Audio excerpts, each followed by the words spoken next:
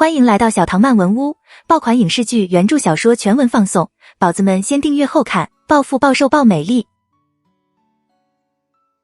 奥布果然领着何人绕过其他看热闹的珠宝，直接走到潘荣面前行了个礼，笑道：贵人恕罪，今天来的人多，得委屈委屈你们，和大伙挤一挤。客随主便，本来让也没什么大不了的，但潘荣扫了刘畅一眼，见刘畅阴沉着脸不动，知他心头有气，刻意刁难，少不得替他出气，便慢吞吞地道：难道其他地方就不能做人了吗？为何非得做我们这里？奥布陪笑道：贵人有所不知，这里头有个缘故。此时不同平常，宝会上的位座次自有规矩，不论身家贵，但凭资历，轻易不得。何家与我等来往几十年，他家讲信义，资本也厚，此处属于他家已是将近10年。见潘荣的神色松动了，便再接再厉地道：不过他家倒不是那不懂规矩，不好说话的，愿意把上的位留给诸位贵人，但却是要请诸位留点位出来，还请贵人与个方便，通融通融。潘荣还未开口，他身边一个穿着亮蓝团花圆领袍，皮肤养得雪白，唇上涂着口脂，他鼻细目的年轻男就猛地站起身来，对着奥布就是一脚：狗东西，瞎了你的狗眼，也不看看这是谁？这是说我等不懂规矩吗？爷们肯纡尊降贵，与尔等贱民同屋而居，是何等的体面？已是不计较窝在这小小的角落里了，还要我等与那种忘恩负义、不忠不义、没有廉耻的小人挤在一处，这是什么道理？奥布灵巧的微微一让，看着似被踢上了，其实确实没有，不过靴尖轻轻碰上而已。偏他大喊了一声，随即伏在地上不住告饶。众人一阵静寂，全都回头看向潘荣等人，多数人脸上露出十分不忿的神色来。既然是贱民，又何必一定来凑这个热闹呢？可没谁硬请他们来。但主人此时还不在，却又没人敢出这个头。身为身份地位比本土商人还要低贱许多的商户，他们只能是敢不敢言。潘荣的脸色有些难看，以目示意那人住嘴，那人却和没看见似的，兀自指桑骂槐的瞪着李信喋喋不休。发显的那人欺人甚，并无教养。何志忠上前将奥布扶起，沉声道：都是我的不是，奥布不必为难，没有做处，我等不参加就是了。说完低声吩咐大郎等人要走。奥布一把拉住他，哀求道：您若是走了，大家怎么办？都有宝物要请您跟着一起评，期望着能卖个好价呢。众波斯狐也都纷纷挽留何家人，其他人也表示愿意给何家人挪位。眼看着潘荣等人还是没有让步的意思，看向他们的眼神都带了几分厌恶。很明白，何志忠不是真的要走，而是以退为进。奥布这个话也有些假。波斯狐是非常有钱的，世俗俚语经常用穷波斯来形容不可能的事情，他们拾宝有宝，哪里会因为何志忠不在此间就没人评宝物，宝物也不能卖出好价了。这不过是表示看重与何家合作的一种方式而已。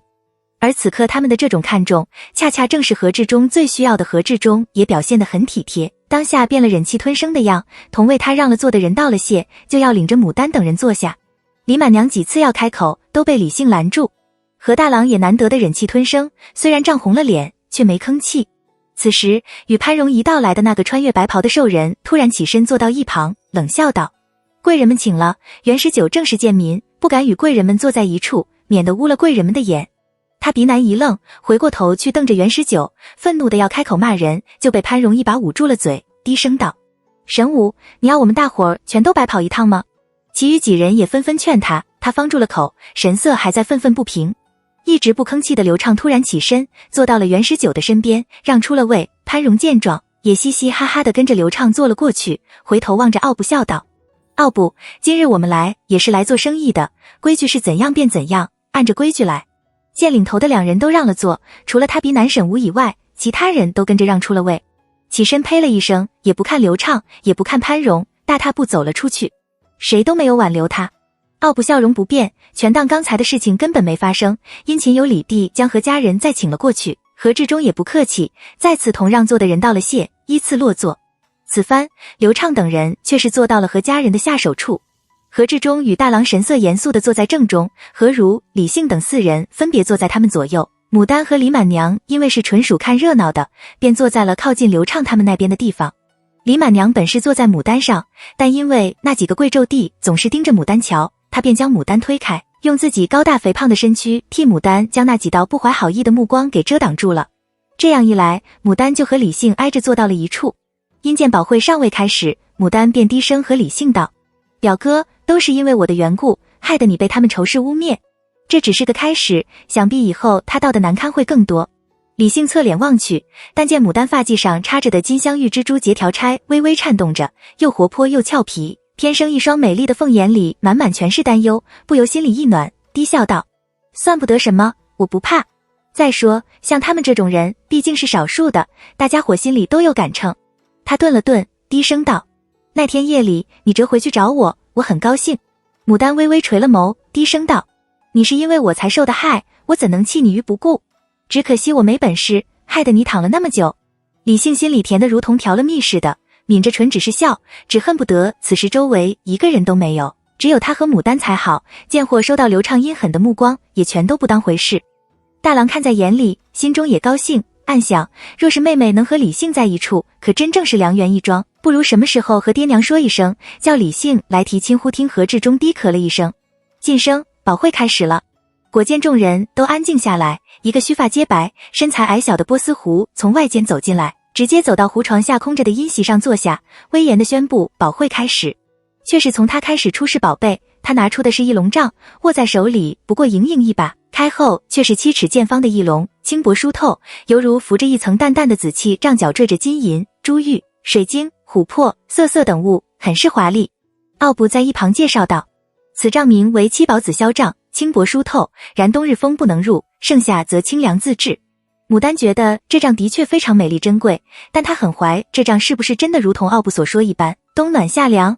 按他的理解，冬天里风不能入，那便说明不透风，可是夏天却又清凉得很，不通风，怎么凉？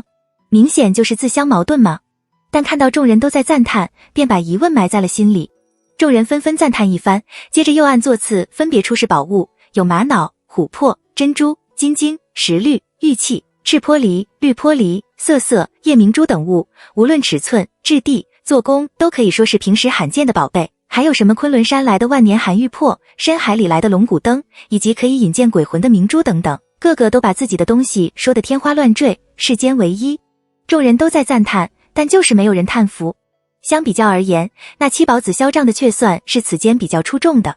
牡丹和个侄儿看得眼花缭乱，李杏和李满娘则看得津津有味。牡丹趁空偷瞄了刘畅那边一眼，但见那袁19不时地压低声音和刘畅说上一句两句，刘畅的脸色越来越阴沉，眉间透出一股焦躁，潘荣也难得正经地端坐在那里，几个人的脸色都不好看。牡丹忍不住悄声问何志忠：这些宝贝还不算宝贝吗？何志忠淡淡地道：且等着，好东西还在后头呢。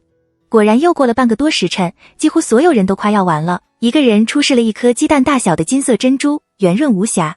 刘畅与潘荣的脸上露出喜色来，众波斯惊叹不已，全都起身要请了那人坐居上，积礼拜。忽听又有人道：慢着，我这里还有件宝贝。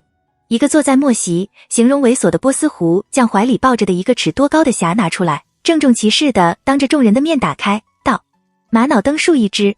牡丹隔得远，没看清楚那玛瑙灯树是什么样的，却听众人已经倒吸了一口冷气，面露惊异之色。就是何志忠与何大郎见惯了场面的，脸上也露出异色来。但见那白头发老波斯轻声嘱咐了奥布两句，奥布领命上前，将那盒捧上来，放在正中，从盒里取出一只尺余高、通体红色、纹带如云、呈半透明状，无裂纹、无纱心、无杂质，底座为莲花宝座，灯头为9支的玛瑙灯树来。奥布取了9支蜡烛放上点燃，虽是白日，屋内仍然流光溢彩。质地如此出众，又这么大的玛瑙，实在是罕见之。胜负分明，众人脸上都露出激动的神色来。不等众人邀请那人上座，刘畅起身道：这件宝贝价值几何？我买了。何志忠淡淡地道。刘凤一郎激动了，论理我不买了，你才能买。刘畅猛地回头，定定地看着何志忠，何志忠神色自若，挺胸抬头地站在那里。虽然只是个人，但是他身上体现出来的那种历经沧桑之后的淡定从容，很耀目。刘畅觉得自己好像是第一次看清这个肥胖爱笑、常常一脸忠厚的商人。此间规矩便是如此，同样的价格，座次优先者得，不同的座次，价高者得。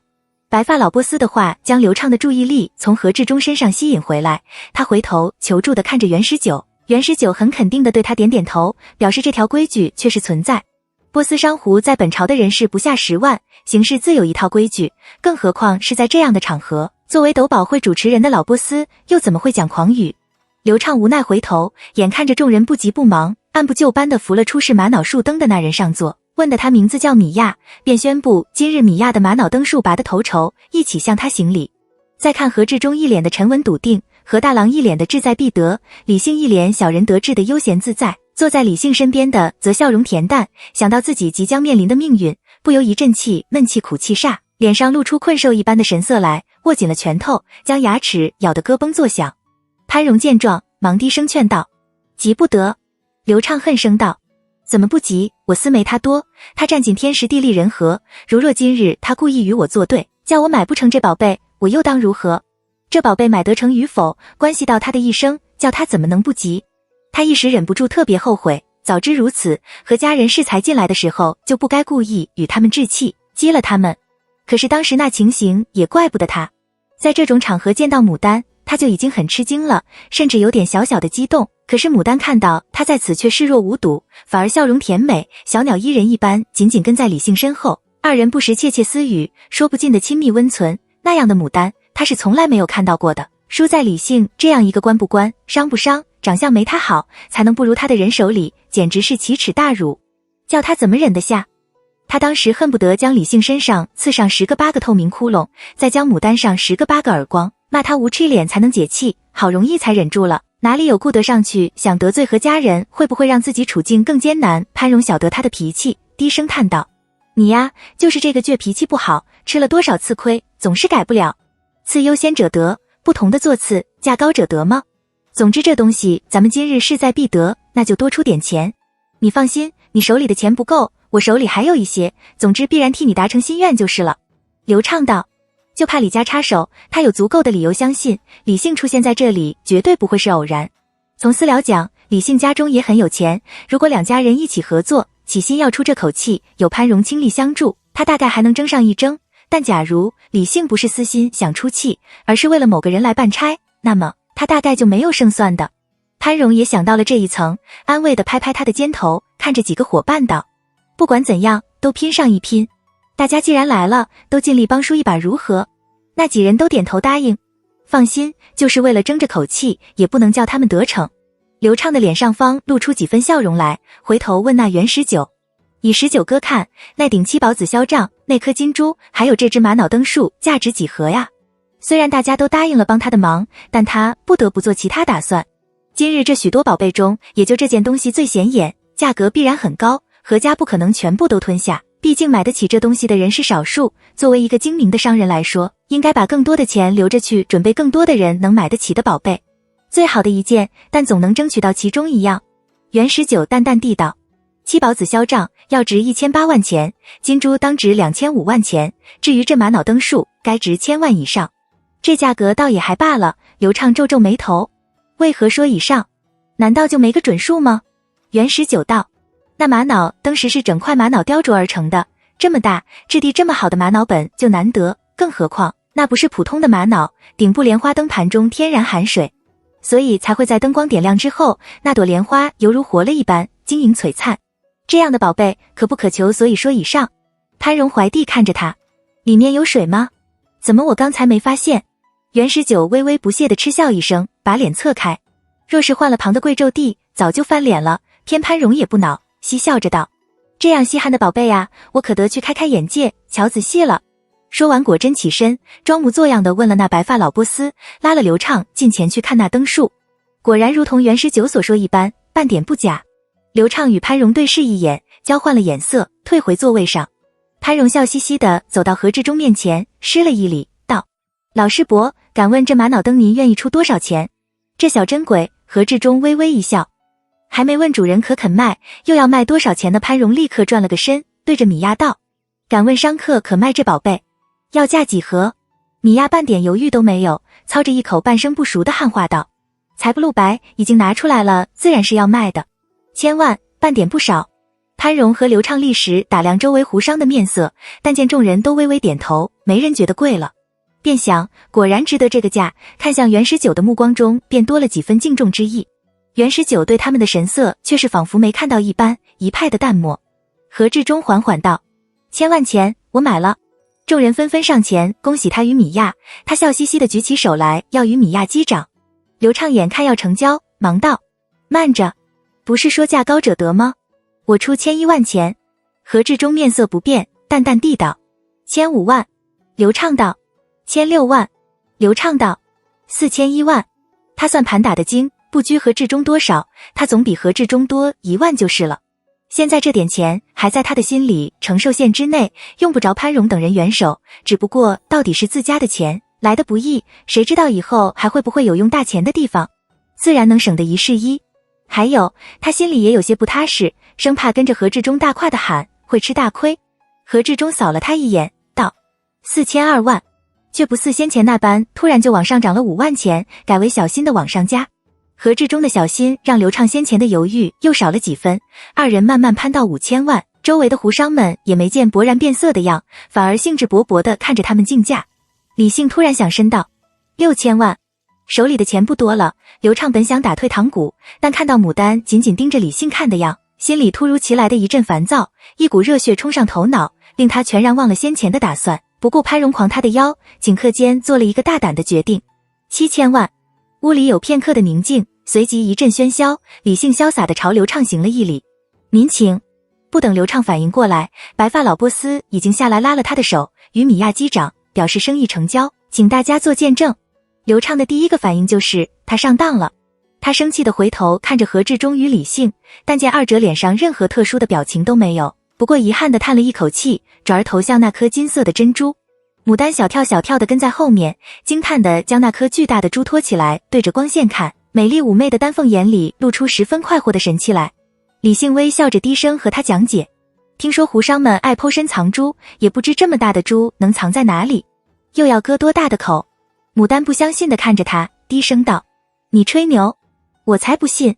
李信道：是真的，不信你问他们。牡丹道：我才不问，若是人家给我白眼怎么办？要不然你问。刘畅再也看不下去，大步走到旁边问那珠的主人：你这珠要卖几盒？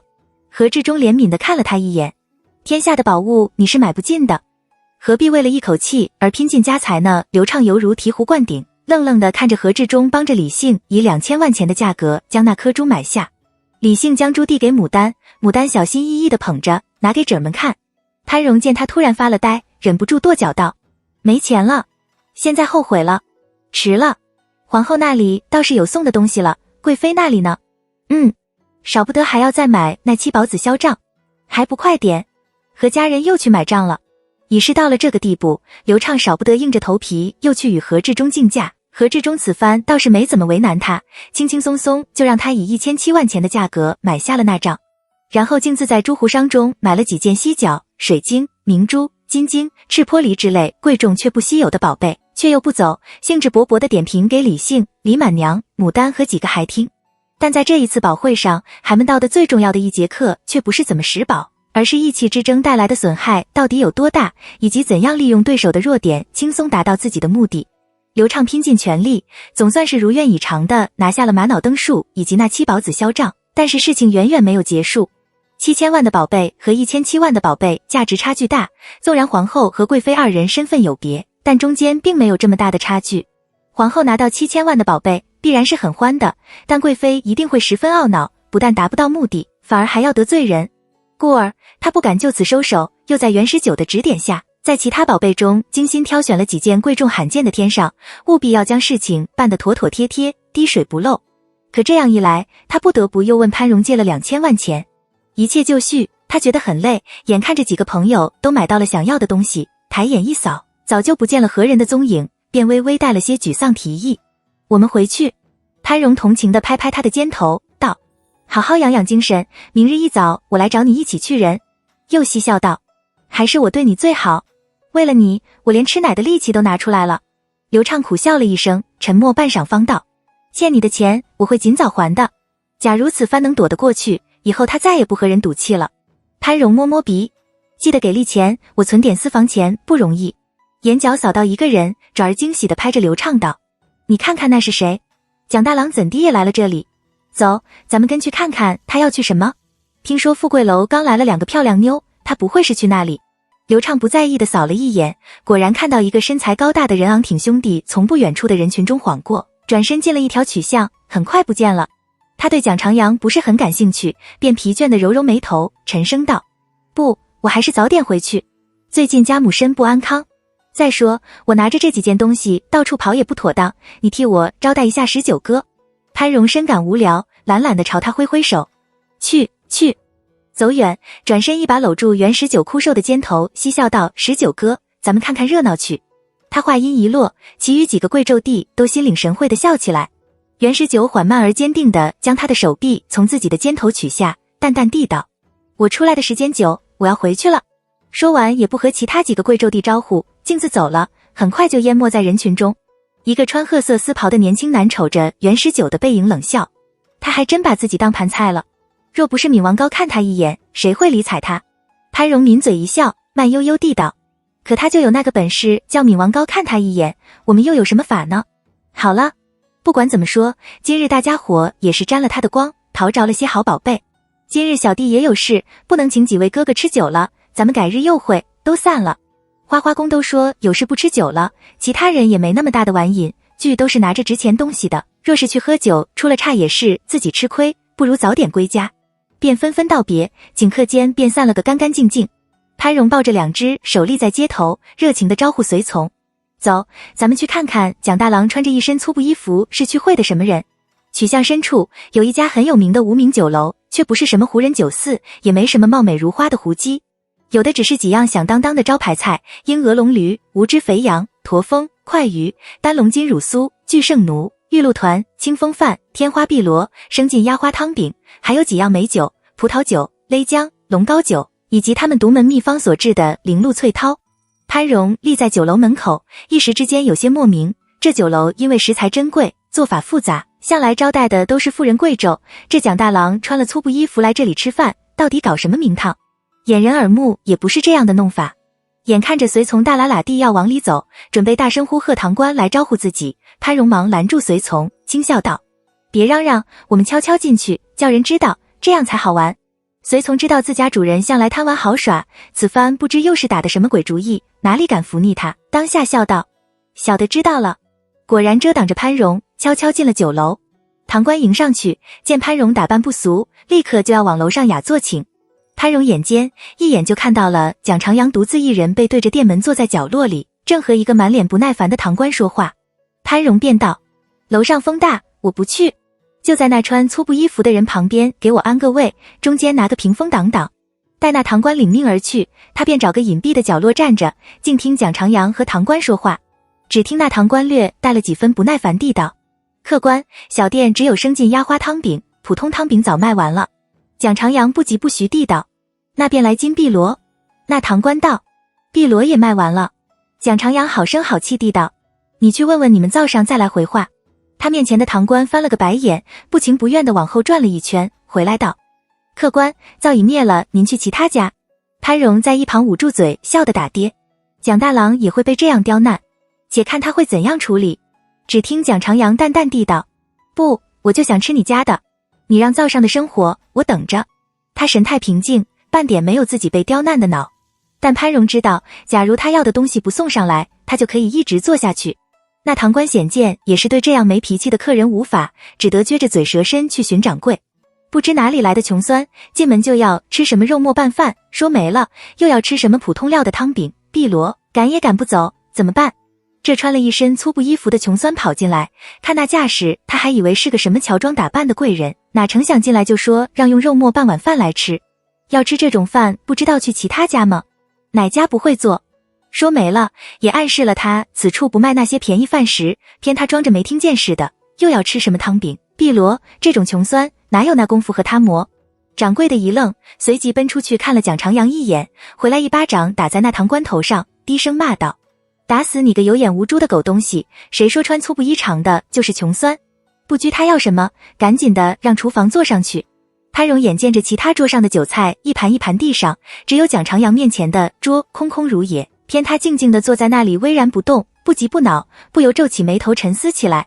随从却有些看不过去了，便道：是爷，这些狗东西狗眼看人低，蒋大公这是吃了衣服的亏，要不您请他过来一道坐。潘荣沉着脸道：闭嘴。过了没多少时候，却见那堂官恭恭敬敬的上来，将一碗不知是什么东西拌的饭，一碗放了香菜的热汤饼，一盘热腾腾的碧螺放在蒋长阳的面前，陪笑道：这位客官，您要的东西都做好了，请您慢用。蒋长阳微微点点头，拿起筷来，先吃了一口那饭，又吃了一口汤饼，接着又吃了一个碧螺，随后放下了筷。潘荣正勾着脖看，却听蒋长阳头也不回地道：如果二郎想尝，不妨过来尝尝。被发现了呢。潘荣也不见尴尬，嘿嘿笑着走出去，拍了蒋长阳的肩头一下，一边往桌上那盘不知是什么饭的东西看去，一边大声道：好你个蒋大郎，自从上次在刘尚书家里见过之后，就再也没看到过你。听说你夺马伤人，倒是疯得紧。如果不是我是才在街上眼尖看到你，追了过来，还不知什么时候才能见着。你个没良心的。蒋长阳微微一笑，把那盘饭推到他面前。想不想尝尝？潘荣用筷拉着那饭，原来是一些肉末拌在饭里面，不由皱眉道：这种东西也是人吃的。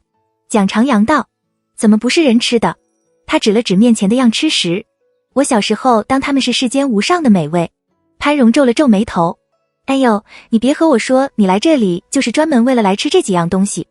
这几样东西其他什么地方做不出来，非得来这里。你是来找事儿的。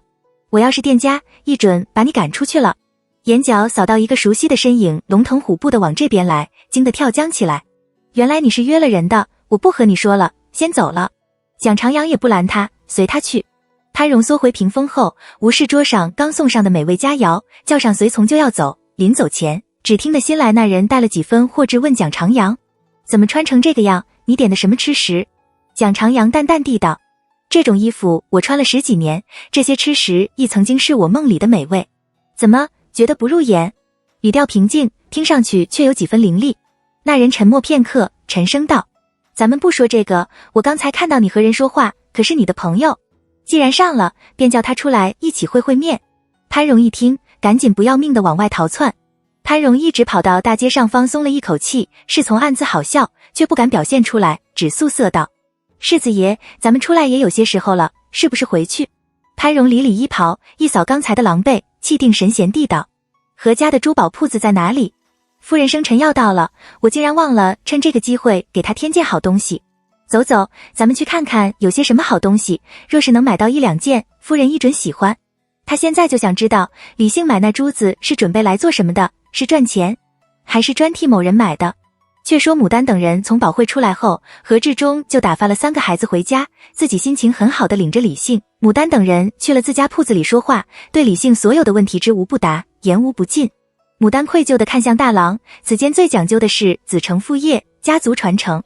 何志忠此举相当于要领李姓入行，类似于以后就要多一个人和他们抢饭碗，特别是李姓这样有官家背景的人，对于大郎等人来说是相当忌讳的。大郎收到牡丹愧疚的目光，安抚地对着他一笑，暗示他不要操这些心。何家欠了李家的人情，李姓又不要其他的补偿答谢方式，只好借这个机会让他发笔财。何志忠不见得真的就要领他入行。再说了，假如李姓真的想进珠宝这个行业，何家就算是不帮忙，他也自有他的办法。李姓倒是自觉，随意问了几个感兴趣的问题后就不再问了，只笑道：有些渴了，我记得后面有雅室，不如进去煎茶来喝。何志忠忙请众人进去，吩咐小童煎茶。牡丹笑道：可惜碧水不在，不然也能再看他煎一回茶。光看他煎茶的动作就是一种享受。李姓微微一笑：你若是喜欢，我便把他送你，今晚你就可以喝到他煎的茶了。牡丹见他不像是开玩笑，不由唬了一跳，忙道：不要不要，我怎能夺人之好？再说我不懂欣赏，给我真是浪费了。表哥，你还是留着他好了，怎能因为开玩笑的一句话就定了一个人的前途去向？再说他还记得李满娘上次见着碧水烹茶时，就问碧水肯不肯跟去幽州，碧水当时就不肯，又怎会愿意跟着自己去？李姓古怪地看了牡丹一眼，突然垂下眼，控制不住地翘了翘嘴角。李满娘拉起牡丹的手拍着，呵呵笑出声音来。牡丹急速思考，他刚才的话有错吗？他说的可都是实话。猛然想到一种可能，不由脸上一热，掩饰地笑道：笑什么？李姓微微叹了口气，与何志忠、何大郎凑在一处轻声交谈起来，不时爆发出一阵爽朗的大笑。李满娘将今日买的几件东西翻来覆去的研究了半晌，突然问道：那只玛瑙灯树其实是你家的东西吧？何大郎有些发窘，何志忠原本也没想过要瞒李满娘，便坦然承认，的确是我家的东西，那可是我压箱底的宝贝，这么多年以来第一次拿出来。这东西本来就是何家的，不管刘畅出多少钱，买还是不买，上当或是不上当，最后何家都不会亏。李满娘笑道，是谁的主意？几个男人对视一眼，心照不宣地笑了。李姓扶着李满娘的胳膊笑道，姑母何必问这么详细，反正谁也逃不掉就是了。又看了牡丹一眼，指着她道，今日的事情就连丹娘也有份呢。牡丹微微一笑，李姓说的对，假如没有他在现场刺激刘畅，刘畅也不会如此冲动，轻易就上了当。不过想必就是此番他不上当，不赔这笔钱出来，日后只要他还想做生意，何志忠与李姓总会有法子叫他吐出来的。此时门外传来2声轻响，铺子里的掌柜在外低声道，东家，外面来了一位自称潘荣的客人，说是要买您今日从宝会上带回来的那颗珠子。他来做什么？莫非叫他看出来端倪了？何志忠与李姓狐疑的对视一眼，少不得起身去招呼。潘荣勾着脖子，漫不经心地翻看着何家伙计送上来的珠宝，不住地念叨，不要这些寻常货色，我就要那珠子，价钱好说。何志忠在门外静静站着，听潘荣将自家伙计呼来唤去，弄个马不停蹄，又大声抱怨了一会儿，方抬步走进去笑道，潘世子好雅兴。潘荣立刻上前缠着他要买那颗珠子，我夫人要过20岁整生，我寻好宝贝许久了，今日本就看上那好东西，偏您下手快，又因为先前那玛瑙灯树您已经让过我们一回，我实在不好意思和您争。现在我诚心上门，请世伯稍微赚一点，把那珠子卖给我可好？何志忠笑得忠厚之极，宝贝这东西也要看缘分的，刘凤一郎势在必得，想必是喜欢的紧或是有大用，与我等只为赚钱的人不同，自然要让。至于那珠子可不是我买的，而是李行之买的，我不过是为了感谢他帮了我家的忙，特意领他进去，助他赚一笔而已。潘荣睁大眼睛，那我和他买啊，他不是买成2000万吗？那么2500万卖给我转手就赚500万，请世伯帮我在中间转还，好吗？何志忠不敢轻视这个看似嬉皮笑脸、满脸无害的楚州后世子，认真道，他肯不肯卖，我不知道，不过我可以替世子问问。潘荣似笑非笑地盯着何志忠道，他难道不在这里吗？叫他出来直接和我说就是了，世伯莫非是恼我借宝店和旁人谈生意，故而把他藏着，还是他做了亏心的事情，不好意思出来见我？这话说得夹枪带棒的，暗示意味很浓。何志忠面色不变，淡淡地道，世子爷说这话差了，我并没有说不肯请他出来见您，但肯不肯见您又是他的事情，一样都是客人，我是谁也不好得罪的，还请您恕罪。潘荣从他脸上看不出什么来，便哈哈一笑，那就请世伯进去帮我问问吧。话音未落，就见李姓笑着进来，抱拳行礼，潘世子，您真想买我那珠子？潘荣挑挑眉，你以为我巴巴的跑来是做什么的？2500万，卖不卖？李姓很干脆地道，不卖只因这宝贝的主人其实不是我。潘荣心里头咯噔一下，莫非那个传言是真的？心中怀疑，面上却不显，嬉皮笑脸的缠上去，行之，你走南闯北的，什么好东西不见？就替我想想法子，和那人说说，把它卖给我吧。你嫂嫂高兴了，我也感激你的。李姓哈哈一笑，反手抱着他的肩头，把他往外拖。只怕是不行呢，那人也是有大用的。不过我手里倒是有几件东西，果真需要，不妨稍后去看看，可有看得上眼的，只管拿去。走，难得你不恼我了，我做东，请你吃酒。潘荣眼睛一亮，兴致勃勃地道，我要去富贵楼来了2个漂亮妞。李姓抿嘴一笑，都依你，今日必把这小子灌得趴下，2人各怀心思，手挽手，犹如亲兄弟一样的离去。李满娘、大郎、牡丹几人躲在后面听完，见2人携手去了，李满娘方轻声问牡丹，你可知道行之这珠子是送给谁的？牡丹笑道，我不知道，要问哥哥或者我爹。大郎正要开口，李满娘已然笑道，我告诉你爸，他是替宁王殿下买的，宁王妃要生产了，宁王殿下有心寻一件罕有的宝贝送给宁王妃，再没有这圆圆润润的珠子更合适的了。他在一旁打量着牡丹的神色，轻轻道，他一直很得宁王赏识，这次又算不大不小的功劳一件了。牡丹悚然一惊，抬眼看向李满娘，他觉得李满娘话里话外都充满了暗示。是的，李家好不容易才摆脱商人的身份，成了官家，应该倍加珍惜，再接再厉，更上一层楼才是。出了李姓这么一个特立独行的人物，按理李家表舅、表舅母一定会很失望，可是他们没有，相反的，他们从来不阻止李姓，而且很宠爱李姓，很看重李姓。这说明什么？他一直很得宁王赏识，这次又算不大不小的功劳一件了。那就是说，李姓其实也是在替宁王办差。李满娘看到牡丹的眼神，知道他已经明白了，便不再提这个话题，笑道：这是他们男人的事情，咱们不管他。后天我们几个就相识要去启下门外跑马，你要去吗？牡丹心情百结，还是嫣然一笑。表姨是要与朋友们一起去，我跟着方便吗？李满娘拍拍他的手，方便，怎会不方便？到时候我使人来唤你，年轻人就要多出来走动走动才好。大郎在一旁默默听着，突然插话道：丹娘，我给你看了一块地，正好就在启下门外那一片，到时候你可以去看看。李满娘好奇地道：怎么，你要买地？大郎憨厚的一笑：丹娘立了女户，要在外面修个庄子，买点地种花玩。李满娘赞同的点头，找点事情来做比闲着好。几人送了李满娘归家，崔夫人欢天喜地的迎出来，要留何家人吃饭。何志忠还未答话，岑夫人已然客气有礼地拒绝，崔夫人也就不再多留。牡丹正要上马，岑夫人面色沉重的朝他招手：丹娘，你来和我坐车，我有话要和你说。毡车从湿润的街头缓缓而行，街边青翠碧绿的槐树在窗边缓缓掠过，只留下一排模糊的剪影。牡丹吸了一口清凉的空气，努力让自己很平静的笑：娘就是想和我说这个吗？其实你们都多想了，表哥从来没和我许诺过什么，我也没有和表哥说过什么。至于表舅母想给我做媒的事情，还是算了吧。我现在暂时不想嫁人，就想在你们跟前多孝敬孝敬。岑夫人心疼地看着牡丹，但该说的还得说。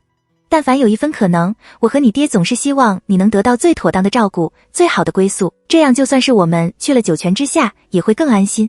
可是像这样子，叫我们怎么放心得下？他们家与我们家终究是两路人，做亲戚还好，做亲家确实不大可能。我听你表舅母的意思，你表哥的婚事是要由宁王来定的，怎么也轮不到咱家。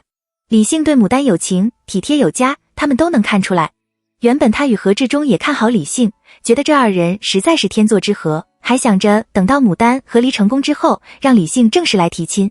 奈何李家根本看不上何家的家世，又或者说也看不上有着病弱之身的牡丹，做亲戚帮忙是一回事，真要做儿媳又是另一回事。今日崔夫人的意思虽然很隐晦，但也很明白，他家愿意和何家做关系密切的亲戚，互相拉拔，互惠互利，也愿意尽力帮助牡丹，但不希望更进一层。虽然作为母亲，她很愤怒，也很不服，但已经有过刘家的经验教训，还是该趁早叫牡丹死了这个心思，只做亲戚的好。牡丹把头靠在岑夫人的肩头上，抑制住眼角的酸意。您放心，我心里明白。他不是瞎子，他能看到李姓的好，也能看懂李姓的心思，但他早已经过了做白日梦的阶段，学会了冷静的分析，冷静的接受。从李满娘暗示他的时候开始，他就有了心理准备。李家是和宁王拴在一起的，联姻是扩展势力最好的方法之一。宁王既然看重李姓，必然会给他安排一门对自己最有利的姻缘，当事人的心情反而是放到最后一位的。不管你服气还是不服气，甘心还是不甘心，大多数人的利益和少部分人的利益发生冲突的时候，受损的总是少部分人的利益。他微微自嘲地想，现在最应该感到高兴的是他和李姓还没有到那个地步吧。假如真的到了那个地步，再看得透彻，也还是会忍不住伤心难过。岑夫人抓紧牡丹的手，但觉冰凉冰凉的，不由警惕地问：你这孩子该不是嘴里不说又死心眼了吧？你别在意别人怎么说怎么看，咱们慢慢的相看，总能找到一个踏踏实实的，好上10倍100倍的。牡丹失笑：您放心，我再也不会死心眼了。此时在我心目中，最重要的就是咱们一家子安乐祥和，过好咱的小日子。也没必要去和谁比，一定要寻什么好上10倍100倍的人，只要自己觉得好就好。被人嫌弃看不起的滋味的确很不好受，不过人这一生中，爱情很重要，但绝对不是全部。不管如何，太阳会照常升起，生活也还会继续，该干嘛还得干嘛。岑夫人听牡丹说得如此透彻，又见她没有哭泣的迹象，心里压着的大石头总算是放松了一些，满意地道：你能这样想，那是再好也不过。姻缘天定，兴许你和他就是没缘。牡丹含糊应了一声，搜肠刮肚的把宝会上发生的事情说给岑夫人听，总算是把岑夫人说得开心了些。何志忠与何大郎打马跟在战车后面，把母女两个的对话一一听在耳中，心情都有些不好。大郎最难过，他还想着要抽个合适的时候提醒李姓来提亲呢，没有想到李家根本就没这个心思，还防着何家有这个心思。他只想着李家曾经也是商贾出身的，彼此又知根知底，不会相信外面的流言，而且自家妹子的确是很好，很好，配谁都配得上。哪里想得到被人如此轻视嫌弃。公婆嫌弃李姓再喜欢牡丹，牡丹应嫁过去又有什么好日子可过？何志忠表情淡淡的道，幸亏你没开口，不然以后两家人却是再不好来往了。不管怎样，他家总是帮过我们大忙的，不能记仇，何况这件事和行之没有关系，你们还是要把他当做好兄弟一样的看待，不许做什么难看的嘴脸出来。之前他还抱着一分希望，以后却是不能再叫牡丹单独与李姓相处了。想要叫他把牡丹给李姓，除非李家六里齐备，心甘情愿，风光求娶，不然都是妄想。大郎发狠一样的闷声道，一定要叫何如、何红他们好生上进，将来给咱们家的女儿们撑腰。何志忠嗯了一声，补充道，就是记得别叫他们成了什么都不懂的书呆子，技多不压身。一行人有些郁闷的进了门，甄氏率先满面春风的迎了上来，同何志忠、岑夫人行过礼，笑问牡丹，丹娘今日玩得可开心？听孩子们说总算是狠狠出了一口气。牡丹微笑点头，算是吧。甄氏眼风一扫，就敏感地看出几人的心情不好，立刻联想到今日也曾去李家探病来着，便不跟着众人进去，转而去抓着跟车的封大娘打听消息。封大娘对甄氏一向不大待见，什么都不肯告诉甄氏，她越不肯说，甄氏越发断定不是好消息，不等问明白就已经下了断论。牡丹与李姓这事儿还没开始就已经黄了，甄氏不由窃喜，低头默默盘算起来。她娘家有个小兄弟，只比牡丹大1岁，正堪婚配，肥水不流外人田。就算牡丹以后可能犯病，可她有这么多的嫁妆，现在外间的威胁倒是没了，难保其他几个妯娌也有这样的心思，得抢先下手才是。何家今日的这顿晚饭不那么好吃，得益于甄氏聪明的揣度，大家都知道了李家看不上牡丹，不肯与何家结亲。女人们都小心翼翼的，不敢招惹心情超级不好的岑夫人，男人们则心里都很不高兴。小孩子们感受到了这种沉重的气氛，也都小心翼翼的。往常很热闹的饭桌显得格外沉静，谁的筷子不小心碰了一下碗，都显得格外刺耳。牡丹不喜欢这种气氛，便装着十分好奇的样子问何志忠，爹，我听人说胡商们有剖身藏珠的习俗，可是真的？果然是长大了。何志忠赞赏地看了牡丹一眼，笑道，自然是真的。将自己所知道的一些传说娓娓道来，他说故事很好听，听得众人一愣一乍的，倒把李家这件事暂时抛之脑后了。饭后众人散去，牡丹回了房，懒懒地寻了本书，趴在榻上看，看了一会儿又觉得烦，随手扔到一旁，将甩甩提进屋子里去逗弄。林妈妈和雨禾二人小心翼翼地守在一旁，想说几句宽慰的话，又怕引得牡丹越发伤心，只装着什么都不知道的样子凑去。看到他们眉眼间的小心谨慎，牡丹有些不耐烦，打发二人道，我后日要跟李家表姨出城跑马，你们去帮我看看穿什么合适。林妈妈听说他肯出去玩，挺高兴的，转念一想，这是跟着李家人去呀，不由多了几分思量。合适吗？人要脸，树要皮，李家已经那样了，丹娘要是还没事一样跟着李满娘到处跑，难免会有人说难听话，到时候受伤害的又是丹娘。牡丹扬眉道，怎么不合适？表姨好心邀我去玩，我为什么不去？不去的理由又是什么？总不能叫人说我需要人帮忙的时候赶着去，不需要帮忙了就影子都不见吧。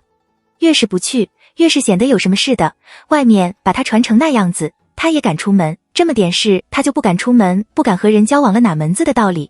林妈妈还想说什么，雨禾已经很乖觉地道，您说的是，奴婢这就去准备。晨鼓尚未响起，刘畅已经起了身，他焦躁不安地在屋子里走来走去，不耐烦地将玉儿送上的早点推开。都说了我没胃口，怎么这样烦？玉儿小心翼翼地道，爷，婢妾已经安排人在门外候着了，若是潘世子一到，就立刻进来禀告。您要出去会客，谁也不知道会等到什么时候，您不如趁早吃点东西垫垫肚子，办起事儿来也有精神呀。刘畅闻言淡淡扫了他一眼，道，拿过来，语气倒是和蔼了许多。玉儿扫了一眼刘畅放在桌上的几件包得严严实实的宝物，微微叹了口气，公子爷真的就能凭这几件东西摆脱这样一门亲事吗？只怕是不能。想到清华郡主在街上马踏牡丹的事迹，他打了个冷战，按理祈求佛祖一定要保佑公子爷心想事成，又恶毒又有权势的主母，将会是他们所有人的噩梦。日上三竿，刘畅使人出去问了很多次，都没听说潘荣来，不由急得冒汗。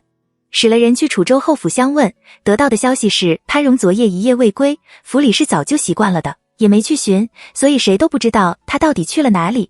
关键时刻发生了这种事情，实在是一件很可怕的事。刘畅眼看着太阳越升越高，心一寸一寸的冷下去，身上的汗水却一点一点的沁出来。他猛然跳起来，抱着东西就往外走。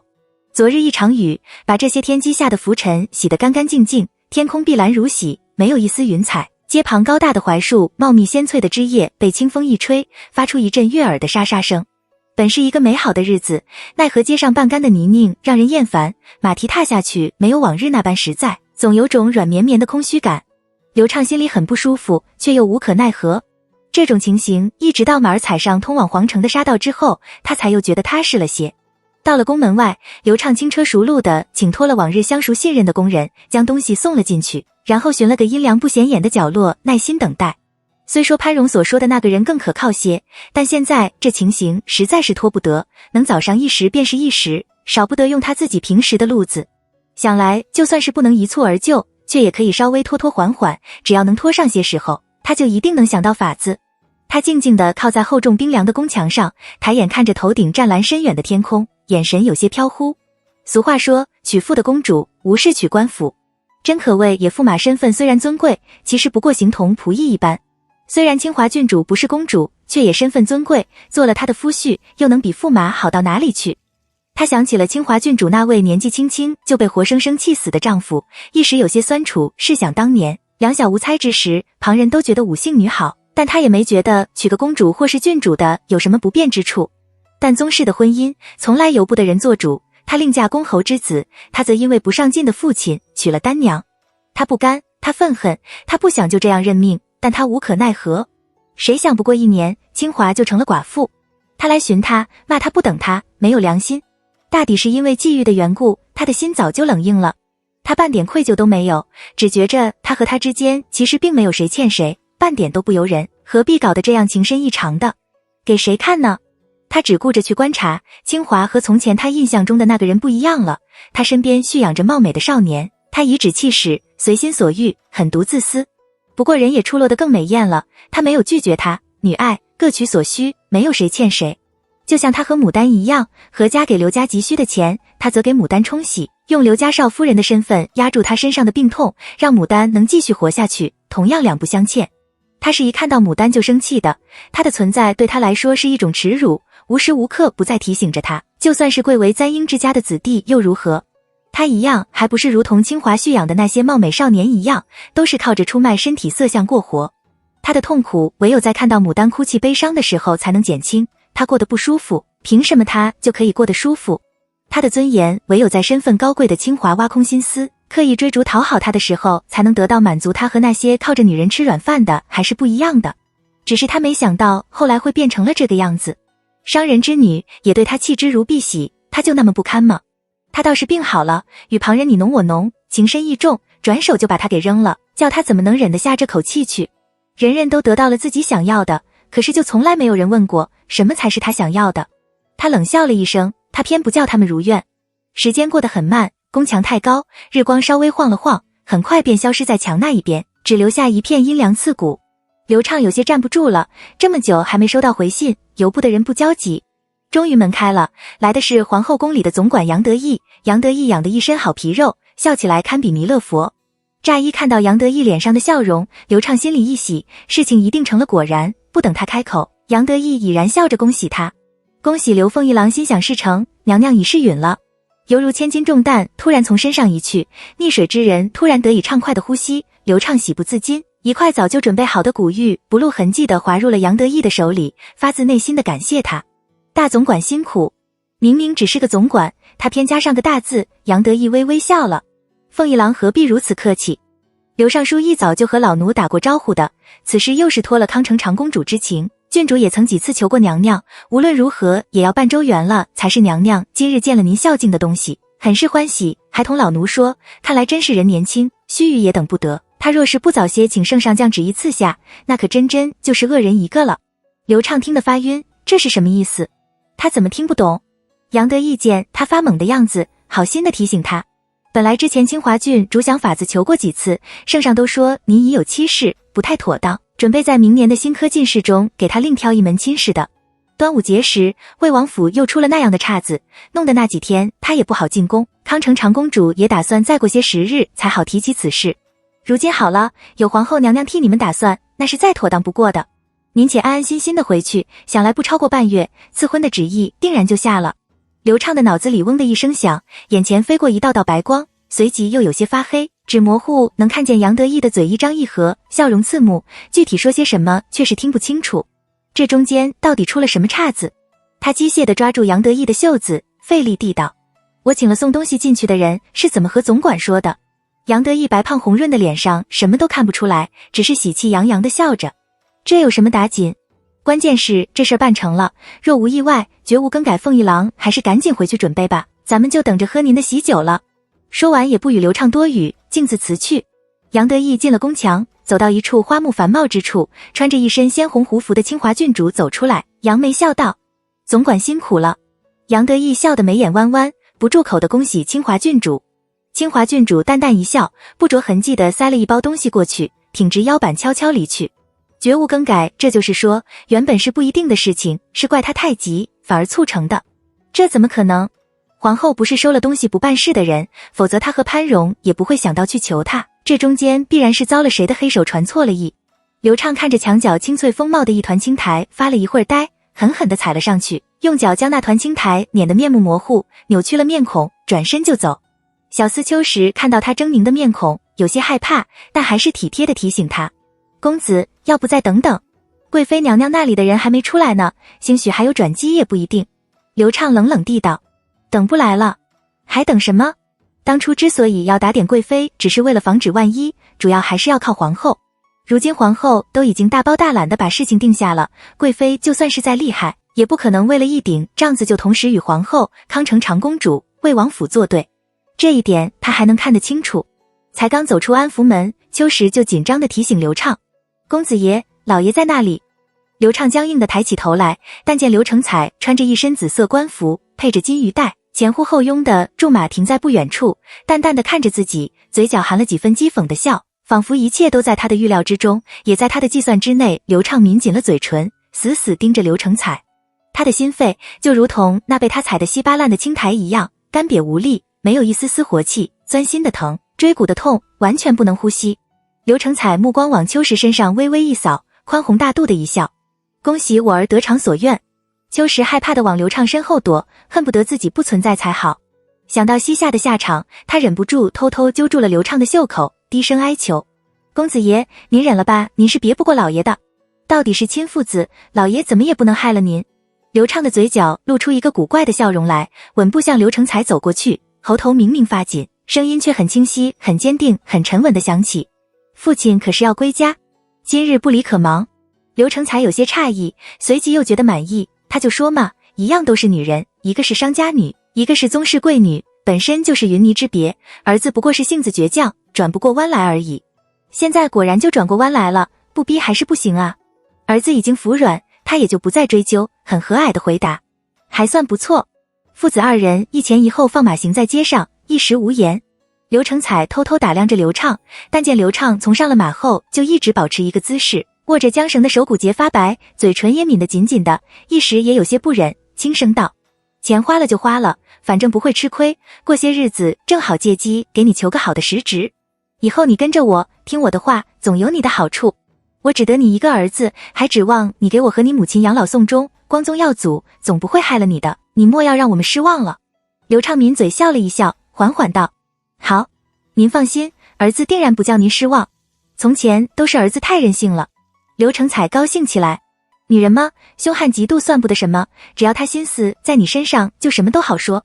你那个脾气要改改，女人还是喜欢哄得多。戚夫人凶悍嫉妒成性，她不也照样过了一辈子？她过的，儿子为什么就过不得？刘畅把冰冷的目光投向天边，很顺从地道：儿子谨遵爹爹教诲。刘畅回到中，晚饭也不吃，径自回了书房，也不叫人点灯，就歪在窗前的榻上看着廊下那几棵花发呆。一连发了几波打着望旗号来探听虚实的姬妾，忽见有人快步而来，模糊中看不表是哪个院的，便出声呵斥道：公吩咐了，不许人打扰。那人低咳了一声：秋实，是我。原来是楚州后世潘荣，他身上还穿着昨日分别时穿的衣服，浑身好大一股怪味儿，人看着无精打采的。秋实一看到他，眼圈由不得就红了。师爷您怎么才来？公等了您半日，现下已是什么都迟了。潘荣满面愧色，低声道：我都听说了，你们公呢？秋实指指里面，请您劝解劝解他吧，饭也不吃，灯也不点，伸头一刀，缩头一刀，迟早总要，还不如趁早求得他的谅解。潘荣轻轻敲门：叔，是我。好半天，里面才传出流畅的声音：进来。淡淡的，也听不出什么特别的喜哀乐。潘荣小心进了屋，只见刘畅坐在窗前，淡淡的望着自己，不由缩了缩脖，先就朝刘畅行了个大礼赔罪：叔，实在对不起，我昨日本想去打听一下李姓买那颗珠到底是有什么用来着，我们就一起去了富贵楼，不知怎的，我就喝多了，一觉醒来已经晚了，我忙跑来寻你，听说你已经出了门，晓得你等不得，就赶紧追了去，哪里知道你已经回来了，都是我不好，你饶了我这遭，以后我……刘畅摆摆手：不说这些，你也不是有意，事在人成事在天，现在既然已经到了这个地步，已是无力回天，与其在这里难过，不如想想以后该怎么办。不得自由，我是不甘心的。潘荣偷眼望去，但见刘畅面容沉静，果然不似说假话，不由松了一大口气，上前挨着他坐了，笑道：你这话说得不错，我来得上到清华，他说明日要去黄渠附近的庄里打马球，要请蒋大郎去，让我们也去，我已是替你应了，你看，既然已经无法挽回，这个时候与清华郡主把关系弄糟糕了也不好，还不如像从前一样的处着。他已是拿定主意，若是刘畅拒绝，他无论如何都得把刘畅劝松动了。刘畅静静地道：我去。他当然要去，这事儿和清华郡主脱不了干系，他可以算计他为何不可以算计回去？清华的宴会等级却又比尚书府的宴会高了一级，去的人多是皇亲贵戚，借这个机会交结一下也不错。终于想通了，潘荣欢喜起来，这就对了，来日方长，何必在这个时候违逆那些人的意思？你花了那么多钱，总得弄点好处回来才是。再说了，清华请蒋大郎去，分明是不怀好意，咱们去劝着点也好，省得他不知轻重，弄出大动静来。刘畅点点头：和我说说李姓的事。潘荣打量了他一眼，道：他虽然没有明说，但我可以断定外面的传言是真的。他手上的生意10之5、6都是宁王府的。吴马是专为了皇后寿诞去寻的，前后花了1年多的时间，那颗珠则是为了宁王妃。刘畅皱眉道：指不定他还见过清华吧，不然怎么没听说清华对他有什么怨言？以清华郡主的为人，被李姓冒了名，怎可能不报复回去？既然不提，那便是另外有了决断。潘荣默了一默，打雁的把被雁啄了眼睛，就连我也吃了他的算计，这小是个人物。刘畅微微冷笑：如此人才，宁王殿下只怕舍不得委屈了他，让他配个家女就了事吧。他若得不到，李姓也别想得到，牡丹嫁谁都可以，就是不能嫁给李姓。第2日，天气仍然放晴，牡丹起得比往日早了一些，换了深嫩黄色的翻领胡服，束黑色叠胶带，穿上小翘头软锦靴，将头发挽作同心髻，不用金玉，只用缀了珠的绿色丝带扎紧，看上去又利落又鲜活明媚。在院里溜达了一圈，确认他的宝贝们都在茁壮成长后，才去吃早饭。岑夫人问过该带的东西是否带齐，又问带些什么人去，听说他除了自己安排的2个小厮以外，只带雨禾1个人，便道：你骑术不精，总不能叫人家时时陪在你身边，他们玩高兴起来的时候，往往就顾不上你，让风大娘陪着你去。风大娘为人豪爽有力，骑术也精，还会耍剑，确实很合适带了出去。牡丹便朝风大娘笑：有劳大娘了。风大娘也不客气，道：丹娘只需记着逞强，听老奴的就好。何志中又专程叮嘱牡丹，还和从前一样，该怎么相处就怎么相处，莫要失了风。大郎则道：我叮嘱过何光了，左右那一片能跑马的就是黄渠附近，那块地也在那里，就在边上，让他领你去看看，若是满意，改日我便去府衙申牒，把他定下来。牡丹一一应下不提。才刚吃了早饭，就听有人来报，说是李姓奉了李满娘之命来接牡丹。一时众人的脸色各异，只有几个不懂事的小孩照例发出一阵欢呼声。李姓神清气爽地走进来，笑嘻嘻地与众人行了礼，看到牡丹，眼里闪过一丝惊艳，随即冲牡丹灿烂一笑。牡丹大大方方地与他见了礼，同样一笑。这番景象看在何家人眼里就是另外一种感觉。何大郎立时问道：行之，表姨是在哪里等着的？你也要去？李姓收回目光，笑道：我有事不去，我只是奉命把丹娘送到启下门与他们会合就好。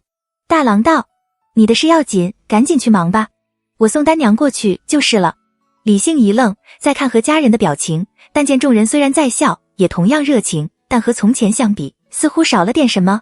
他是聪明敏感的人，立刻就猜到其中定然发生了什么自己不知道的事情。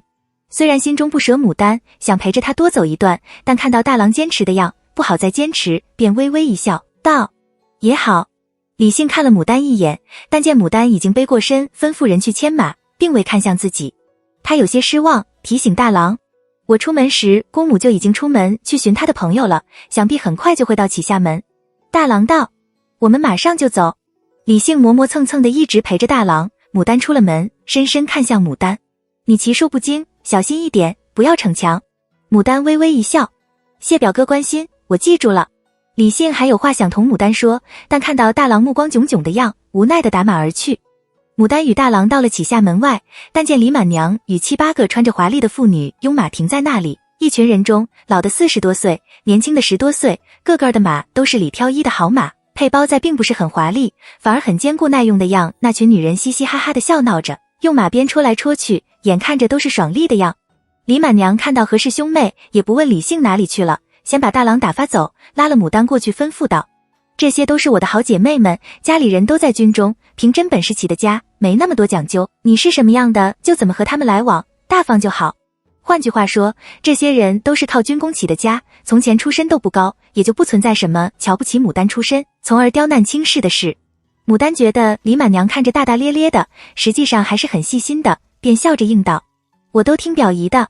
李满娘见他是发自内心的高兴，便道：我还以为你今日不会来了呢，人就要这样洒脱才好。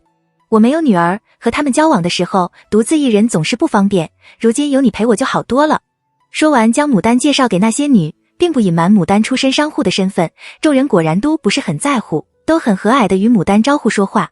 其中有位姓窦的夫人和李满娘的关系特别好，她的丈夫是羽林大将军，其他几个妇人不自觉间或多或少总会讨好她，她却一味的低调沉稳。她领了一个叫雪娘的女儿，只有15岁，生得团圆喜庆的，对牡丹身上的衣香特别感兴趣，言两语就和牡丹凑到了一起。一行人叽叽喳喳地出了城门，向着黄渠方向前行，走到人马稀少的地方，就松开马缰，放开马儿慢跑起来。跑了一会儿，窦夫人从头上拔下一只截条钗，提议道：就用这个做彩头，谁先跑到地头，谁就得这个。众人发一声喊，争先恐后的打马奔出去。看着前面翻飞的马蹄，牡丹一时有些傻眼，李满娘却没有跟去，回头笑道：他们跑他们的，你放松，先让他小跑一段，熟悉了再放开跟上。你别急，有我看着你呢，不会把你扔下不管的。牡丹依言照办，左边是李满娘，右边是风大娘，前面还有一个雪娘调皮的，不时打马回来看她的洋相，再看看碧蓝的天空，绿绿的草地，心中所有的郁闷都一扫而光，不由翘起唇角来。待到几人赶到地头时，众人早就到了，在黄渠边上的柳树荫下笑闹着等待他们。我看这里不错，就在这里歇歇吧。黄渠是芙蓉池的水源，水又大又清澈，堤边密植柳树，树下芳草茵茵，的确是很适合野宴的好去处。李满娘应了，叫随从上前去布置屏风、铺阴席，把带来的食酒水等拿出来摆上，又问适才是谁拔了头筹。当然是我啦，怎么样？好看不好看？一位姓徐的夫人笑着迎上来，炫耀地把头伸到李满娘与牡丹跟前，左右晃了晃，发髻上的蝴蝶结条钗微微颤动，仿佛要振翅飞起一般。李满娘了他一把，笑骂道：你就嘚瑟吧。一位姓黄的夫人笑道：谁不知道他的脾气，输了就要哭，赢了就要炫耀，为了咱们大伙耳根清净，还是他哭了吧，所以都让他赢。徐夫人柳眉一扬，扑过去掐黄夫人的嘴，笑骂道：手下败将，就只剩一张嘴力。二人不顾形象的扭成一团，众人皆在一旁看笑话，气氛很是热烈轻松。李满娘笑得眉眼弯弯，问牡丹：怎样？和你在刘道的那些人不一样吧？牡丹在阳底下跑了一些，身上出了一层薄汗，边拿帕扇风边笑：的确不一样。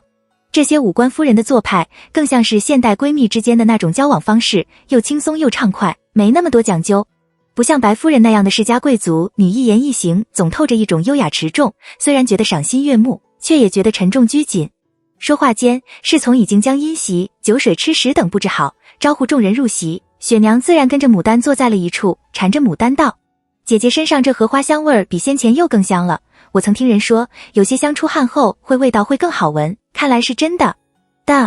牡丹听雪娘如此说，将衣袖凑到鼻尖嗅了嗅，果然香味更浓，便道：是我家哥哥配的，我也不知具体怎么弄，你若是喜欢，回去后我装些请我表姨转交给你。雪娘笑道：何必这么麻烦，我家住在布政坊，到时候你直接使人送去我家就行。我们才从外地来，没有1-2年，也不知道什么才是好香，我常常被人笑。这回好了，你家开着香料铺，一准儿比旁人懂有什么好香，你只管和我说，看谁还敢笑我。牡丹默了一默，依他看来，并不是雪娘用的香不好，那些人不过是欺他们不是世家名门出身不高而已。门第之见，不管是什么时候都存在的。不过他并不想和雪娘讨论这个话题，很热情地答应雪娘，如果有什么新香配出来，一准第一个和他分享。雪娘很高兴，顿时对牡丹又亲近了几分。那位爱逗趣的黄夫人拍拍手，笑道：就这样干喝干吃的不好玩，咱们用酒壶来劝酒吧。这一提议得到了众人的附和。黄夫人叫众人围坐，命人将一只银盘放在正中，把一个雕刻成高鼻闭目胡人形象的偶人拿出来，放在盘中旋转，酒壶停下来时指到谁，谁就需饮酒。酒壶一开始旋转，众人就开始鼓掌尖叫，唯恐停在自己面前。牡丹先前还矜持着不好意思尖叫，后来第一杯酒落入他口中之后，他也紧不上那许多，跟着众人一起鼓掌尖叫。正在玩得开心的时候，忽听得一阵马蹄声急响，一大群人大声呼哨着从京城方向向这边疾驰而来。众人暂时停了游戏，纷纷起身看热闹。一群衣着鲜亮的人，有男有女，都很年轻，胯下的马匹清一色的高头大马，五彩璎珞装饰，很是讲究，当真是鲜衣马，似已飞扬当先。一个穿红衣的女梳着堕马髻，天生丽质，笑容亮丽，她使劲挥着马鞭，聚精会神地看着前方，不时还玩点花样，左右挥起鞭去拦阻快要超过她的人。牡丹看得清楚，此人正是清华郡主。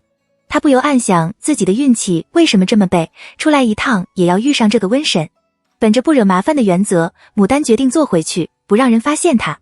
突然有人尖叫一声，说是谁堕马了，马蹄声顿时了节奏，接着一群人四散开来，尽量不让自己的马蹄踩上堕马之人。牡丹躲在李满娘的身后，看得明白，堕马的是个穿蓝色圆领袍的年轻女，她一只脚还挂在马凳上，被惊慌失措的马拖着往前跑，既不挣扎也没叫喊，悄无声息的，仿佛死了一样。与他一起去的人都在控制自己的马，一时之间也没准顾得上去管他的死活。牡丹感觉到自己的全身出了一层冷汗，控制不住的轻颤抖起来，因为他看到那匹马之所以会，似乎是因为清华郡主的鞭梢扫到了那马的眼睛。也不知道又是个什么悲催的女，不小心得罪了清华郡主，才会吃这么大的亏。正在沉思间，李满娘已经飞快地跑出去，从侍从身上拔了一把刀出来，肥胖的身很灵活地翻身上马，一扬鞭追了上去。追上那匹金马后，一探腰，一扬手臂，寒光一闪，马蹬系绳被割断，那女尾盾落地，马儿狂奔而出。李满娘也随即勒马停住，收起手中的刀，翻身下马，蹲下去看那女的情况。这个时候，清华郡主等人已经勒马倒了回来，很快就将李满娘和那个女围在了正中。窦夫人与黄夫人等人对视一眼，决定都上去看看，以免李满娘好心还要吃亏。牡丹有些犹豫，她也想上去看看李满娘，但直觉告诉她，她还是不要出现在清华郡主面前的好，否则说不定会起反作用。雪娘可顾不上这么多，使劲拉着牡丹的手，崇拜地道：姐姐，我们也去看看。看不出来李夫人这么胖，却这么丽。牡丹收回手，赶到窦夫人面前道：夫人，我有话要和您说。窦夫人心里牵挂李满娘，生怕她吃亏，觉得李满娘带来的这个表侄女到底是怎么回事，不但不关心，还在这里添乱，便有些不耐烦。等下再说。牡丹顾不得那许多，急急地道：领头的人我认识，是清华郡主，她和我有些夙愿。这个提醒很关键，这群人不是普通人，是宗室贵戚，那么处置交谈的时候就要讲究方式了。窦夫人眉间的不耐消散开去，低声吩咐牡丹：那你就和雪娘待在这里，不要过去，我们去看看就行，不会有事。雪娘很是不满，架不住母亲严厉的目光和牡丹心事重重的样，终究还是很乖巧的拉着牡丹的手道：“那我陪和姐姐在这里等着。”二人立在屏风后，隔着屏风的缝隙往外看。但见窦夫人领着几个女人神色肃穆，昂挺胸的走过去，站在人群外说了几句话后，人群散开，露出里面的情形来。那个堕马的女死气沉沉地平躺在地上，李满娘正在检查她的伤势，一个穿胭脂红胡服的女焦急地蹲在一旁守着。一个穿绿色胡服的年轻女神情激动地指着清华郡主正在说什么。清华郡主满脸无辜地看着那个女，低声说了句什么。那穿绿衣的女大怒，不假思地扬起鞭要去抽清华郡主，其余人等赶紧拦住，乱作一团。清华郡主在一旁冷冷地看着，也不躲避，也不劝，坦然自若，半点心虚愧疚都没有。雪娘刚才已经得知清华郡主的身份，从牡丹口里问不出二人之间有什么夙愿来，便对那穿绿色胡服的女身份感了兴趣。这个也是为郡主吧？看她敢拿鞭抽郡主呢？牡丹道：大概吧。这个穿绿衣的女，她记得结时在康城长公主的看棚里曾经看到过的，当时这个女头上戴了一顶很精致的金丝编制的花冠，又总和清华郡主窃窃私语，所以她就多看了两眼。她还以为这人和清华郡主的关系很好，今日看来却又是水火不容了。但她可以肯定一点，躺在地上那个女身份一定比不上清华郡主，不然清华郡主也不敢如此嚣张。不多时，有人弄了个简易的担架过来，小心翼翼地将那堕马的女抬上了担架。那穿绿衣的女被众人劝住，愤恨地对着清华郡主吐了一口唾沫，对着李满娘行了个谢礼，带着那穿胭脂红胡服的女和10来个随从办的人，跟着担架蛇身往京城方向去了。清华郡主此时已经笑盈盈地同李满娘、窦夫人等人搭上了话。牡丹不知道他们在说什么，但可以看到李满娘和窦夫人脸上的为难之色和拒绝之意。清华郡主却如同牛皮膏药一般，竟然率先往众人宴游的地方走了过来。牡丹吃了一惊，还是躲不过。她握紧拳头，既然躲不过就坦然，难不成她还能躲一倍？风大娘与雨禾对视一眼，不露声色地上前围在了牡丹身边。牡丹轻轻出了一口气，笑道：不怕，今日当着这么多人，只要我们足够小心，她不敢乱来。话是如此说，她心里却直打鼓，刚才那堕马的女不就是当着一群人遭了暗算的？说话间，清华郡主已经到了屏风外。清华郡主一眼看到了，却是半点都不诧异，笑吟吟地道：真巧啊，丹娘，许久不见，你还好吗？自结别后，我心里就一直牵挂着你，生怕你有个什么长两短的。你气色这么好，我就放心了。牡丹猜想，她大概是刚才马过去的时候就已经看到了自己，无论自己怎么躲，她还是要找来的。既然躲不过，性坦然，看她到底想什么，便淡淡一笑。郡主的福，丹娘一切都很好。清华郡主眼珠一转，有些娇羞的道：前几日我去看长公主，长公主还问起你的情况来，叫我亏待了你，最少也要给你些补偿。你想要什么？只管和我说，别客气。牡丹感到一阵恶心，她想要什么？想要清华郡主与刘畅两个恶心人从此不要出现在她面前。主和郡主客气了，是我该感谢二位助我达成心愿，让我可以过上今天这样安静自在的生活才对。清华郡主炫耀的目的没达到，又被软软的呲了一下，微微有些不是滋味，但从牡丹的话里的确找不出任何可以挑剔的地方。况且她的心情的确是很好，多年的夙愿一朝就要实现，又刚刚报了一箭之仇，还有一个乡下来的土老帽等着她去收拾。来日方长，所以她也顾不上和牡丹斗嘴，笑道：我适才还和几位夫人说，我们要去附近的庄里打马球，现下我们的人伤了一个，走了2个，不够了，刚好几位夫人都是身手不凡的，我也是个好客的，就一起去玩好了，你看如何？牡丹只觉警铃大作，当下做了为难的样看向李满娘。我骑马都成问题，更不会打马球是个很危险的活动，多数都是男人在打，你们绝大多数都是骑了驴，或是不打，他要跟去被逼着打什么马球，岂不是白白送了一条命？李满娘心中有数，递给牡丹一个稍安勿躁的眼神，笑道：多谢郡主抬爱，我们这群人老的老，小的小，平时骑马游玩装样还可以，若是真的上场去打球，只怕是要贻笑大方，让大伙看笑话还是其次，关键是怕扫了诸位的心。清华郡主笑道：谁说的？据我所知，军中高手如云，有些女甚至敢和男人叫板的。夫人不肯去，难道是瞧不起我们，觉得我们不配？话说到此，李满娘和窦夫人等对视一眼，晓得今日是无法走脱了。李满娘虽然暗暗有些后悔不该多事去救那堕马的女，但她从来是个不怕事的人，当下便爽朗地笑道：郡主这样说来，倒叫我惭愧，既然是指军中妇人，那便算我一个。轻轻就把牡丹摘除在外。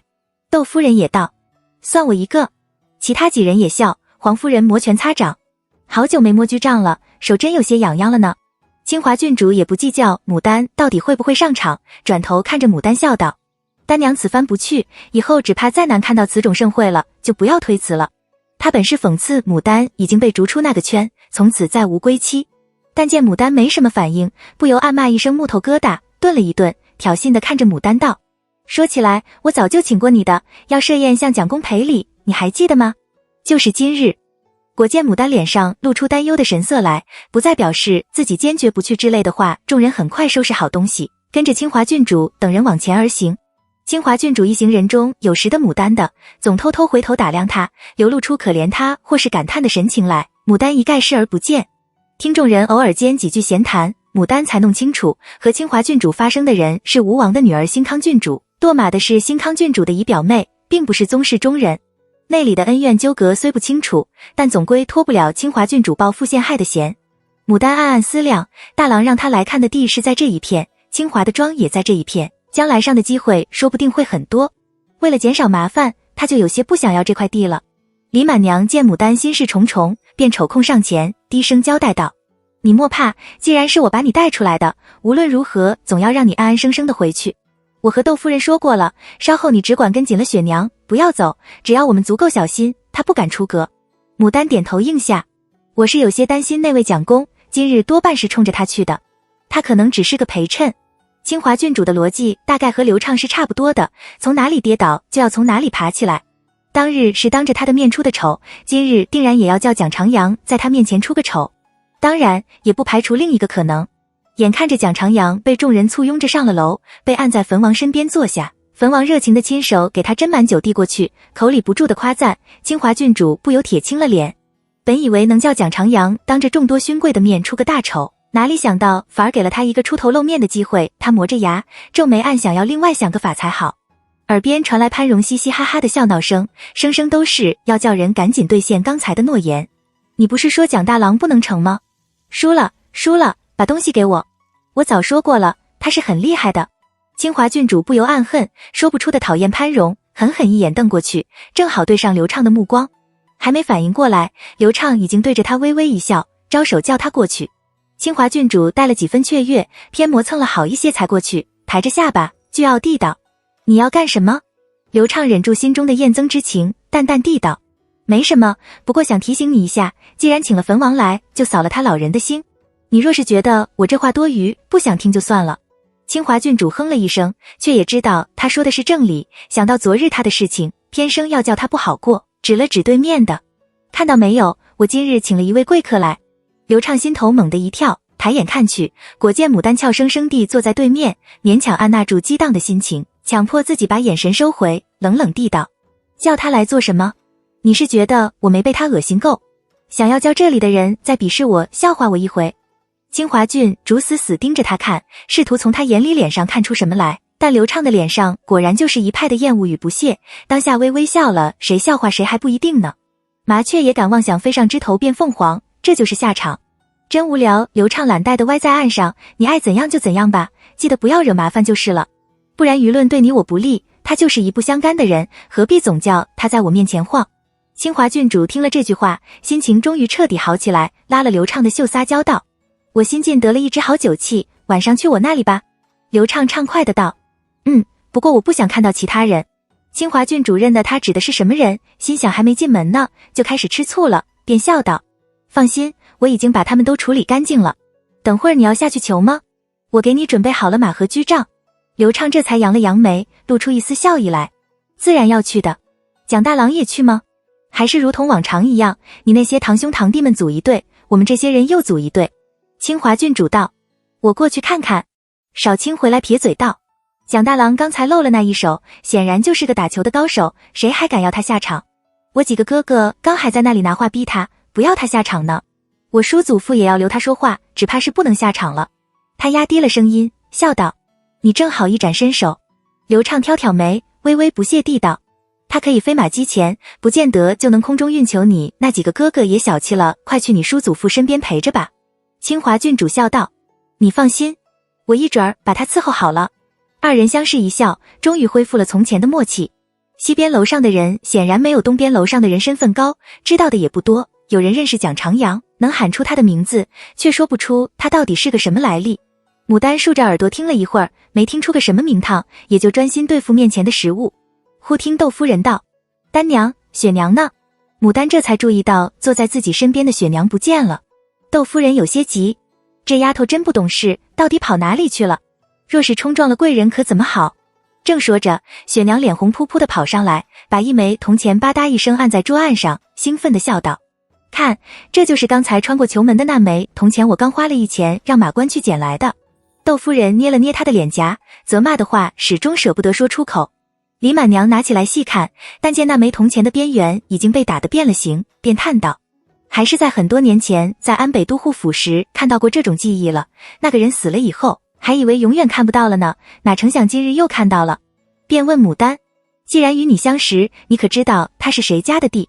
牡丹摇头道：我不知道，不过想着应该不是个平头老姓吧。李满娘叹了一会儿气，也就停住不再提起。少卿，有人送来打球专用的球衣，说是男人们先打，随即就该你们上场了，请李满娘等人先做好准备。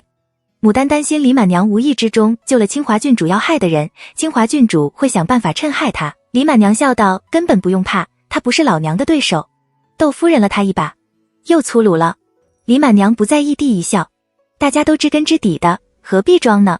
不一会儿，男人们分别换了红绿2色的球衣，骑着马上了场。这红衣的是宗室弟，这绿衣的是勋贵弟。2队人马分立球场两旁，清华郡主立在楼头大声宣布：今日的彩头是彩缎20匹，前2万。他顿了顿，带了几分骄傲道：胜者焚王殿下另有赏。接着一位穿着白色衣服的男快步上前，将不到拳头大小的球放在了场中。场边一声鼓响，2队人马带着必胜的意志卯足了劲冲入场中，纷纷挥舞着居杖朝那小小的球冲过去。众人不拘男女，纷纷在旁大叫着好，整个球场的气氛达到了最高峰。球场之上，吴贵、刘畅与潘荣俨然是勋贵地中的领军人物，带着队友东奔西突，来去如电。然而宗室弟也不是吃素的，居杖飞舞间，总有人会吃点不大不小的亏。牡丹也握紧了拳头观看，他记得他刚来这里的时候，就听说一位国公的在打马球的时候被居杖上的钩打瞎了眼睛，过了没多久，又听说一位将军掉下马摔死了。因此他总觉得这活动虽然好看，但确实是血淋淋的。叫好声一阵接着一阵，靠着众人齐心侧力，几番运球之后，刘畅终于得以一杖击去，将球流星一般击入球门中。清华郡主十分骄傲，大声的叫好。刘畅得意的挑唇一笑，忍不住拿眼去瞅牡丹，也不知道他看到自己这英勇的一幕没有。还没看清，就见清华郡主的一个堂兄沉着脸一杖击来，唬得他赶紧将身一俯，堪堪躲过。潘荣大为不满，骂道：打球就打球，专心点是不要命了吗？他方收了神，专心一意的策马跟上。球场正在热闹的当口，场外又迎来了另一波热闹。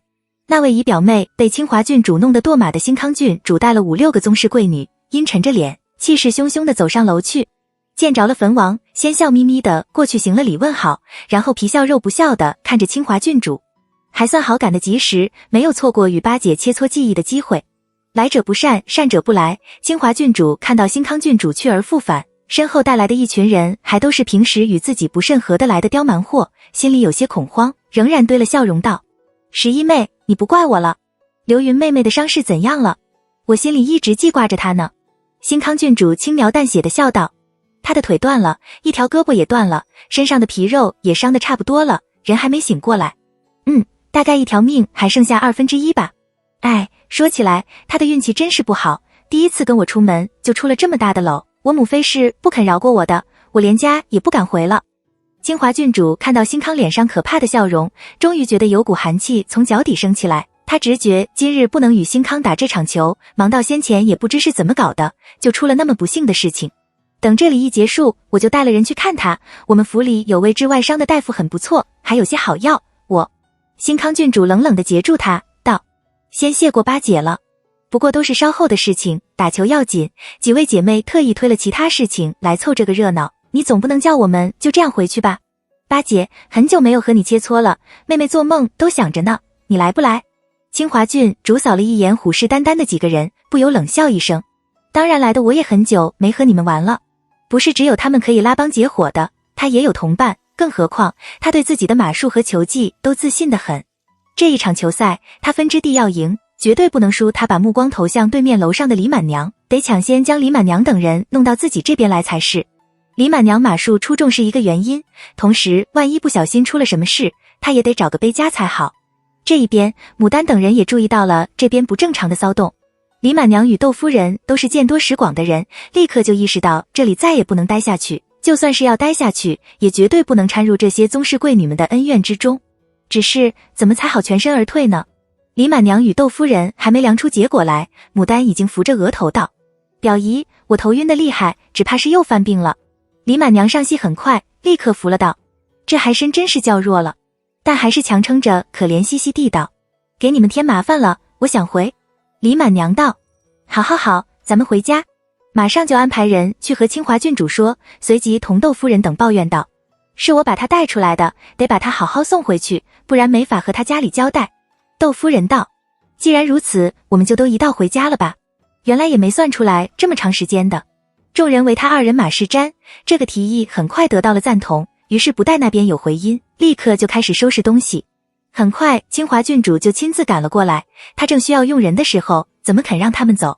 清华郡主很关切地上前握了牡丹的手，问长问短，一叠声地命人去请大夫过来，又表示这里有专供女眷休息的屋，可以让牡丹过去歇着，要实在不行，就由他安排人先将牡丹送回去。这样两不耽搁，其他人该玩还是继续留下玩。牡丹非常痛苦地扶着额头，虚弱地闭着眼，只有进气没有出气，雨禾大着胆道：我们丹娘这个是老毛病了，头痛如裂，家里有专用的药，必须吃那个才会好，还要施针，旁的都不起作用。见丹娘的身软了下去，雨禾回头对着李满娘流泪道：今早出门时夫人是将丹娘交给奴婢们的，若是有个长两短，奴婢们也没有活可言了。奴婢们心里慌张，不知道该怎么办才好，全靠夫人主说完，跪下使劲磕头。封大娘则拿着牡丹的人中猛，大声喊道：丹娘，你撑着点，你醒醒啊！引得众人侧目。李满娘满脸尴尬之色，扬道：你这个丫头胡闹什么？我说了不管丹娘吗？赶快收拾东西回城。的说客气话，郡主娘娘，您看我实在是脱不开身，好歹的和他家里人有个交代，辜负您一番好意了。清华郡主等着牡丹，恨恨不已，她也不想是自己居心不良将牡丹硬拖来的，只想着为什么一到关键时刻牡丹就来拆自己的台，简直恨不得牡丹就这样疼死算了。窦夫人等见清华郡主满脸不快之色，久久不答，显然是不想放自己这群人走，便打算不管721，先自行去再说，反正他也不能将他们强扣着不许走。忽见新康郡主大踏步走过来，皮笑肉不笑地道：八姐连个病人都不肯放过吗？他如今已是这样了，你还不满足，非得看着他病死在你面前才放心？你未免也小心了，就这么不自信？清华郡主被揭了疮疤，不由大怒，他会怕牡丹？一个病怏怏的家女，分明就是他的手下败将。但这些话他不能当着众人说出来，只能是装作万分委屈的样道：11妹，你怎么这么说话？我本是好心，想感谢他们救了刘云妹妹，才请他们来玩的。话未说完，新康郡主一口接过去道：我知道了，八姐苦苦留着他，其实也不是什么狠毒的心思，要看着他死了才好，而是想要找帮手里，毕竟李夫人的骑术大家都看到的，下了场就是一个高手中的高手啊。难道？他逼近一步，脆声道：还没开始比，您先就怕了。八姐是这些日看胡璇儿跳舞看多了，喝多了，身虚空了吧？回头看了一眼身后众人，哈哈大笑起来。他句句都戳在清华郡主的心里，听得清华郡主脸上红一阵白一阵的，偏又反驳不得，也不好反驳，只能咬牙冷哼道：你糊涂了，说到哪里都不知道了。我你年幼，不和你一般见识。说完也顾不上牡丹等人，转身就要走。新康郡主反而像是越说越上瘾了，将两手岔开拦住清华郡主的，咄咄逼人地道：原来不是呀，那倒是妹妹我多心了。钱一样的打，你帅一对，我帅一对，不许外人插手，你敢吗？他身后的人也跟着起哄。清华郡主知道自己今日若是认了怂，以后在这群人中就再也抬不起头来，骑虎难下，当下咬了牙道：我怎么不敢？11妹，你们可要小心了。说完当先下了楼。新康郡主目送他远去，方回头看着李满娘等人笑道：此时正热，没有煎鱼，何家丹娘也不方便回去的，与其上有被晒得中暑加重症状，不如就在这里歇歇，先让大夫看看，缓缓再走的好。见李满娘不吭气，便笑道：你刚救了我表妹，我很感激您，总寻思着要寻个机会答谢您。这意思是他不会害众人，但李满娘只想脱身，不想和他多牵扯，当先笑道：不过举手之劳，郡主不必放在心上。郡主本是美意，奈何这孩的病等不得，我抱他同骑一匹马，打马快跑，很快就回去了。新康郡主见留不住，也就不再强留，命使从将牡丹等人送到了庄外。他自己和那几个人自去小心检查马匹和居帐等物，低声商量要怎么对付清华。一样都是亲王府的郡主，他拼什么高高在上，事事都要抢占一头。陈之安，我们的亲戚好友，心肠又恶毒，今日就算是输球也紧，务必要给他个教训，否则我的今日就是你们的明日。连自家的亲戚都护不住，以后怎么还意思见亲戚？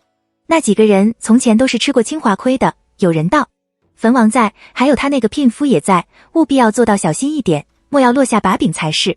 还有就是不要出人命的好，闹得大总归不好收场。另一人冷笑：小心，他自来心狠手辣，我们若是手下留情，他定然要借机狠狠收拾我们，叫我们以后再不敢和他叫板的，那时候倒霉倒是我们了。新康郡主沉了脸道：酋长无情，马儿也会不听话，球场上的多的是，你们只管放开手脚，有事儿我担着。他眼圈一红：我那妹妹断了手脚，这一辈都废了，我若不叫她也断条腿，我实在是没脸回去了。反正今日我是不走的，你们谁要是不方便就先回去吧，左右我都记你们的情，以后有事找上我，我是断断不敢推辞的。那几人对视一眼，都道：我们若是怕他，就不会和你一起来了。几人商定了计策，又击掌为誓，说定无论如何都不会泄密，意外就是意外。却说牡丹一行人出了庄门，李满娘果真将牡丹抱在怀里，二人同骑一匹马，日光艳艳，二人都热得不得了，很快就出了一身汗。李满娘叹道：说谎说谎，一说就要装到底，这得熬到回城才能松快了。窦夫人笑道：能脱身就不错了，你还叽歪什么？忽听有人在后面喊：前面的夫人请留步。众人以为事情又有变化了，正要装了没听见，赶紧走人。来人已经打马追了上来，却是一个年约10多岁的黑脸汉。赶上以后，下马立在李满娘面前行礼陪笑道：小人是蒋长阳蒋公家里的仆役，名叫乌，我家主人与何家大郎有救。牡丹正靠在李满娘怀里装死，听到这话有些诧异，又不好起身相寻，只好轻轻掐了李满娘腰一把。李满娘便问那人：可有什么事？乌方道：听说何家大郎的妹病了，却没有煎鱼送回城去，我家主人在这附近有所庄，正好备有煎鱼，已是让人去抬了，还请诸位稍稍等等，马上就来了。牡丹听了，不由暗想，蒋长阳果然是个好人，多半是看到清华郡主又闹出是非，又同情上自己了。他是好意，自己左右已经欠了他一回大人情，也不差再做回煎鱼，便不言语。李满娘拿不定主意，但想想做个煎鱼也不见得就惹了多烦，又不见牡丹反对，便笑着谢了，抬眼看看天，道：这里热，我们还是到前面阴凉处去等。不多时，果然见一城两人煎鱼有渔夫抬着，飞也似的跑来。李满娘道过了谢，将牡丹安置好，一行人自回城不提。那乌办妥差事，自会去寻到蒋长阳交差。蒋长阳听到牡丹一行人已经顺利回了城，也就安心坐下看球。转眼间，下面的赛事结束，却是刘畅等人赢了，得了彩头，并焚王单独奖赏的10匹属锦后，高高举着居杖策马狂奔，满场炫耀。宗室弟满脸晦涩，不屑地退场。清华郡主也与自己想好的同伴姐妹们商量好战术，与新康郡主等人各自换好球衣上了场。两群人表面上嘻嘻哈哈的，实际上下的都是狠手。清华郡主很快觉出了不对劲，新康那边的人一个赛一个的狠毒，竟然是以命相搏似的。自己这边原本说的几个姐妹，却一看势头不好，就打了退堂鼓，关键时刻竟然都在躲，不肯帮自己的忙。他对自己的骑术和马术有信心，并不代表他可以独立支挡这么多人凌厉的攻势。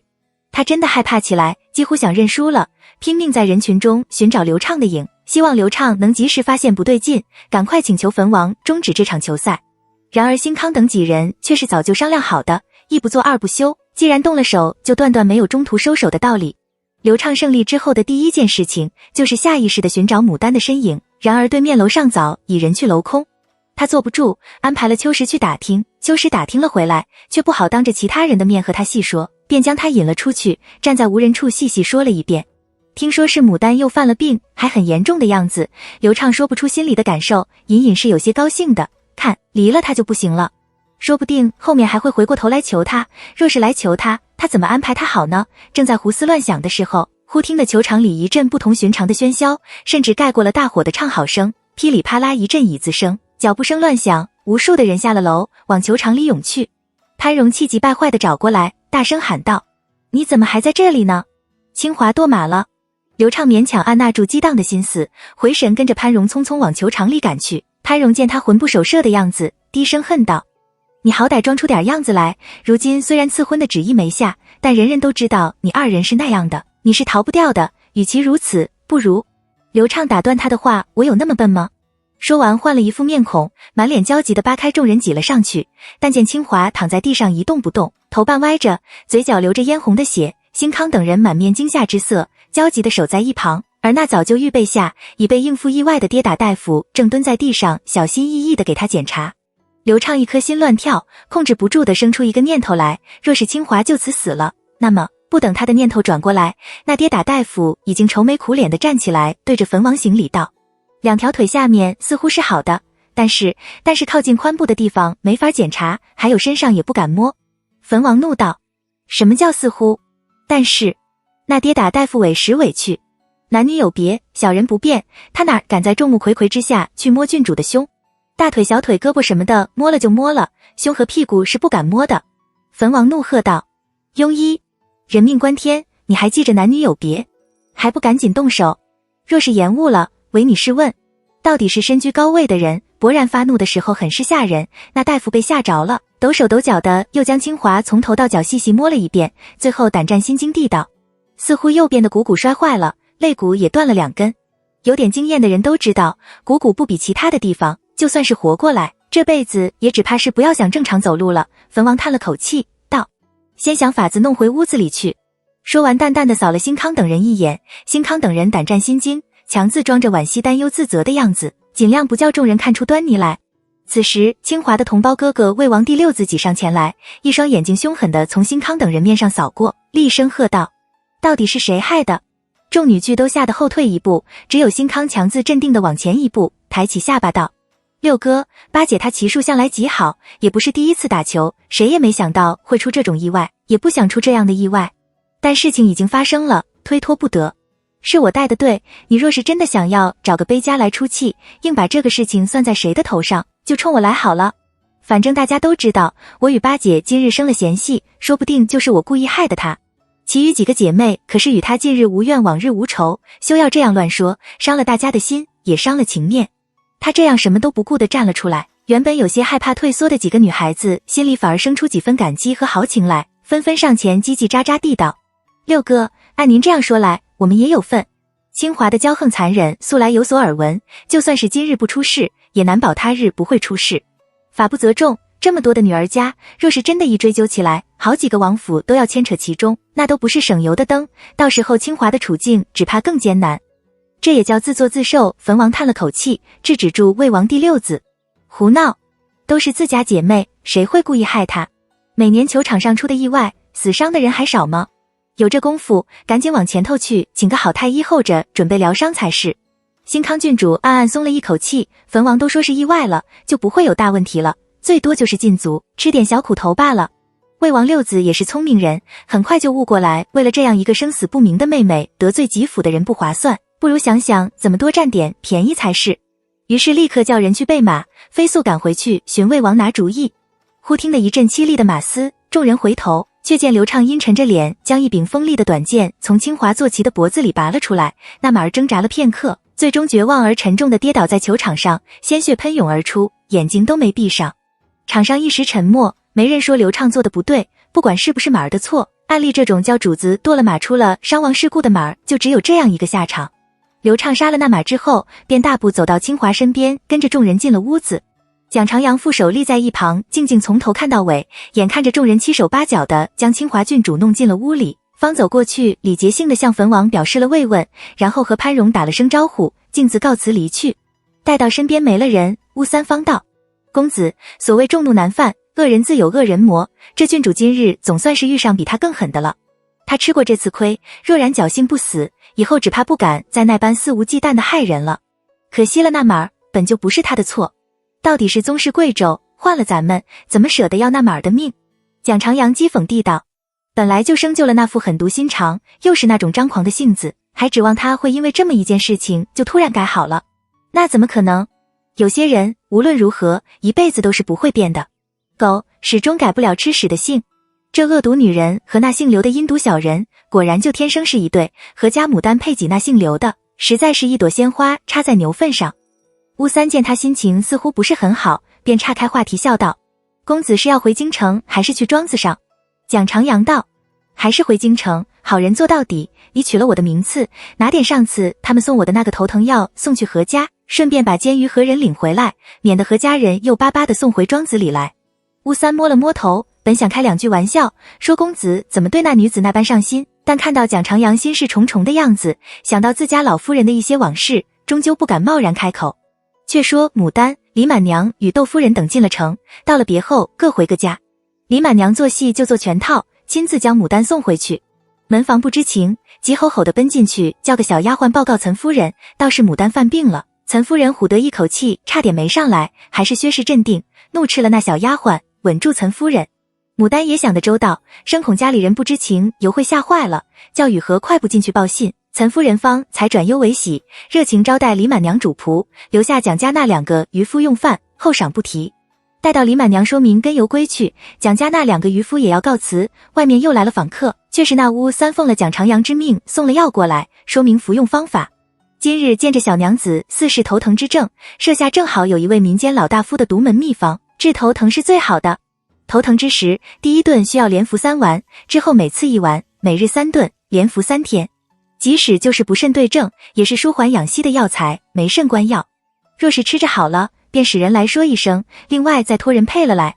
岑夫人心中感激不尽，亲自出面招待乌三，封了一封很厚的封赏，请乌三替他转达对蒋长阳的谢意和感激。乌三客气地谢过了岑夫人留饭的建议，倒是收下了何家的回礼，高高兴兴地带着2个渔夫告辞离去。这世上没有无缘无故的好，甄氏等人对蒋长阳此人简直充满了无数的好奇心，缠着牡丹问东问西，甄氏话里话外都在打听揣测这个人为何会对牡丹如此上心。牡丹见不惯甄氏尖头尖脑的样子，淡淡地道，他就是个急公好义的，就是路见不平拔刀相助的意思。白夫人也帮了我的忙，同样不求回报。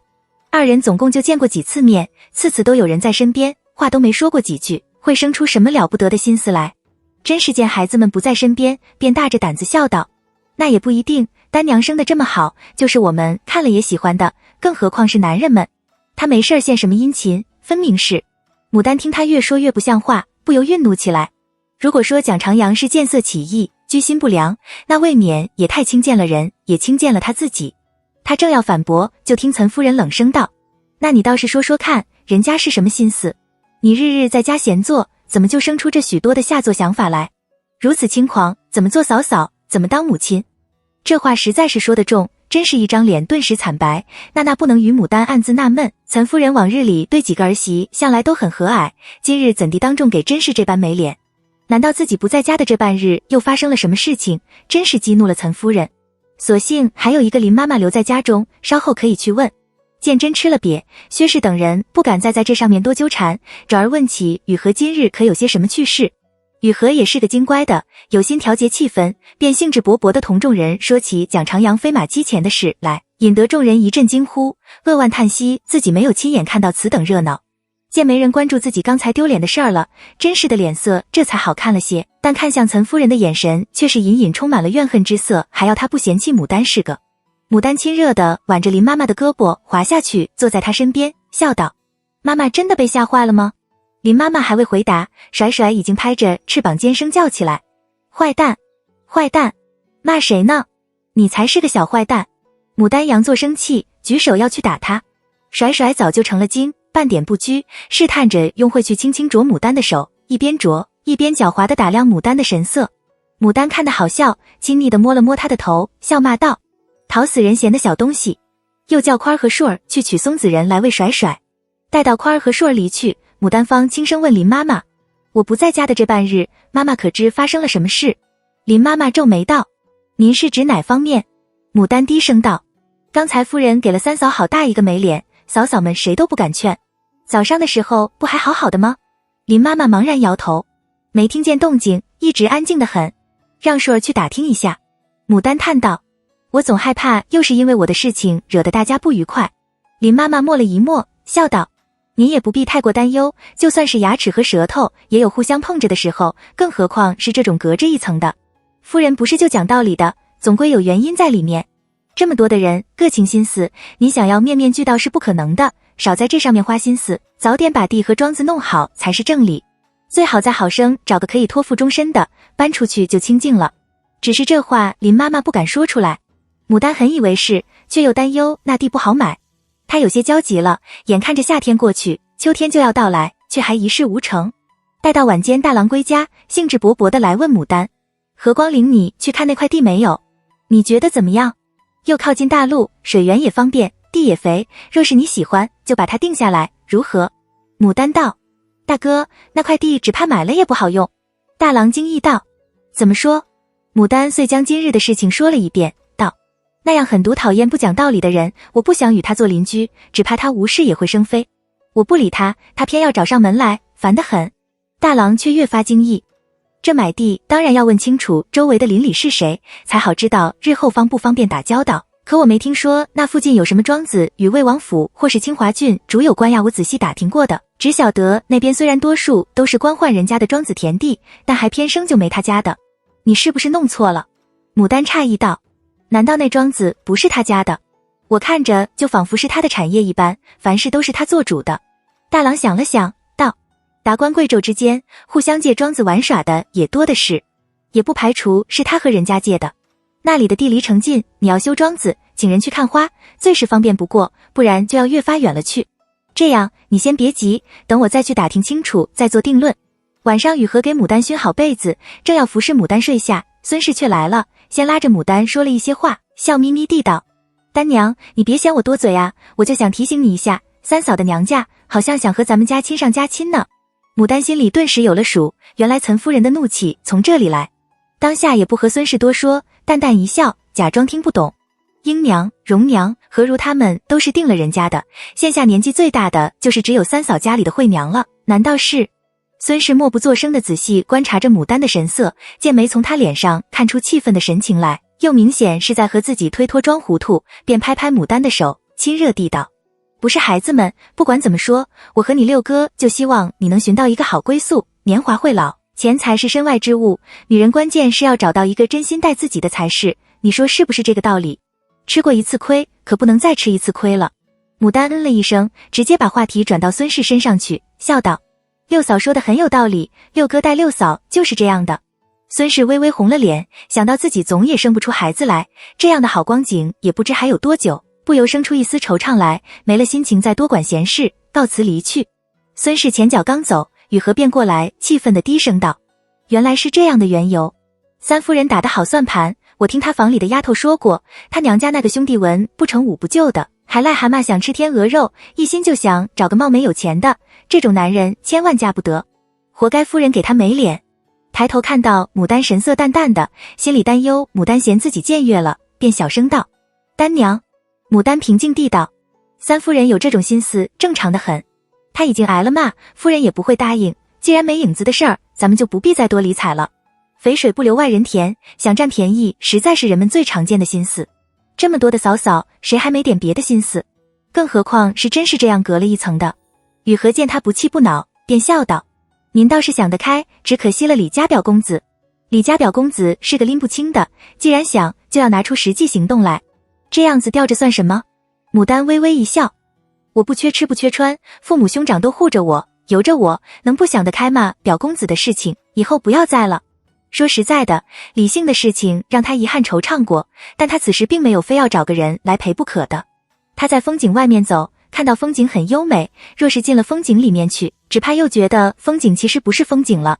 第二日一早饭后，大郎便急匆匆地赶去查问土地的事儿，牡丹则将答应过雪娘的边衢衣相装了一瓷盒子，命雨禾送过去。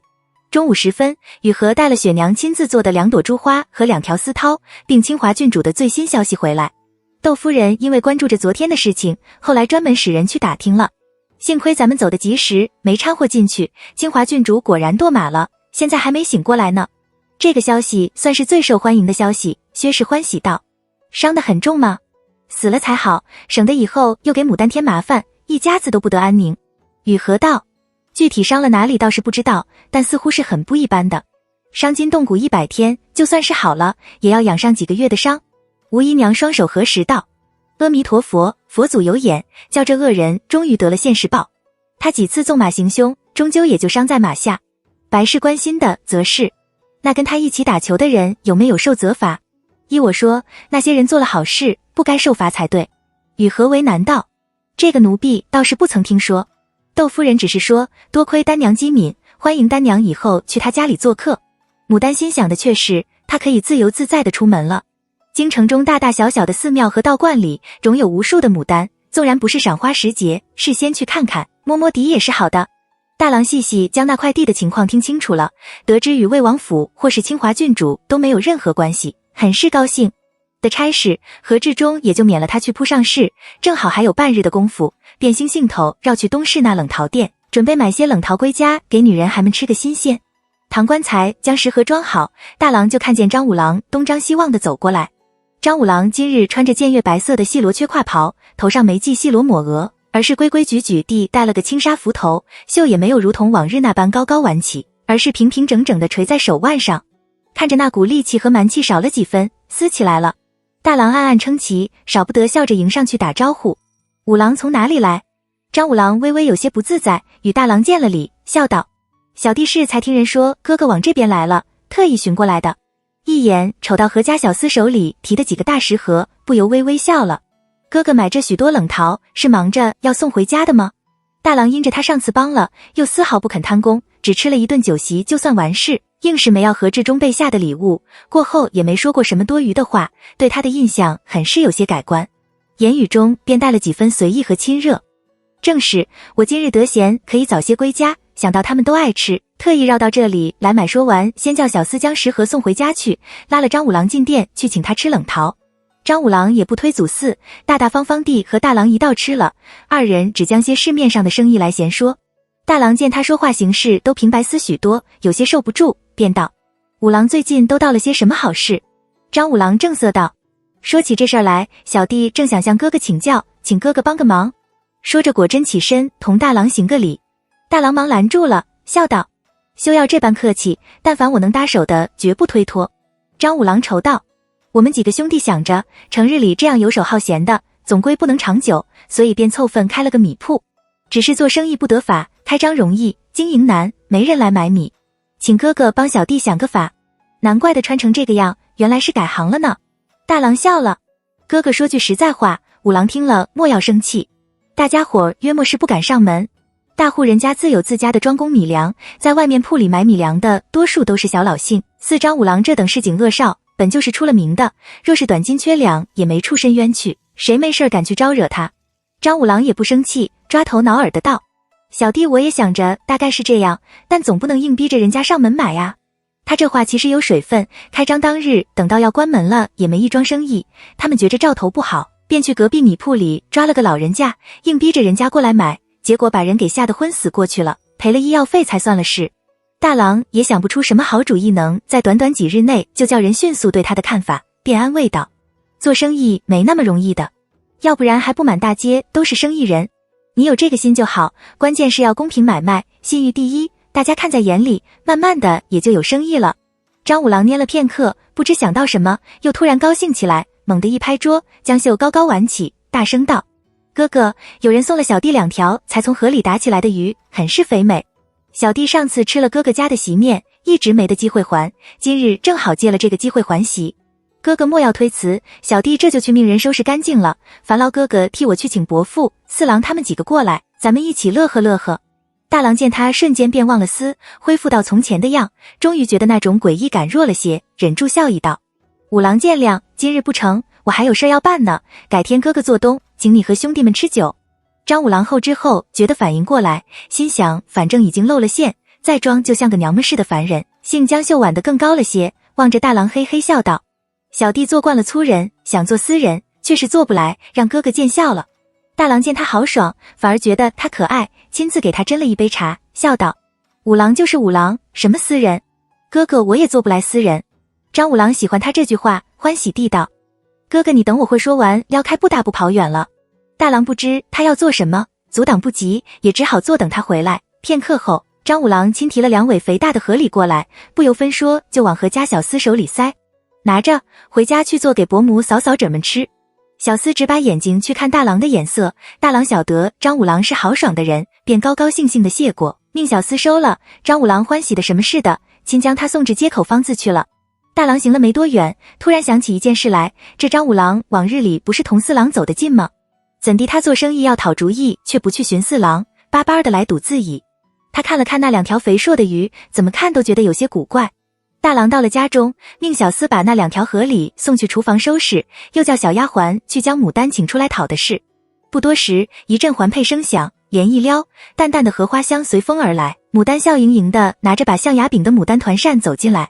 大郎顿时觉得眼前一亮，但见他穿着件加长的松花色印菱形花的绫短襦，配的桃红色6福罗裙，脚上穿的沉香履，唇红齿白，娇艳动人。看着自家妹貌美如花，大郎觉得实在赏心悦目，高兴地赞了2句，后方说起正事。你们昨日去的那个庄我问过了，果然不是魏王府的，而是宁王府的产业。因着那球场是撒了油注浆起来的，分外平滑，故而在京中很有名，许多宗室贵胄都爱借了去打球。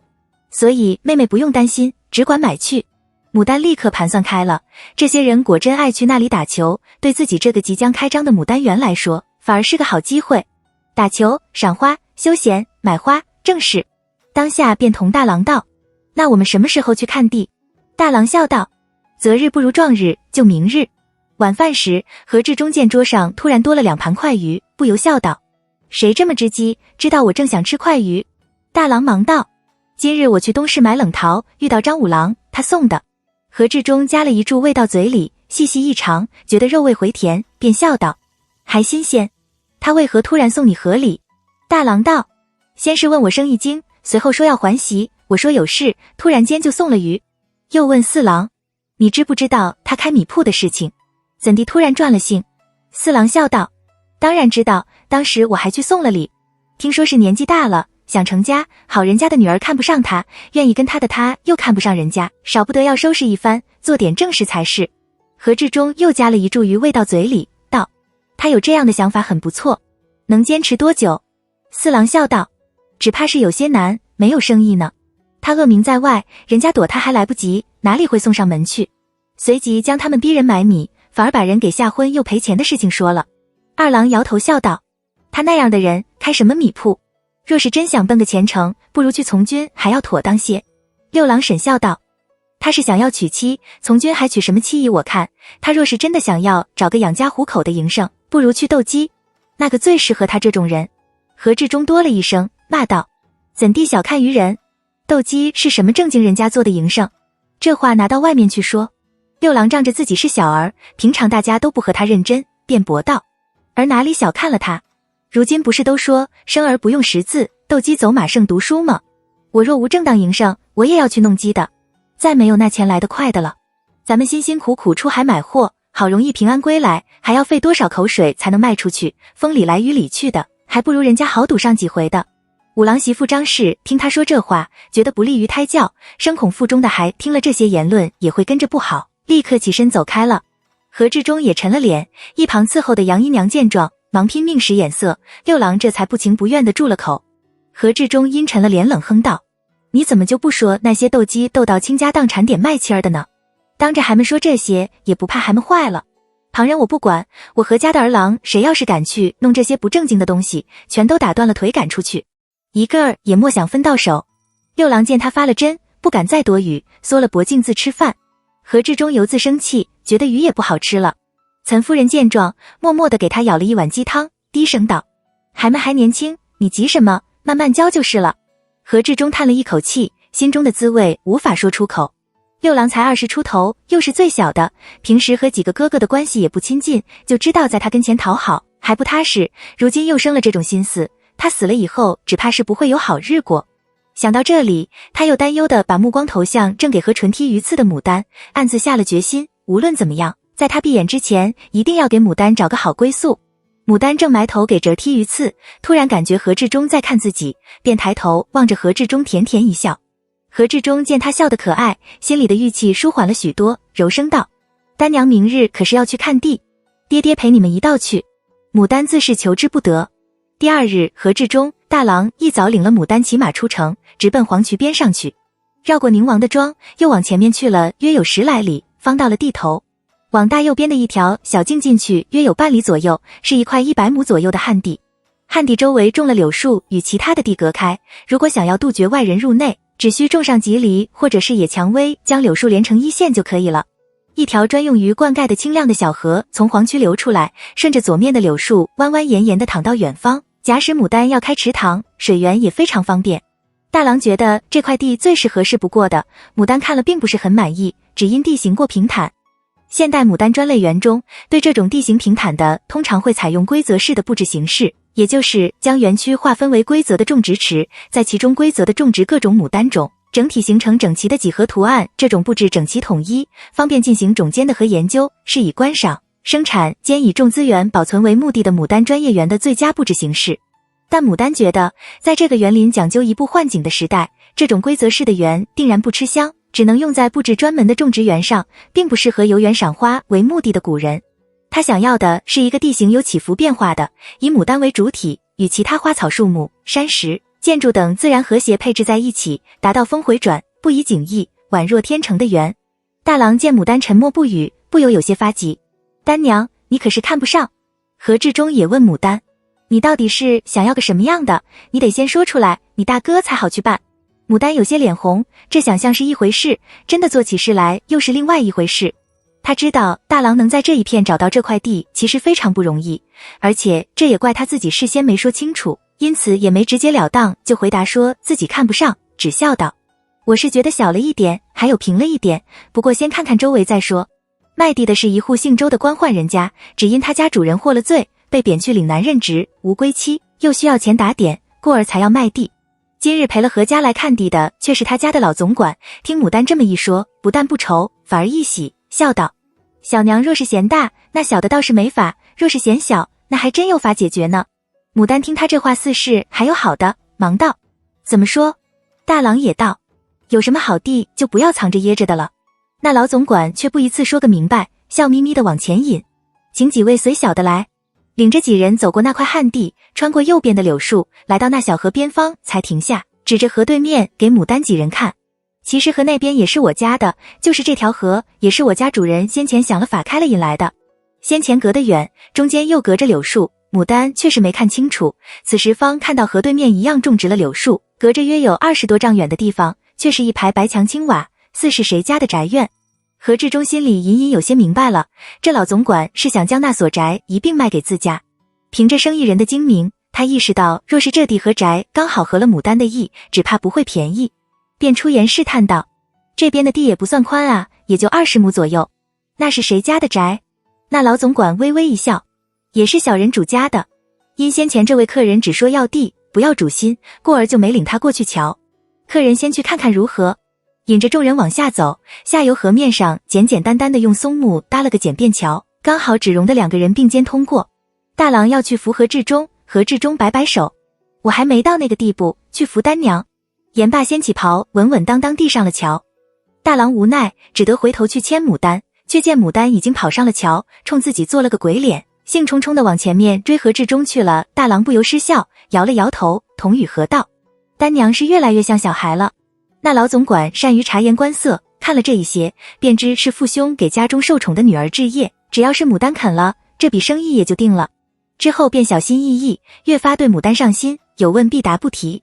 却说牡丹等人过了桥，却见又是一条用鹅卵石铺就，约有2丈宽的，直直的通向那所宅的大门。的两边种的都是老槐树，将阳光挡去了大半，立在树荫下，但觉凉风习习，鸣蝉声声，好不惬意。牡丹只在这条上走，就已经有了好印象。那老总管上前拍门，一个40多岁的汉懒洋洋的出来开了门，扫了牡丹等人一眼后，知道是来看房的，也不多话，只把门打开就躲了开去。那宅是个2进的4合宅，中堂、后院、正寝等修得中规中矩，家具半新不旧，款式也不讲究，帐幔等物却是很陈旧，甚至是空了，门窗上的漆也掉得差不多。牡丹乍看之下微微有些失望，不由暗自嘀咕，这宅从外面看没有这么小，怎地进来就这么大点儿。何志忠却是得了那老总管的允许后，四处查看了一番墙角、房船、柱、门窗等物，但见都还很结实，心里便有些肯了。只是他向来做惯了生意，脸上半点不露出来，还由着牡丹做出失望的神情来。那老总管一直在观察牡丹的神色，见状有些慌神，忙又引着牡丹往隔壁去，陪笑道：若是嫌小，隔壁还有个好大的园呢，里面也有水榭楼阁的。牡丹眼睛一亮，跟了他去，却是从后院的右面廊舞开了一道月亮门。月亮门后是一个约有10来亩的园，里面果然如同那老总管说的一样，有溪流、荷花池、亭台楼阁、假山花木，样样都有。但就是如同前面一样，大概是没人料理的缘故，没有生气，野草长得半人高，荷花池里去年残败的荷叶也没捞掉，栏杆上一摸全是灰，漆也掉了不少。牡丹见其虽然破败，然而整体格局却是不错，将来可以把这园与他的住处隔开，以这里为源头，渐渐扩大开来，就可以建一个不错的园。至于和那边的1亩地，除了用作种苗基地外，还可以种点其他的花木，省得过了牡丹的观赏季节，就再也没有吸引人来游玩的地方。然后分一些的出来，也种点庄稼小菜什么的，只要规划得当，又是一番野趣。牡丹正要开口，就听何志忠微微有些不悦地道：这宅是怎么回事？难道之前你家主人从来不来这里住的？怎么就成了这副破败样？看着倒像是常年累月没人管的。那老管家的表情微微有些不自然，却很快地回答道：家主去年就去了岭南的，小的是专门留在这里打点这些产业。因为早就想卖，就没人来住，家里其他杂事也多，人手少，故而就放成了这个样。但其实底还在，稍微打整一下就可以了。你们看，这园格局相当好，是名家设计的，这些湖石也是花了大价钱弄来的，种的花木也名贵，还有牡丹呢，只是没人打理，才看着不起眼。客人若是看得上眼，价钱好商量。他这番话听着似是合情合理，何志忠却听出了些不一样的味道来，便不动声色地道：你这所宅连着河那边的地，一共要多少钱？那老管家早有计较，毫不犹豫地说：我家主人是实在人，也着实想脱手，故而想要66万钱。别的不说，就这石头就要管些钱的。这个价位牡丹还能接受，但何志忠不许他开口。这样的价钱不但不高，还略略有些便宜了，就算是急于脱手，也轮不到自己过了这么久来捡漏。想到此，何志忠越发谨慎。据我所知，想在这附近置产的人家多的是，你这园这般好，价钱也不高，你们又是早就想卖，为何一直未能卖掉？他顿了顿时，笑道：66万钱，为何要这样一个数目？这其中又有什么缘由？还有，谁家卖地不是连着一片卖的？你把河那边的地拆开卖了，就不怕这里卖不掉？若是想要生意成，就说实话，否则过后我也能打听出来。那老总管犹豫在，慢慢说出一番话来。那老总管道：这块地其实是好地，我主人刚入京的时候，因缘巧合才得到这块地。那时只有宅，并没有园。家主听了好友的建议，请了京中鼎鼎有名的占宅术士宋有道来占宅，按着宋有道的建议建起了这座园。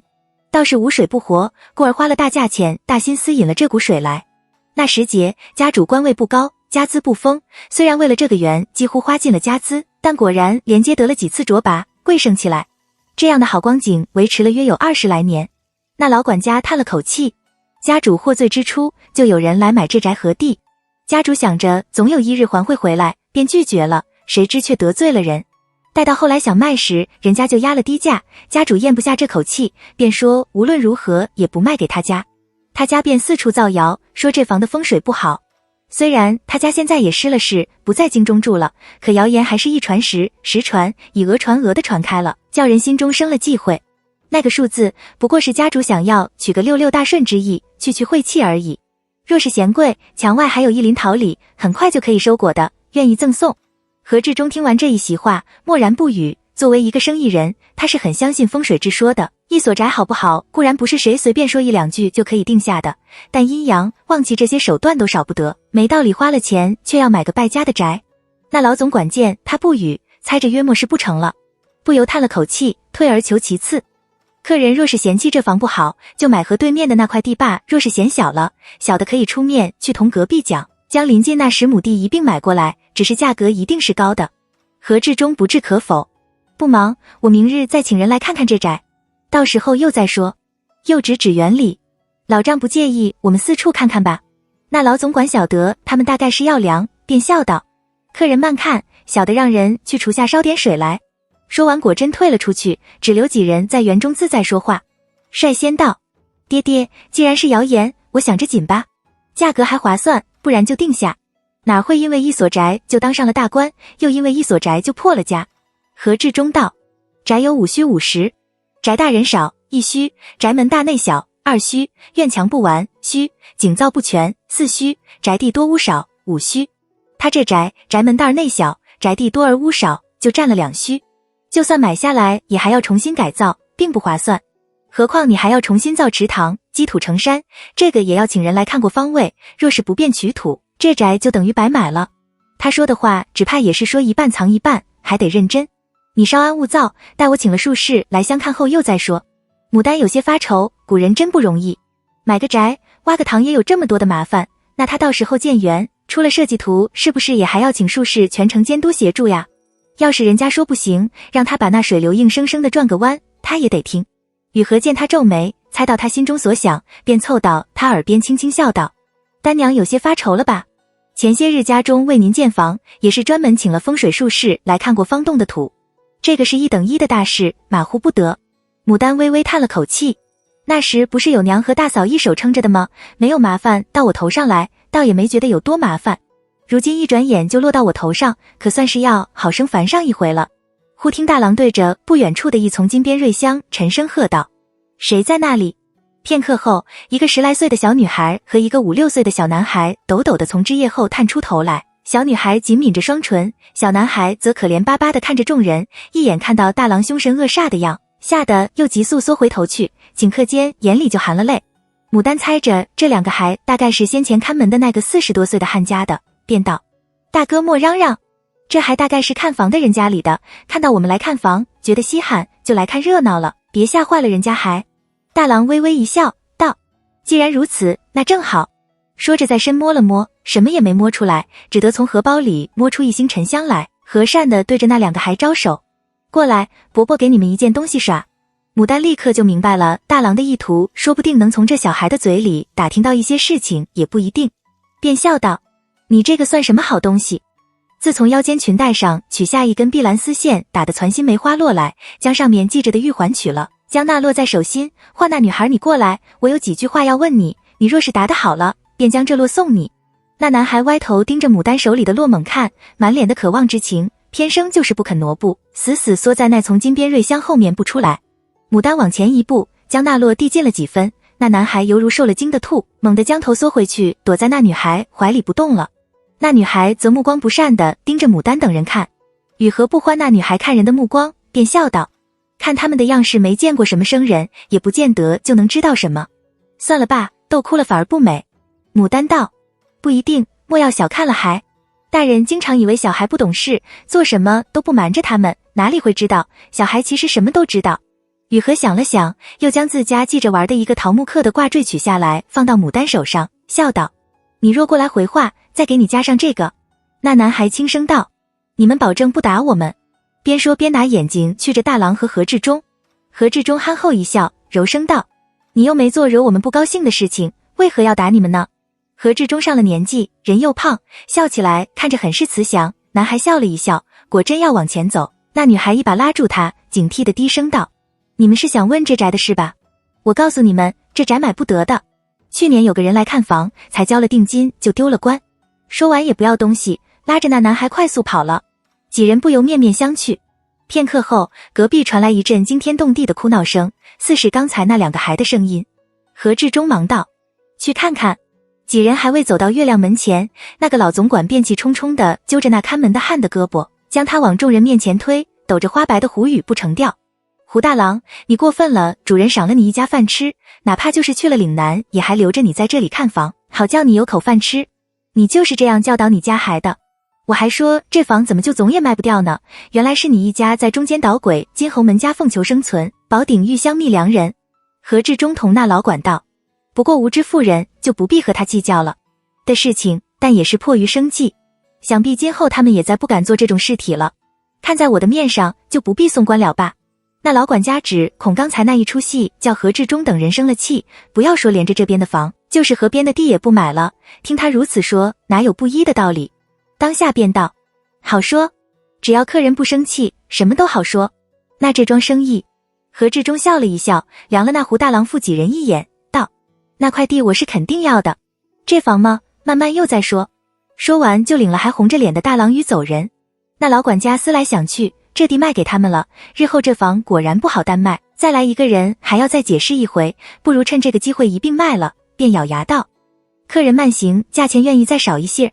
何志忠深谙这讲价还借的心理战术，只是推脱，却又不一口回绝，扬长而去。几人才要上马，忽见那阿桃飞也似的奔过来，拦在马前，直愣愣地望着牡丹道：小娘，我把我自己卖给你好不好？牡丹皱了皱眉头，为何？说实话，这女孩的心思，她看不上就因为迫于生计，就可以回过头去害无辜的人，没有这个道理。阿桃清脆地道：我们家马上就不能在这里住了，爹和弟弟都没地方去，把我卖完，他们就可以回老家，有族人照顾着，总不至于饿死。你家反正有的是钱，多我一个人吃饭也不怎样。我很便宜的，只要1万钱就行，我什么都能做。牡丹面无表情的道：我现在不想买人。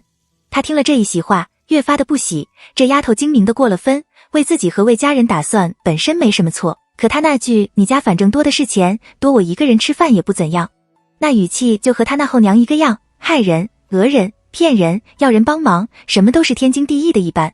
阿桃一时有些发愣，他本是想着自己被打，牡丹肯扶他起身，又用帕给他擦脸，后娘撒泼大郎没还手，何志忠还平白无故发给了后娘1袋钱，还以为这是一家烂好人，心又软善，自己若是能自卖自身，也不至于吃苦受累，既然可以养活自己，还可以给父亲和弟弟调活，谁知道牡丹竟然半点余地都不留地拒绝了自己。眼看着牡丹上了马，背后那些人又在赶自己的爹和弟弟收拾东西走人，他什么都顾不得，扑过去一下跪在地上，拼命朝牡丹磕头。小娘，知道你们瞧不起我们做的事情，但我们若是有活，哪里又肯做这种事情？我爹爹他身坏了，做不起重活呀。我知晓错了，以后再也不敢的。求求您，救人一命胜造7级浮屠，佛祖会保佑您长命岁的。您若是收下我，不收下奴婢，替您做牛做马都是可以的。牡丹见他软了，也晓得他说的也不全然是假话，又见不大一会儿功夫，他额头上已经起了疙瘩大小一个包，却不怕疼似的拼命磕头，心里已经软了。只是这买卖人口的事情，牡丹是没做过，也不知道这丫头能不能买，毕竟如今自己都还住在父母家中，便有些拿不定主意。抬眼去看何志忠，何志忠却把眼睛撇开了，一副不管闲事的样。大郎低咳了一声，道：你自己做主。牡丹默了一默，不由哑然失笑，他这是自寻烦恼了。适才何志忠就已经和他说过，他将来要种花卖花人，什么样的人都有可能打交道。钱就将那妇人打发走，凭的不是别的，而是他对事情的观察入微和对人心理的把握。这一家人说起来最可恶的就是那泼妇，那泼妇已然走掉，剩下的这几个人不足为虑。自己想帮就帮，帮了以后觉得不对劲了，再处理也不迟，把卖身契拿到手里，更是主动权全在自己手里，有什么可担忧的？先前何志忠只怕就已经打定主意，要怎样处理这几个人了，只等着自己来出面。只是不能叫这丫头认为自己帮她就是天经地义的事情，还以为自己心软好欺。想到此，牡丹板了脸朝阿桃喝道：起来！你这是要逼着我收下你吗？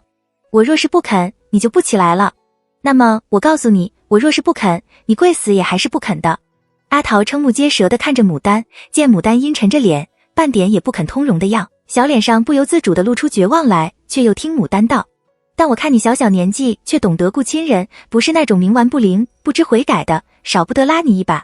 随即叫雨禾，你去和那管家说，先留他们住一夜，让他家把身契准备好，明日我过来领人。雨禾应了，推了阿桃一把，还不赶紧谢过恩典。阿桃又惊又喜，高高兴兴地给牡丹又磕了一个头，他是个会来事的。不等雨禾开口，又跑去给何志忠和大郎磕头。牡丹淡淡地道：你是个聪明的，多话我就不说了，只有一条，以后再做这种歪门邪道的事情，断然留你不得。阿桃只管将头点得如同鸡啄米一般。雨禾笑道：好了，且随我进去问问你爹的意思，再和管家交代清楚。待二人去了，何志忠笑着道：丹娘，你可以考虑一下，先留着他一家人看门，一来不至于将他家立时逼入死睡，二来也可以借此事将你乐善好施的名声散播出去，以后自有你的好处。若是不服管教了，再将他赶走，也没人能说你的不是，只会说他不识好歹，连接2次被逐，他是不会得到任何同情的。牡丹笑道，爹爹还有一句话没？留着他们正好辟谣，省得人家嫌这庄风水不好，不肯来游玩。有道是，与人方便，自己也方便。何志忠哈哈大笑起来，满意地道，以后你跟着老头慢慢的，想做生意不是那么容易的事呢。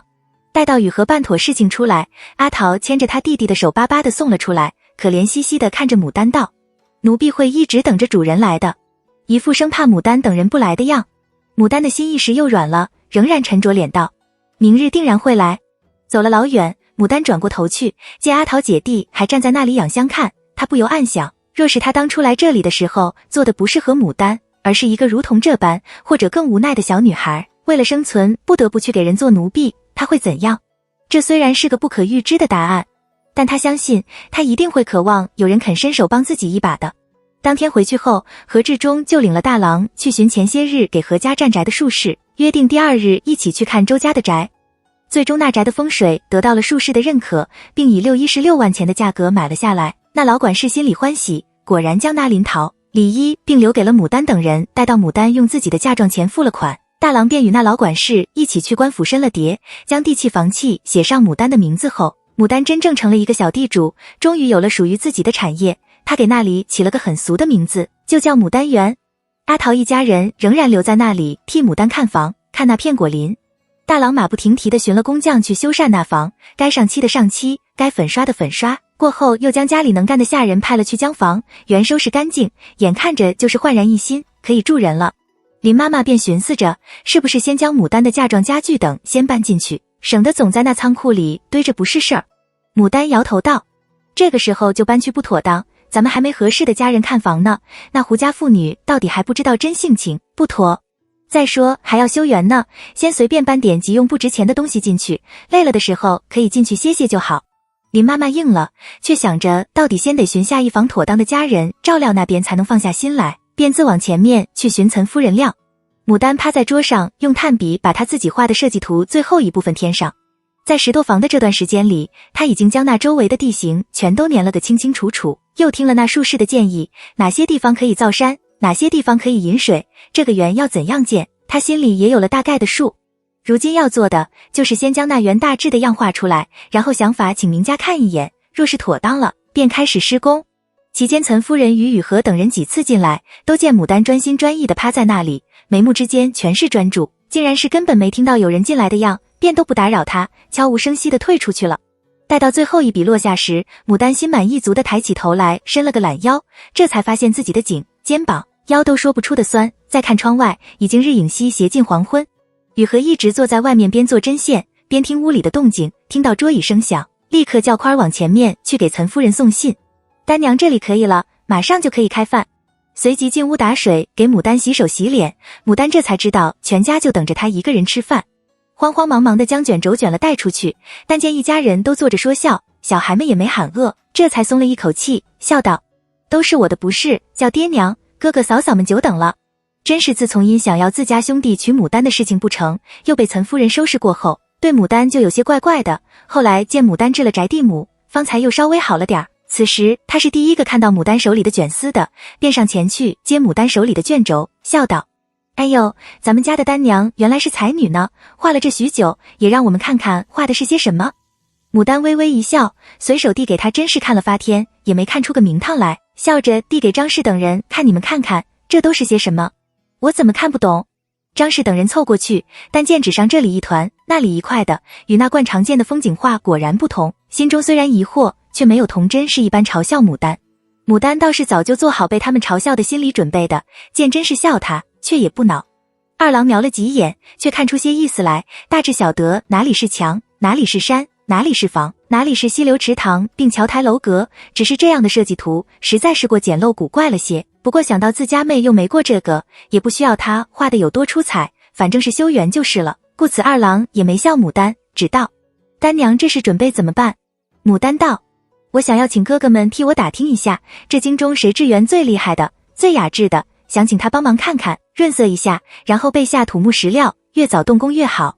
何志忠探手将卷丝接过去，叫牡丹过去一一给他解说哪里是哪里，哪里又打算怎么办等等。他其他都不管，只关心牡丹是不是认真按照那术士的说法来布置山水的。见牡丹听了话，也就不再多言，只道：我明日让你哥哥去你李家表哥那里问问，请他帮忙打听一下。岑夫人道：何必事事都要去麻烦他？我前些日就托人打听了的，平方法寿寺里有个福源和尚，最好此道。听说福家公主的缘就既往不咎治的，后日法寿寺有俗讲，去的人很多，我正好领了丹娘去求他。何志忠皱眉道：他给公主治缘的，只怕不肯轻易给咱们治。这些人自认做的都是雅事，轻易不会给旁人弄，好像随便给人弄弄就跌了身份似的。身为商户，纵然有钱，但一到这种人就免不了要受气。不像李姓顶着官家弟的头衔出去办事，总要受人高看一眼。岑夫人道：听说倒也没那么倨傲，但具体的就不知道了，少不得要去求上一求，若是不能成了，又另寻他图也不迟。自李家表示不肯与何家结亲后，李姓也好些日没上门了，他也想着没事儿不能总去求人，平白让人更瞧不起自家。牡丹是晓得岑夫人心里的想什么的，见何志忠还有要再劝劝的意思，便笑道：娘说的是，还是先去试试。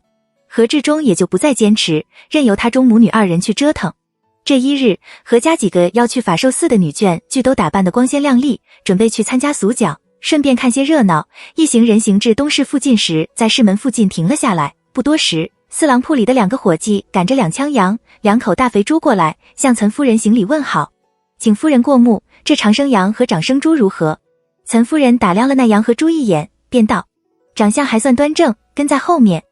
牡丹看看那长相还算端正臭烘烘的2枪羊和2口大肥猪，再看看自家嫂嫂们和随会的婢女们身上散发着香味的锦绣华服，不由一阵阵的发窘。也不知是谁兴起的这个头，做功德就要将猪羊鼠买回来放养在寺院中，还叫长生猪和长生羊养羊养猪不宰了吃肉，还供在寺院里供人瞻仰，这不是浪费粮食、浪费精神吗？也不知道这些寺院里养着多少猪啊羊的，想想就滑稽。正在胡思想，林妈妈轻声道：丹娘，夫人待您多好啊，这都是为了你，祈求佛祖保佑你长命岁，嫁个好人家，福寿双全。是母亲的一片心。牡丹立时收起了乱七仿糟的想法，再看自家这对古怪的队伍，也就不觉得有多么好笑滑稽了。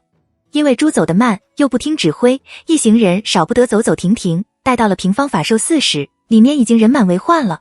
一个俗讲僧坐在蒲团上，正用很通俗的语言讲述大木前联民间救母变。和家人交割了长生猪和长生羊，又捐了香火钱后，被小沙弥领到一个相对清静的角落坐下。牡丹扫了周围的人一眼，但见无论男女老幼，都听得十分专心投入，听到处许多人吹嘘不已。片刻后，那俗讲僧说完了故事，钟声和锣声一起响起来，随即那俗讲僧吸了一口气，用高亢嘹亮的歌声将整个故事又演了一遍。他的歌声非常好听，带着一种说不出的韵味。牡丹同样听得入迷，他觉得他演唱的水平完全不亚于那些比较出色的专业歌手。如果说听和尚以讲故事唱歌的形式将佛经中的故事演绎出来，对牡丹来说是一个很新奇的体会，那么接下来他所看到事情让人更惊喜。寺院不单讲经说法，还设有戏场，而这种大众聚集的日，正是演戏的好时光。俗讲结束后，众人并不去，而是兴致勃勃地等待。过不多时，戴着福帽、穿着绿袍的参军和总角碧衣奴仆状的苍狐粉墨登场，开演参军戏，二人插科打诨，语言动作尽滑稽之能事，片刻后就引得众人哄堂大笑。牡丹看得津津有味，也跟着众人一起开怀大笑。岑夫人心里牵挂着要求那福源和尚事，无心看戏，探着头一直往后张望，直到看见小沙弥朝自己招手方松了一口气，推推牡丹。办正事要紧，改个时候又来看。自己真的是贪玩了，看到这些新奇的东西就忘了正事。牡丹红着脸敛了心神，起身与岑夫人一道随了那小沙弥一起往寺院后面去。薛氏等人仍然留在原处看戏不提。相比前面的喧嚣热闹，法寿寺的后寺显得特别安静。从一排参天的古柏下经过时，牡丹注意到不远处有个小院，外面水泄不通的围着一群戴青纱幞头、着青色缺胯袍、登高耀靴、身材高大壮实、神色警惕的男。他们的穿冠打扮虽然普通，腰间挂着刀却是鎏金龙凤环，刀柄缠金丝的一刀，牡丹在上次端午节时曾经从蒋长阳的朋友身上看到过这种刀，过后问了李姓，晓得这是禁军的佩刀，寻常人是没有的。他便猜着那院里大约是有什么身份不同一般的贵人在，遂不多看，将目光收回，垂了头，跟了那小沙弥往里面走。一间草堂，几卷青色的草帘，几丛修竹，几块玲珑的白色昆山石，不过寥寥几件简单的东西，就勾勒出了不一样的意境。这便是福源和尚住的地方。牡丹一看到这间草堂，便知道自己找对了人。他没有想到福源和尚会这么年轻，先前他以为最少也是个10多岁的大和尚，谁知却是个20多岁的年轻和尚。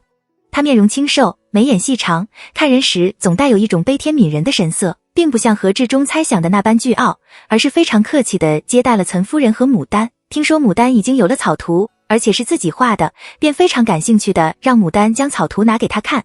牡丹自知自己画的那个水平大抵是不能入名家眼的，双手递上卷丝后，有些害羞的道：小女之前没有过这个，只是有感而发，画的粗陋，让大师见笑了。福源和尚微微一笑，清瘦修长的手指灵巧地将卷丝打开，看清楚里面画的东西后，微微挑了挑眉。牡丹怕他给自己扔回来，赶紧在一旁解说给他听。他非常聪明，他只说了几句，就已经明白了其他的图标是什么。他脸上并没有出现那种瞧不起或是好笑的表情，而是认真地问起牡丹的想法和目的，最后留下了卷轴，道：贫僧要亲自去原地看过以后才知道该怎么做。岑夫人和牡丹求之不得，赶紧起身道谢，约定第2日派车来接她去牡丹园。他们是女客，出家人住的地方不宜久留，事情一办完就起身告辞。福源和尚仍旧让小沙弥送他们回去。走至先前那个被禁军重重把守的小院时，那群人突然动作起来，院门里前呼后拥地走出一行人来。小沙弥忙领了岑夫人和牡丹退避在一旁，匆忙中，牡丹只看见法仙一个人，身材高挑挺拔，银白色的圆领袍在阳光下分外耀眼。作为一个热爱生活、爱好八卦的女人来说，有些失望，因为她还没来得及看清楚那人的长相，那人就被一群人前呼后拥地拥了出去。迷又重新领了牡丹等人往前行，走到垫脚转弯处，牡丹看到不远处的一道月亮门边有个身影急速一闪，接着一个胖和尚迎面走过来，满脸是笑的朝岑夫人行了一礼，道了一声阿弥陀佛。岑夫人还了一礼，笑道：慧生师傅。那慧生和尚扫了牡丹一眼，笑道：适才老衲听说女坛月要替佛祖重塑金身。岑夫人道：正是。今年10月，何志忠和大郎又要出海去进货，牡丹的终身也没着落，五郎媳妇也要生孩，少不得要好生在佛祖面前孝敬一番，求佛祖保佑全人平安康顺。那慧生和尚便借机夸了岑夫人一番，又与他讲经说法起来。见牡丹无聊赖地守在一旁，便笑道：院墙隔壁有个放生池，里面有10多尾上了年头的红鲤，还有2只华亭鹤，大家都爱去看的，女坛月要过去看看。牡丹对红鲤和华亭鹤不是很感兴趣，只笑道：敢问师傅，这寺里可有牡丹芍药之属？慧生和尚笑道：有，就在放生池附近是一株老牡丹，今年春天开了上朵花，颜色有正晕、倒晕、浅红、浅紫、紫白，还有种抬起楼的。可惜现在不是花时，女坛月是要去看吗？牡丹听说有这样的花，当时就目露绿光，眼巴巴地看向岑夫人。林夫人也曾去过那地方的，也知道就在不远处，心想有什么喊一声都能听见，便笑道：你何与何去？我在这里和慧生师傅说完话，再叫风大娘过来喊你们。小沙弥立刻领了牡丹和雨禾一道穿过那道月亮门，往隔壁去了。但见里面是个精致的小院，正中一口小池塘，周围垂柳依依，墙角处几株紫薇开得正好，2只鹤卧在树下似在对儿。那牡丹花却是种在一个亭边，亭里背对着他们坐了个穿棕黑色圆领袍的男人，听见脚步声，他回过头来望着牡丹温柔一笑，正是李姓。雨禾眨了眨眼，小心地去看牡丹的表情，牡丹看向那小沙弥，小沙弥双手合十，眼观鼻，鼻观心。贫僧去给女坛月拿点鱼食过来。牡丹犹豫了一下，举步朝李姓走过去，笑着扶了一扶。表哥，没想到会在这里到你。李姓不答话，先仔细打量了牡丹一番，见她穿着飞罗窄袖短襦与同色八幅长裙，头发梳了个堕马髻，插着一支香玉蜻蜓结条钗，看着气色比从前红润了许多，笑容也更灿烂。往近了去，淡淡的芙蕖衣香迎鼻，先深深吸了一口来自牡丹身上的香气，方道：我也没想到会在这里见到你，很久没见了。牡丹笑道：也没多久，就是半个多月。他记得他们多久没见了。李姓的眼睛一亮，嘴唇动了动，看到在一旁脸色不愉的雨禾，转而换了一副去淡风轻的样。宁王妃这几日就要生产了，宁王殿下特意来这里的养病房施舍药材米粮，探望病人和促发起儿。我因为手里刚好拿着一批药材，所以也应照送了来。是才是了，我跟着众人一道出来，不经意地扫了一眼，竟然就看到了你和姑母。牡丹这才知道，先前那个穿银白色袍的人就是宁王，而那个小院就是当时寺庙里普遍设的收容和治疗疾病患者、乞丐、残疾人和孤贫无告儿童的养病方。李姓害羞地笑了笑，我有2句话想和你说，所以请慧生师傅行了方便。本来没想现在就和牡丹说，是想等事情成了之后再说的，但一想到上次自家母亲对岑夫人说过的那些话，和家人对待自己的那种与往常不同的态，他又有些不安。眼瞅着万事俱备，只欠东风，今日又恰巧遇上了牡丹，他怎么也忍不住想和牡丹说说他的打算。牡丹的心一跳，抬眼看着李姓，大方一笑，表哥有什么吩咐只管和我说，我若是能到的，必然不会推辞。李姓一双眼睛亮亮地看着牡丹，也不避讳语和，不是吩咐，也不要你做什么，我上次在姑父的帮助下买的那颗珠还没送过去，手里也有了几件不大不小的功劳，就等着王妃顺利生产，我再借机向殿下讨个恩典。这算不算是折中的表白？牡丹两世为人，第一次遇到这种情况，饶是她脸皮再厚，对上李姓炯炯的目光，也忍不住微微红了脸，故作懵懂的笑道，丹娘先在这里预祝表哥前程似锦。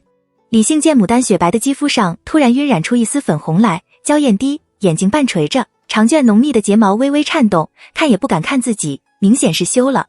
心里不由一甜，觉得牡丹表面上虽然什么都不说，其实已经懂得他的意思了。但他又有些担忧，宁王妃明显是情况不好，宁王才会跑到这里来施舍金银、米粮、药材，探望养病的病人和乞儿，希望能得到佛祖保佑，顺利生产。宁王与宁王妃感情甚笃，但愿宁王妃要顺顺利利的才好，不然出了什么，他就不好再开口了，又得徐徐图之。而家里明显已经不打算继续放任他崔夫人已经在为他相看门当户对的官宦读书人家的女儿，还隔屏舞的叫他身边的小厮过去询问他在外面的情况。牡丹的心了，自由恋爱这里虽不少见，却也不多见。李家与何家并不是近亲，而是隔了好几代的表亲，完全不必担忧什么代以内近亲不能结合这个问题。李姓为人也挺好，待他和何家人也好，遇到这种事情能想到应对的方法，努力去解决难题，是个非常不错的婚配对象。他对李姓也有好感，但仅限于好感。如果多一点时间和机会接触，说不定两人会真的相爱。但他真的要凭着李姓的功劳去求恩典，让他做下他的全家和上司都不喜欢的事情吗？休要说这个父母宗族占了很重地位的社会，就是现代父母不乐意的婚姻，幸福又能有几成？若是跟了他，若是一帆风顺还好，若是遇到困窘的时候，他会不会嫌弃他？会不会后悔当时一时冲动？但是错过他，以后又会遇到谁？说不定他压根就不是他猜想的那种人。牡丹前些日一直维持的不错的平静，完全被这隐晦的表白打破，一时之间很是有些患得患失。二人各怀忧虑，一时无语，竟就冷了场。雨禾却是自听到李姓那个打算后，心里也明白过来，看他突然就没了那些怨气，越发的顺眼得多，巴不得二人早些顺利定下才好。此刻见二人中间隔着不远的距，都垂着眼看地下，谁也不说话，只当他二人都是害羞惨了。牡丹更是脸皮薄，当着自己不好意思说什么，便决定成全他二人，低咳了一声道，奴婢去看看夫人那里可要说完话了。李姓巴不得他赶紧走，牡丹犹豫在，还是叫住他，不用，我们过来的时间不短了，夫人那里想必很快就要派人过来喊的。李姓微微有些失望，口不对心地道，是呀，不必去瞧了，既然遇上了，我便去和姑母请个安。现在吗？还是抓紧时间和牡丹多说2句话。他想得到一个明确的答复，而不是看到牡丹脸红害羞就算数。雨禾见状，虽然没有真的去寻岑夫人，却也站得远了些，留空间给二人说话。李姓横了横心，用雨禾听不见的声音小声道，丹娘，你别怕，有什么只管和我说，后总会对你好的。牡丹知道今日是躲不过去的，就是要拒绝，也要在李姓用功劳去换恩典之前说清楚，不要事后误人。便咬了咬唇，抬眼看着李姓道，表哥，你知道的，我刚经过一桩门不当户不对的婚姻，公婆非常不喜欢我，主要原因还是嫌弃我对夫君的前途没有助力。我知道这种情况下过日的艰难和困窘，虽然我知道你，但是过日不是2个人的事情，我不想再过那种日，也不想要再被人瞧不起，更不想因此成为你的拖累，那样很累。表哥还是当以前途为重。李杏眼里的光彩一点一点的暗淡下去，他知道牡丹说的实话。父母与心仪的女相，谁更重要？谁都割舍不下。父母对他的期望很高，纵然宁王应了，他们心里只怕也会很失望，不会对他怎样，但一定会间接把气出到牡丹身上，是他急于求成，不该事先就和牡丹说这个的，应该水到渠成后再说。左右他不可能马上就嫁人，他只要找着，也不可能马上就娶亲。李杏心里千回转，终于强压下心中的情绪，淡淡一笑，不再提起此事，转而道：你今日来这里是做什么的？见李杏转过话题了，轻轻松了一口气，道：我在黄渠边上买了个庄和1多亩地，算建个园，将来种牡丹就像曹那样的。各制园的高手特意领我来向他求教，想请他帮忙设计一下园。李杏见他说起这件事来，一扫刚才的谨慎小心，眼睛发亮，神采飞扬，分明是非常感兴趣，便微笑道：那么请动了吗？牡丹笑道：福源师傅很平易近人，看了我画的草图，半点嘲笑的意思都没有。明天他会去看过实地，然后再图，等到我那里弄好以后，我再请你们一起去玩。李杏意味深长地道：我等着。又问牡丹取个什么名字，牡丹不好意思告诉他，就叫牡丹园，改口道：叫方圆。李杏笑道：种方为牡丹，那倒也贴切。牡丹有些赫然，眨了眨眼。刚才大和尚和我说这里的牡丹长得不错，我得看看。说完弯腰去看那几株牡丹花，看到根部有大量的萌叶之后，便决定无论如何要买几株萌叶枝，金秋嫁接。李杏在一旁看他观察牡丹花，突然道：你知道吗？清华郡主醒了，前天赐婚的旨意正式下了。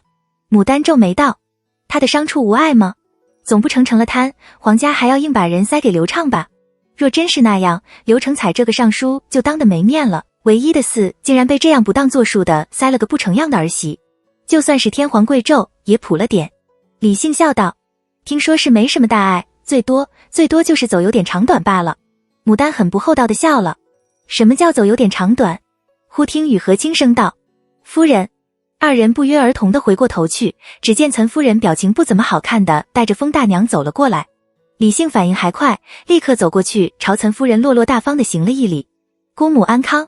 小侄适才随同宁王殿下来养病方施舍做功德，听说这里有华庭鹤，特意过来瞧瞧，不妨正好上表妹。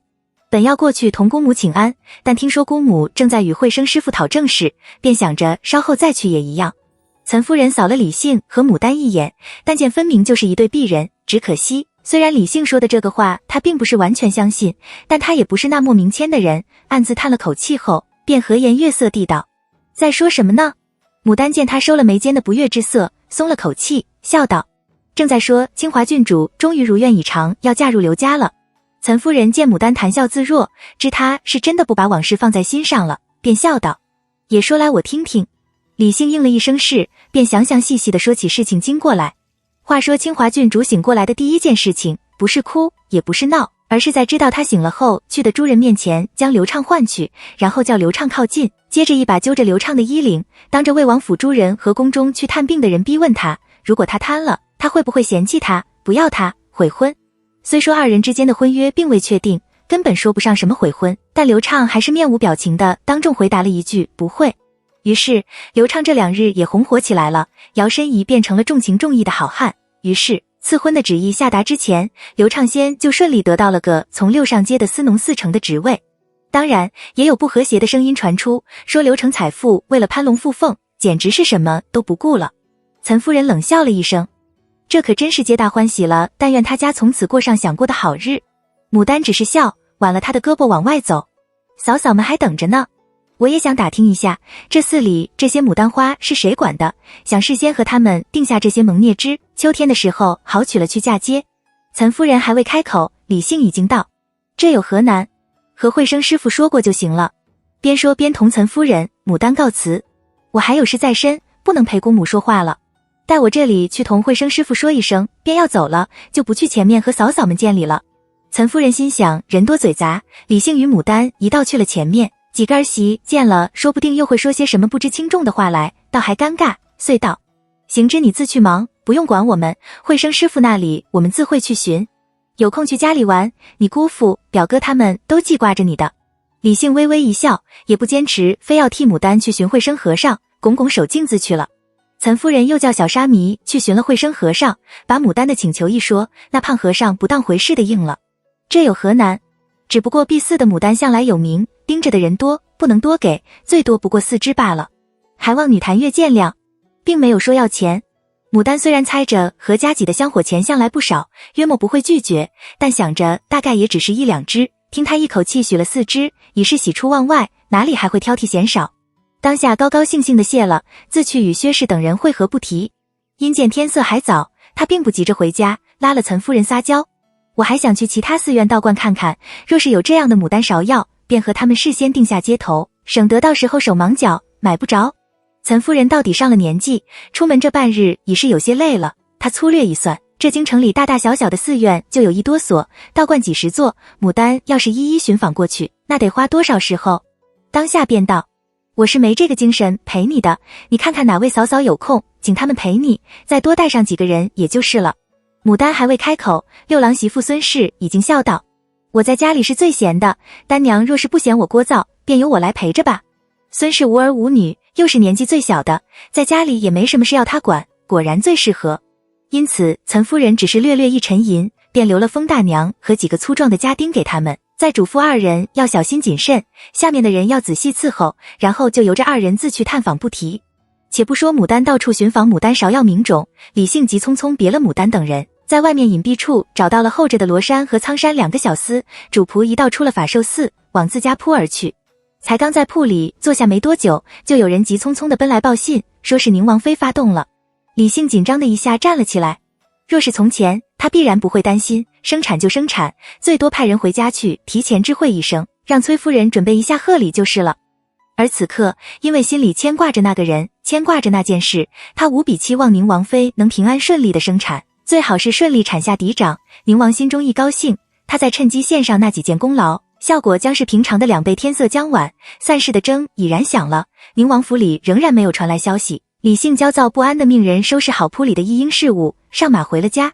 崔夫人已然听说了宁王妃发动的事，正与李满娘一道检视准备送去恭贺的一应物，又议论起那位宁王妃秦氏来。阿姐，我以前和您说过这位秦妃没有？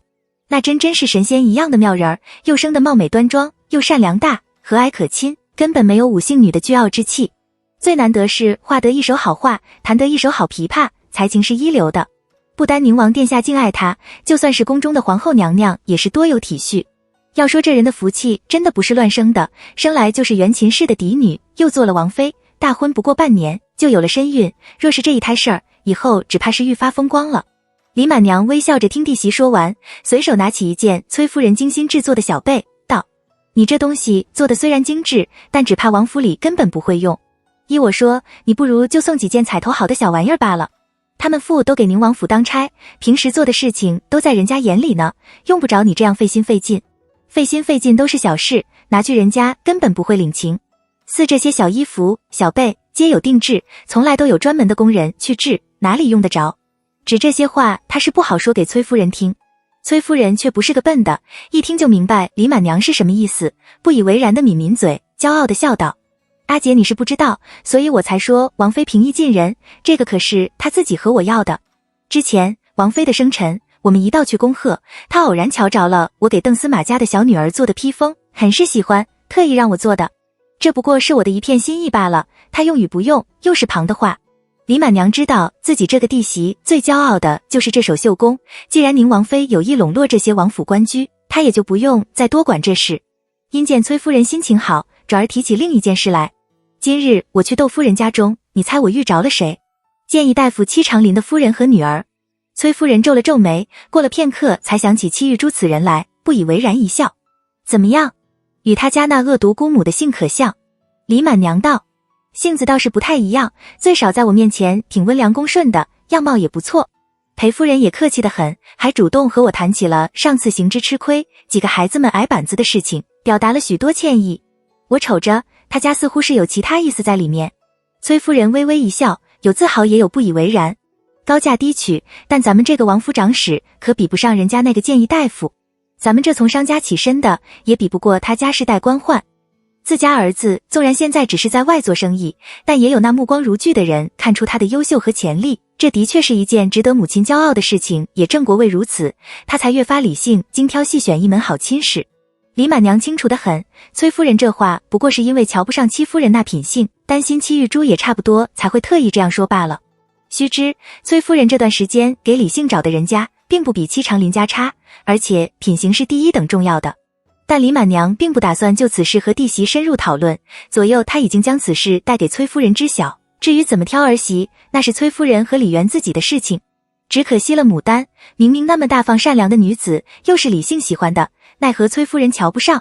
二人有一搭无一搭地说起其他事情，听说李姓回家了，方才停下。从来清凉无汗的李姓，此刻竟然满头大汗，一眼看到二人面前的那堆贺礼，不由皱了皱眉头，道：母亲这是要去宁王府送贺礼吗？已经生了。崔夫人哈哈大笑，也不忌讳李姓是男人不懂这些，直带了当地道：哪有那么快？不过今早才发动，王妃是头一胎，身子又娇弱，今晚能生下就不错了。这些贵人们，若是那些爱骑马射箭打球的倒也罢了，似这等又娇弱又从来娇养的，生孩子却是大关卡。李满娘有些得意，说起来她生孩子倒是真没吃过什么大苦头。她身子康健结实，平时爱动，没有刻意当回事，生孩子对她来说反而很轻松。边关的女人们大多数都是这样，还有一个女子独立生下孩子后，看到院子里的成熟的青胡桃，格外嘴馋，当下便自己爬上树去打了来吃。这京城里的女人们虽然平时都爱骑马什么的，但又有几人能这样？崔夫人听到这里，却又想起另一件事来，旁敲侧击的道：所以这娶媳妇身体康健是最重要的。李姓默然无语，心情越发不好。李满娘见状，忙道：行之，上次我让你帮我打听房子的事情，你可打听到了？李姓勉强打起精神道：问过了，最近没有什么合适的，让人盯着的，一旦有合适的，我马上就去买。崔夫人也知道李满娘这是故意插话的意思，便顺着道：你可得给你姑母办妥这件事。奈何李姓并不答话，只是默默点了点头，在一旁坐了片刻后，豁然起身往外走。我不吃晚饭了。崔夫人嗔道：你这孩子！不待他说完，李姓的背影已经消失在了窗外。他无奈地看向李满娘：我承认那孩子是个不错的，我原本也不嫌他出身，毕竟咱们家也曾经是行商起家的，但就是他那身子骨，风一吹就会飘走似的，还有长那样，我总觉得那什么月盈则亏，太美了可不是好事情。李满娘并不与他一起评论牡丹如何，只淡淡地道：这过日子还是得你情我愿才行。崔夫人长叹了一口气：阿姐你不知道，他对他有心不是一天两天的事情了，从前就记挂着的，若不是那孩子病得要死了，要冲洗，他措手不及，只怕早就提出来了。你以为他跑到外面去这2年，就只是为了那2匹无马还有那什么生意？不是的，好容易才好一些，又闹了这么一出。那孩子将来要是有个3长2短的，他就毁了。他咬了咬牙，眼里闪过一丝坚毅，与其如此，我不如从一开始就断了他的念想。他要帮他出火海，他要帮他出气，都可以，但就是娶他这一条，我坚决不许。李满娘也不好说什么，摇了摇头，长长叹了口气。李姓换了身鱼肚白的家常袍子，歪躺在茶寮里，目光涣散地看着渐渐阴暗下来的庭院。醋汁在草丛后发出悦耳的声音，茶寮前的猪梨已经快要成熟，不远处廊下那10几株牡丹在夜风里轻轻摇曳，空气中飘来碧水煮茶的清香。明明一切如此美好，偏生他心里无尽的寂寥。牡丹不知道，他一直在他身后默默地望着他。他很小就认识了他，他从小就很美丽可爱，性子又大度良善。他每次去何家，总能看到他娇娇的乖乖地靠在岑夫人身边，眨巴着一双漂亮的凤眼看着他，糯糯地喊表哥。若是遇到他高兴了，他也会调皮地学着大人大声喊他的字。行之，他第一次看到他就喜欢他，那个时候小，还不懂得这许多。等到他大一些了，长到11、12岁的进修，他已经是青涩少年，懂事了。他总会趁旁人不注意，在一旁偷偷地看他。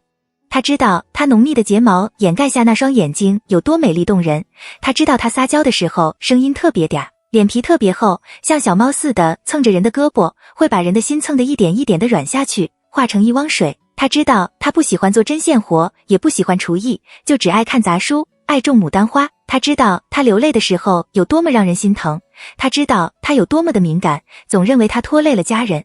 14岁的少女，明媚芬芳，虽然病弱，却丝毫不能阻挡他的美丽。他不想只做他的表哥，然而终究是有缘无分，命运很诡异的和他开了玩笑。他的病突然加重，接着又是那个术士莫名其妙的话，他又莫名其妙的成了刘畅的妻子。他不知道他不是那个可以给他冲洗的人让他有多难过，但他总巴望着他能好好活下去。知道他闯过了生死关，知道他喜欢上了那个人，他想他总是能忘了的。不管怎么样，日子还是要照旧过下去。这个世上他并不是只有他自己，父母家庭，他背负的使命太多太重，任何一样也放不下。可是到底能忘不能忘？不能忘。他一旦看到了希望，就遏制不住的又燃起了希望。李性悠悠地看向那10几株牡丹，这些极品牡丹都是给他准备的，然而他却一次都没有看到过花开。他唯一一次来这里，已是花市已了之时，他自是不知道他心中所想。他对他说出了那样的话，他偏偏不能怪他。碧水端坐在一旁，素白美丽的手熟稔优雅地拨弄着茶釜、银匙、竹夹等物，心思却没放在上面。他偷偷打理着一旁的李性，见他眉头深锁，目光幽暗，很是不忍心，忍了又忍，忍不住出声相询：公子今日办差还顺利吗？李性对待下人自来很好，就算是心情不好也不会苛责谁，虽然心不在焉，还是好生回答他还好。碧水还想再问他是遇到什么事了，李性已然道：茶煮好就送上来，你去吃饭吧，让我一个人静静。碧水愣了愣，无声地将瓯送到李性面前的茶几上，又将驱赶蚊虫的香拨了拨，默默行了个礼，退了出去。才走到院子中间，就见崔夫人身边的真龙立在院门口朝他招手。碧水端庄地走过去，笑着给真龙行了个礼：真龙姐姐。真龙笑道：夫人亲手给公子爷做了馄饨，让我送过来，现下人怎样了？碧水忧愁地道：正躺在茶寮里喝茶呢，不要我们在一旁伺候，就看着院子里发呆。你可知道他怎么了？真龙叹了口气，左右张望了一番，道：还不是那件事。碧水越发忧愁。真龙把手里的托盘递给他：好了，我这就去禀报夫人，小心伺候着。碧水接过托盘，默默地站了一会儿，咬咬唇朝茶寮走过去。公子，夫人给您送吃的来了。李性低声道：放下吧。碧水听了很是欢喜，立刻将那碗热腾腾的馄饨放在了他面前。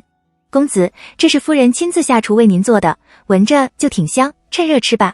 李性并不多话，握住筷子埋头就吃，请客。吃完以后将筷子一放，道：收了去，若是宁王府有消息传来，马上就来告诉我。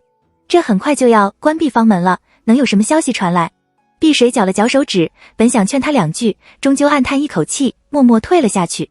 一碗味道鲜美的热馄饨下了肚，李性觉得无论是身上还是心里都要轻松了些。他屈指轻轻敲击着茶几，慢慢地盘算起来。父母不接受牡丹，无非是因为希望他的前程更远大，那他就一步一步的来，证明给他们看，他不需要妻族来提携，也是同样能做成大事的。待到他功成名就之时，想必他们也不会对牡丹那么挑剔了。那么宁王妃能不能顺利生产，是否产下嫡长子，都与这件事情无关了。他要徐徐图之，立下更大的功劳。夜一点一点地暗下来，几点寒星在夜空中闪烁着，晚风将金银花的香气送过来，闻着再舒服不过了。想通了的李性起身伸了个懒腰，大声道：碧水，让人给我送洗澡水来。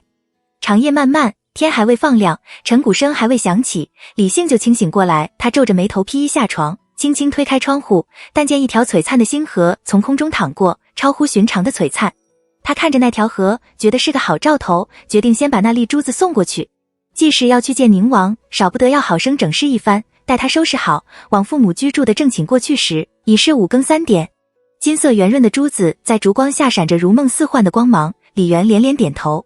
这珠子定然能得到王妃的喜欢。说完这话，他狐疑地看着李性，早就准备好了的吧？为何这个时候才拿出来给我们看？你这次又想做什么？崔夫人闻言，立时住了筷子，皱起眉头看向李性，满脸的不悦。唯有李满娘专心致志地吃饭。李性微微一笑：不做什么，孩儿只想多立几件更大的功劳，让殿下把更重要的事情交给我去做。李元沉吟片刻，似笑非笑地道：你能这样上进，我和你娘就放心了。李性郑重其事地道：儿子定然不会叫爹娘失望的。父子俩一道出门，还未走下如意踏垛，就见一个婆子脸色苍白地奔进来：王府来人了，王妃轰了。李性与李元的目光就碰到了一起，都从对方眼中看到了震惊。李性的心砰砰砰地乱跳，虽然已经想好了不在这个时候求宁王，但宁王妃的死带来的不定因素却也是很大的。不过唯有一点可以肯定，至少最近宁王没有心思去管他的亲事了。不要说李元与李姓，就是屋里的崔夫人与李满娘都惊得站了起来。李元与李姓快步奔了出去。李元身为王府长史，该他做的事情着实不少，只怕接下来几天都不能回家了。李姓却是要去准备若干丧礼需要的东西，也要忙得脚不沾地。崔夫人3步并作2步走到门边追问道：什么时候的事？孩子呢？那婆子配合主子的心情，做出万分悲痛的样子。小世子是亥时1刻落的地，但王妃却是血崩，熬到寅时3刻就轰了。崔夫人的眼泪一下子掉了出来，李满娘抚了抚她的肩头，问道：小世子的情况好吗？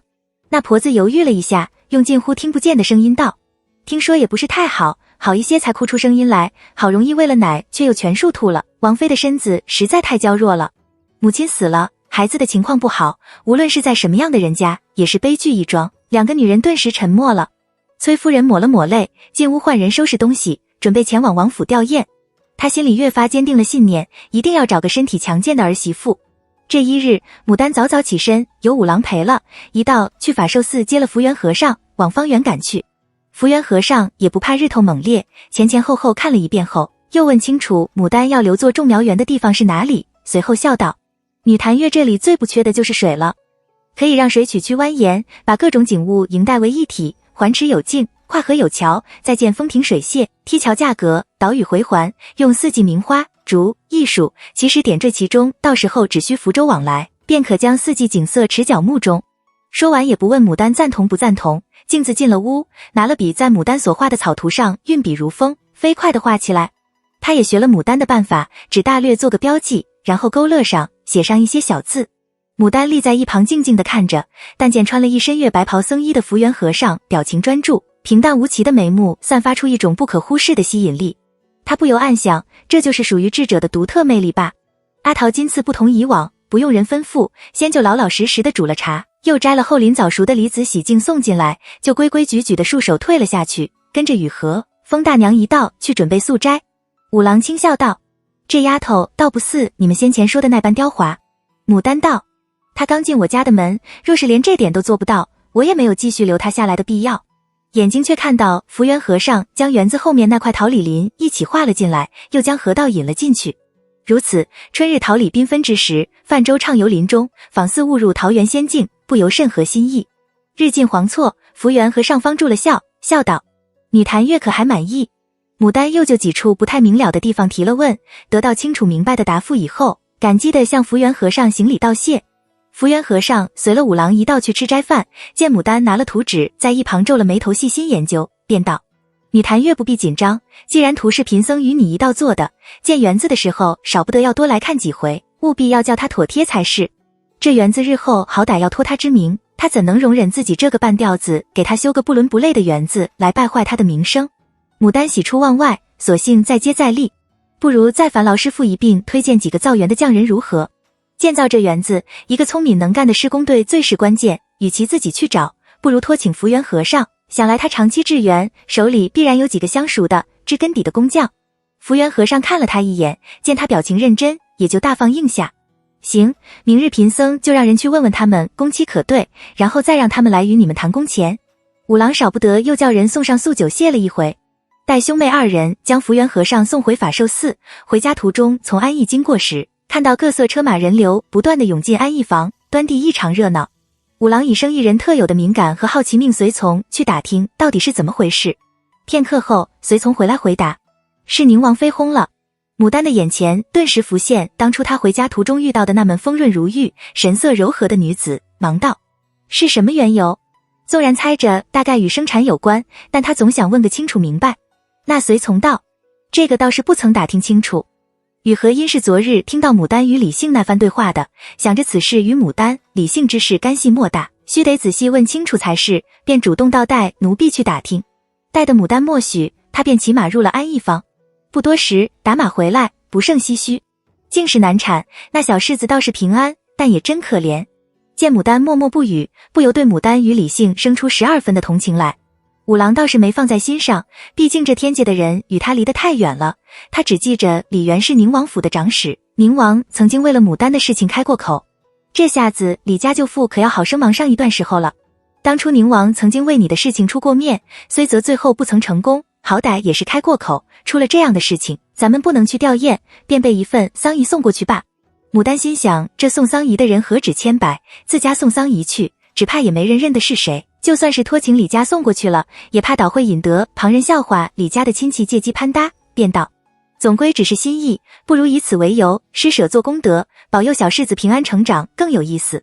五郎听他这个意思，竟然是不想要旁人知晓的样子，想了想，觉着本就是为了尽心，也不是做给谁看，便道：也罢，就依的你。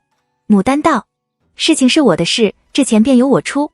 五郎本想劝他，见缘在即，花钱的地方还很多，但看到他一本正经的样子，也就不再劝。兄妹二人回到家中，门房过来牵马，笑道：李家姨夫人一道过来了。牡丹猜着李满娘大概是陪着崔夫人一道来吊唁，却不好跟着崔夫人在王府久留，故而趁便来自家歇息的。因着李满娘不是那挑剔的人，于是也不入内换衣，只将马鞭递给雨禾，先与五郎一起进去拜见李满娘。李满娘正与岑夫人讲编程故事，见五郎牡丹来了，见过礼后，笑着将牡丹拉过去，执手细看，与前些日子比，好似黑了些。岑夫人嗔道：成日总骑着马往外跑，能不黑吗？李满娘道：这样子好，身体健康最重要。又问起牡丹见园子的事情来，牡丹一一答了。五郎心想着，牡丹虽是默默尽心就可以的意思，但李家是请宁王帮忙的人，此事不要宁王府知晓，却要李家知晓才是，省得李家还当自家人是那忘恩负义的人，便将话题自然而然地转到了宁王妃的丧事上，又说起了牡丹的打算。李满娘叹了口气：你这孩子倒是心善周到，奈何那孩子是个没福的，适才我才与你母亲说起，那可怜的孩子竟没熬过去。知道李满娘不会拿这种事说，沉默片刻，叹道：就算是尊贵如斯，也逃不过一个命字。岑夫人道：何尝不是呢？所以说这福气不是乱生的，有了那命，还得有福气去想才是。罢了，要功德就做2份吧，求佛祖保佑这母二人来世平安喜乐。薛氏却想得更深远，这事儿对舅父没什么影响吧？李满娘道：应该没有，只盼宁王殿下早些起精神来才好。他们夫妻感情甚笃，一直盼望着这孩，谁知道会这样，这打击不小。今日已是哭晕过去2回了，还是宫中来人才劝住了的。众人又感叹了一回似这等天皇贵胄，如此情深意重的实在少见。牡丹却在一旁想起前世的事情来，那个时候爸爸与妈妈总爱互相开玩笑，问对方若是一方死了，一方会怎么办？多久嫁娶新人？爸爸总是半开玩笑半认真地道：不娶，我就为你守身如玉一辈。在我心里就没人能比得上害他妈。妈妈明明知道不可能，却还是非常非常喜欢这样的回答，边甜蜜的笑，边怪爸爸说假话。爸爸又说：那我先死了你怎么办？妈妈就会非常生气地拧起眉毛，恶言相向：要死你就早点死，别拖到后面我老了没人要才死。你死了才好，让人享受你的房，让人享受你的车，让人叫你老婆做老婆，让人叫你女儿做女儿。爸爸深知妈妈的秉性，晓得这恰恰就是舍不得她的表现，总是哈哈大笑。为了不让别人占我便宜，那我还是死了。后来却是妈妈早早就去了，爸爸刚过1年就重新娶了其他人，那个人果然住着爸爸和妈妈的房，开着爸爸和妈妈一起买的车，叫妈妈的老公做老公，除了他不肯叫那人做妈妈以外，其他的都被妈妈当时的话应验了。虽然他为爸爸这么快就重新娶了旁人而非常不舒服，但他还是冷静地接受了事实。毕竟妈妈去世的时候，爸爸真的是非常伤心，茶饭不思，很长一段时间都蔫巴巴的，到那位之后才又重新精神起来。不论怎样，毕竟是他的爸爸，他还年轻，还有几十年的人生，他没有自私到要爸爸孤老悲伤一辈才满意。他安慰自己说，已经没了妈妈，爸爸能过得好总比不好的好，妈妈是他一个人的妈妈，他牢牢记着就好。待到他来这里以后，他就淡了对爸爸的怨，万分庆幸爸爸身边还有那个人，不然中年丧妻丧女又独自一人的爸爸就可怜了。这样想来，爸爸能这么快恢复过来，对于活着的人来说，何尝不是一件幸事。妈妈若是地下有知，也一定希望爸爸能过得好。但他常常会想，这世上谁又真的不开谁？那种非亲不可的感情，不是没有，也固然感人，但总是可遇而不可求的吧。宁王这样的人，过不了多久就会重新娶妻的。就算是他果真忘不了秦妃，皇也不会容许宁王妃之位空虚，年深日久，再想起那个神色柔和的美丽女来时，他又还记得多少？面目总会随着时间的流逝而模糊的吧。少女怀春的英娘荣娘俱都觉得宁王真是痴情了，虽然不敢明说，但言下之意都是希望自己的未来夫君就是这样深情款款的人。牡丹认真地道，其实不管遇到什么事，多为活着的人着想才是最妥当。最明智的英娘和荣娘有些发愣，不明白牡丹的意思。李满娘与岑夫人却是非常喜欢牡丹这句话。岑夫人探手握住牡丹的手，欣慰地笑道，这话对，你们都要记住，活着的人才最重要。人活着不是单为了自己。何志忠、大郎等人大步走进来，只听到了后面这句话，笑道，这话说得对，但好端端的怎么会突然提起这事儿来？众人少不得七嘴八舌的将事情经过说了一遍给他们听。何志忠叹道，既然如此，明日便去作罢。才叫人摆上晚饭，外面又来了人，这回却是崔夫人从王府回来，绕道来接李满娘归家。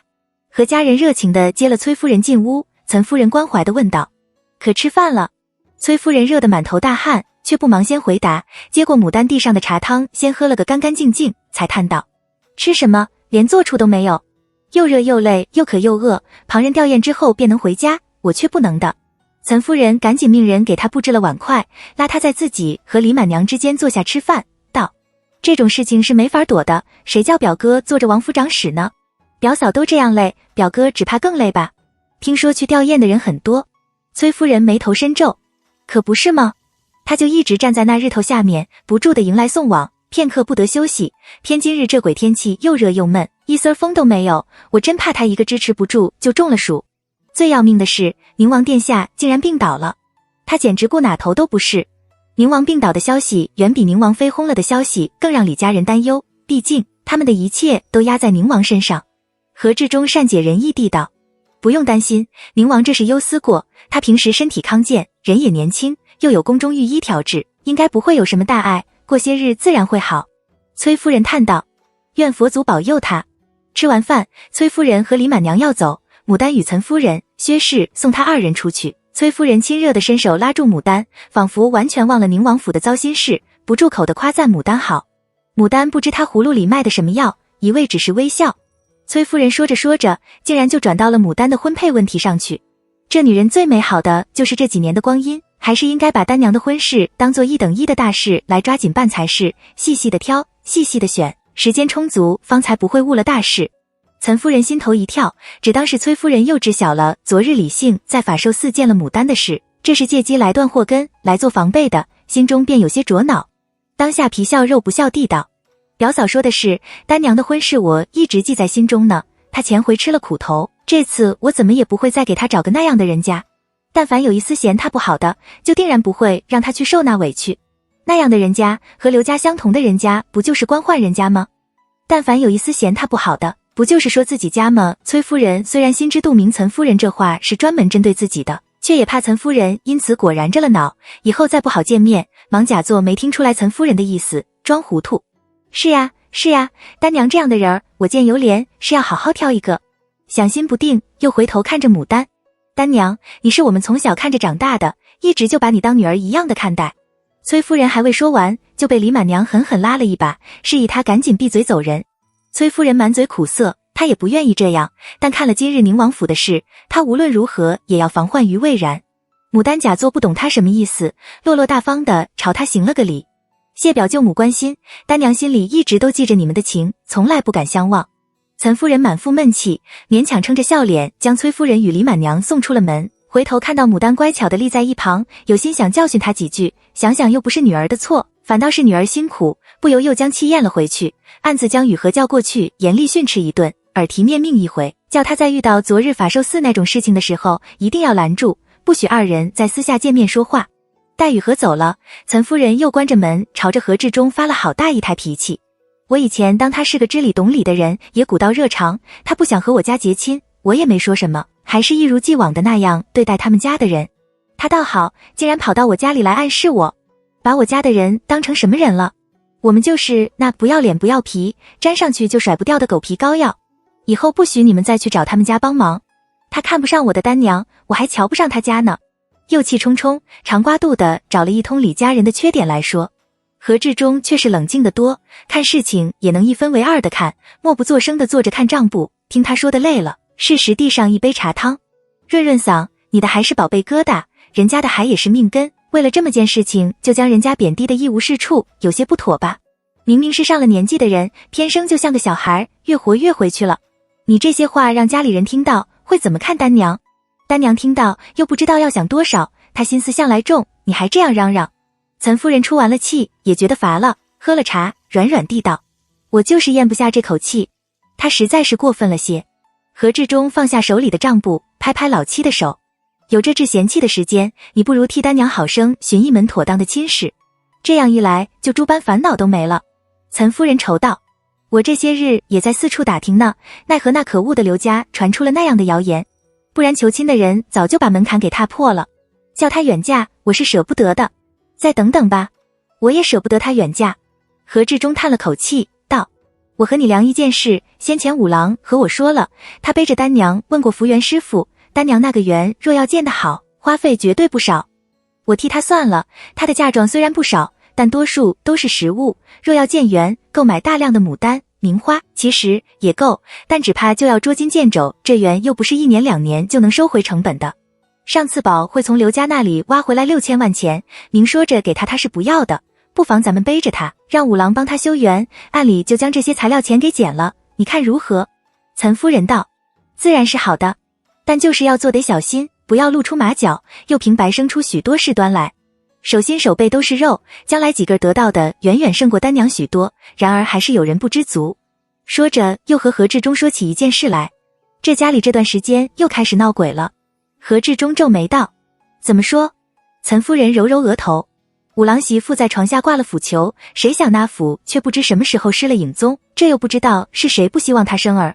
何志忠叹了口气，个个的心都大了。岑夫人道：我觉得还是应该定个章程出来，哪家做什么，能分多少，得说清楚，不然总无事生非的。休要说丹娘越发小心翼翼，在家里住着不舒坦，就是你我也烦，还影响家中的大事。何志忠沉默片刻，试探道：那依你所见，这章程该怎么定才妥当？岑夫人道：你原来是打算让大郎领了郎，五郎做珠宝生意，二郎领了四郎、六郎做香料生意的吧？到底是知夫莫若妻。何志忠道：是。岑夫人道：但你事先没和他们说清楚，你看宝会那日，你让大郎家里的2个孩去，二郎媳妇和郎媳妇心里都不高兴，觉得你偏心。1次2次儿们也许不觉得，但一连来上几次，只怕也会跟着有想法。一觉得偏心，心里就有了怨气，哪里还肯如同从前那样和平相处，卖力干活？心不齐就要出大问题。加上其他几家都有儿，就4郎家里只有1个瑞娘，6郎家里更是儿女全无，他们一定会担心其他几家欺负他们没儿，分家产的时候也会吃亏。这府的问题恰恰就说明了这事儿迫在眉睫，你还是先说清楚了的好，他们心里有了底，也就不会乱了。何志忠扬了扬眉：那你说该怎么分才妥当？纵使知道老妻平时为人还公允，但到了这关键时刻，谁没有私心，谁不会偏向自己的儿多一点？但对他来说，妾也许算不得什么，而却一样都是他的儿。岑夫人淡淡地道：老大是长，以后还要指望着他多照顾一下弟妹侄、祭祀什么的，都是他的事，他的脾气也在那里，不是那种不懂事、贪心的，他媳妇也不错，自然要多得一些。其他几个人平分。何志忠没有想到岑夫人竟然会说出这样的话来，惊得立时站起身来，也忘了掩盖情绪，把脸递到岑夫人面前，盯着他道：你怎么这样想得开？岑夫人没好气地瞪了他一眼：丹娘能忍下他嫂嫂们的算计，又当着大家说不要这些钱，为的是什么？不就是图个家和万事兴吗？难道我做母亲的还没他懂道理？他们有本事，给他1块瓦茶也能变成金，若是没本事，给1块金也能变成瓦茶。一家人只有抱成团才能立足，那些破家灭门的，哪家不是因为心不齐，失了和才会遭了灾？何志忠高兴的什么似的：好，好，好，有你这句话，我就知道该怎么做了。但铺是不能分的，各家评估，今后也要听大郎、二郎的安排。岑夫人淡淡一笑：不是他自夸，庶出的2个儿谁也比不上他的4个儿能干懂事，还有他的小丹娘，再没有那样良善大的孩了。李家看不上，哼，他还看不上李家呢。且不说何志忠夫妻2人在这里盘算大事，只求家和万事兴，凝成一股力，越过越兴旺，此时牡丹披着件粉红色的软缎袍，散发歪在床上，任由宽儿与树儿一人在一旁给她用药水揉腿，每当揉到酸痛处，总忍不住要怪叫一声：轻点，轻点。林妈妈道：不要松手，就要用力才能很快解乏，不然明日你的腿脚更疼。又抱怨自家身本来就弱，还不自个儿爱惜这些，又骑马又晒阳，走了这么多的，能不疼吗？宽儿与树儿抿着嘴忍着笑，手上半点不松，牡丹只得哀嚎不已。甩甩在一旁瞅着，很快就会了他怪叫的声音，甚至叫得比他还要凄惨婉转些。轻点，哎呦啊！牡丹听他叫着叫着，竟然就听出些不一样的意味来，气得扔了团纸过去。闭嘴！甩甩怪腔怪调的笑起来。雨禾从另一间房给牡丹熏完衣服，听到这边的笑声，快步过来，默不作声地将甩甩提了出去，气得人来疯，甩甩大骂：死荷花！雨禾也不似往常那般教训他，只将他放到熄了灯的黑暗处，就不再管他。少卿，众人服侍牡丹躺下，劲都散去了。雨禾洗漱干净，默不作声地抱了被进来值夜。牡丹早就注意到他脸色不好看，便叫他过去。雨禾，可是夫人骂你来着。其实夫人也知道不干你的事，她只是气不过。雨禾垂头道：奴婢知道的，奴婢不是为了这个难过，奴婢是为了您难过。我有什么好难过的？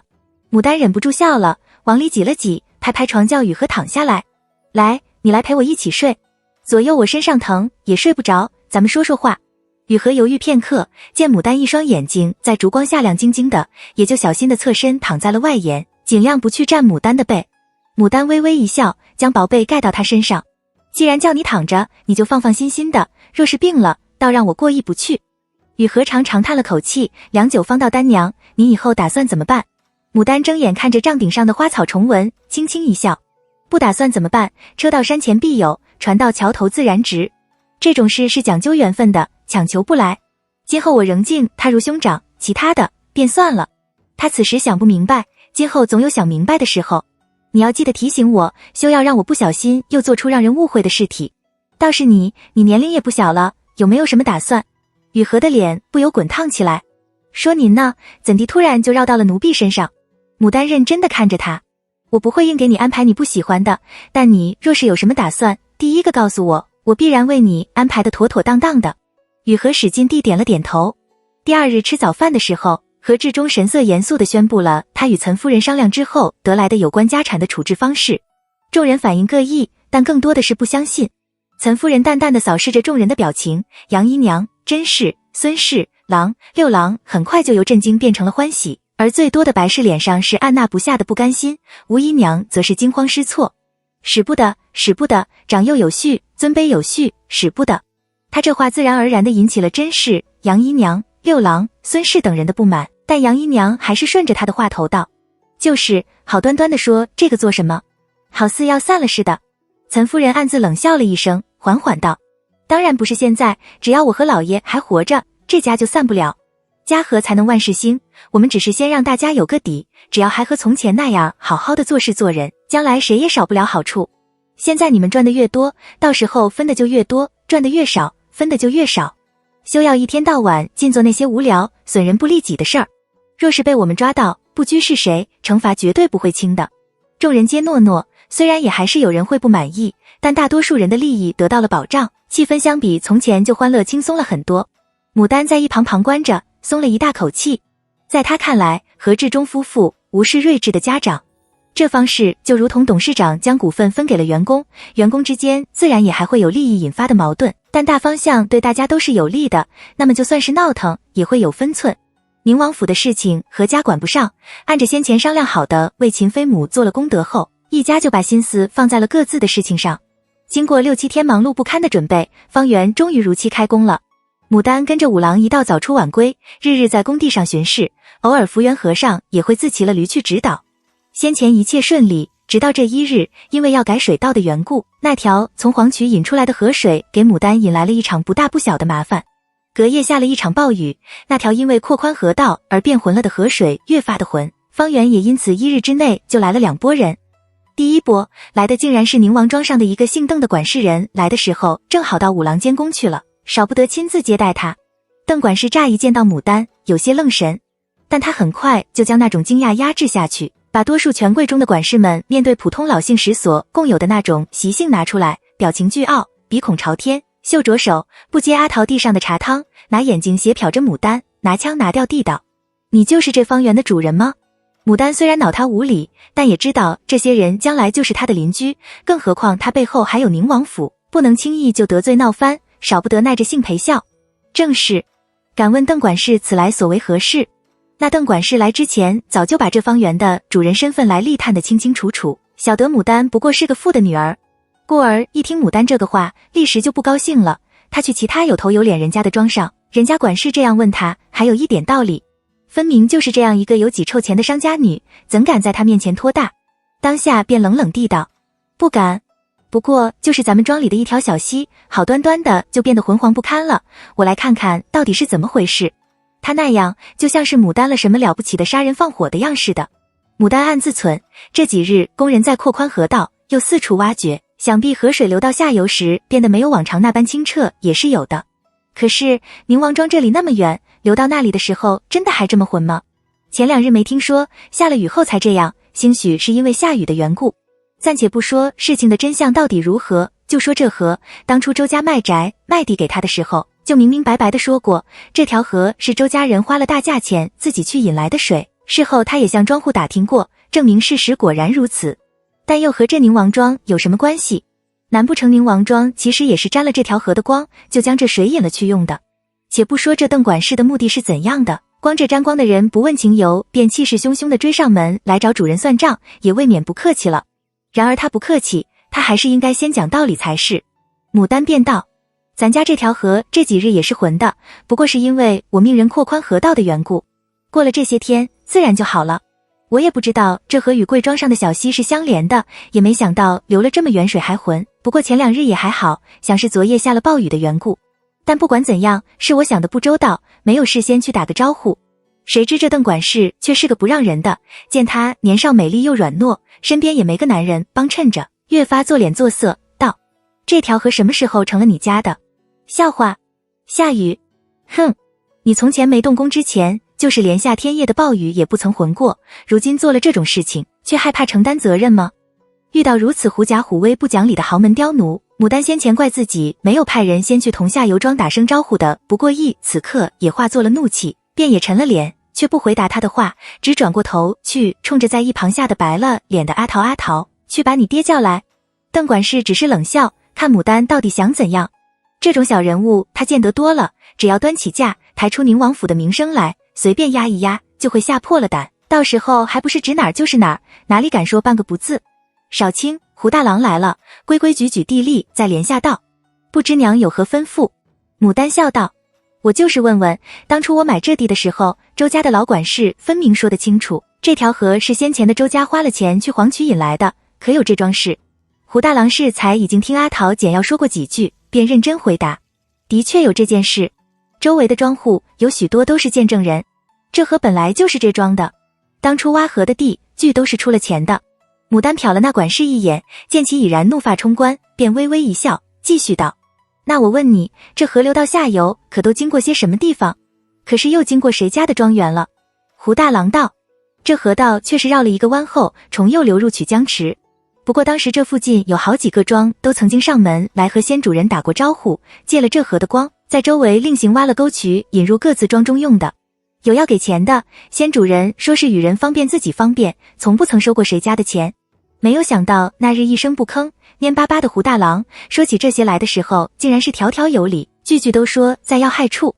这一席话听得牡丹心满意足，不由又多看了胡大郎几眼，满意地道：知道了，你先下去吧。待胡大郎退下，他方才又回头认真诚恳地对着那邓管事笑道：是我疏忽了，原来贵庄也曾引了这条河的水去用。那我这上游动工，果然是会影响到下游，虽然隔了10里远，想来也还是没有先前清澈。他顿了一顿，眼看着邓管事的脸色越发不好看起来，又笑道：邻里，出了这种事情，我也怪不好意思的，又是个女人家，不知道该怎么处理才好。请问管事可有什么妙计，还请指点1、2，我让他们去做就是了。若是个知小道理的，就该收敛，随意2句话打发过去就好了。偏那邓管事是个凶悍刁蛮的，越发觉得牡丹软弱可欺，猛地站起来，声色俱厉地道：怎么办？当然是马上停工。不过王府一个奴才也敢如此欺负人。牡丹一口怒气憋在喉咙口，几次往上冲，好容易才忍住了，淡淡地道：管事这主意虽然妙，但只怕不合情理。我这房屋地亩统统都是在衙门里申了牒，记录在当的，我自在我家的地头挖我家的地，扩我家的河道，天经地义。是的，这个时代商人地位低，被人瞧不起，她是商人女儿，也因此吃了不少苦头。但那又如何？她从不认为自己就低人一等，也不认为那些所谓的皇孙人官宦就比自己高级多少，她会尽量去适应这个时代的生存法则，但那是为了好好的生活下去，越过越好，并不代表她站着理也要卑躬屈膝，任人骑在头上欺凌，却不敢发声。邓管事见她一个小小女，竟然不吃硬不怕下，嘿嘿冷笑了2声，阴阳怪气地道：好呀，你是在你家的地头挖你家的地，扩你家的河道。但你可知，宁王殿下这几日就在庄里，他日日都要坐在那溪边读书的，你扰了他的清静，该当何罪？接着手指就挖到了牡丹的脸上。寻常庄户老姓一听到这种话，一看这架势，无一不是被吓住任由拿捏。偏牡丹不是那种可以任意拿捏的，她不但不退，反而不动声色地往前一步，推开已经自行挡在她前面的风大娘和雨禾，盯着邓管事不软不硬的道：说来也巧，我家表舅刚好是王府长史，我家中也曾舔言求过殿下恩典，前些日也晓得宁王妃与小事不幸薨了，殿下病了，却不知殿下已经来了庄中。若是我真的犯了大错，自然该前往请罪。管事是见惯大场面的，懂得的多，还请教我犯了何罪？下次也好不再犯错。邓管事无言以对，片刻时间脑里转了好几个弯，却不知牡丹所说的是真是假。但宁王妃薨了，宁王病了也不在庄中，果然是真的。因他拿不准，却也不敢相逼甚，只得虚张声势的冷笑一声：只怕有些罪过，你想改也迟了。小娘，听老夫一声劝，做人还是莫要张狂的好。言罢一甩袖走了。他呸，什么老夫，老狗还差不多。牡丹懒得看他，懒洋洋地道：慢走，烦劳大娘帮我送送客。风大娘默不作声地送了邓管事回来，愁道：丹娘，这是怎么回事？好端端的他就发了那么大的火，虽然这回是赶走了，只怕回头又要设计了其他借口来找麻烦。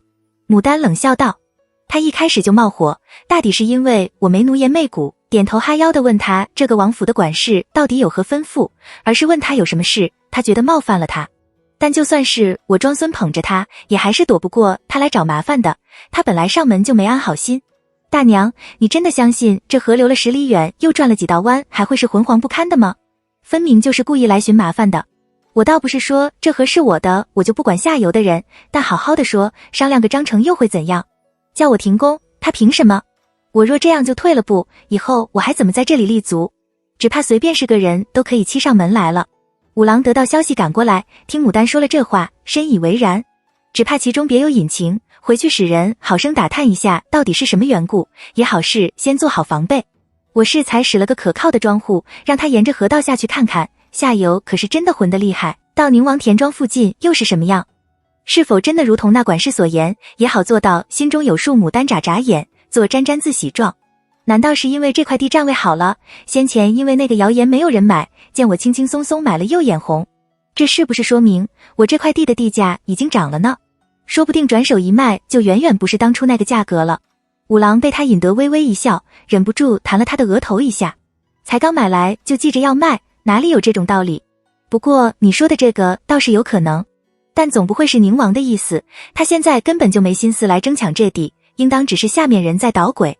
牡丹轻轻叹了口气，娘般不愿再沾李家的光，但这光还偏不得不沾。若我不是抬出表舅来，那人也不会走得这般快。五郎同情地看了他一眼，笑道：只不过他刚好是宁王府的，除了李家，爹爹也还认得旁人，你也不必把这事儿放在心上。临时搭起供饭的大厨房里做好了饭，雨禾将牡丹与五郎等人的饭菜送上来。牡丹忙了大半日，早就饿了，比往日在家时多用了半碗饭。五郎见他吃得香甜，笑眯眯地道：就要经常出来动动，有事做着才有精神。牡丹道：五哥你还别说，我真的觉得自己这段时间比前些时候强壮多了。以前骑马从这里到家中一个来回，再略略走上一段，2条腿就酸疼得不行，现在根本不会了。五郎笑了笑，心想过几日大批材料要送来，不如将牡丹枝试开更方便些，便道：你不是还要去准备今年秋天要用的牡丹种苗吗？这几日不是要紧的时候，你只管与你六嫂一道，该去打听的继续打听，该预定的继续预定，这里有我就好。牡丹应了，兄妹二人才放下碗。阿桃又忐忑不安地来报，外面又来了一位客人，听人说先前就在那河道边游了几遍，才让人来通报的。这又是何方神圣？难道这条河的污染影响果然如此之大？五郎与牡丹对视一眼，问道：是个什么样的人？阿桃道：是个10多岁的黑脸汉，他说他是这附近姓蒋人家庄园的仆役，叫乌。阿桃小小的心里充满了担忧，刚来了个王府庄园的管事，又来了这么一号人，也不知道又是哪个权贵家的，又要找什么麻烦。如果这庄这地用不成了，是不是又要转卖？牡丹听说是蒋姓人家的仆役屋，忙道：快请进来。又和五郎解说了这屋的身份，约莫是蒋长阳家里的仆役。五郎听说是蒋长阳的家仆，或不已。他来这里，这又是为了什么？说话间，穿着灰色圆领缺胯袍的乌满脸是笑的走了进来，五郎忙请他坐了，叫雨和奉茶。牡丹先谢过上次他送药去，寒暄了几句方道：本是打算弄好以后再登门拜访的，以后就是邻里了。乌笑道：不敢不敢，小人今日来却是为了那河水的事情。牡丹忙道：可是贵庄的用水也浑了。胡大郎说当初几家人来商量饮用这河水，莫非蒋家也是其中一家？他越想越觉得有可能，毕竟那日乌说送盐过来，他们并没有等多长时间，可见蒋家离宁王府的庄并不远，兴许就在这河的下游也不一定。乌笑道：小人可以说是为了此事而来，也可以说不是为了此事而来。牡丹听他这话似别有用意，但想着就凭蒋长阳的为人，也断然不会因为这种事情来找自己的麻烦，既然来了，一定是有其他因由，便道：还请乌管事细说分明。乌微微一笑：这河的由来，我家公和小人也是知道的，本来就是大家都沾光的事情，主人家要动工无可厚非，左右又没有谁喝这水，浑上2天也就不浑了，不是什么要紧的。再说这河流到下面绕了几个弯，又是从侧面开的沟渠引的水，不会浑得那么厉害，所以对我们庄上来说并没有任何影响。说到这里，乌扫了风大娘、雨禾一眼，牡丹会意，示意风大娘与雨禾出去看住门户。乌见闲杂人等都退下去了，方笑道：不是什么大事，不过总归知道的人少好。适才府上可是有位宁王府庄园里姓邓的管事来巡视，他怎么这么快就知道了？牡丹虽然万分诧异，但还是笑着答了：正是。他说宁王府庄上的水因为我们的缘故全浑了，要叫我们停工，不然要治我的罪。我刚安排了人去看是否真有此事，再设法应对。这也怨我事先没有打听清楚，竟不知道下游还有其他人家在用这水，若是事先做了准备，也不至于。乌看了牡丹一眼，道：我们的庄就在贵庄与宁王府庄的中间，适才邓管事从贵庄出去，直接就去了我们的庄上，意思是要我们与他们一起来寻你们的麻烦。这河的下游还有几家人，都是权贵，他大概还会再去寻那些人。他如愿以偿地看到牡丹与五郎的脸色顿时凝重起来，看来不只是单纯的为了一条河找麻烦呢。牡丹起身谢过乌，多谢乌管事提醒，让我们不至于在事发时措手无策。五郎也道：谢过了，但乌管事还是早些回去吧，若是叫那人知道你过来报信，说不定又会来刁难你们。不过一个小小的奴才，算得什么？乌笑了笑，缓缓说道：二位不必担忧，且听小人把话说完。当时我家公恰好在，已然回答了那邓管事，其实是我们庄上也在拓宽水渠，想将水引得更大些，好挖个池。宁王府的水浑应该是我们庄里的缘故才对。已是告诉那邓管事，他会派人去各家赔礼道歉，小人这就是因为牵连贵府平白受了冤枉，特意来致歉的。说着竟然真的起身向牡丹行礼。牡丹的嘴张成 O 形，这也那个啥了吧？他不是笨人，怎会不懂这屋将好好一件事分成2节讲，中间还吊胃口的意思？更何况哪里有这妖巧的事情，他这里动工拓宽河道，蒋长阳的庄里也刚好拓宽河道，他这个是主流，影响支流还说得通，那个支流也影响主流，不对劲吧？分明就是蒋长阳揽事助他的意思。牡丹忙示意五郎扶住屋，道：这个礼我真的是当不起，又给蒋公添麻烦了，他古道热肠，几次翻住我，我真不知该怎么谢他才好。可到底是我的事情，不能总无端给蒋公添麻烦。我正和我五哥商量，准备回去和家里人商量，尽快处理这件事呢。不论如何，总有应对的办法。靠人不过一时，更何况不是每次都运气这么好的，他必须尽快会应对处理这些情况，才能立足。乌很满意他的反应，却笑道：小娘多虑了，我家当真是在挖河渠，公想建一座水榭，种上种台莲和白莲。正嫌谁小呢，可巧的贵庄就拓宽河渠了，说来又是我们得意。按您这样的说法，我们沾了这河渠的光，也该算钱给府上才是。牡丹笑道：不是这样说。乌不由分说，若是这地换了旁人去，只怕下面人家的水都要不好用了，我们这也是为了自家方便，您就再多说了，只做到心中有数就好。说完也不多话，就要辞了去。牡丹无奈，只得再谢了，与五郎一道送他出门。兄妹二人商量之后，因恐宁王府庄园的人会趁着自家没人再来找麻烦，便决定由五郎留在此处坚守。牡丹领了风大娘、雨禾并2个孔武有力的家人一道归家，去寻河至中商量对策不提。时近黄昏，彩霞满天，到两旁的禾苗正是青翠茂盛的时候，牡丹打马慢行上，但见满目青翠，许多鸟在田间地头飞腾跳跃，叽叽喳喳，见或还能看见几只白色的水鸟伫立田中，远处村落里炊烟袅袅，好一派乡间田野风光。风大娘和雨禾见他看得出神，便也不催他，几人慢悠悠地走着，偶尔互相间开几句玩笑，倒也轻松自在。忽听身后一阵马蹄声响，牡丹回头，见当先那匹马很是醒目，通体乌黑发亮，唯有额间与四蹄是白的，身材高大健美，显得很是漂亮威风。马上之人则戴着黑纱幞头，穿着宝蓝色的缺胯袍，腰间挂着把黑色的横刀，表情坚毅，正是蒋长阳。他身后跟着的那穿灰色袍的黑脸汉，不是先前去了方圆报信的乌又是谁？牡丹没想到竟然这妖巧会在这里遇到他主仆二人，当下勒马停住，回头望着蒋长阳一一笑道：蒋公安好。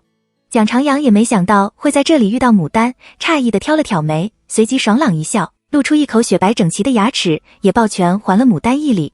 何娘安好，您这是要回城去吗？牡丹笑道：正是呢。蒋长阳看了看天色，又打量了牡丹在夕阳下显得流光溢彩的脸一眼，道：我有事也要回京，天色已晚，若是您不嫌弃，不妨同罢。傍晚是夏日里最美好的时段，之一边的草丛中已经响起了促织长一声短一声的叫声，微风吹过，稻田发出轻轻的沙沙声，空气新鲜清冽，向着夕阳骑马缓行，实在是一件非常惬意的事情。侧头瞧过去，只见蒋长阳在他2个马身左右的地方，不急不缓地持缰而行。他那件鲜艳的宝蓝色缺胯袍，纯黑色的马在夕阳的余晖中，傍晚的藏青色天空下，碧绿的稻田旁显得格外显眼，更有一种说不出的和谐之感。他不知道他穿鲜艳的颜色也很好看，在牡丹的印象里，他似乎就没穿过这样鲜艳的颜色，不是灰就是黑，不然就是青色，那些灰暗的颜色并没有让他黯然失色，反而衬得他的气质越发突出。人无非众，一种人是无论穿了什么样的衣服，也是只见衣服不见人，一种是人靠衣装，穿得得体，自然就越发好看，还有一种人是不管穿什么，衣服都只是陪衬。在牡丹看来，蒋长阳就明显属于最后一种人。到此，他是万分好奇此人的身份到底是怎么一回事。潘荣的好友，尚书府的座上客，敢和郡主作对，深得汾王青睐，此刻又和宁王府田庄的管事卯上了。在芙蓉园附近有京宅，在这里有田庄、马术、刀技、球技一样精湛，这样出色的人又热心，若是权贵的地，他应当很出名。可是窦夫人等人却都不知道他是谁，甚至于要向自己听，那么他到底是谁？只可惜不能追着问他的身份。牡丹清清嗓，打开了话头：总给您添麻烦，实在是很过意不去。感谢的话我就不再多说了，但您倘若有我帮得上忙的地方，请千万不要客气。您放心，若是有需要，我一定不会客气。蒋长阳微微一笑，扫了牡丹一眼，他今日穿的是一身橘红色的胡服，腰身还是一样的纤细，比之上次打马球之时虽是黑了些许，却明显健康结实多了，精神状态也完全不一样。此刻的他青春活泼，与从前留那个似乎风一吹就要倒的贵妇人比起来，几乎完全就是两个人。果然大户豪门就是个将活人慢慢变成死人的地方。牡丹笑笑，接着又冷了场。这没法，两人本来就不熟，彼此之间也没什么共同话题，他话不多，牡丹也不是那种话多的人，不到无话找话的和他拉近乎。一行人又默默前行了约有1炷香的时间，蒋长阳主动开了口：您上次用了那头疼药，感觉怎样？牡丹啊了一声，含糊答道：还不错，头疼一直就没再犯过。蒋长阳道：那就好，从前我母亲也有头疼的毛病，一疼起来就了不得，什么事都做不了。这方虽然不是顶顶好的，但也是花了许多心思配来的，他现在就只用这个，已经很久没犯过了。既是服了效果好，回头我再让人送些过来。牡丹根本就没服用过那药，她那天本就是装的病，也从来没有随便吃药的习惯，而且还很怕吃那种黑乎乎的药丸，又怎会去吃那药？听到他说还要让人送过来时，忙道：不用了，上次送的还没吃完，还有好多好多呢。蒋长阳觉得他这句好多好多就如同小孩一样的，不由微笑起来。左右放在我那里都是闲置，不如给用得着的人。您就别推辞了，要是过意不去，可以给要钱。牡丹红了脸，忍不住道：其实我上次病了是装的，既然是装病，后来又没犯过病，那么那药自然就没吃过。蒋长阳愣了愣，随即一笑：罢了，既然如此，就算了，毕竟是药，不是什么好东西。牡丹见他并不以为意，轻轻松了口气，笑道：但我若是再犯病，少不得一定要试试那药的。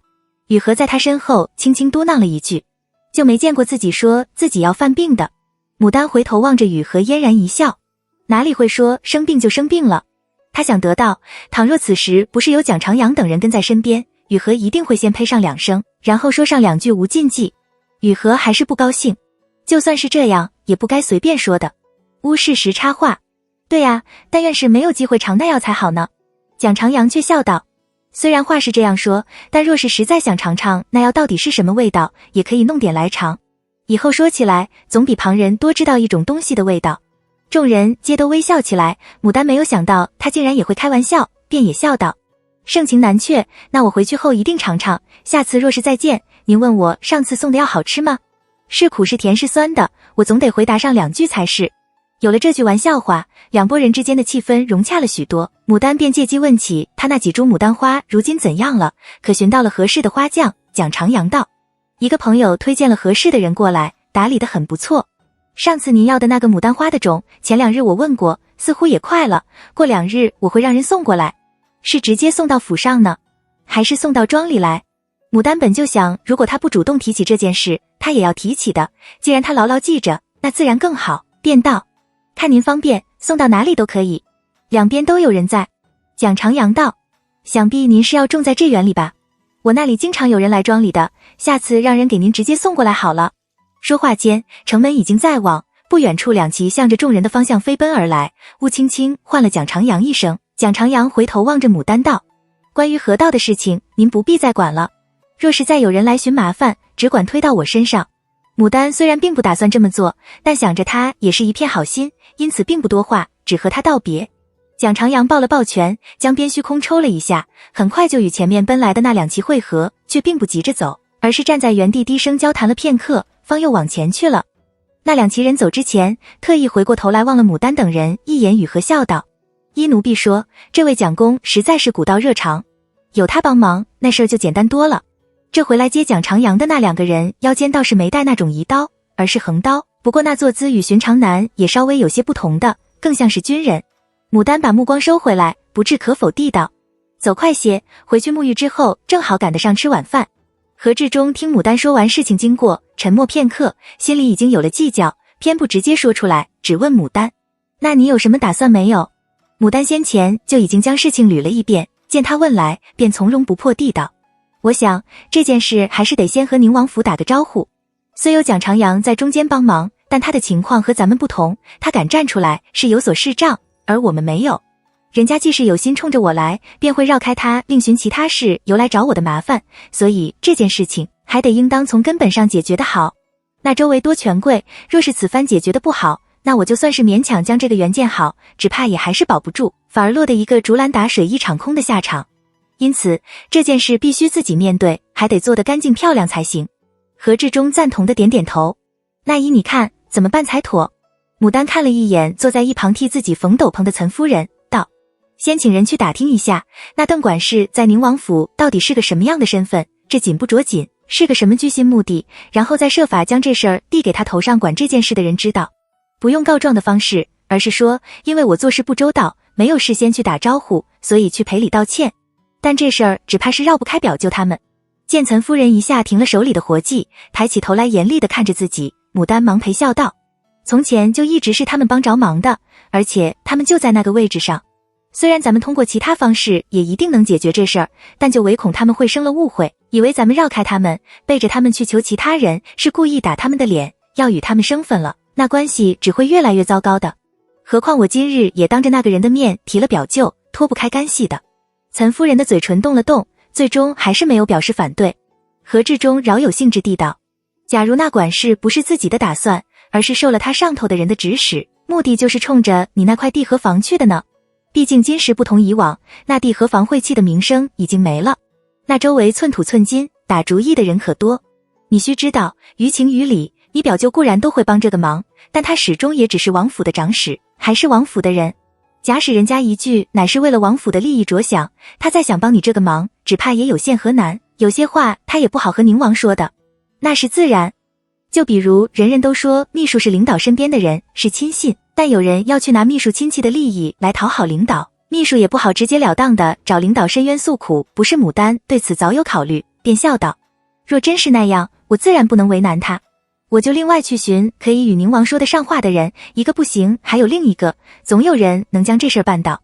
但这件事的真相如何，该请谁帮忙，怎样着手，请表舅参谋，总是可以的。只要我拿捏住分寸，想来他也不会为难。何志忠偏要为难他。退一万步讲，倘若他还是不肯帮你的忙，或者他当时偏巧不在，事情又火烧眉毛，你又怎么办？你打算去寻谁？牡丹仰头微微一笑，总不能叫我的庄就这样平白被人占了去。我自然是厚着脸皮去寻所有可能帮得上忙的人，比如白夫人，比如窦夫人，再不行，我就去寻康城长公主，就算是门房不许我进门，我就在外面等，总能等到她。这些都是还有可能以温和的方式解决的情况下做可以做的，若是这些方式都不能解决了，我便去衙门击鼓申冤。何志忠逼得越发的紧。倘若你击鼓申冤也不能解决问题呢？无论如何，这庄你都必须让出来，你又当如何？也就是说，这庄就是宁王想要。牡丹吐了一口气，认真道：我不当如何？财产义气都没有命重要，逼不过我给他就是了。只要我还活着，我就有机会东山再起，总能得到我想要的东西，实现我的愿望，有恩报恩，有仇报仇。但我若是死了，就真正什么都没有了，不过图得几声叹息和几声嗤笑而已。好。何志忠猛地拍了一下桌，笑道：既然如此，这件事你就按你的想法自己去做吧。事不宜迟，你明日就去寻你表舅诉苦。牡丹没想到和老爹量来的结果就是这样一个结果，他不出面，要他自己去做。可是让他去求李元，他想了半天，才在脑里出一个模模糊糊的李元的形象来，好像是个干瘦的半老头，逢人总带分笑，一双眼睛却锐利的紧。若是之前倒也罢了，虽然他来这里之后不曾见过他，但叫他单独去见一面也没什么大不了的。可如今他和崔夫人都防着他，就生怕他和李姓有私。他若是去李家找他，只怕崔夫人就会给他脸色看，或者又旁敲侧击地说上点什么，自己不舒坦，人家也不舒坦。若是半途去截人，指不定人家又会以为他曲线救国，还是不舒坦。怎么都不好，牡丹本能地打起了退堂鼓，可怜兮兮地看着岑夫人。岑夫人认真地看了他一眼，不许去找李姓。牡丹纠结地揪着衣角，坐在何志忠与岑夫人的房里，死活赖着不走。何志忠坐在一旁喝着茶汤，看着账簿，笑眯眯地欣赏女儿的纠结，简直自得其乐。岑夫人看不下去了，道：如今这情形，还是你陪他走一趟吧。何志忠这才看向牡丹，戏谑地道：刚才还说要厚着脸皮去求旁人，怎么一到来真格的就打退堂鼓了？难不成这自家的亲戚还比旁人难见难求？就算是真的生了误会又如何呢？你自己站得正，你又怕什么？你现在是有我们可以依赖，若是没有我们，你少不得还是要咬牙走出这一步。人若是被逼到绝处，方知脸面并没有生存重要。当然，该有的气节是不能丢的。他还有句话藏在心里，人家对你有偏见，你就来个避而不见，岂不是越发坐实了偏见？倘若是他还偏就要在人家面前展现自己好的一面。但想到牡丹这种情况，却也不是印象好久能改变的，便也没说出来。牡丹一听有戏，立刻谄媚地蹭过去抱住何志忠的胳膊，讨好地道：爹爹，好爹爹，万事开头难，这次您好歹陪我去，下一次我就自己去了。我实在是和表舅不熟啊，您叫我去上结他，他若是给我脸色瞧，我一个女儿家也不好意思的。何志忠怜爱地刮了刮女儿挺翘的鼻，你呀，这一趟我自然是要陪你去的，但接下来你倒是真的要靠自己了。宁王府中，随着王妃陪葬的一应器物准备工作尘埃落定之后，一直以来忙得脚不沾地的李元总算是有了喘息的机会。由于长期没有好好躺平休息，双腿双脚钻心的疼，站也站不得，走也走不得，嘴角也因上火起了个大泡，还开了几个血裂，整个人看上去又疲惫又狼狈。下属劝他回家去休息一夜，他却不敢走，而是走到宁王的书房外，小声问守在外面的侍者安宁：殿下今日饮食如何？可服药了？安宁尚未回答，书房里传来宁王低沉有力的声音：元初，你进来。李元忙扶了扶衣袍，不紧不慢地垂眸走了进去，正要行礼，坐在书案后的宁王抬起血红的眼来看了他一眼，道：免了，你过来看看这几件东西。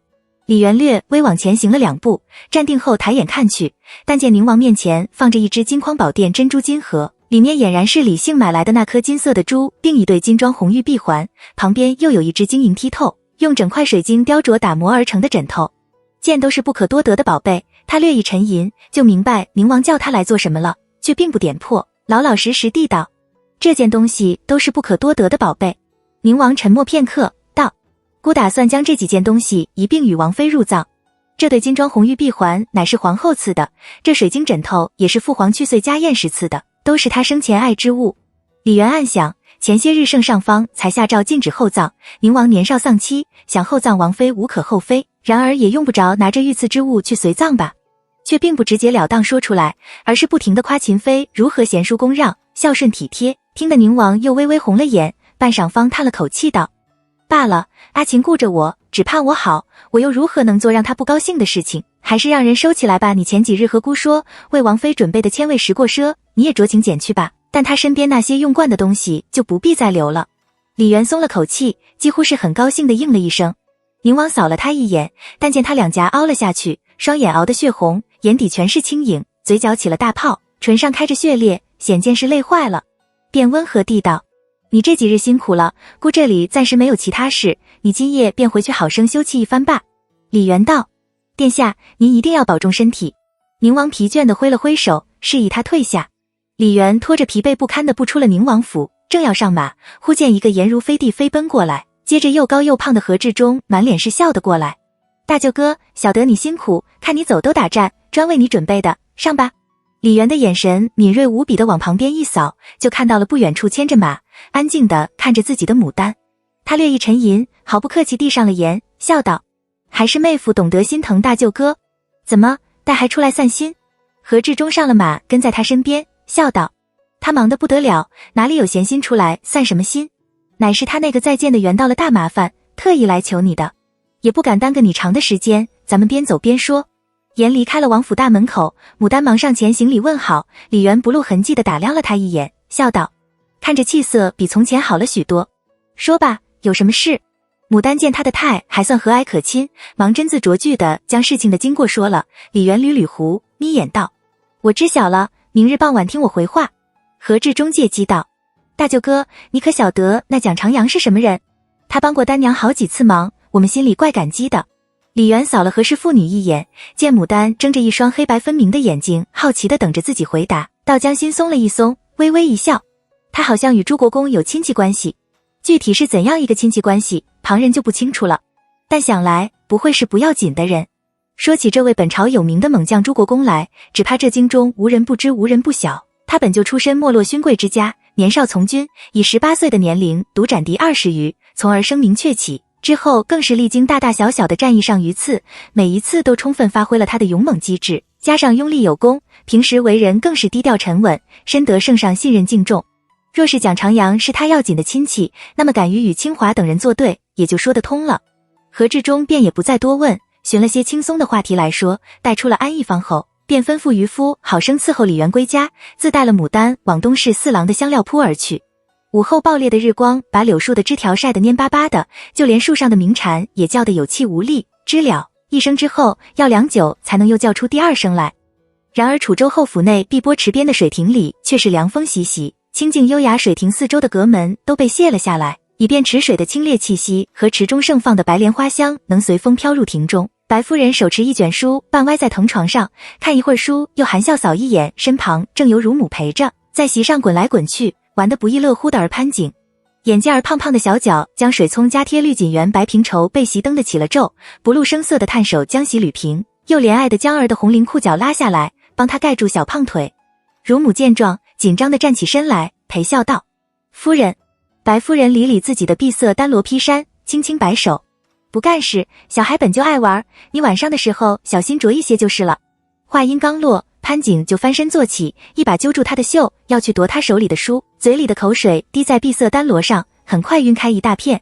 白夫人怜爱地将他抱起，放入怀中，笑道：“阿景也要读书吗？来，阿娘教你。”撵玉手里捧着个精致的瓷盒进来，见状笑道：“小公年纪小小就偏爱读书，又天资聪慧，想来将来必是采风流之人。”白夫人微嗔地瞪了他一眼，道：“这些话少说给他听，玉不琢不成器，再聪明都得仔细教，仔细才是。”看到撵玉手里的瓷盒，脸色突然沉了下来。“是什么？”撵玉淡笑不语，只将盖开递过去。盒里来块铜钱大小的香饼，码得整整齐齐的。白夫人凑过去一闻，神色便有些恍惚。撵玉笑道：“夫人觉得此香如何？”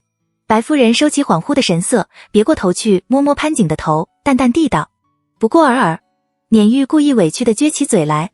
那送香的人若是知晓他精心窖藏了49日方才得成的香，就得了夫人这么一句评语，还不知道要怎生难过呢。他适才还说这香饼性恬淡清静，夫人想来会爱。奴婢这就去退了他，就说我们夫人根本瞧不上。说完果真转身要走。恬淡清静，这话不似潘荣那个花花碎能说得出的话。白夫人忙叫住撵玉，沉了脸道：“死丫头，还敢和我拿瞧？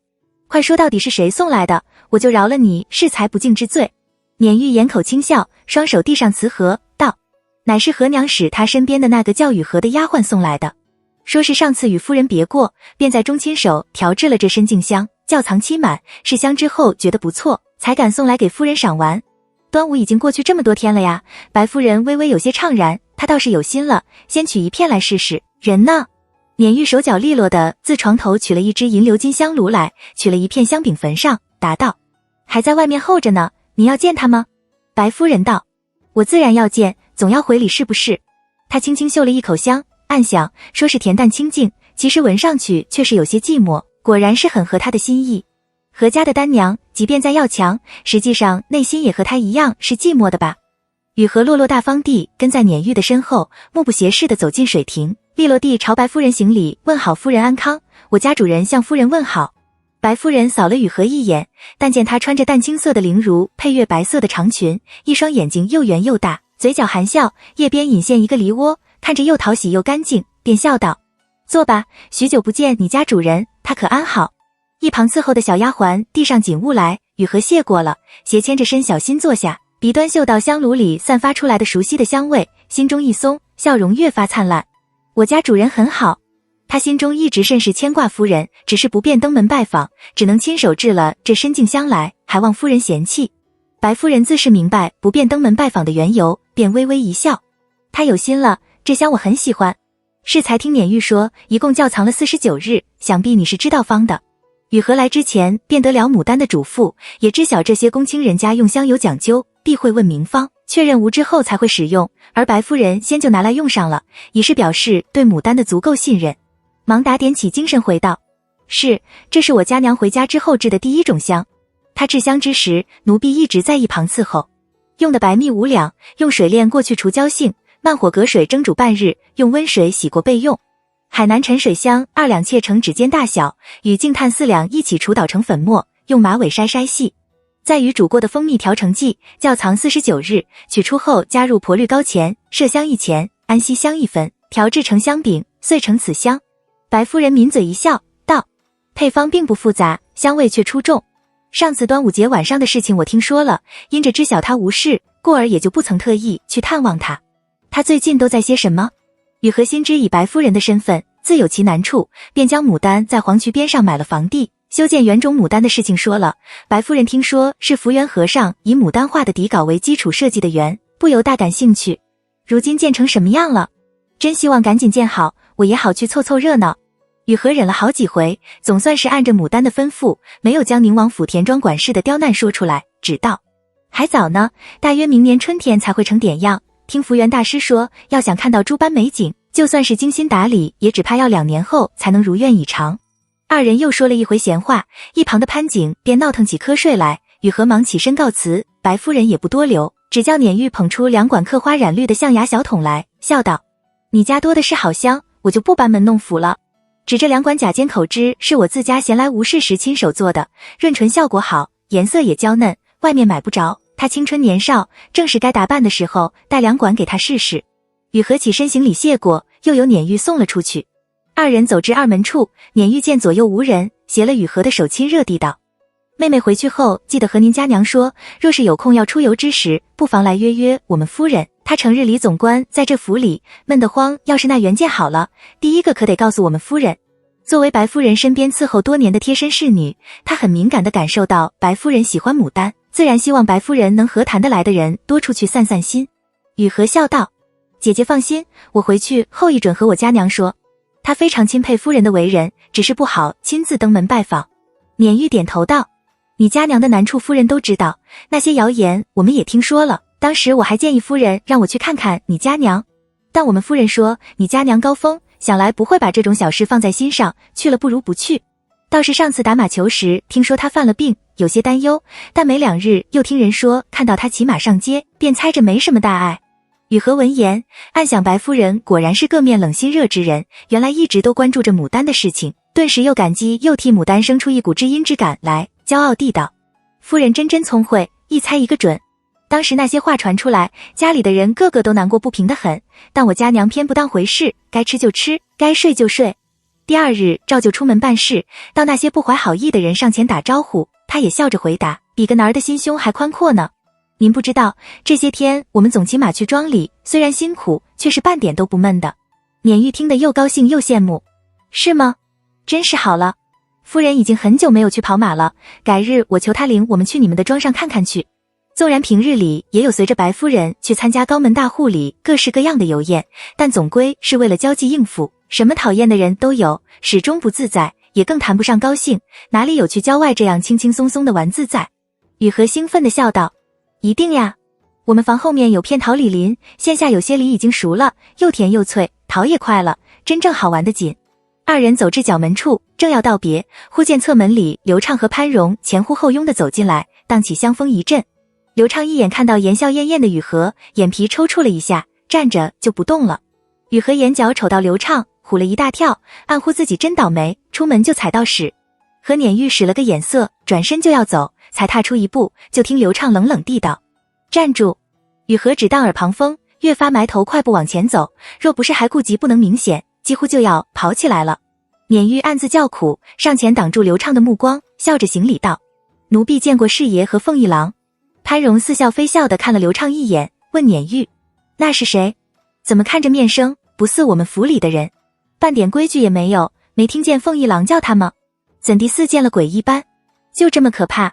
他这话听着是在责骂撵玉和雨禾，实际上却是在嘲讽刘畅。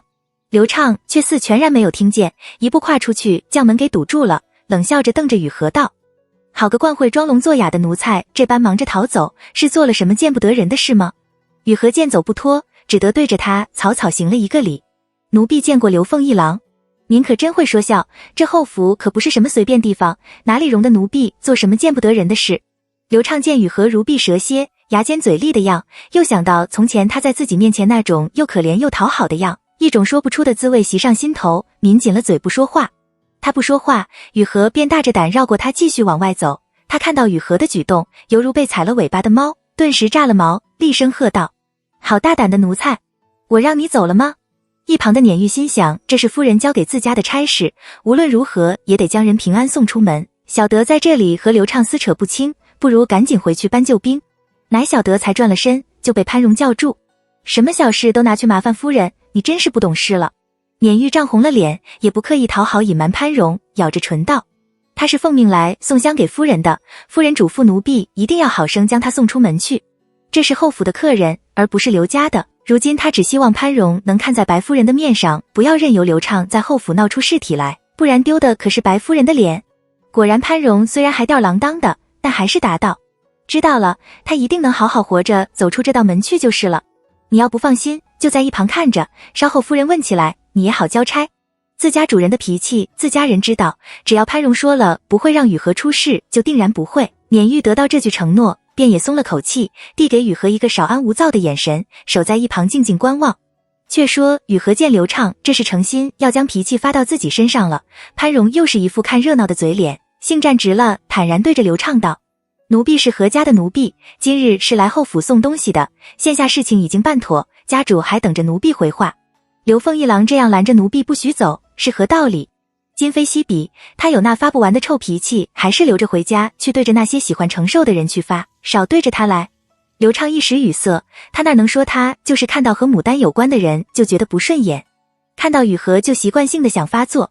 明明上次说是病了，他还等着和家人又去求他呢，他都等急了，还没见到人去，正要使人去打探，结果就看到人家生龙活虎的在街上走，笑得比谁都灿烂。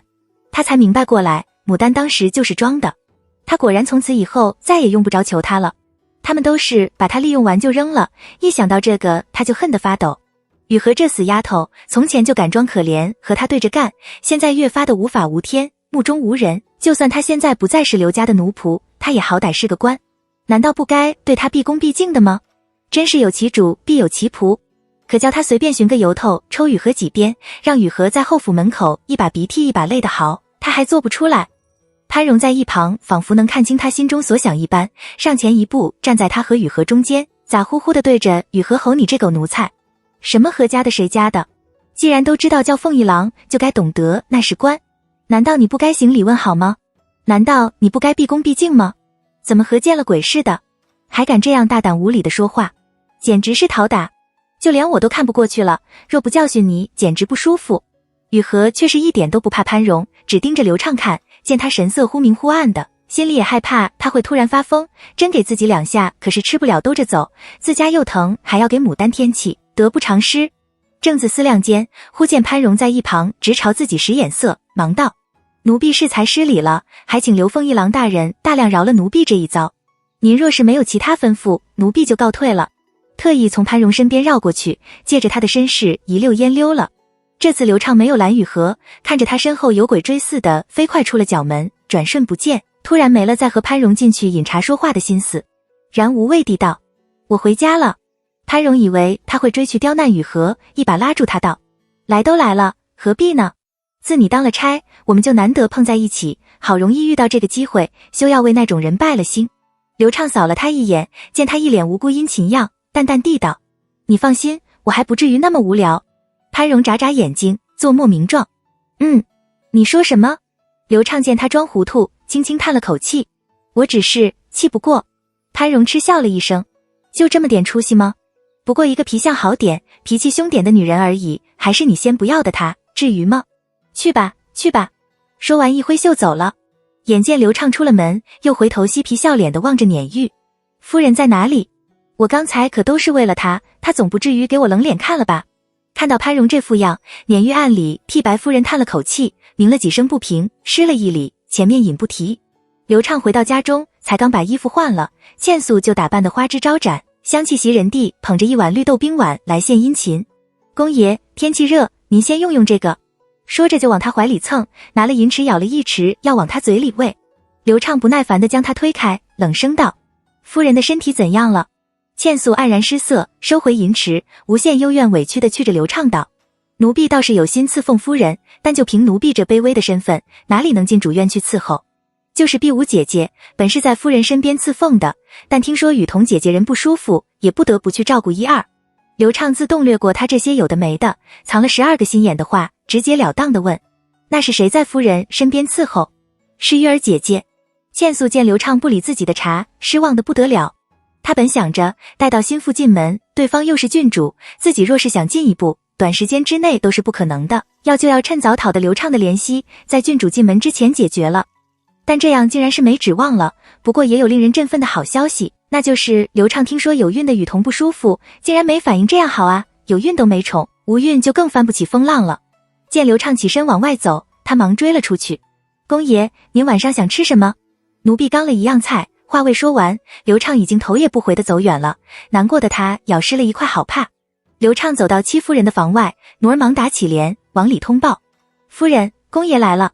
平地一声脆响，瓷器摔坏的声音从房内传来，戚夫人刺耳的吼声随即响起来：叫他滚！他来做什么？是来看我有没有被他气死的吗？滚！紧接着又是玉儿低低的安慰声。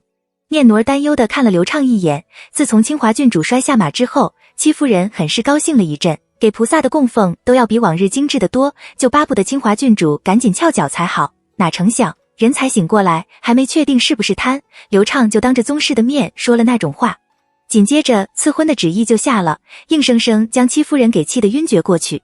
从那之后人就躺下了，平添一个胸口疼的毛病，脾气也越发暴躁，吓得老爷家都不敢回，经常在衙门里直诉，越发激发的戚夫人的病更严重。刘畅皱了皱眉头，狠狠一摔帘，就立在门口大声道：事到如今你还要怎样？别人不体谅我也就罢了，你也来逼我，得，你不想看到我是不是？我走。事实清华郡主伤势不明，偏生当着那许多宗室的面算计他，逼问他是不是嫌弃他不要他了，他敢说不要吗？除非他以后都不想再混下去了。戚夫人听到他说这个话，心里又有些不忍心，却又拉不下面喊他回来，当头吐了玉儿一口唾沫。作死，不懂得赶紧去劝住吗？玉儿忍辱负重地行了个礼，背过身才敢擦脸上的唾沫，快步追上刘畅，苦苦哀求：公爷，夫人病着呢，她心里一直就记挂着您，她也是因为心疼您才会生的病。刘畅站在原地叹了口气，不耐地道：夫人心情不好，见了我病情想必更重，还是等她心情好了再说。话音未落，就见越发胖了的朱嬷嬷波涛汹涌地奔过来。不得了了，雨桐姑娘小产了！戚夫人在里面听见，尖声怒骂起来：好端端的，怎会突然就小产了？玉儿吓得脸色惨白，连连后退，只巴不得赶紧躲开这些是非才好。刘畅才出了院，就被雨桐身边伺候的丫鬟哭着脸拦住，求他去看看雨桐，说雨桐不想活了。刘畅只觉得一把重锤在他脑里一下一下的砸，几乎要将他的脑袋给震裂。雨桐生下来的是个已经成型了的男胎，对于处在失宠很久、风雨夹交中没有靠山、孤立无援，只能幻想着母以贵的他来说，这不安于一个沉重而致命的击，以至于他看到坐在一旁端着药碗劝他吃的碧无光洁的肌肤、丰满细腻的胸脯，以及嘴角那丝似有似无的笑意，怎么看怎么都觉得是因得逞后的神采飞扬和炫耀雨桐有些迷。突然间想起和的人早就被带走了，只剩下了孤零零的一个他，还落到了这样的下场，而这一切都是面前这个假情假意的女人赐予自己的。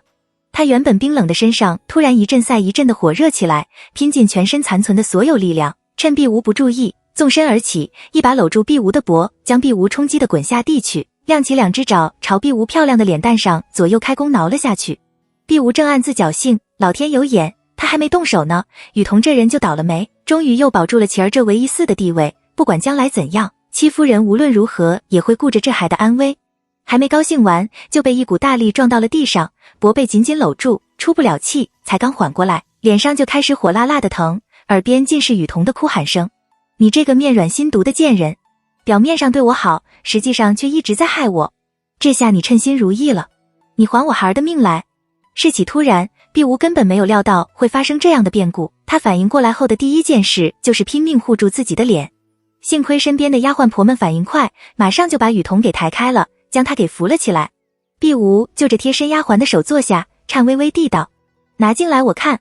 那丫鬟犹豫片刻，就将雨桐房里的镜取了来给他瞧。碧无嫌弃他拿得远，看不清楚，非要自己拿着凑进去瞧，才看了一眼，就骤然发出一声惨叫，随即将镜狠狠砸在地上，凄厉地哭嚎起来。他貌美如花的脸啊，怎么就被挠成了这样？那一刻，他想把雨桐给活活死的心都有了。从头开始就一直负责照顾雨桐的郭大嫂，眼见着自己这半年来就白辛苦了，赏钱得不到不为其说，还会被追究责任，正在懊恼的不行，又听雨桐不停的哭嚎，碧无也来凑热闹，心情严重不爽，没好气的道：姨娘，您脸上那伤若是被眼泪脂粉什么的污了，保不齐会留下红印。碧无被吓得呆了一呆，使劲咬住怕，仰着头把泪水逼回去，道：我就在这里坐着等公爷来给我主持公道。这下作的狗东西，自家把孩儿给颠没了，还想拉个垫背的，见不得旁人比他好，什么心思啊？雨桐躺在床上看着他冷笑：丑八怪，看你以后还怎么害人。碧无嗷的一声拔了个高音，接着又错下去，顿住，插着手想扑过去，到底还是没有，转身往外奔，说是要去见戚夫人和刘畅，给他报仇雪恨。刘畅跟着雨桐的丫头走至雨桐住的小院外，还没进院呢，就听到里面乱成一团，两个女人比赛似的亮嗓，接着又是什么主持公道，什么狗东西的，不由皱起两道浓眉，厌恶的转身就走。那丫头见状不好，猛地扑过去拦住他，在他跟前使劲磕头不放他走，口口声声都说雨桐可怜，那可怜的小公更可怜。刘畅对琪儿都没什么大兴趣，更别说这个只和他上过几次床就有了身孕的雨桐的那团血肉模糊的孩儿了。大家都可怜，他还更可怜呢。只觉得这丫头不住嘴的聒噪真是烦死人了，抬脚就将人给踢到一旁，直直往前走。毕无暴怒着奔出来，正好看到刘畅的背影，顿时满脸怒容变成了嘤嘤哭泣，健步如飞变成了踉踉跄跄，速却是半点不减的。他挥舞着怕迈着小碎步朝刘畅奔过去，适时心力交瘁地跌倒在刘畅面前，抬起一张血痕翻飞的脸对着刘畅楚楚可怜地道：公爷，您要给婢妾煮啊。刘畅看到他那张脸，吓得打了个寒战，不忍地将头撇开，好歹伸手将他扶起来，皱眉道：怎么成了这个样？雨桐哈哈笑着追出来：是我做的，谁叫他下药打掉了我的孩儿？他阴森森地看着刘畅，咬牙切齿，一字一顿地说：杀人偿命。雨桐披散着头发，身上衣裙不整，身靠在门框上还不停地打颤，脸色苍白的不见血色，唯有一双带着恨意和疯狂的眼睛黑亮得不正常。刘畅又忍不住打了个寒战，他有点麻木地看看恨意滔天的雨桐，又看看身边低声哭泣的毕无，一种说不出的烦躁和绝望油然而生。朱嬷嬷带着几个膀大腰圆的婆气势汹汹地赶过来，所过之处卷起一阵阴风。一行人来到刘畅面前，齐齐朝刘畅行了个礼。朱嬷嬷素着脸道：公爷，老奴奉了夫人之命前来查处这事儿。仿佛没看到毕无的狼狈样，朝身旁的婆使了个眼色，那几个婆便不露神色地分成两组，一组去夹住了毕无，一组去扶住了雨桐。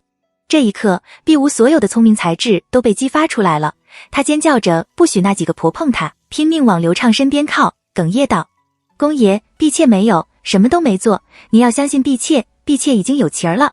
朱嬷嬷冷笑着打断他的话：姨娘少安无躁，真的假不了，假的真不了，总会还你一个公道。毕无怕得要死，等到事情的真相查出来，他脸上还能治好吗？公爷有了貌美的郡主，还能多看他一眼吗？那不可能。琪儿没了他，又能平安长大吗？只怕也不能。他仓皇地看着刘畅，苦苦哀求：公爷，求求您救救婢妾。刘畅皱起眉头，看向朱嬷嬷：这事儿的确很蹊跷，必须查个水落石出。到底是谁做的？一定要他不得好死。朱嬷嬷得意地朝毕无一笑，笑容还没收回来。刘畅已经到，先请大夫来给他们瞧，然后带来我亲自问。朱嬷嬷的脸色一僵，干笑道：公爷，这事儿可不是大老爷们管的，您放心，夫人已经交代过了，一定要弄清楚，不叫谁受委屈。老奴也是。他的话没能说完，因为他在刘畅的眼睛里看到了一种恶毒猜的眼神，他扛不住，低下了头，机不可闻地道：是。随即回头狠骂跟来的婆：还不赶紧去请大夫来。劫后重生的毕无用崇拜感激的眼神看着刘畅：婢妾真不敢的，公爷明鉴，这是有人要栽赃。刘畅紧抿着薄唇，好半天才冷淡地道：别蠢死了，以后到这种事情给我滚远一点。虽然语气太恶劣，但毕无还是深切地感受到了里面饱含的关怀和温柔，他恨不得将一颗心剖出来，双手递在刘畅面前，若不是因为怕眼泪会留在伤口上，他一定会毫不吝啬地把他雨露一般晶莹的泪珠奉献给刘畅。他跪在刘畅面前，紧紧抱住他的膝盖，突然开了窍似的，低声而缓慢地道：公爷，婢妾不是蠢人，您放心，婢妾懂得的。以后您要婢妾做什么，婢妾就做什么，绝对不会自作主张。刘畅很喜欢他的这句话，他觉着这段日以来，就是这句话让他听着比较顺耳，比较舒服了。他摸了摸毕无的头发，温和地道：起来吧，好好看好棋儿。我去看看雨桐，叫他不要恨你。毕无强忍着一阵一阵往上涌的酸水，好容易才点了头，温柔乖巧地送他出门。刘畅又去了雨桐的屋里，雨桐的屋里死一般的沉寂，一大股难闻的血腥味儿，黑黢黢的，不但没有点灯，还连伺候的人都没影踪。刘畅刚掀开帘，就被一个小马扎狠狠地撞上了小腿骨，疼得他一大脚踢过去，破口大骂起来。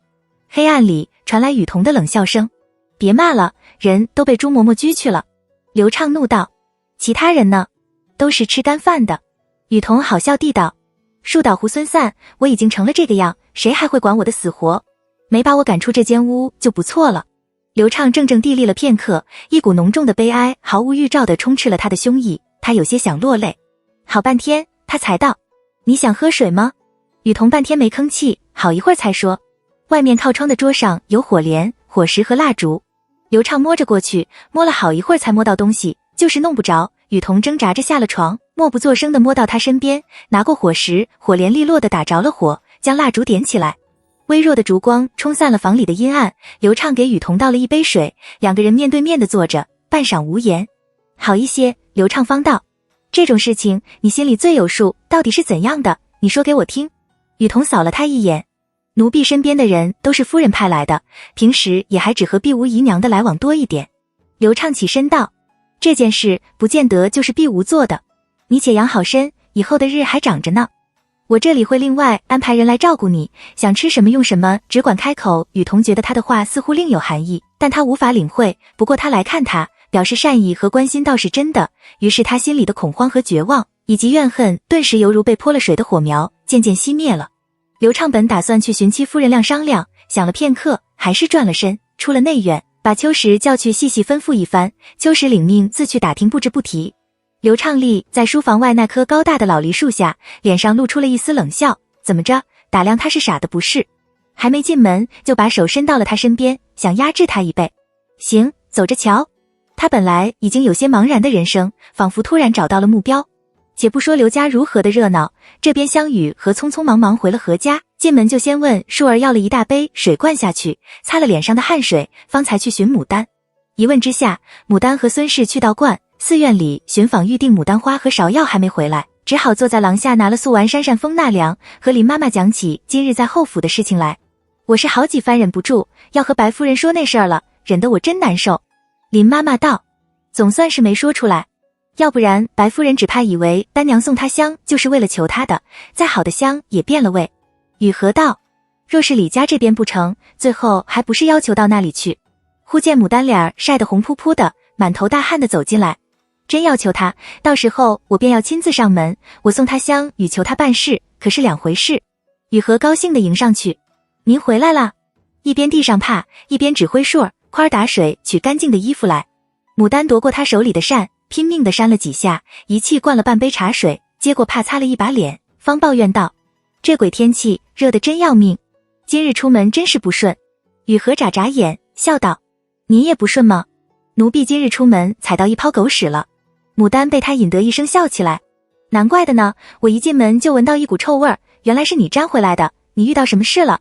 雨荷笑道，您先说您的。牡丹唉声叹气，我今日去了不下10所道观寺院，却连一株牡丹芍药都没买成，只要我一开口，人家就说已经被人高价预定了，我多加钱也分不到一株，只拿些差得不得了的种来敷衍我，史前也打听不出到底是谁这么闲这么有钱。如果只是1所2所道观寺院像这样，他也不觉得奇怪，但一连跑了这么多所都像这样，就由不得他不觉得奇怪了。虽然他当机立断，抓紧时间去了四郎的铺里，请四郎马上派出10多个伙计分头去跑其他寺院打听情况，想抢在那人面前定下好的种，但他隐隐有种预感，只怕这些人也是白跑一趟，又因为记挂着李元的回话，只好先回家来候着。雨荷听说，皱眉道，听着倒像是故意要您买不成一样的，遂将自己这边的事情又讲述了一遍，把白夫人送的2管染绿克花象牙筒递过去，笑道，白夫人可真是个好人，您快打开看看，她做的这假尖口脂如何？奴婢们可是好奇的不得了。牡丹打开其中一只象牙筒，却是一管呈凝脂状，与今天的口红差不多的紫色口脂，另一只象牙筒里装的则是粉红色的口脂，两色口脂颜色不同，香味也不同，但都芬芳扑鼻，好闻得很。雨荷把自己先前用来包裹口脂的帕蒂给淑儿闻，闻闻，多香啊，只怕要香好几日都散不去。奴婢曾听说，宫中每年御赐的口脂总要含了10几种香料，想来白夫人的这个只怕也少不了。林妈妈在一旁道，宫中的有什么大不了的？二郎从李家舅老爷那里得了一管，早就弄明白是些什么了，无非就是用了干松香、艾纳香、苜蓿香、毛香、藿香、零陵香、上色沉香、雀头香、苏合香、白椒香、白檀香、丁香、麝香、甲尖等14味不同的香料而已。白夫人这个粉色的嗅着有股幽兰芳香，紫色的有梅香，大概方略有不同，不过却是非常适合我们丹娘用的。说到这里，严厉地扫了牡丹一眼，又晒黑了，今后早晚都拿那个加了白芷、白术的枣豆来净手面。牡丹愁道，我也不想黑，可我有什么法？起码办事最方便，总不能为了拍晒就去做盐吧，那得耽搁多少时候呀？过了这阵他自然就白了。将口汁递给雨禾收起来，问道：李家表舅还没使人来回话吗？宽儿从银交关路草木加斜屏风后绕出来道：水温正好合适。林妈妈忙将牡丹往屏风后面推，牡丹洗浴出来后，换了件家常凉爽的单丝月白短襦配同色六幅长裙，随意将半干的头发扎了个马尾，抓了把衫自去寻岑夫人说话等消息不提。一直到有证，李元身边最得信任的长随极力方前来回话，说这件事宁王并不知道，那邓管事在田庄里也不过是个二流管事，但他却是王府大总管的侄儿。目前还没弄清楚这件事与王府大总管到底有没有瓜葛，但可以肯定的一点是，的确是有人打上了方圆的主意。李元那里也很忙，让牡丹小心从事，千万不要与人发生纠纷，先拖过这2日去，他再设法解决。另外给了一张条，都是牡丹那条和下游有庄的人家的姓名、官职、住址、爱好等。牡丹暗想，宁王不知道就好。李元虽然没有像先前他和何志忠做最坏的打算那般放手不管，但这几天要怎么平安的拖过去，却是件需要好好筹谋的事情。毕竟他那日是当着那邓管事放了话，将李元推了出来的，他这2日去摸人家的根底虚实，人家必然也会来摸他的根底虚实。如果是个聪明的，而且下了决心一定要把这方圆弄到手，必然就会在这2日内生出些是非来，而且是蒋长阳都不一定能压得住的。而李元给自己的这张纸，分明就是示意自己先将这些人稳住，不要掺和到这件事中去。可是那千万不要与人发生纠纷的话，听着总有些不对劲。牡丹想到此，越发急得不行，先写了封信，将事情的经过简要说了一遍，叮嘱五郎小心从事，又叫他安排胡大郎去将当初帮着修河的佃户寻过去，先做好准备，以备将来做人证。接着叫了个老实得力的家丁来，先赏了一个钱，然后吩咐道：马上骑马去庄里，把这封信交给我五哥，你今夜不必回来了。待送信的人一走，牡丹又忙忙的与岑夫人按着李元所书的户人家的爱好商量备礼，看到天色渐晚，恨不得赶紧就天亮，他立刻就带了东西上门去拜访人家。岑夫人见他鬓边又浸出一层细汗来，忍不住安慰他道：急也急不来的，这种事情从来都是尽人事知天命，万一真的没了也不要紧，咱们另外买块地，从头来过就是了。牡丹干笑一声道：好。他知道急也无济于事，但叫他怎么不急？五郎一个人在那里，也不知道能不能招呼得过来，会不会遇到什么危险。还有明日他就算是上门求见人家，也不知这些官宦人家肯不肯见他。好容易何志忠等人回了家，牡丹扑过去拉住何志忠，嘀咕了半日，相比他的毛焦火燎，何志忠平静得很。你五哥那里不用怕，没有消息就是好消息。至于这些人家，他敲了敲那张纸，这几户人家平时也没听说有什么欺男霸女的事儿，你先去试试又再说。天无绝人知，另外总有法。你再好好想想，难道就没其他法了？牡丹撅了撅嘴，耍赖道：我笨吗？实在是想不出来了。何志忠淡笑不语，牡丹越发焦躁，拿了扇拼命地扇，突然灵光闪现，一拍脑袋：我果然笨，我这园是谁设计的？明明是福源大师设计的吗？他不是给公主设计过园吗？虽然不能指望他帮我解决事情，但请他这尊佛去镇2天也还是可以的。福源和尚这样的智源名家，认得的权贵必然更多，他说的话和他说的话分量是不一样的。要是那些人当着福源和尚的面闹起来，福源和尚也是个人证，只要他关键时刻肯替他说上2句话，那就达到了他的目的。尽管不知道他所想所安排的这些事情最后能不能起作用，但他总归是尽了全力，方方面面能做的都去做了。这是他的财产，他事业起步的基础，他不能任由他就这样被人占了去。忽见薛氏急匆匆地进来道：丹娘，你四哥回来了，还带了那位张五郎来，说是有什么事情要和你说。张五郎量了一番自己这身装扮，衣裙也就不说了，但头发就是个马尾，和人在一起还好，见外人是万万不能的，少不得就在岑夫人房里取了书，将头发挽了个简单的发髻，随手插了根素银簪，由何志忠陪着出去见张五郎。张五郎坐在何家的中堂里，捧着茶瓯，大大方方地打量着四周的装饰。他还是第一次来何家，何家的装饰没他和他那群弟兄们背地里猜测的那么华丽惹眼，到处都是金暗银的，但他是个认得东西的，晓得这些半旧家具其实都是好东西，而那座唐节奇南香堆砌雕琢而成的香山更是稀罕之物。四郎和大郎陪坐在他身边，见他打量那座香山，便热情地和他讲起一些出海买香料时的旧事和一些稀奇的香料来。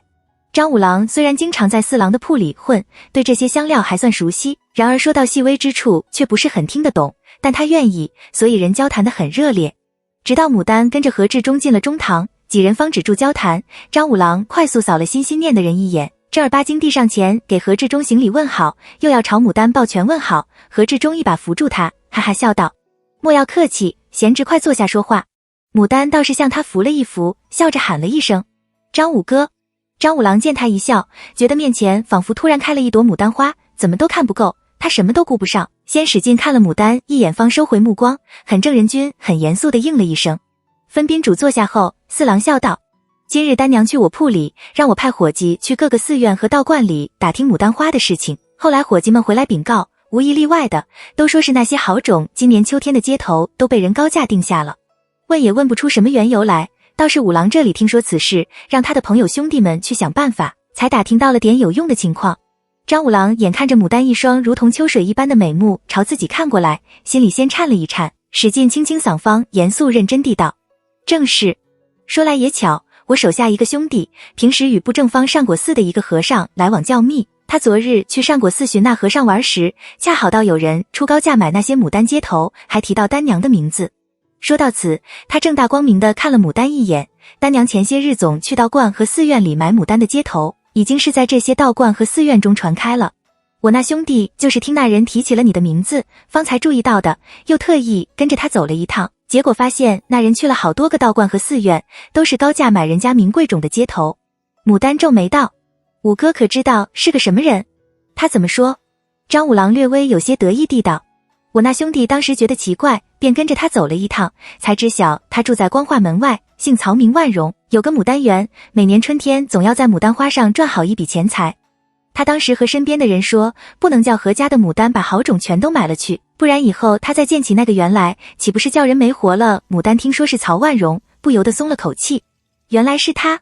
他还以为这事儿和他的方圆那件事是有关联的呢，想着是个什么严重事件，是个厉害扎手的人物，但既然是曹万荣，那不管他是指了与他抢购这牡丹街头，还是两件事都与他有关，那他都没什么可怕的。张五郎义愤填膺地挽了一把袖，道：丹娘从前得罪过他吗？他这分明就是故意和你作对，一个大老爷们怎么能和娇娇滴滴的小娘们争这个呢？简直不是男人，待我去好生收拾他一顿，看他还敢不敢来。牡丹笑道：先谢过张五哥了，但说起来同行相忌，这也正常。他既然敢在我前面去买，又是出的高价，不偷不抢，原也没什么错处。张五郎暗想，是了，牡丹大概是不欢人家随便就动粗的，自己这个提议真是糟糕透了，不由微微红了脸，坐在一旁转着茶瓯玩。大郎皱眉道：我只奇怪，曹万荣怎会知晓丹娘要建园？还没建起园，只是买花他就知道丹娘建园就是要抢他的饭碗了，这人未免也精明过头了。牡丹道：大哥没见过那人。那人的确是很精明的，他当初就想和我抢买一株牡丹来着，后来不知怎地就打听到了我是谁。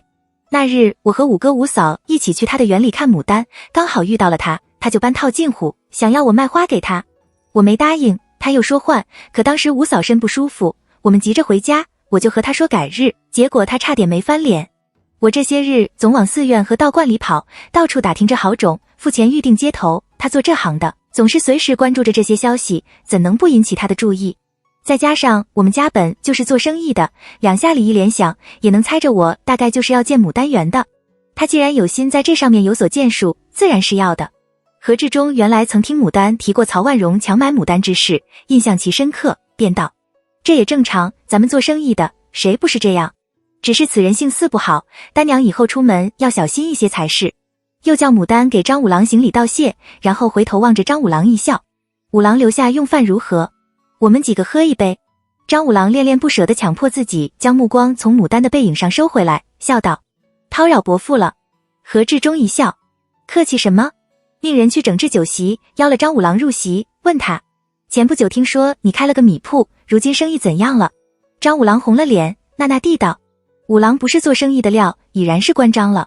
何志忠哦了一声，晓得他大概又是重操旧业了，便捋捋胡道：五郎若是想建功立业，不如去从军。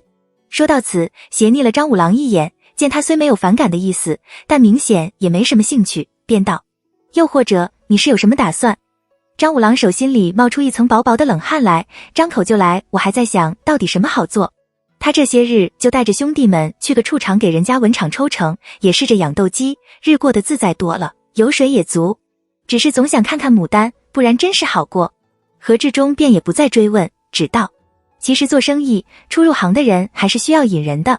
张五郎一听这话，似有些意思在里面，立刻抬眼看着何志忠。何志忠不避不让，坦然举杯笑道：你也知道，丹娘生成这样，偏又闲不住，总想做点事情。我们也不能随时跟着他，五郎认得的侠士多，还要拜你多多费心，四处打声招呼，休要让他被人欺负了去。我和大郎他们都是万分感激你的。张五郎咽了一口口水，皱眉想了片刻，起身道：伯父放心，我和四郎交好多年，丹娘就像是我亲妹妹一样的，我一定会尽力照顾好她的。至于做生意，他沉默片刻，我想我不是那块材料，不过我总能养活妻儿老小。何志忠有些讶异他拒绝了自己的好意，但见他的神色明显有些不高兴，想到自己的意思他大约明白了，便略过这个话题，说些其他事。四郎适时与大郎一起上前去敬张五郎，称兄道弟一番，将张五郎喝得又高兴了，方才使人送了他回去。大郎问何志忠：爹爹是想引他入海吗？何志忠淡淡地道：他这种人是得罪不得的，他帮了丹娘2次，以后指不定什么时候也还会再帮上咱家的忙。他想要的我给不了他，唯有赚钱这一样，反正那船上不多他一人。他要是有那个胆，我就敢带他出海，若是他运气好，赚到钱，那也是他该得的。偏他还有志气的很，不肯跟我去呢。四郎送张五郎回来，闻言看向何志忠：爹爹是说张五郎吧？何志忠叹气道：他几次看牡丹那眼神，我早就看出来了。但我的丹娘是舍不得给他的，丹娘只怕也不会愿意，也没个正当职业，日日就和那些人一起混，横行方式，恶名在外。这样的人是父母的都不会舍得将独生宝贝女儿给他。四郎笑道：他不是没眼色的人，只是胆大又直率了些，可也没做什么过失礼的事。而且他不是也从没提过吗？我看今晚他也懂得您的意思了，不会乱来的。何志忠道：他性的确还率真直爽，但他不适合丹娘。红颜易老啊，养女儿的父母真是痛苦，女儿没人盯着吧，觉得担忧，被不合适的人盯着，又或者是盯着的人多了，更是担忧。牡丹自是不知道何志忠又在前面替他办了件事，好生休息了一夜之后，起个大早就让风大娘和雨禾跟着，叫2个孔武有力的家丁拿了礼，按着那张纸写的内容去拜访方圆的邻居们。这1日的拜访行动，令1日之内突破了前生后世中厚脸皮的最高境界。从刚开始的脸红耳赤、尴尬不自在，到后面微笑自然的与人管事磨洋工、套交情，千方既想亲自见到人家主人为己任，令他觉得自己成功的女人又稍微进了一步。第一家姓田，是正4上街的尚书左丞，也是他庄下游那家人中官阶最高的一家。家丁递上名次之时，人家的门房还算客气，再仔细一看一问，就翻了脸，说自家夫人不是什么人想见就可以见的。雨禾见情况不妙，立刻上前赔礼说好话，又递上小荷包1只，人家才用鼻孔对着他说，可以去请管事出来。可出来的也不过是个小管事，一见到牡丹，眼睛就忍不住上下瞟，说的话也没什么章程，还拽得要死，把个风大娘气得要死。牡丹也几番气得想拂袖而去，但还是强忍着气，硬着头皮给他参观了一些，豁出脸皮，磨了半个时辰方，又哄又吓又磨的让他报给了大管事。他运气不错，刚好那大管事有空，撞上了。礼多人不怪，大管事倒是比那小管事懂道理的多，也有见识，沉稳年长的多。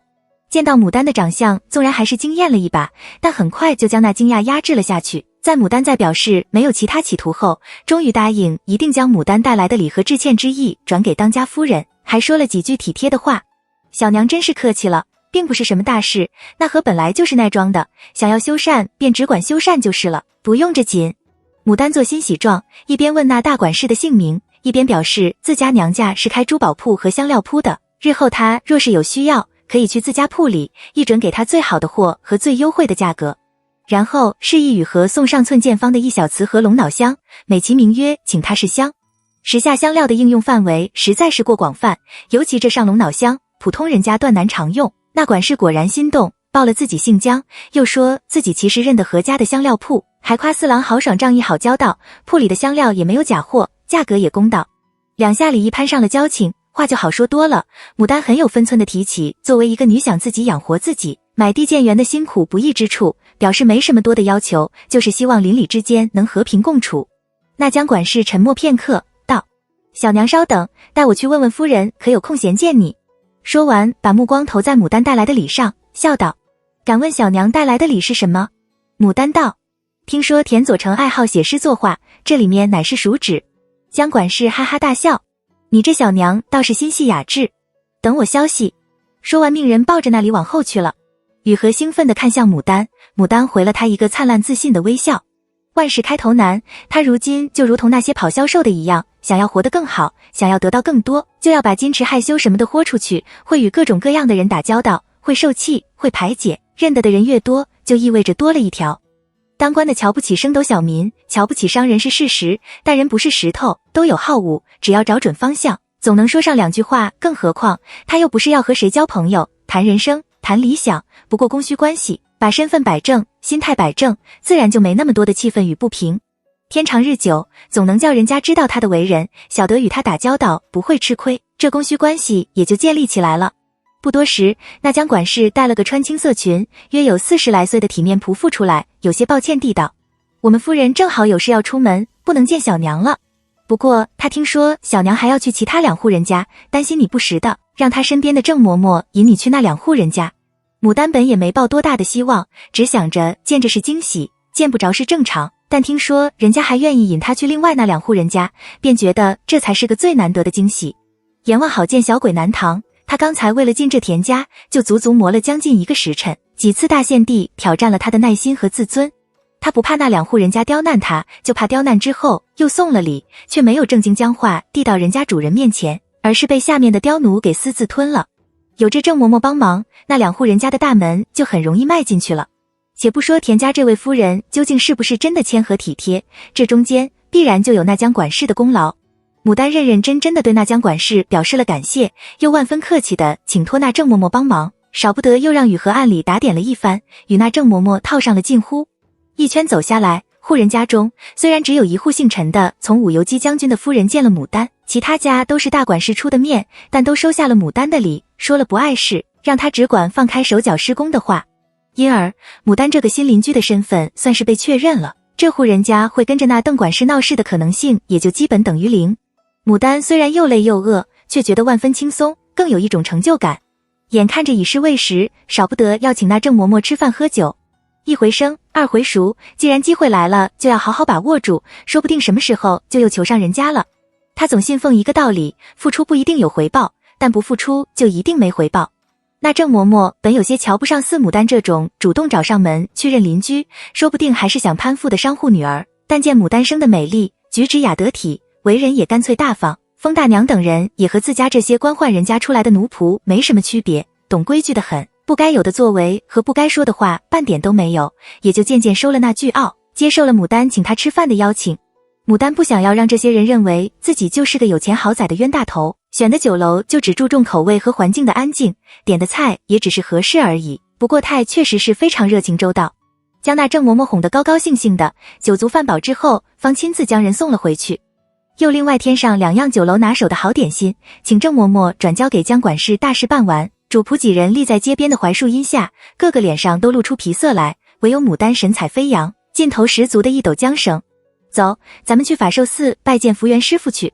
其中一个家丁看了看明晃晃的日头，拿袖狠狠擦了一把汗，仗着自己是何志忠信任之人，也想着牡丹是绵软体贴的性，便劝牡丹道：您身弱，正该歇歇才是，不妨先回家歇歇，明日又来也无妨。他以为出门是来享受的。牡丹冷笑了一声，看了封大娘一眼。封大娘回头看了看那2个无精打采的跟在后面的家丁，骂道：怎么的，难不成酒肉没把你们喂饱，走不动了，还比主人还娇贵啊？那下次就不要跟来了。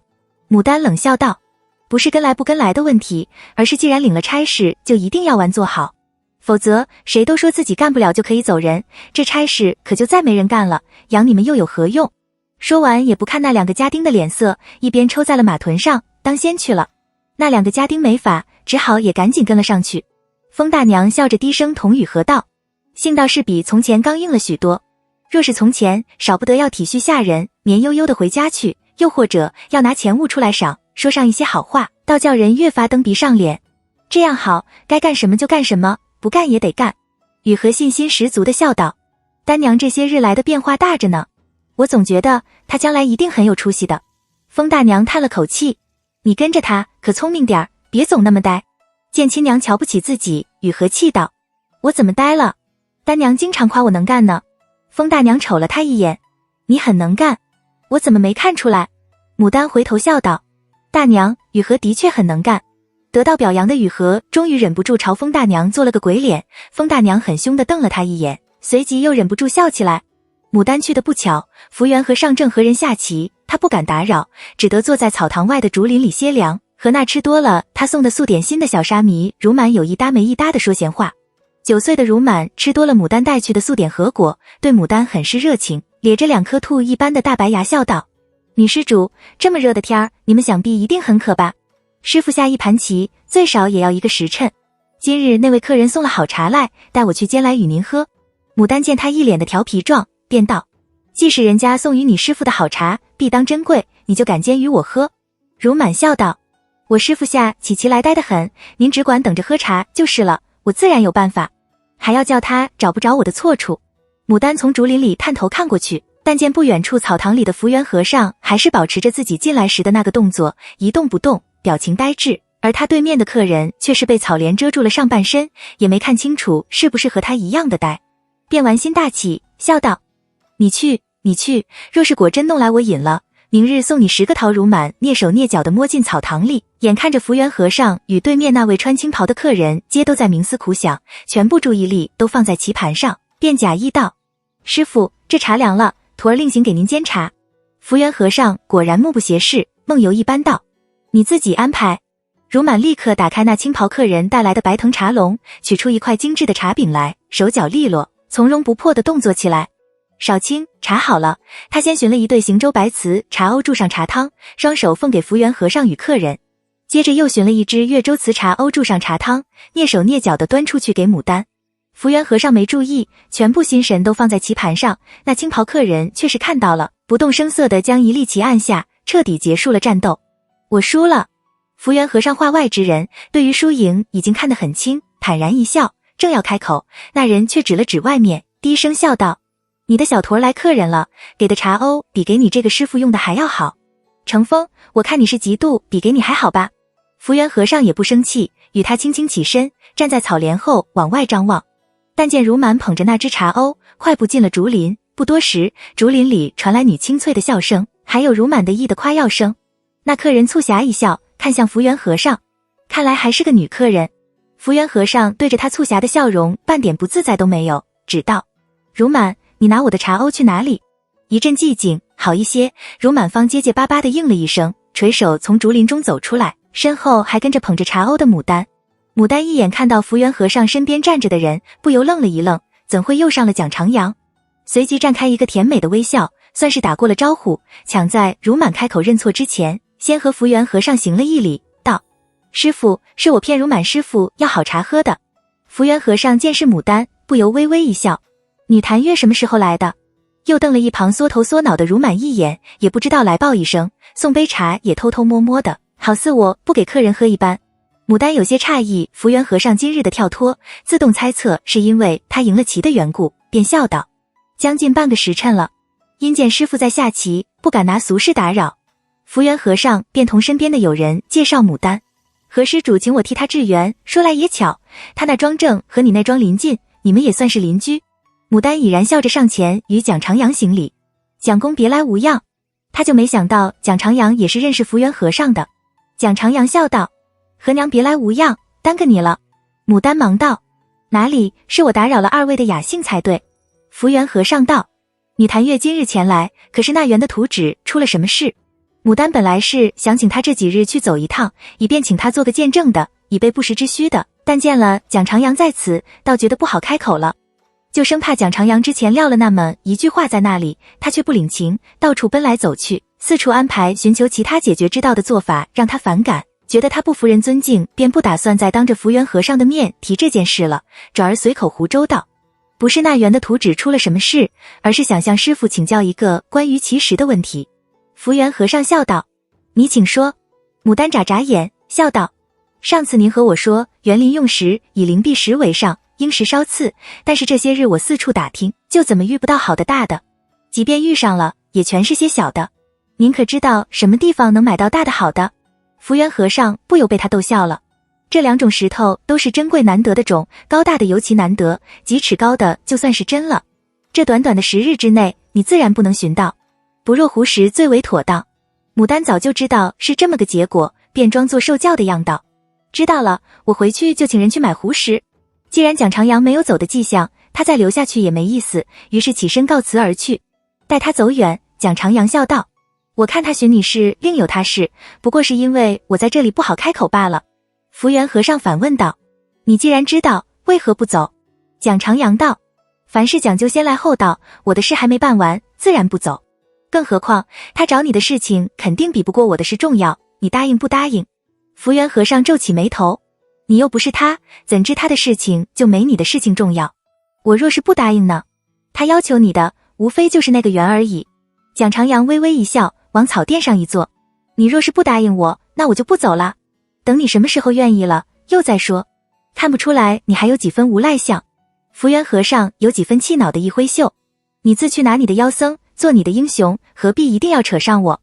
蒋长阳道：“总不能叫我剃光了头混进去吧？就算是剃光了头混进去，你又叫我怎么和他们谈佛经？”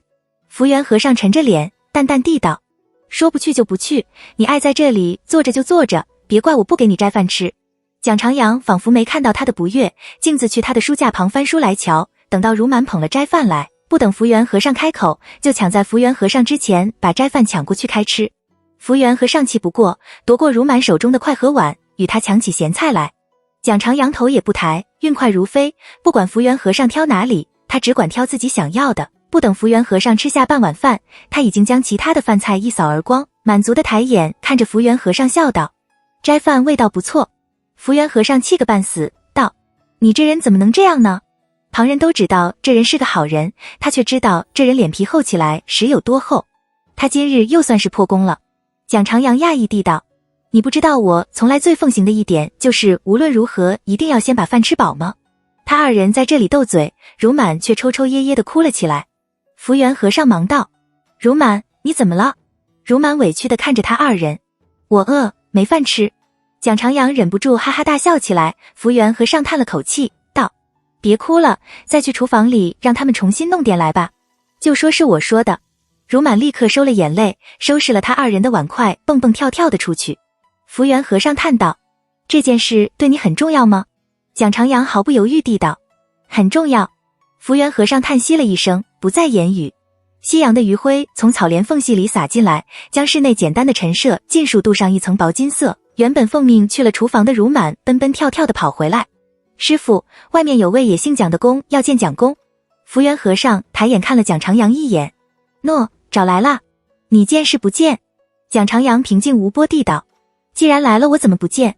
片刻后，如满领了一位穿着松花色圆领窄袖袍，肌肤如玉，眉目之间与蒋长阳有几分相似，约有17、18岁的年轻公进来。那公见了蒋长阳，夸张地露出一个灿烂的笑容，大大的给他行了个礼，亲热地坐到蒋长阳面前去，笑道：“大哥，我听说了那件事情，你还是不要去了吧。你想要什么，爹爹反正都说给你，我们也没什么怨言，只要你开口，全都是你的，你就不要拿命去搏了。”蒋长阳静静地看了他一眼：“你的话带到了。”那蒋公没想到他听了自己那席话，竟然什么反应都没有，有些诧异，反射性地道：“是。”蒋长阳道：“那我知道了，你可以走了。这里是佛门清净之地，莫要打扰了大师。”蒋公急道：“你还是要去？你可是怨恨我们？”我……蒋长阳突然笑了，伸手指住他：“你还有，你们都错了，我没有怨恨你们。我要做的事情多得很，还有许多理想和抱负未曾实现，怎会有时间怨恨你们？我没空，也没那个闲心。要说真的有没有怨恨谁，当然是有的，毕竟他也是个普通人，只不过怨恨和做自己想做的正事比较起来，真的不值一提。”蒋公有些发愣，怨恨人也是需要时间，需要闲心的。蒋长阳抓了一把棋在手，淡淡地道：“你回去吧，你和他说，这些年我们其实没时间恨谁，我这次来就是把我母亲的一些财产理清楚，然后做点想做的事情，和你们都没关系，你们尽可以放心。”蒋公听得出蒋长阳语气里的不以为然和认真，而不是敷衍或者故作姿态，他有种被轻视的感觉，当下忘了来前家里人的叮嘱，语气尖锐地道：既然你看不起这些，心中也不怨恨，为何你还要打着朱国公府的旗号四处惹是生非，给家里找麻烦？蒋长阳对蒋公突如其来的愤微微有些诧异，随即抿了抿唇，笑道：你说我这朱国公府的旗号给里找麻烦？我给谁家里找麻烦？蒋公涨红了脸，难道不是吗？当然是给我家里找麻烦。如果不是仗着朱国公府，你以为那些宗室能轻易饶了你去？什么英雄好汉？这里不是安西都护府，你举着一把刀，骑着一匹马就可以横冲直闯的。到此刻，他已经完全忘记了他此行的初衷。蒋长阳沉默片刻，一字一顿地道：你听着，第一，我没法改变我是他这个事实，所以不管我什么，人家总要将我和朱国公府连在一起，这个我没法管，也不想管，我总不能因为怕人家将我和朱国公府连在一起就不做事了。第二，你也说了，那是你家里，那么你们麻烦又和我有什么关系？目前为止，我做的都是自己觉得应该做，而且没有错的事情，我绝对不会因此停手。第四，把你们那种狭隘猜的心思套在我头上来，如果有人因为我做的事而找我的麻烦，你们只管让他来找我，就说我和朱国公府没任何关系，千万不要动用朱国公府的名头。第五，我拿命去搏，若是刚好没了命，以后就没人给你们添麻烦了，所以你应该高兴才是。现在你可以走了吗？蒋公无言以对，好一些才起身瞪着他道：你简直不可理喻，我好心好意来求你保重自己，不要拖累家族，都愿意把什么都让给你了，你偏生做出这副清高样来给谁看？你没这个心思，那你留在这里做什么？为什么不一直留在安西都护府？让。蒋长阳怜悯地看着他，你以为如果这一切我们想要，谁又能拿得去？你记着，你们现在死死护着的这些，本是我母亲和我不屑于要施舍给你们的，所以你没资格在我面前叫唤，我愿意在哪里，更轮不到你来管，明白吗？以后我不想看到你，你最好到我就提前绕开走，也别说我认得你，你不配。蒋公一张粉脸顿时由红转白，由白转青，愤恨地瞪着蒋长阳，见对方不为所动，眼里全然没有自己的样，屈辱的眼泪在眼睛里转来转去，最终在眼泪忍不住要夺眶而出的那一刻，狠狠一跺脚，转身快步走了。福源和尚宣了声佛号，道：你真是坏了，这样欺负一个不懂事的小孩，我又不是和尚，不需要慈悲为怀。蒋长阳将棋放到棋盘上，下棋吗？我总输给你，还真不服气呢。福源和尚笑了一笑，拈起一粒棋，跟着放了下去。如满从外面进来，手里还端着帽间一大碗饭菜，边吃边眉飞色舞地道：那位公哭了也。人家问他怎么了，他就拿鞭抽人。我说他都17、8的人了，怎么还哭？蒋公你打他了吗？蒋长阳正色道：我佛慈悲，我怎会打人？他大概是杀掉进眼里了。福源和尚终于忍不住扔了一粒棋去打他，叹道：朱国公有这样的，可真是毁了他的一世英名。蒋长阳淡淡地道：守家成绝，还是胆小点的好。我看正合适，他兴许正偷着乐呢。福源和尚挑眉道：你真的这样认为？蒋长阳笑笑：下你的棋，和尚不应该有这么多好奇心。福源和尚果真收了好奇心，随着棋几番落下，脸上又露出那种呆呆的神色来。蒋长阳皱眉沉思，良久才落下一。如满将一大碗饭倒进肚里，心满意足地打了个饱嗝，坐到棋盘前看两人下棋。天色渐晚，那二人越战越酣，他轻手轻脚地起身将灯点上，坐在一旁打起瞌睡来。却说遗憾地出了法寿寺后，因见天色还早，幸又去了最近一所寺院，准备试试运气，但还是一无所获。他不由苦笑起来，那么大的园，要多少牡丹花才能填满？这回江庄的事解决好后，少不得还要抽时间再去各处花农家中探访，不然明年春天自己园中的牡丹花可真是少得可怜了。风大娘见他漫无目的地放马在街上游，便劝道：丹娘，还是先回家去吧，明日赶早来请福源大师也是一样的。牡丹笑了笑：算了，不必请他了，走吧，先回家。福源和尚既然和蒋长阳相识，若是说起自己来，只怕也会知晓此事。他再去开这个口，就是多此一举了。一行人行至宣平方方门附近，牡丹看到李姓身边的小厮罗山躲在树荫下东张西望的，便叫雨和尚前去和他打招呼，去问问他在这里做什么，可是要等谁？雨和现在一看到与李家有关的事情就紧张，加上有他娘这个岑夫人的眼线在，更是紧张，便怯怯地看了风大娘一眼。风大娘叹了口气，又骂雨和：呆，难道这亲戚不做了？就算这罗珊真是受了李信的吩咐来寻牡丹的，这里还有这么多人呢，难道他还敢拉着牡丹躲到一旁去说悄悄话，怕什么？雨禾哦了一声，轻轻一颗马腹，满脸堆笑地上前和罗珊打招呼。罗珊，你在这里做什么呢？雨禾姐姐。罗珊一眼看到雨禾，高兴得差点没蹿起来，顺着他来的方向一瞅，又看到了风大娘，吓得一缩脖，声音顿时低了下去，眼皮也抽搐似的招雨禾使眼色。我有要事要禀丹娘。雨禾不为所动地道。有什么事？既已到了这里，怎不去家里等？走走，去家里吧。罗珊见他不上道，急得哎了一声，道：雨禾姐姐，我真是有要事。说话间，风大娘已经陪着牡丹走了过来，风大娘笑眯眯地喊道：罗珊，小兔崽，好久没看到你了呀。罗珊少不得硬着头皮上前给牡丹和风大娘问好，又抱怨道：小的这些日都跟着公爷忙呢，事情多了。牡丹知道李信这些日都在为着宁王妃的丧事忙，便笑道：虽然忙，但想必一定很常见是吧？罗珊笑道：那是。牡丹将马头往树荫下拉了拉。天怪热的，这离我家近，要不要进去歇歇？雨禾忙道：他说他不去，有要事要禀告您。说完就要走。牡丹闻言扫了罗珊一眼，见他在那里垂手站着，吞吞吐吐的，一点都不爽快，心知必然与李信有关，但他真的不能再与李信私底下见面了，便信道：有什么事？说吧。罗珊难过的看着紧紧贴在牡丹身边，半点避嫌的意思都没有的风大娘，心知今日这事儿断然是无法按着自家公的吩咐完美无缺的完成，只得硬着头皮道：我家公让小的和您说，庄里的事他已经知道了，让您不要担心，最迟天把2天他就会把事情办妥。还有一些需要注意的事项，想交代您2句。牡丹沉默片刻，笑道：替我谢谢他了，但这件事情暂时就不麻烦他了，我已经和舅父说过，舅父自有安排。我这边能准备的也都准备的差不多了，不会有什么大意外，就算是有，我们应该也能处置妥当。他这么忙，就不要分心了，有空的时候好好休息。罗珊见牡丹一口拒绝，简直不敢相信自己的耳朵，明明一片好意，他偏生拒绝，难道他不知道他说要公要交代他注意事项，其实就是很久没见到他了，想和他说说话吗？是笨呢还是狠心？约莫是狠心，可真枉自家公那么挂着他。罗珊抬眼看着牡丹，就觉得他没从前那么好瞧了。牡丹把罗珊脸上的委屈不解、不高兴都看在眼里，暗自叹息了一声，抢笑道：你看，我今日就是去办这事儿的，真的没什么大碍。假如我遇到解决不了的，我一定会去找表舅帮忙的，你让他放心吧。他顿了一顿，要不你跟我回家去吃了饭再去回话。罗珊看了一眼风大娘和雨禾，心想就算是跟了去，也不能单独和牡丹说话，便道：谢过您了，小的还有差事要办呢。牡丹也不勉强他，命雨禾赛给他几10个钱。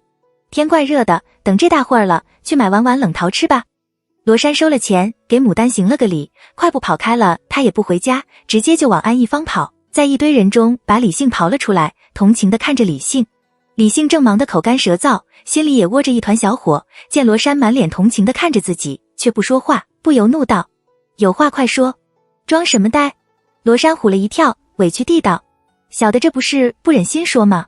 李信倒被他气得笑了，擦了一把汗，使劲戳了他的额头一下。你倒在我面前拿起桥来了，快说，也没工夫陪你耗。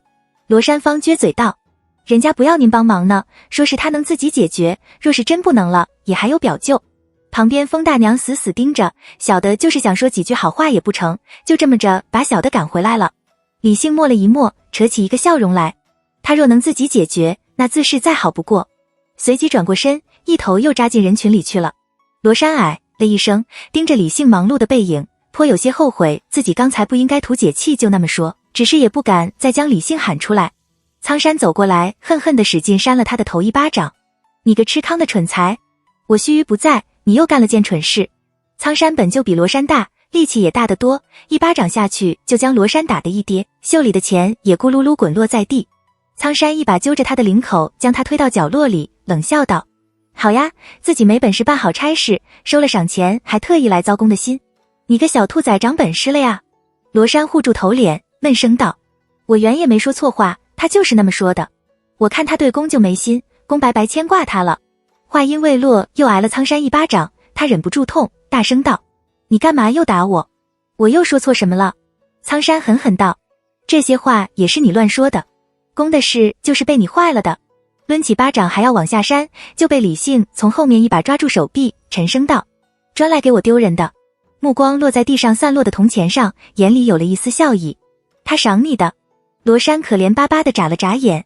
公爷，小的是才没乱说，丹娘就是这么说的，只是她还谢您了，说让您别担心，只管办好差事，有空多歇歇。小的还没说完话呢，您就走了。说完偷觑着李信，看他是个什么表情，会不会比试才高兴一点。李信瞪了他一眼，面无表情的道：传句话都传不全，我看你以后不要跟我出来了。说完转身就走。罗珊摸着脑袋，想不明白公爷怎么反而看着更不高兴了。苍山又劈头给了他一巴掌，恨铁不成钢地道：你个呆！夫人若是又追问起来，你知道该怎么说吧？罗珊委屈地道：不要打，我当然知道。苍山白了他一眼，快步跟上李信，陪笑道：公，老爷愿意帮忙，其实也是好事一桩。李信淡淡地道：你去打听一下，这些天他都做些什么了。牡丹有事先寻的不是他，而是李元，他怎会看不出牡丹是特意避开自己的？他说他自己能解决，他又能做什么呢？虽然经过和离那件事之后，他的脾性和从前是不一样了，但他原本就是个软性的，只怕能做的也不多。他若是不肯要他帮忙，他暗地里去做也是一样的。苍山应了一声，立刻就跑去办事。他比罗珊聪明得多，正大光明的去了何家，表示是受了崔夫人的指示来关照这件事的，从而顺利将过程打听了来。李信听闻牡丹做的这些事，不由苦笑起来，似乎这件事他能帮上的忙果然是不多了呢。丹娘和从前相比，越来越不一样了。天刚放亮没多久，牡丹已经带着风大娘和雨禾，还有执意要跟他去看热闹的甄氏和孙氏，并几个强壮有力的家丁出了城，走在了通往方圆的土路上。空中漂浮着稻花香和青草香，有不知名的鸟在田间地头发出清脆婉转的叫声，不时有农人赶着带了一股粪骚味的牲畜从众人身边经过，牛脖子上铃铛清脆，配着在田里劳作的农夫的礼歌声，构成了一幅生动活泼的乡野图。这领过惯了城市生活的甄氏和孙氏心情格外放松，真是难得的放下了心中的那些郁结不满，调皮的对着牡丹和孙氏挤挤眼。我当初跟着父母在乡下住的时候，晚上也经常出来和姐妹们一起踏歌，直到月下中天方才归家。自从嫁了人，有好多年不曾踏歌了，真是怀念那个时候啊。牡丹笑道：等到园子修好，我少不得要请爹娘哥嫂来住些时日，到时候三嫂若是想踏歌，还愁吗？园子那么大，你们想怎么闹腾都行，也没外人来打扰。真是有些怅然的道：就算是园子再大，人再多，再热闹，也和从前不一样了。孙氏看了他一眼，笑道：三嫂今日还难得的伤春悲秋起来了。真是白了孙氏一眼，还不兴回忆一下从前啊？我又不像你，成日里什么事儿都没有，又不需要管家，又不需要管孩子，还可以正大光明的跟着丹娘一起在外面跑，想怎么玩就怎么玩，到点就回家吃饭睡觉，自由自在的很。真是羡煞我们几个了。他这话一说出来，孙氏立刻就板起了脸，把脸撇开，紧紧抿着嘴不说话。真是犹自没发现自己捅了孙氏的痛处，还在不停地抱怨两个女儿不够聪明讨喜，儿子不够勤奋努力，又说：丹娘，我也没什么奢求，就指望惠娘和云娘将来能有他们姑姑这样会说话又讨喜就好了。你这么大个园子，若是真修建好，再种满了牡丹花，不知要值多少钱，每年又要赚多少钱。将来不管是嫁个什么人家，这一辈子都不愁吃喝的。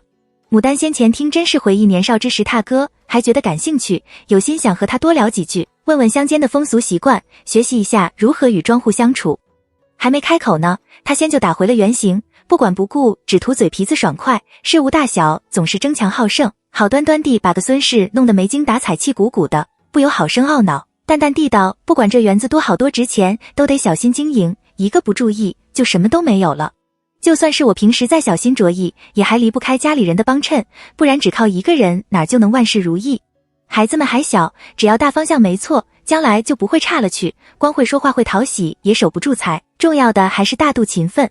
真是不知听没听出牡丹话里话外的意思，但确实认得牡丹对自己有些不满意，他有心想辩白几句，但看到孙氏侧着脸不理睬自己，牡丹也打马上前和孙氏说话，分明都是不想理睬自己的样子，便皱着眉头强忍着将不快忍了下去。姑嫂三人有些别扭的到了方圆，因着工钱给的足，饭食供应好，工人又是福源和尚介绍来的熟工，不会故意拖工期，五郎又会拉关系，故而工程赶得很快，此时园中的情形与牡丹走时相比，又是另一番景象。风大娘和雨禾忍不住感叹了几声，牡丹的脸上也露出笑容来。看到忙得热火朝天的景象，真是忘了适才在路上的别扭，啧了几声，道：我也是有陪嫁地的，赶明我也建个园子去。孙氏心里还记着他适才讽刺自己没孩子，在家里什么事也管不上，专吃闲饭的话，便嘲笑他：三嫂建园子是为了种豆植桑的吧？真是见他讽刺自己不懂风雅，气得拿眼瞪他。我是会种豆植桑，你倒是会什么？孙氏也翻了脸，这次他没有退让，而是反唇相讥。二人你来我往的，说个不亦乐乎。牡丹被他二人吵得要死，懒得再替他二人打官司做江湖，命前来迎接的阿桃将他二人领进屋子里去吃茶尝果子，趁着没有岑夫人压制，要吵就一次吵个够，省得憋成内伤。他自去寻五郎说话，五郎正按着牡丹先前的吩咐，指挥人将园子角落里最肥沃的一块约有20亩的地周围砌起一圈矮墙隔起来，以便将来做种苗园。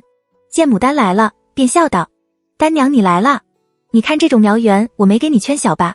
牡丹笑道：没有，其实这2年只怕是种不满的，只是留着以防万一罢了。他原本是想着这种苗园很是重要，而这园子太大，管理看守都不方便，最好就是将这种苗园与自己住的地方连在一起，以便随时看管的。先前福源和尚还没说什么，后来听他说是要建了围墙来圈着的，便说那会破坏整个园子的布局，大笔一挥就将种苗园划在这个角落里。他为难了很久，想到这里确实也清静，地也肥沃，最终同意了他的安排。若是他知道这个决定在将来某一天几乎给他带来灭顶之灾，他是怎么都不会同意的。但这都是后话了，此刻的牡丹即便是面对挫折，也仍然充满了斗志，对未来更好充满了美好的憧憬。他是怎么看这片属于自己的土地就怎么顺眼的矮墙已经快要砌完，他心满意足地沿着院墙走了一圈，问了五郎这2日没人上门来找麻烦后，便高兴地将自己在城中走访了下游几户人家的事说了一遍。雨禾在一旁快嘴快舌地将人家如何刁难他们，牡丹又是如何应对的这些事儿尽数添上。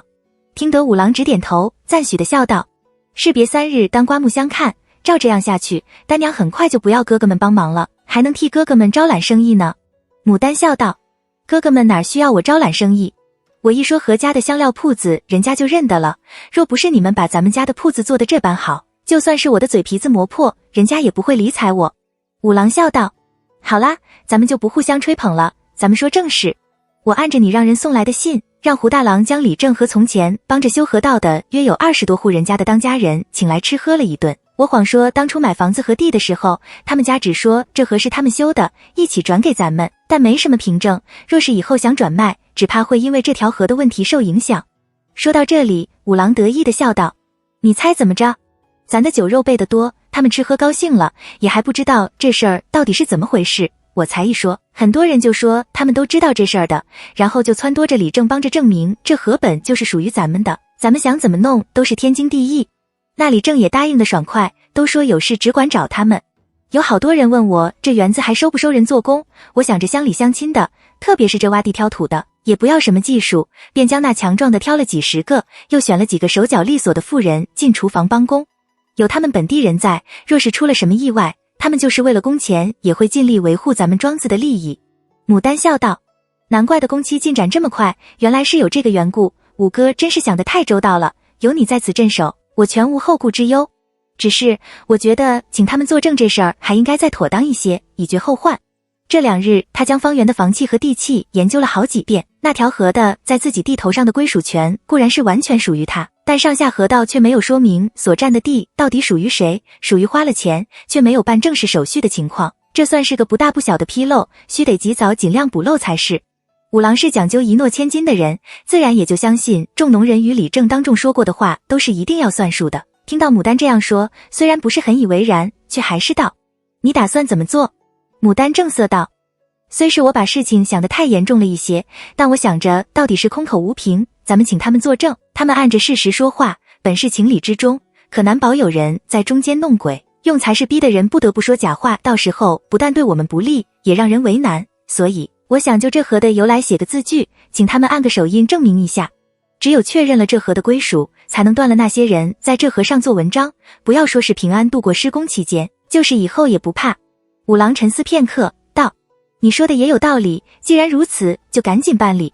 兄妹二人快速回了屋子，一个磨墨，一个纸笔，商商量量的，很快就将文书写了出来说，这河是本是由先前的周家独自出钱引来的，所经过的地都是花了钱的，并不提牡丹对这河有完全处置权的话，又将昨日来了的庄户名字写上，准备请他们一一按手印确认。然后提了2瓮酒，又将厨房里的半枪羊拿上，准备去请李正帮忙。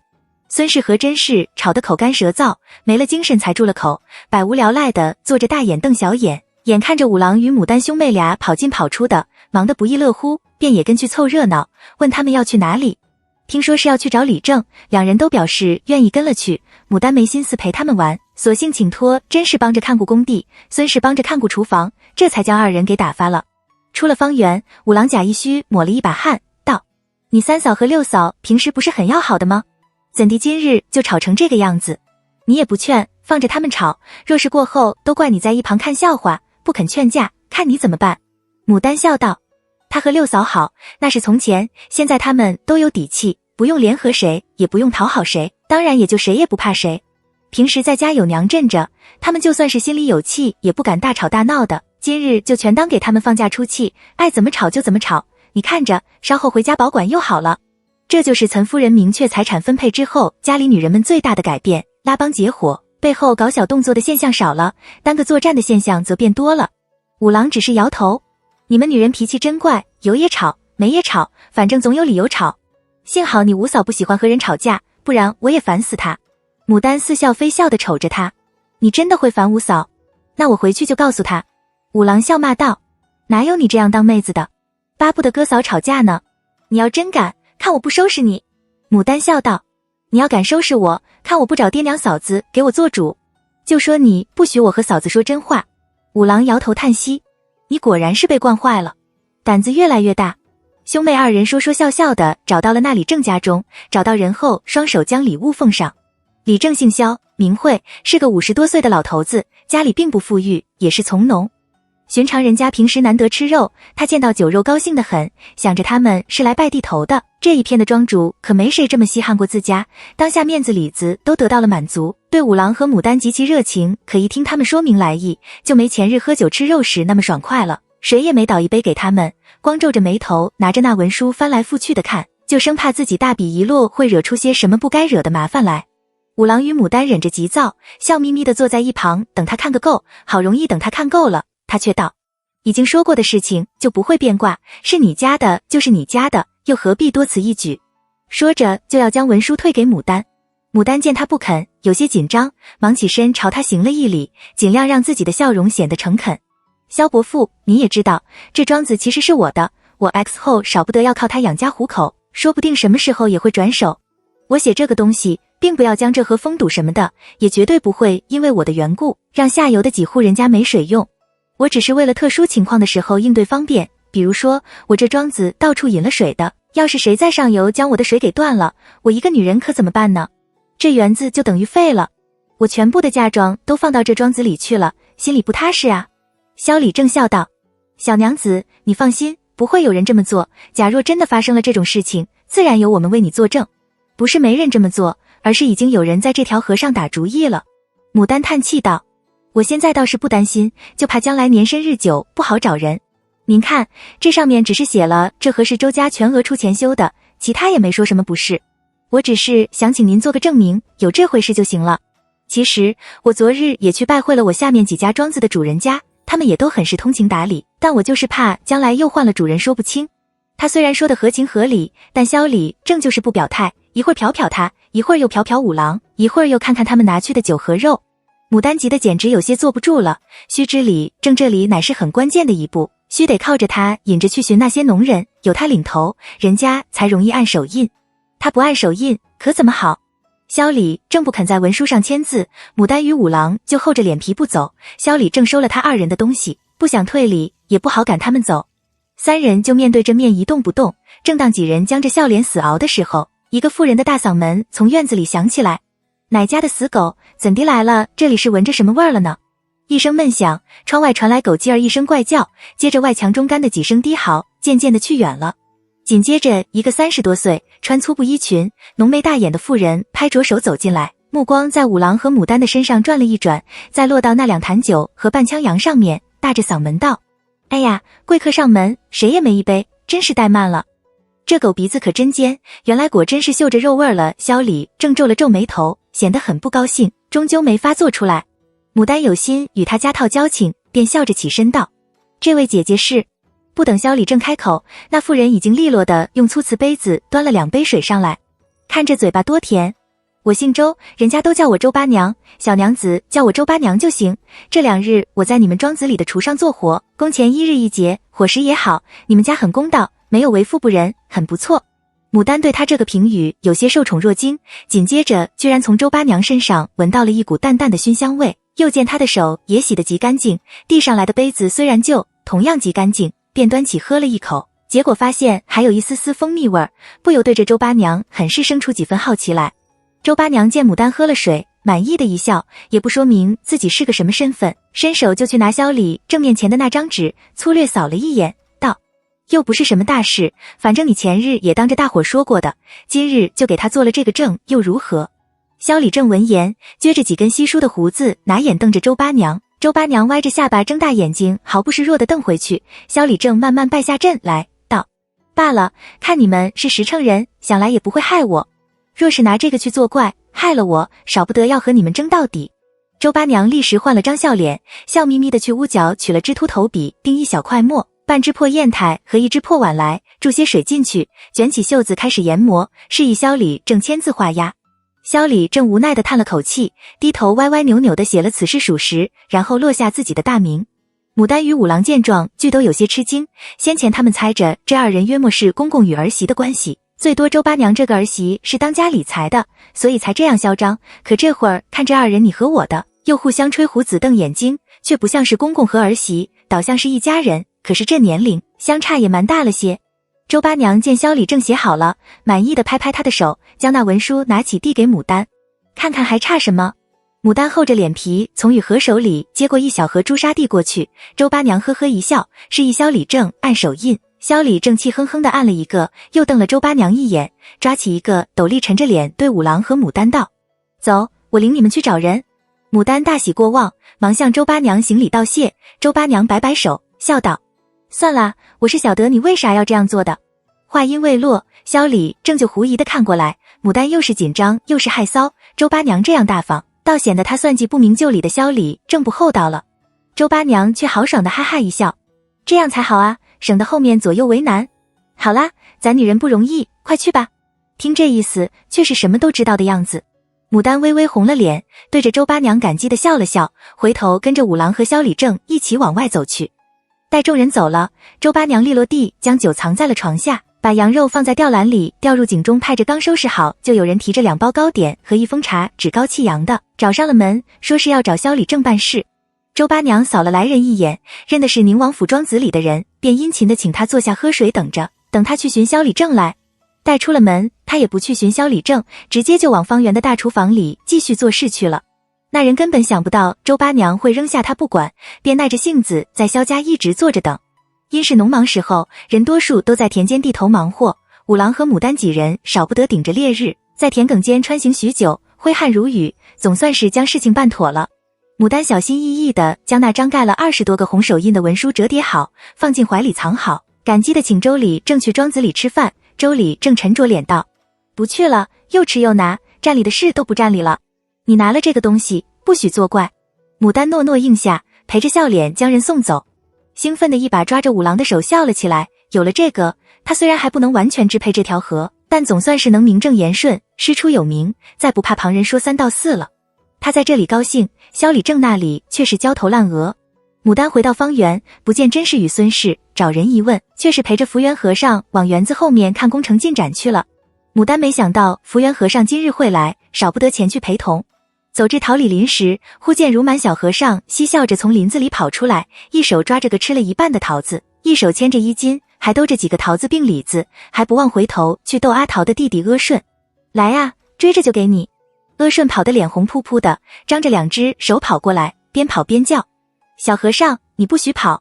2人一时见到了牡丹，便顿住了脚。阿顺学着大人给牡丹和五郎行礼问好，如满却是眨巴着眼睛道：何施主，你怎么才来啊？我一早就等你给我送桃子去，总也等不到，少不得求着师傅过来瞧瞧。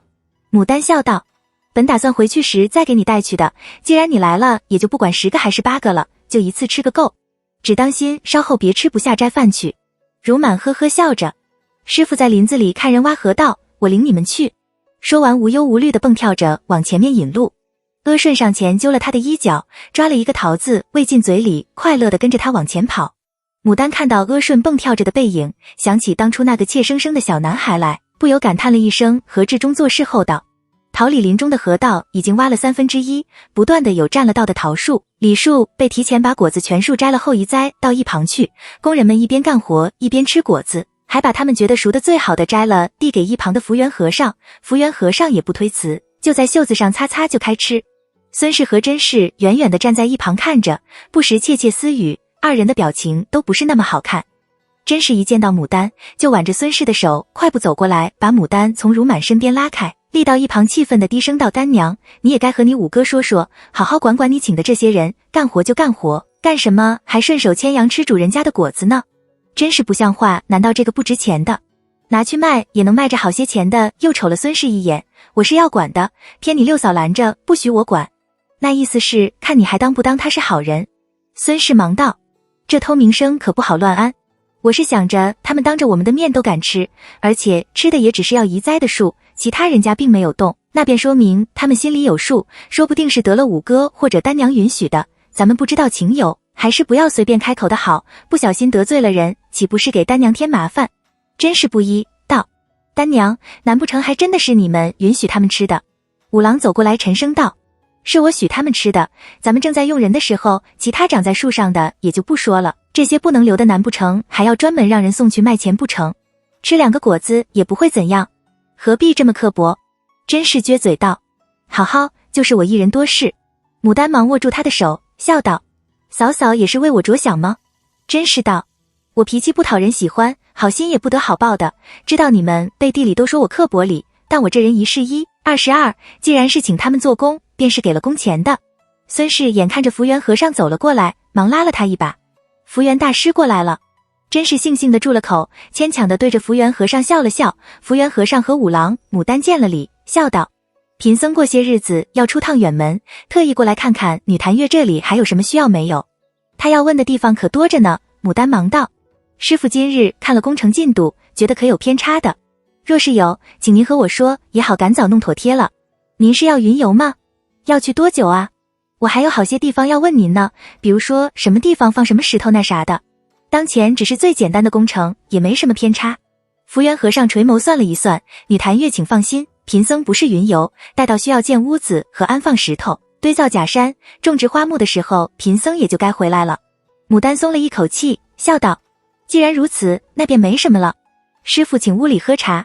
福源和尚的目光闪了闪，微微有些诧异。他昨日夜里曾听蒋长阳说了牡丹庄子里的事情，又见牡丹在那个时候去找他，猜着怕是有事要求他，便特意来了这一趟，原也是想着若是自己能搭把手，为他说上2句话也不甚紧要。谁知牡丹却不开口了，这又是为什么？阿桃匆匆跑进来道，娘子，大厨房那边有人找您呢。牡丹忙告了罪，请五郎陪着福源和尚去屋子里喝茶说话，他自跟了阿桃去大厨房。是谁找我？阿桃道，是萧礼正在厨房里骂他家周八娘呢，眼瞅着要动手了，他们便叫奴婢来寻您去当个和事佬。牡丹猜着大概是为了周八娘逼萧礼正为自家帮忙的事情，只是先前他与萧礼正分开的时候，萧礼正还好好的，片刻功夫就发了脾气，也不知道是不是又发生了什么事，便问阿桃，周八娘和萧礼正是一家人吗？我先前去他家，看着周八娘挺能干的，年纪也轻。阿桃见牡丹肯问自己，又是高兴又是忐忑，小声道，您不知道他们家的事情，他们原本不是一家人，周八娘原来是萧礼正的小姨妹，嫁在城里的长安坊一户姓陆的人家，后来她丈夫死了，萧礼正家里的周大娘也死了，萧礼正就求周家续亲，求娶周八娘。周八娘不肯，但她家里还是逼着她嫁过来了。刚开始的时候，整天提着扫把追着萧礼正打，打了约有2个多月才消停了。牡丹这才明白为何周八娘会发出女人不义的感叹，原来她就是个被人欺负不得意的女子。阿桃见牡丹不说话，便大着胆子继续道，这位周八娘的胆子可大着呢，花样也多得很。她曾经教过村里的年轻女子用旧竹篾片和菊叶来做熏香，人家都笑话她想过有钱人家的好日子，想过疯了，她也不理睬，我行我素。奴婢曾经跑去闻过她那香，还挺好闻的。可是她也会做恶心事，去捉蛤蟆来做什么鲍鱼羹吃，还说是从百越学来的法子，真是恶心死了，也不知道她怎么就会想到去做这么恶心的事情。阿桃说到此，配合的打了个寒战。他以为牡丹会和其他人一样，听到做这什么蛤蟆吃就会大惊小怪的觉得恶心，偏牡丹并没有表现出恶心的样子来，反而镇静的问道：你看到过他做蛤蟆吃吗？阿桃愣了一愣，奴婢没见过，只是听王大娘说的，厨房里的人还都说，如果不是周八娘做得一手好菜，生得一身好力气，就一定要和您说，不许她来大厨房帮忙。牡丹淡淡的哦了一声，阿桃在一旁察言观色，觉得牡丹不似不喜欢周八娘，反而好像还感几分兴趣的样子，便又把话朝着有利于周八娘的方向发展，笑道：其实她挺能干的，这里谁家嫁女娶媳都爱请她去帮忙做饭，为人也热情，肯帮忙。有次我那跑了的后娘追打我们，差点把我弟弟推进河里去了，还是她帮的忙，还和我后娘吵了一架。牡丹听到此，不由皱起眉头来，严厉地看着阿桃道：这样说来，他不但是个能干热心的人，还帮过你的忙，你怎能跟着旁人在背后传他的闲话呢？这不是忘恩负义是什么？阿桃见牡丹突然翻了脸，吓得赶紧站住了，紧张地绞着手指，垂着头结结巴巴地道：奴婢只是想把自己知道的都告诉您，想讨您欢心。牡丹见他一张小脸，怕得瞬间褪去了血色，心想这孩子就是一棵歪脖子树啊，便道：虽然你是为了让我高兴，但君子有所为有所不为，你这种行为让人瞧不起，若是不改，今后只怕我这里是留不得你的。阿桃咬住嘴唇，那以后奴婢再不说人坏话了，专捡好的说。牡丹叹了口气，叫过雨禾：你教教他做人的道理，再教教他什么话该怎么说。雨禾微微一笑，老鹰抓小鸡似的提着阿桃的衣领，将他拎到一旁开训。待到牡丹赶到大厨房时，闹剧已经收场，萧礼正与周八娘二人正准备过来找他。萧礼正撅着胡子，铁青着脸，嘴里骂骂咧咧的，周八娘却是满脸的不在乎。牡丹忙上前与二人打招呼：萧伯伯，这是怎么了？谁惹您生气了？萧礼正一眼看到牡丹，忙奔过去，气哼哼地道：我不是你伯伯，当不起，别乱喊，你害死我了，早知道你不安好心，我就该无论如何也不要答应这蠢婆娘。周八娘满不在乎地上前拦住她，对着牡丹笑道：小娘子，咱们寻个好说话的地方说话。牡丹便引他二人往屋里去，另寻了间僻静的屋子，请二人坐下后，小心地问周八娘：刚才还好好的，怎么就说我害死人了？可是出了什么事？周八娘淡淡一笑：不就是你们前脚刚走，宁王府庄子里的奴才们后脚就去寻他吗？我想着反正这人只能做一回正啊，他自己去的晚了，能怪的谁？白纸黑字落在那里呢，难道还能改过来？便没去找咱们的萧礼正，给他倒了杯茶就来干活了。萧礼正气得发抖：你可知道那是什么人？王府圣上的儿子，你惹得起吗？又瞪着牡丹：你惹得起吗？牡丹正要开口，周八娘便横了萧礼正一眼：你这人可真是笨的，阿牛使老娘已经给你安排好了，你却不懂得推脱，怨的谁？萧礼正道：我推脱了呀，我说了，他们来晚了，我已经写了那东西了，断不可能改过来，叫他们来找何家就是了。可是他不肯饶我啊，说我故意和他们作对，问我是不是不想做这个理正了，当头就给我一巴掌，把我牙齿都给打晃了。牡丹定睛看过去，果见他的半边脸有些红肿，不由很是抱歉，实在是对不住，但是到如今还是只有请您往我身上推了，医药费也由我来出，全当向您赔罪了。周八娘道：本来就要往你们身上推的。见牡丹朝他看过来，坦然自若地道：你们的目的是要我们替你们作证，我的目的也是既不想做亏心事，也不想夹在中间难为，任人打整，所以咱们算是各取所需，就是这老傻蛋人太笨，胆子又小又贪心，不会办事还想做理正，活该他倒霉。牡丹默默一想，就是这么回事。他当时没有据实以告，哄着萧礼正帮自己办了这件棘手的事，但从周八娘那边来看，也是图个签了这字就把事情甩脱推给自己，由自己和宁王府去抗争，他们再不掺和进来的意思。没有人是傻的，都是各怀心思，小老百姓为自家打算罢了，还真说不上谁好谁不好，只是说到底，萧礼正挨这一巴掌的确也是因为自家才挨的。周八娘其人的确也坦荡，牡丹便道：都是我给你们添的麻烦，我在这里给二位赔礼了，请问这附近可有大夫？我马上让人去请来给李正看伤。萧李正哼哼道，不必了，我挨打就当白挨了，可不敢再和你家有牵扯。人家说了，叫你等着瞧，我是来把他带回家去的，你赶紧把他今日的工钱算给他，然后你就等着宁王府的人来找你的麻烦吧，等着倒霉吧。风大娘送茶汤进来，闻言就有些恼怒，这人是怎么的，嘴里包着粪呢？怎么这样说话啊？当下便将茶瓯重重一顿，眼皮子一抬，就要说上两句，牡丹忙将他拉开，笑道，谢谢萧伯伯过来报信，你们真是好心人，我会小心的。既是这样，我也不敢再留你们了，大娘去帮周伯母结算一下工钱。风大娘办事老道，并没有去问周八娘的工钱是多少，直接就找五郎支了1名钱来交给周八娘。周八娘笑了一笑，数了100个钱，对着牡丹道，多的就当是我卖草药给他敷嘴的，小娘子你好自为之。说完也不要风大娘送，揪着萧李正去了。风大娘沉了脸道，丹娘，这到底是谁这么张狂，竟然敢趁着宁王府里发生这种大事的时候，在这外面如此张狂的乱来？他就不怕给宁王府惹上麻烦，也给他自己惹麻烦吗？明明知道咱们家是李舅爷的亲戚，还这样可恶。牡丹暗想，真相不明之前，他能做的就是最大限度的做好防范工作，保护好自己和家人不被牵连进去，至于其他的自有李元去操心。便道，我和去五哥他们说，这些日子我们大家都小心些，不要被人谋算了去。风大娘点头称是。牡丹看看天色不早，见雨禾领了阿桃过来，便吩咐阿桃道，让人去林子里将新鲜上好的桃子和李子摘些来，备成4份，1份给福元师傅带回去，1份送家里，1份送给李家，另1份送去给楚州后府的白夫人。又叫雨禾让厨房里赶紧送素斋饭来，吃了好让福元师傅早些回城。牡丹进去请福元和尚吃斋饭，又将五郎叫到一旁，把萧李正来递的话说了一遍，道，五哥，你今晚不要留在这里了，和三嫂、六嫂一起回去吧。五郎皱眉道，既然他们要找麻烦，更该让人在这里守着才是，要是咱们统统都走了，有人来捣乱可怎么好？不行，我不去。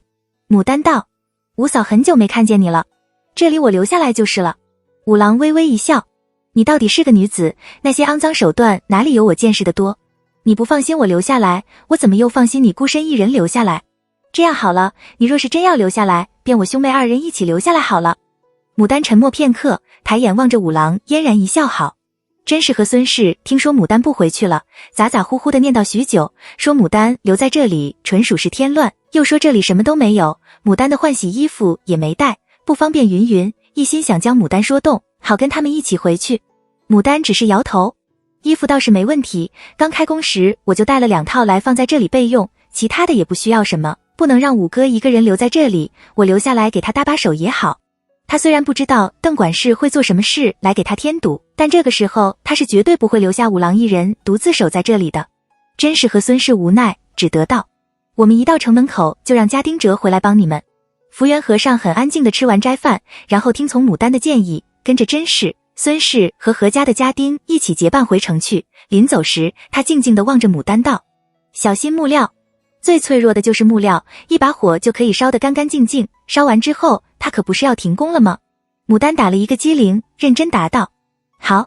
福元和尚微微一笑，向牡丹和五郎双手合十行了礼，谢过何家家丁牵过来的马，仍旧做了自己骑来的那头驴，慢吞吞的去了。牡丹和五郎商量了几句，趁着天色未黑，快速安排起来。木料砖瓦本是早就拉了来放置好，有专人看守的，如今有了这种危险，少不得要提高工价，多安排几个妥当仔细的人来看着，还要组织一个夜巡队，夜里在工地上来回巡护，以防有人潜入来捣乱。天色渐晚，雨禾与风大娘2人将牡丹的房间收拾出来，又从厨房提了热水，叫牡丹去洗浴。牡丹着实也累极了，今日奔波一天，汗水出了又干，干了又出，感觉一摸都快要结了盐粒子，能够舒舒服服的泡个澡，自然是求之不得。他躺进澡盆去就不想出来，想着要趁此机会建个淋浴的洗澡房才是，晕晕乎乎靠在澡盆壁上就迷糊了过去，直到雨禾在外拍门才把他惊醒过来。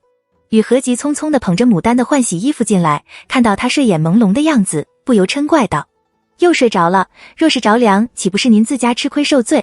边说边将大块棉布盖到牡丹头上，替她擦头发。牡丹一边穿衣服，一边迷迷糊糊地道，我三嫂和六嫂他们到了吗？雨禾的手顿了顿，小声道，适才有人来报，两位少夫人在回京城的路上，差点被一头疯牛给撞上，幸亏福元师傅机智，将那疯牛给引开了，才没有出大事。只是他租来的驴倒是被伤着了。牡丹的瞌睡一下子被惊得没了，她很难相信这是巧合。她阴沉着脸接过雨禾手上的棉布，将头发包起来往外走。我五哥呢？雨禾追了出去，在外面交代咱家的家丁和庄户们做事呢。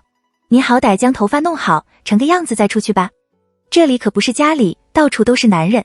牡丹顿住脚步，耐着性子任由他打整，好容易头发半干，挽了个简单的髻，便立刻去寻五郎。五郎果然领了几个工头在柳树下喝茶说话，见牡丹寻来，便走过来道：你都听说了？你别怕，他们都好好的，家里今晚会再派人来帮忙，也会连夜去和李家商量，应该很快就能解决，这里的事儿也有我，你安安心心的就好。牡丹皱眉道：五哥，不过就是这么大点事，他们怎么就这么不依不饶的呀？他们就算果真要占了这地，也该直接来说一声，这样不明不白的，就光在背后搞小动作，还恶毒，怎么就生成这副样子了？五郎温和一笑：傻丫头，这世上想不通的事情多着呢。人心至善，人心也至恶，正常的很。人和人是不同的，不要用你的想法去猜别人的想法，咱们觉得委屈，说不定他们也觉得委屈，你怎么没有任由他们去踩踏，反而是一而再，再而三的挑衅他们，和他们作对呢？实在是太不像话了。牡丹笑道：是这个理。今晚你不打算睡了吧？那我陪你一起。五郎想了想，道：好啊，还和小时候一样，我给你讲故事。天黑之前，李姓、大郎、六郎并10多个丁出了城，并不直接赶去方圆，而是在城郊寻了个庄户人家坐着，直到2更时分方起身，静悄悄地赶，悄无声息地赶去方圆。与五郎坐在灯下有一搭没一搭的将些小时候的事情来说，说着说着扯到了李姓。五郎笑道：行之从小就喜欢跟着爹爹跑，说是将来要一个大人，坐很大的船去很远的地方，没想到他果真跑去做生意。牡丹静静地道：他和我们不是一人，总有一天他不会再做生意的。五郎叹了口气，给牡丹倒了杯茶，趁机将那早就想和牡丹提起的事情说了出来。你五嫂有个姑表兄长，年龄和我差不多，前年死了原配，已是有儿有女，家中殷实，为人也厚道，长相也端正。人我是见过的，和嫂娘家那个兄弟完全不能相提并论，可你五嫂还是不敢和娘说，也不敢和你说，让我先问问你，等这些事儿过了后，你愿不愿意见一见？牡丹一愣，难道他就只能配官夫吗？已是有儿有女的，所以才不在乎他到底能生不能生吧。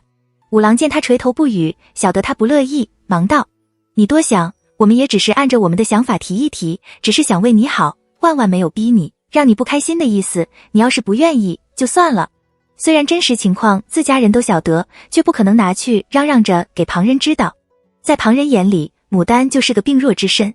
牡丹苦笑道：我知道哥哥嫂嫂们都在为我操心，都心疼我，怎会故意让我不开心呢？我只是有些害怕嫁人了。他本是推脱之词，听在五郎心中却是另外一种感受，忙安慰道：刘家那样的人实在是少数，你五嫂这个姑姑家为人很实在的，耳听为虚，眼见为实，不然你见上一见吧。忽听雨禾在帘外轻声道：家里来人了。紧接着帘起，大郎当先走了进来。牡丹笑道：大哥，你们怎么这个时候还能出城？话音未落，又见李姓与六郎并肩走了进来。牡丹没想到李姓也会跟来，这还是他向他表白之后二人第一次见面，又是这样措手不及，一时之间倒有些尴尬。大郎道：早就出了门的，一直等到天黑尽了才敢往这里走，就怕被那几些个狗东西知晓我们来了，不敢送上门来。李姓从进来开始看了牡丹一眼后，就一直强忍着不让自己盯着他看，笑眯眯地道：今夜咱们就来个守株待兔，瓮中捉鳖。他笑得自然，但他自己知道他用了多大的力气才叫自己的声音没打颤。牡丹忙起身去倒茶，头也不敢回地道：你们吃过饭了吗？我让雨禾去做宵夜。大郎扫了李姓一眼，心想这二人这样坐着确实也怪难受的，便道：去吧。牡丹借机走了出去，李姓不露痕迹地将目光从他身上收回来，笑看着五郎道：五哥，让巡夜的人撤回来吧。五郎笑道：你又打什么鬼主意？李姓道：防守这么严密，他们不敢来，咱们反倒不好动手了。我爹那里已然安排妥当了，就等咱们这里了。这岂不知好歹，为虎作伥的家伙，今夜便要叫他们有去无回。五郎道：既然是你们已经安排好了的，且听你安排就是了。牡丹和雨禾、风大娘一道去厨房取了蒸糊饼送过来时，房中只有李信和六郎在，大郎与五郎却是到外面布置去了。六郎眨眨眼，抓了个蒸饼道：“我去看看大哥他们。”不由分说就径自走了。牡丹沉默片刻，堆起笑来，将肉汤递给李信，语气轻松地道：“表哥吃吧，多吃点，吃饱了才有力气帮忙。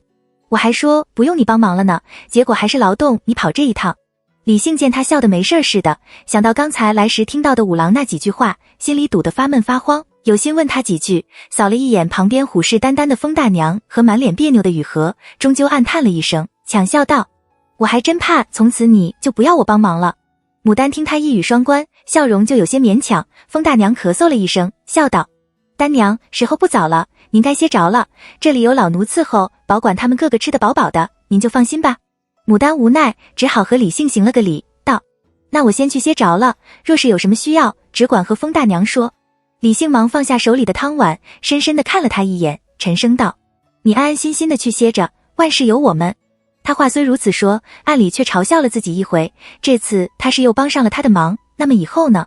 只怕他身边越来越不需要他了。正在畅往间，风大娘将一大个滚热的蒸糊塞到他手里，热情的道：“表公，多吃点。”李信无奈，只好埋头与蒸糊、肉汤奋斗。出的门去，雨禾沉默着打了灯笼，引了牡丹回房。牡丹沉默地挽住他的胳膊，将头轻轻靠在他头上，轻轻喊了一声：“雨禾。”雨禾唉了一声，静心等待他说话，牡丹却又没了声息。一直到牡丹躺下，他给牡丹放下杖来，牡丹才眼睛亮亮地看着他，低声道：“你说我要是和他们说我不想嫁人，他们会不会生我的气？”雨禾一听慌了神，道：“您怎能这么想呢？您正是花一般的年纪，难不成要孤独终老？这是暴殄天物，还暴殄天物呢？你可真会说。”牡丹扑哧一声笑出来，摆摆手指住雨禾接下来的一连串劝解的话：“我就是说说而已，不想给人做后娘。”雨禾没好气的道：“不想就不想呗，家里谁舍得逼您？没来由说这种话，吓死人来。”牡丹调笑道：“你放心，就算是我一辈不嫁人，也不会拘着你，让你陪我一辈的。”雨禾红了脸，嗔地瞪了他一眼：“您说什么呀？”报复的扑哧一口将蜡烛给吹灭了，也不理牡丹喊他，径自到外间去躺下。不管旁人怎么看，他绝对不委屈自己嫁个莫名其妙的人。牡丹翻了几个身，架不住疲累，静静地睡过去了。4更时分，外面传来一阵喧嚣声，说是抓到了贼。牡丹要起身去看，偏被风大娘堵住：“您要真想知道，带老奴去打听了来，半夜更的跑外面去做什么？”牡丹无奈，只好任由他去打听。约有1炷香后，风大娘回来，轻描淡写地道：“不过是几个小毛贼，从身上出了火石、火镰，还有油。果然是想混进去烧咱们的木料，大郎他们安排的妥当，来了个瓮中捉鳖，人赃俱获。现下正在审呢，说是天亮就要送去宁王府。”好容易熬到天边放亮，牡丹把熬了一夜的风大娘按下去躺着休息，她与雨禾去厨房安排早饭。去叫大郎等人吃饭时，屋外不闻任何声响，掀开帘头去瞧，但见几人歪歪倒倒地躺靠在榻上、绳床上，竟然是都睡着了。牡丹正要退出去，忽见靠在绳床上的李信突然睁开了眼，定定地看着他。牡丹的心口一跳，赶紧将头缩回去，才转了身，帘一掀，李信快步跟了出来，轻声道：“丹娘，你是打定主意一看到我就要躲了吗？”雨禾见状，拿眼盯着自己的鞋尖，一点一点地凑到一旁去站着，假装什么都没看见，什么都没听见。牡丹沉默片刻，回头望着李信微微一笑：“表哥说笑话了，我怎会一见到你就要躲？”李信看到他交替握在胸前的青葱玉手，恨不得一把握住，让他听他细诉才好，但他不敢，只怕这样一来会从此再不能近他的身。他将拳头在袖笼里握紧又放松，放松又握紧，好容易平复了心中的波澜，笑道：“不是就好，就算是那个，反正你明白的，旁人是旁人，我是我。”见牡丹没有什么特别的表情，他有些语无伦次地道：“早知如此，那些话我就不该说给你听，咱们还是像从前那样，你不要特意躲着我，好吗？”牡丹心想，已经说出口的话，怎能当他没有说过？已经发生的事情，怎能当他没有发生过？他倒是想呢，只是大家都不这样看。看看，大郎不是就掀起帘探出头来，胡不满地看着二人了。牡丹飞快地喊了一声：“大哥！”李信唬了一跳，迅速调整好了表情，坦然自若地回头看着大郎，微微一笑：“大哥，我正和丹娘说，那几个人已经供认不讳了，这次咱们把这事弄好后，这一片就不会再有人敢来生事了。大郎也不戳破他，笑道：这次真是辛苦行之了。回头看着牡丹道：丹娘，你去看看早饭好了吗？得赶早回去呢。牡丹忙道：我就是来叫你们吃饭的，吃了饭以后都歇上一觉再走吧。李信道：不行，得尽早回去才好安排。大郎回身喊了一嗓，五郎和六郎揉着眼睛出来，几人说说笑笑的吃了早饭。仍有五郎守在工地上，牡丹随着大郎等人一道回城。李信命人将那几人捆在马后，当着众庄户和工人的面拖着上了，一行人摇摇摆摆的回城去。一上总有庄户好奇地停下来，盯着那几个人看，窃窃私语一通，有那大胆好事的便直接问这是做什么。李信便大声说，这几人都是借着宁王府的名头做坏事的，他奉了宁王之命前来捉拿这几人，现下就要送回去交给宁王殿下处置了，看以后谁还敢借着宁王府的名头再做坏事。牡丹看到众庄户敬畏的神情，不由暗想，虽然宁王要名声，定然不会容许这些小虾米坏他的事儿，可李信这样嚷嚷的人尽皆知，何尝又不是为他撑腰呢？从此以后，这一片只怕不会轻易有人来找他的麻烦了。他算是一行人回到城中，大郎与李杏子将人送去宁王府，牡丹则与六郎回家去听消息。中午时分，大郎喜滋滋地回来道：宁王殿下大怒，已是严厉处置了那几人，又命人去绑庄里的管事来问罪了，不单是那邓管事，就连庄里的总管也一并获了罪。丹娘，以后应该再没人敢去你庄上巡视了。牡丹皱眉道：不是说那邓管事是王府大总管的侄儿吗？表舅他们会不会因此得罪人？大郎呆了一呆，随即笑道：应该不会吧，人赃俱获，他就算是想反驳也没办法的。再说表舅厉害着呢，他自己有数，大总管哪儿能和他比？宁王殿下也说了，他下面的人要是个个都像这些狐假虎威、狗仗人势的刁奴一般行事，他再好的名声也不够败坏的。薛氏笑道：你亲眼见着宁王殿下了？大郎笑道：那是自然，我也没想到，不过表舅叫我进去，我就进去了。他问了我一下具体情况，然后又安抚了我几句，要我说这亲王也没什么可怕的，脾气好着呢，说话也好听，比王府那些人平和多了。牡丹现在就好奇，到底那邓管事是为什么和他这样般过不去的。到了傍晚，前来做总结汇报情况的李信终于将得到的具体情况报了上来。却是有人挑唆那邓管事，说愿意出高价买方圆，只要他能弄了来，就一定要去拿邓管事的人从他的房间里出10两黄金，据说就是定金。牡丹苦笑了一下，不用问他也知道那人是谁，和他结下深仇大恨，几次番总想和他过不去的人还能有谁？果然李信看了他一眼，道：好像是说某人从马上摔下来，虽然还未痊愈，但肯定确定了，成日大发雷霆，便有人去和他说，我姑姑的球技马术都非常好，若是那次我姑姑他们跟着一起打球，他肯定不会发生这种。只是不知为何，这账又算到了丹娘头上。不过宁王殿下已经派人去魏王府了，想来他以后会收敛。牡丹皱眉道：是谁和他说这话的？他可真是躺着也中枪啊。李信笑笑：这中间牵扯到他们宗室中的一些事情，反正以后再不会惹到你头上来，就不必理睬了。有人想趁着宁王妃薨事，宁王无暇他顾，趁机搞点事情出来，不过是在适当的时间、适当地点，刚好撞到刀口上而已。但这些事情他却是不好和何人说得清楚，说多了也没用。宗室间的事情，左右逃不过权势利益之争，这就是说，在背后捣鬼的人，目标并不在他，而是浑水摸鱼什么的。既然以后不会再惹到自家头上来，牡丹就识相地住了好奇心，转而道：表舅没有因此和那大总管生出下隙来吧？李信道：不会，我爹和大总管其实都是殿下的左膀右臂，谁也不得，他晓得厉害。要怪也要怪邓管事实在胆大包天，在那和尚没能张，竟然就想着去害你。这样歹毒不识大体的人，迟早都会坏事，怎能留他？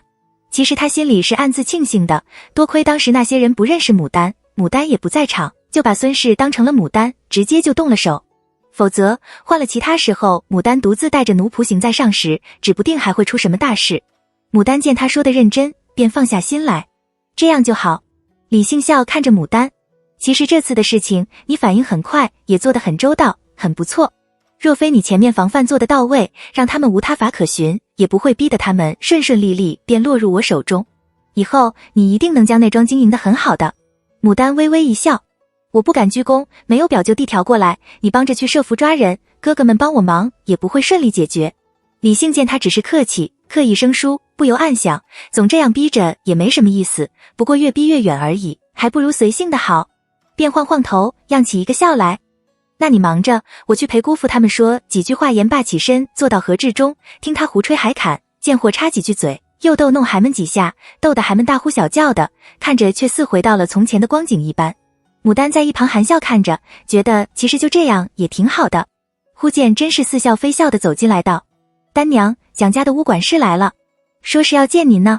牡丹立刻就想到肯定是送牡丹花种来给自己的，连忙起身和岑夫人说了一声。岑夫人交代道：好生招待。牡丹应了，领了林妈妈和雨禾出去，果见乌坐在侧厅里，正由家中总管陪了说话。见牡丹进去，乌立刻起身行礼问好，将一只竹篮递过来，笑道：这是我家公当初答应娘的牡丹花种，也不知道采摘的时机是否合适，想来一定是好的。牡丹掀开篮上盖着的细纱布，对着光亮处一瞧，但见里面却不是直接装的孤兔果，而是放着5、6个绢布包。他随手拿起最大的一个布包来瞧，却见绢布上用笔细细写了几个字：南诏子牡丹。字写的雄健朴拙，似是南手笔。打开一看，里面放着20多颗蟹黄色的孤兔果，又饱满又清爽，真适合得很。他一边感叹这蒋长阳手下的人做事认真细心，一边拿起其他布包来瞧，绢布上一一都如同第一包一样写了花名，有甘草红、听红、玉板白、朱砂红、粉二乔，只是里面的孤兔果多的有5、6枚，少的却只有1、2枚。有半瘪的，也有饱满的，有些干些颜色深些，有些湿润些，颜色浅些。想来采摘的时候不一样，采摘的人也不知道那些合适，那些不合适，就一股脑的摘来了。不过总是得用的。乌见牡丹满脸喜色的翻看那几包种，不由微微一笑，适时插话道：这些是其他种的，花匠按着工的吩咐，也是在果皮呈蟹黄色的时候就摘下来放好的，只是不多，摘下来的时辰也要久一些，故而要干点。我家公也想着您大概会需要，便让小的一并送了过来，也不知道您有没有用。真是非常意外的收获。牡丹笑得合不拢嘴，鸡啄米似的点头：有用，有用，有用了。又刨了刨那种，方才想起和乌道谢说客气话。蒋公实在大方了，包种的人也细心得很，这字写得真好。你们家这位新来的花匠实在很不错。按着他想象，蒋长阳这样的人是绝对不可能亲手包这些花种的，自是那花匠做的。乌脸上露出一种古怪的神色来，含含糊糊地道：这位花匠的确不错，这字的确是写得很好，没有10多年的功力写不出来。牡丹没注意到他的神色，点头赞同。稍后请乌总管替我向蒋公道声谢。接了雨禾递过来的2个荷包，递给乌道：多的这包请乌总管喝茶，小的这包是给那位花匠的。光看这种包成这样，还写了花名，就知道是个做事踏实仔细的人。乌的手顿在半空中想了想，伸手接过荷包，笑道：那小的替他谢过何娘赏了。牡丹笑道：应该的。乌笑笑，收起荷包，正色道：何娘，我家公今日去看福源大师，听福源大师说起你们庄里的那件事又加重了，还请你和小的说说，如今是怎么一个情况？我家公兴许可以请人帮忙去和宁王府打声招呼。牡丹笑道：谢你们关心，没事了，已经解决好了。我正想着改日要去府上说一声，烦劳蒋公挂心了。乌有些货，昨日疯牛都已经追到大上了，还说没事。真的假的？牡丹见他满脸的不相信，便将事情的经过大致说了一遍。我表舅就是宁王府的长史，昨日因见事态越发严重，便请托他帮了忙。我表哥当夜就去了庄上，将放火的人抓着，送到了宁王殿下面前，以示各得各的惩罚，以后不会再出来危害人了。乌听说，也欢喜地向牡丹表示了祝贺，谢过留饭，告辞离去。牡丹提了竹篮进去，真是坐在岑夫人身边，招手叫她过去。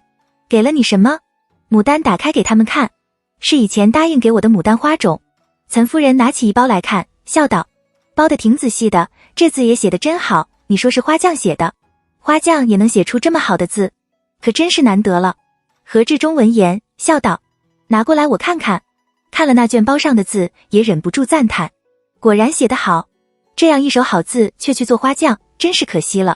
李杏也拿过去看，不经意地问：这是谁家的花匠啊？何志忠不在意的道：就是上次劫时救了丹娘的那位蒋长阳蒋公。说来真巧，他的庄也在方圆附近，邓管事去联合其他人家捣鬼的事儿，还是他遣人过来说的，这才引起了丹娘的警觉。这人真不错，上次我们去道谢，就是随口那么一说，难为他就一直记着。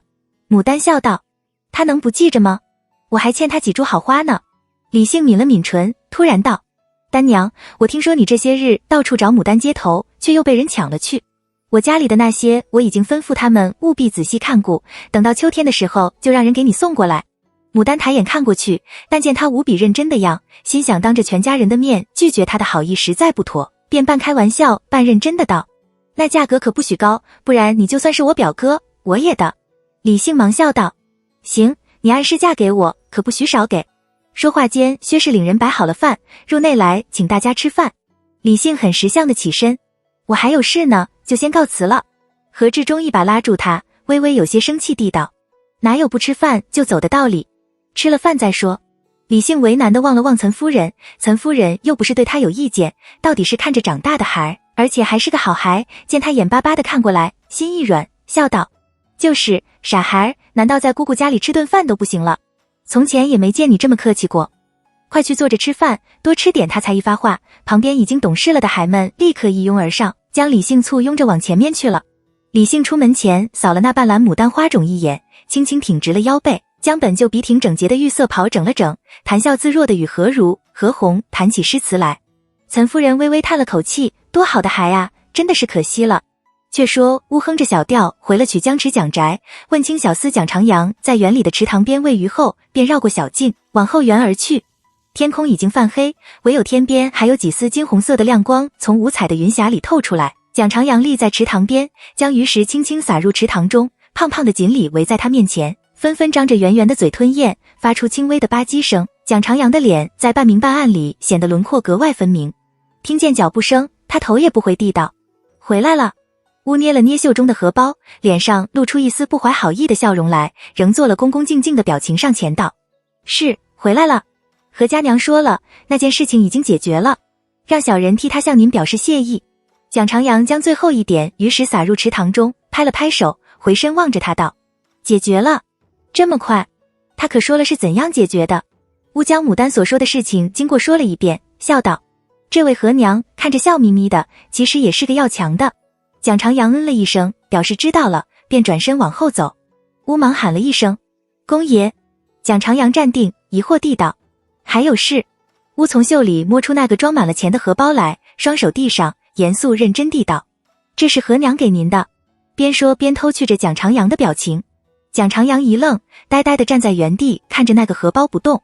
荷包是稳重的亮蓝色，上面简简单单地绣了一丛兰草，绣工还不错，花样看着也还不差。他明明记得几次见到他的衣裙上绣的都是各式各样的牡丹，一朵比一朵更娇艳，一朵比一朵更夺目。怎么这个荷包绣的却不是牡丹，偏偏是丛兰草？蒋长阳被自己这个突如其来的头吓了一跳，并不伸手去接荷包，淡淡地道：他怎会突然送我荷包？你是故意捉弄我的吧？乌闻言，震惊地抬起头来，道：小的怎么敢？小的敢对天发誓，若是有半个字是假的，便天打五雷轰。真是何娘送的。他说的果真没有半个字是假的，而是有一个字是假的，是赏的而不是送的，所以他是不怕这个誓言的，叫他发10遍也可以。蒋长阳有些不安地擦了擦手掌，犹豫道：他为什么送我这个？你可知道里面是什么？乌忍住笑，继续捧着荷包递过去，老实巴交地道：小的不知，也不敢问何娘，您打开看看不就知道了。蒋长阳抿着唇接过荷包，入手就觉得很沉，掂一掂觉得很诡异。一拉开荷包，几个亮晶晶的通宝叽里咕噜滚出来，落在碎石铺就的小径上，叮当几声脆响，滚进了旁边的草木中，疏忽不见。蒋长阳挑了挑眉，指尖一挑，将荷包口全部拉开，但见里面满满当当装的全是通宝，不由好生懊丧，抿紧了唇，抬眼冷冰冰地看着乌，生气的道：你又捣什么鬼？乌忍笑忍的肚都疼了，装作满脸委屈地道：公您可冤枉死小的了，何娘说包花种的人包得不错，字也写得好，送给他买茶喝的，人家一片好心，小人也不好说不要，所以就拿回来了。拿也拿回来了，您要不要就赏给小人吧。何家的丹娘不是一个不懂理的人，怎会莫名其妙的打发下人似的送自己一包钱？看这样分明是生了什么误会。蒋长阳明明知道误导鬼，偏生又气不起来，只沉着脸道：让你办件这么简单的差事，你都办得莫名其妙，还想多拿赏钱？以后再这么办差，我看你可以回去了。乌也跟着他沉下脸来，站直了，垂了手，认认真真的应了一声是。蒋长阳瞪了他一眼，轻轻踢了他一脚，趁着还有点亮光，赶紧把钱找起来，别浪费了。关键时一钱难倒英雄汉呢。乌弯腰弓背的将钱从旁草丛中找了出来，认错太良好的双手递给蒋长阳。蒋长阳又瞪了他一眼，将钱装入荷包中，把荷包口一结，转身就走。乌忙老老实实的跟在他身后，陪笑道：公爷，明日是什么时候出发？蒋长阳头也不回地道：4时去法寿寺接福源和尚，收拾好就走。乌偷眼看着他手上的荷包，快步跟上。那小人再去检查一下马匹装备。蒋长阳点了点头，小心一些，稍后我会和大家一起吃晚饭，你去看看饭菜备得如何，记得要厨房添好菜。酒每人只能喝1碗，多的不能喝，盯紧了。乌应了，自去筹备不提。蒋长阳握着那包钱回到房中，从怀里摸出火镰和火石来，轻车熟地将桌上的蜡烛点亮，随手将那包钱放到了桌上的一个黄杨木匣里，伸手在桌下摸了片刻，摸出一张写满了字的纸来，对着烛光又细细看了一遍，就着烛火烧得干干净净。少请。乌轻轻敲了敲门。公爷，大家伙都到齐了。蒋长阳吹灭蜡烛，转身拉开门。走吧。暮色尚未完全降临，永兴坊的郡主府里已然帘幕低垂，灯火辉煌。穿着青衣，梳着垂条，踩着线鞋的侍女们有条不紊地自将一道道热气腾腾的菜肴流水样的送至主屋那张做了金矿宝殿装饰的长条桌上，以备主人随时取用。浓厚的苏合香油味无处不在，竟叫美味佳肴的散发出的香味几乎闻不到。侍女们也没心思去管，人人俱是提心吊胆，束手束脚，唯恐一个不小心弄出声响来，就被心情严重不好的主人治了罪。待到菜肴上齐，几个平日贴身伺候的青衣侍女悄无声息的你推我，我推你，谁也不肯去向清华郡主禀话。推搡了一些，往日最得清华之意的一个婢女阿杰叹了口气，轻声道：罢了，今日我去，以后轮着来其他人俱都松了口气，露出劫后余生的喜色来，一齐将他往后推。阿杰碎步绕过6曲银交官羽毛侍女屏风，对着低垂的绛色纱幔后宽大的白檀木床榻上躺着一动不动，望着帐顶发呆的清华郡主轻声道：郡主，菜已上计，是否现在就将桌案抬过来，伺候您用餐？清华郡主眨了眨因为酒没有闭合而有些发酸的眼睛，冷声道：刘畅还没来。他的声音因为酒没有说话的缘故，显得嘶哑难听。这声音听在阿杰的耳朵里，不亚于魔音穿耳。他情不自禁地颤抖了一下，僵硬着脖道，大着舌头道：刘四成让人带信过来，说是要晚点过来，请郡主不必等他吃饭。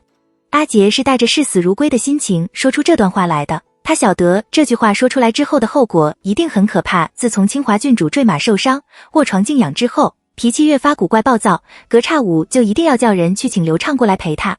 他伤重之时，刘畅倒是次次都来，如今他的伤势稳定了，他来的就没从前那么勤了，5次中有次来就算是好的，次中还难得有一次不迟到的时候。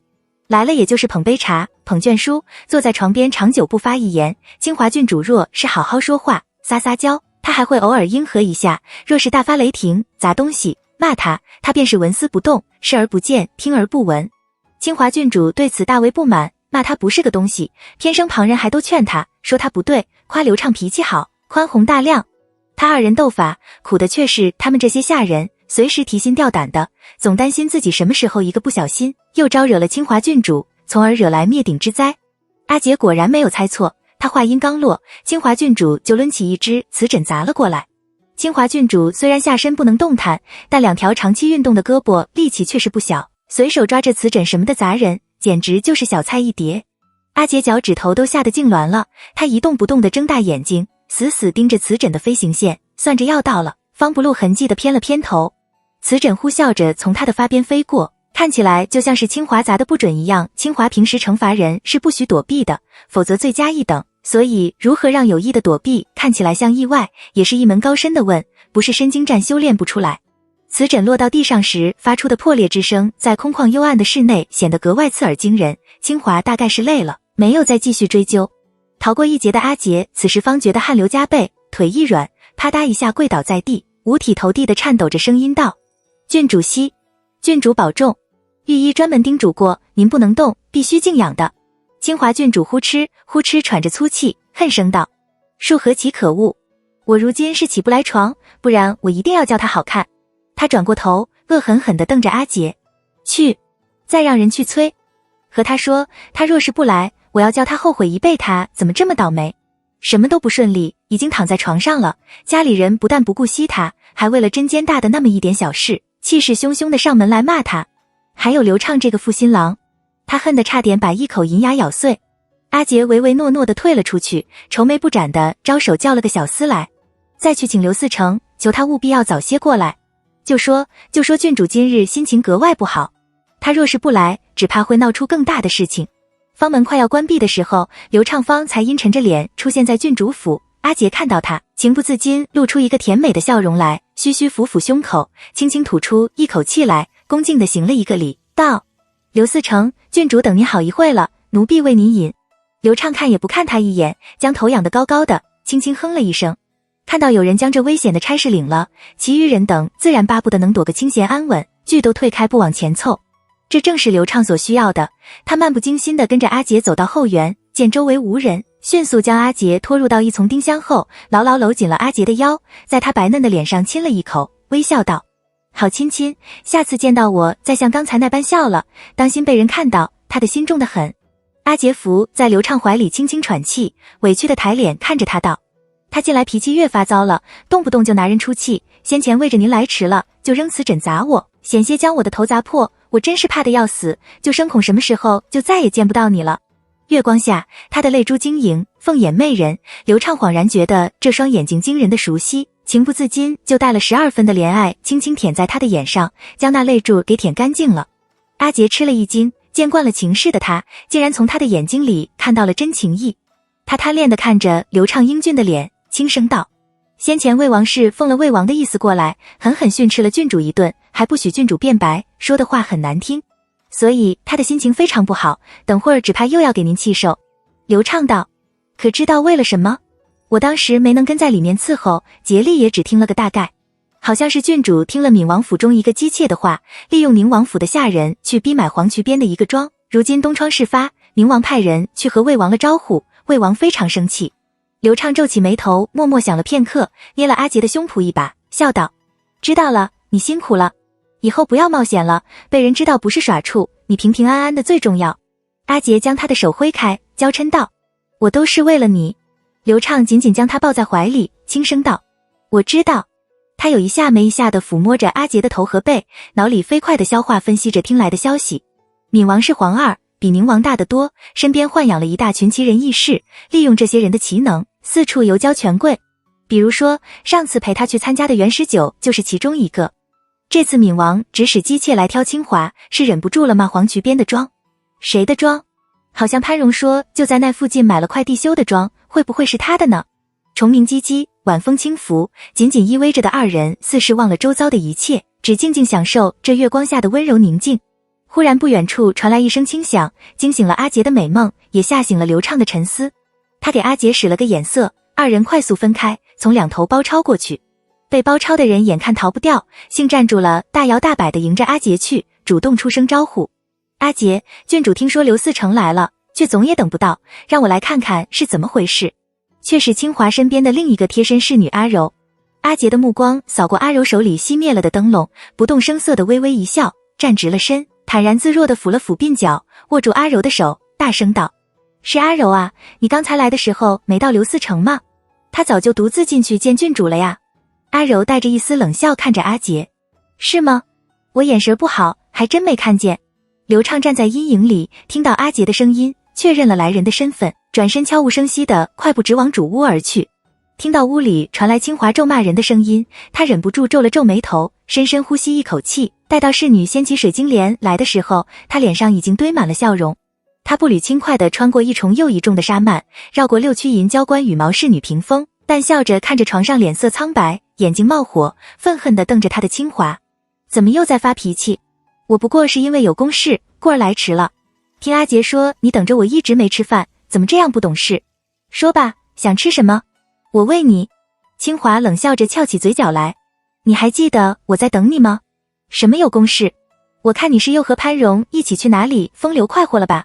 你喂我，你只怕巴不得我饿死才好呢。刘畅不以为意地接过从后面跟进来的阿杰递上的一碗燕窝粥，用银河叶匙舀了一匙递到清华的嘴边，温和地道：我看你是闷坏了，成日里总在胡思想。我若能把手头的公事办好，你也有面不是？你难道不知道我最想的就是靠自己的真才识得一席之地？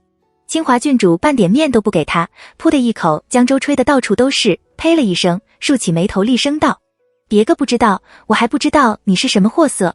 真才识？笑死人了，你以为你这个4成是怎么来的？如果不是我，你……刘畅忍无可忍，勃然变色，将手里的金花碗狠狠往地上一砸，也不管燕窝粥溅得到处都是，冷冷地瞪着清华郡主道：是，我就是个没出息的货色，只能靠老靠女人，若是没有你们，我要到街上去讨饭才能填饱肚。如果你没摔下马，我也不会这么快就得了这个司农4成。如果没有你，今日我也不会被宁王府的人叫去喝酒。我倒是奇怪了，我是不能还是不能舞？你们凭什么瞧不起我？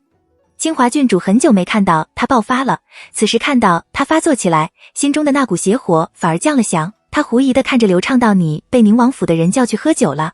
谁叫的呀？都说什么了？我是不想说，怕你听了又烦，但禁不住你这样折腾。刘畅哼了一声，装腔作势地踢了前来收拾粥液的阿杰一脚，骂道：不长眼的奴才，撞到你爷爷我了。阿杰忍气吞声地屈膝行礼，拿了帕拂在地上将粥液打扫干净，不忘偷偷看了一旁拿了帕殷勤上前给清华郡主擦脸擦锦被的阿柔一眼，然后给了刘畅一个眼风，收到刘畅肯定的眼神后，他方样样地退了出去。清华皱起眉头道：你都知道了？刘畅虚张声势地道：知道什么？人就是莫名其妙地警告了我一通，我只知道你跟着闵王府了件什么不该做的事。我说你好好躺着养伤不可以吗？操那些心做什么？有事不会让我去做啊？掺和进去干嘛？你还嫌你身上的伤不重啊？他越说到后面越大声，神情也越严厉。既然不知道与何牡丹有关，那么他越凶，清华郡主就越觉得他是关心自己的缘故，原本非常糟糕的心情又稍微好上了那么一点。他默了一默，道：我许久没有出门，又没多少人来看我，你也不和我说外面的事儿，我又怎会知道这其中的弯弯绕绕？这次是我考虑不周，给人当枪使了，以后不会了。你别担心，等我好了以后，我再进宫去求圣上，请他另外给你安排个更好的职位。凡事一沾上这和牡丹就没好结果，这女人是命里带衰还是怎么地？刘畅冷笑了一声，把头撇开。我不稀罕，总怕一不小心就被人说成是吃软饭的，我可不想一辈都抬不起头来。清华郡主也不耐烦了，这也不行，那也不行，那你到底想怎样？刘畅挥袖而起，阴沉着脸道：我在外面忙乱了一天，你就专找着给我添堵的，我累得很，我看你还是安安心心养伤吧，养好了伤我再来看你。清华郡主如今的日难过得很，盼了他许久，就指望着他能慰解慰解他，结果人才来没说上几句好话，吵了一架，砸了东西就要走，不由又气又恨，忍不住将正在吐着香烟的金鸭香炉抓起扔了出去，恶声恶气地吼道：好呀，你只管走，有本事走了就再也不要来。金鸭准确地砸在刘畅的后脑勺上，雪白的香灰扑得刘畅一身都是。刘畅被砸得眼前发黑，眼冒金星，他顿住脚，冷森森地瞪着清华郡主，恨不得上前将他死才干净，拼命将那口恶气咽了下去，决绝地往外走。清华郡主被他那一眼看得一阵心虚，不由有些害怕起来。当年他和他说他要嫁人了时，他就是这样的一种神色，然后果真就再没主动来找过他，一直到他又回去找他，他不如意才又接受了他。如今看来，似乎又像是回到了那一夜，他这一走，多半是不会回头的。他眨了眨眼，声嘶力竭地道：你敢走？走了我必然叫你全家后悔。那么你自己保重吧，记得哦，让我全家抄斩的那一日，你只管去扇我的脸，吐我一脸的口水，怎么解气怎么来。刘畅古怪地笑了笑，他叫他全家后悔。如今他全家只有刘成才一个人不后悔，其他人都后悔得很。清华郡主看到他那决绝的神色和古怪的笑容，又听他说这种话，真的后悔了，可又拉不下脸来，又气又恨地将眼泪咽了回去，恶声恶气地道：你这个……清华的狠话还未放出来，就见阿杰启莲快步进来，跪倒在刘畅面前苦苦哀求：刘4成，郡主病中，身体不舒坦，心情也不好，又受了委屈，朝至亲至爱的人发火也是人之常情，您请多多包涵他吧，他日日都盼着您来，夜里也睡不着。清华郡主见来了救兵，也就及时将那句狠话咽了下去，恶狠狠地瞪了站在床前探头探脑盯着刘畅看，表情古怪的阿柔一眼，觉得这丫头怎生这么木讷，也不懂得在中间劝劝。若是阿柔有阿杰这么聪明，早点在中间挡上一挡，他和刘畅也不至于将狠话说到这个地步。可是在抬眼看到刘畅那张面无表情，丝毫不为所动的面孔时，他心里又开始难过担忧起来。只听阿杰道：刘四成，此刻外间方门早已关闭，您就算出了府也不能回去，不如留下来陪郡主吧。有什么心结是解不开的，好好说说就通了，主高兴，奴婢们才能心安呐。说完只管频频磕头。清华郡主听了这话，不由大喜，当真的，方门都关了，他能去哪里？不过刘畅那倔脾气他知道，说不定会跑去哪户相熟的人坐上一夜也是有的。他大气也不敢出地，从眼角斜瞟着刘畅，只见刘畅虽然没叫阿杰起来，脸部的线条却渐渐柔和了下来。清华郡主立时知道刘畅最旺的那口气已经被阿杰成功的挡住了，便低咳了一声，适时叹道：我知道我成了这个样，你便嫌弃我了，不然怎么总是对着我发脾气，再不顾我的死活了。你忘了从前你说过要陪我一辈的，难不成你还怨着我以前嫁了那个死鬼？我名为郡主，但其实真正能主的事情又有多少？如果不是总忘不了你，总着你，我也不会想方设法想和你在一起，这世上还有几人像我这般挂着你的？刘畅果然低低叹了口气，紧握着的拳头也松开了。清华郡主一看有戏，忙道：你累了一天，也该歇着了，我让人给你备下香汤，你去沐浴吧。说到这里，他看了阿杰一眼，柔声道：阿杰，你去伺候刘四成沐浴。看着是清华郡主给了自己体面，但阿杰知道这体面背后带来的风险有多大，他咬了咬唇，为难地道：奴婢还为郡主热着燕窝粥呢。作为主人，清华郡主非常喜欢阿杰这种凡事先把自己放在前头的性，便轻笑了一声：你这丫头就是个死心眼，不是还有其他人吗？你自去吧。刘畅回头看了立在清华郡主床前已经被二人连串的精彩表演弄得有些发懵的阿柔一眼，状似不经意的道：罢了，阿杰伺候惯你的，你须臾不开，让阿柔来伺候我就行了。清华郡主一愣，眯起眼睛恶狠狠地看向已经呆若木鸡痴呆呆看着刘畅的阿柔，几乎是呲着牙道：好，就是阿柔。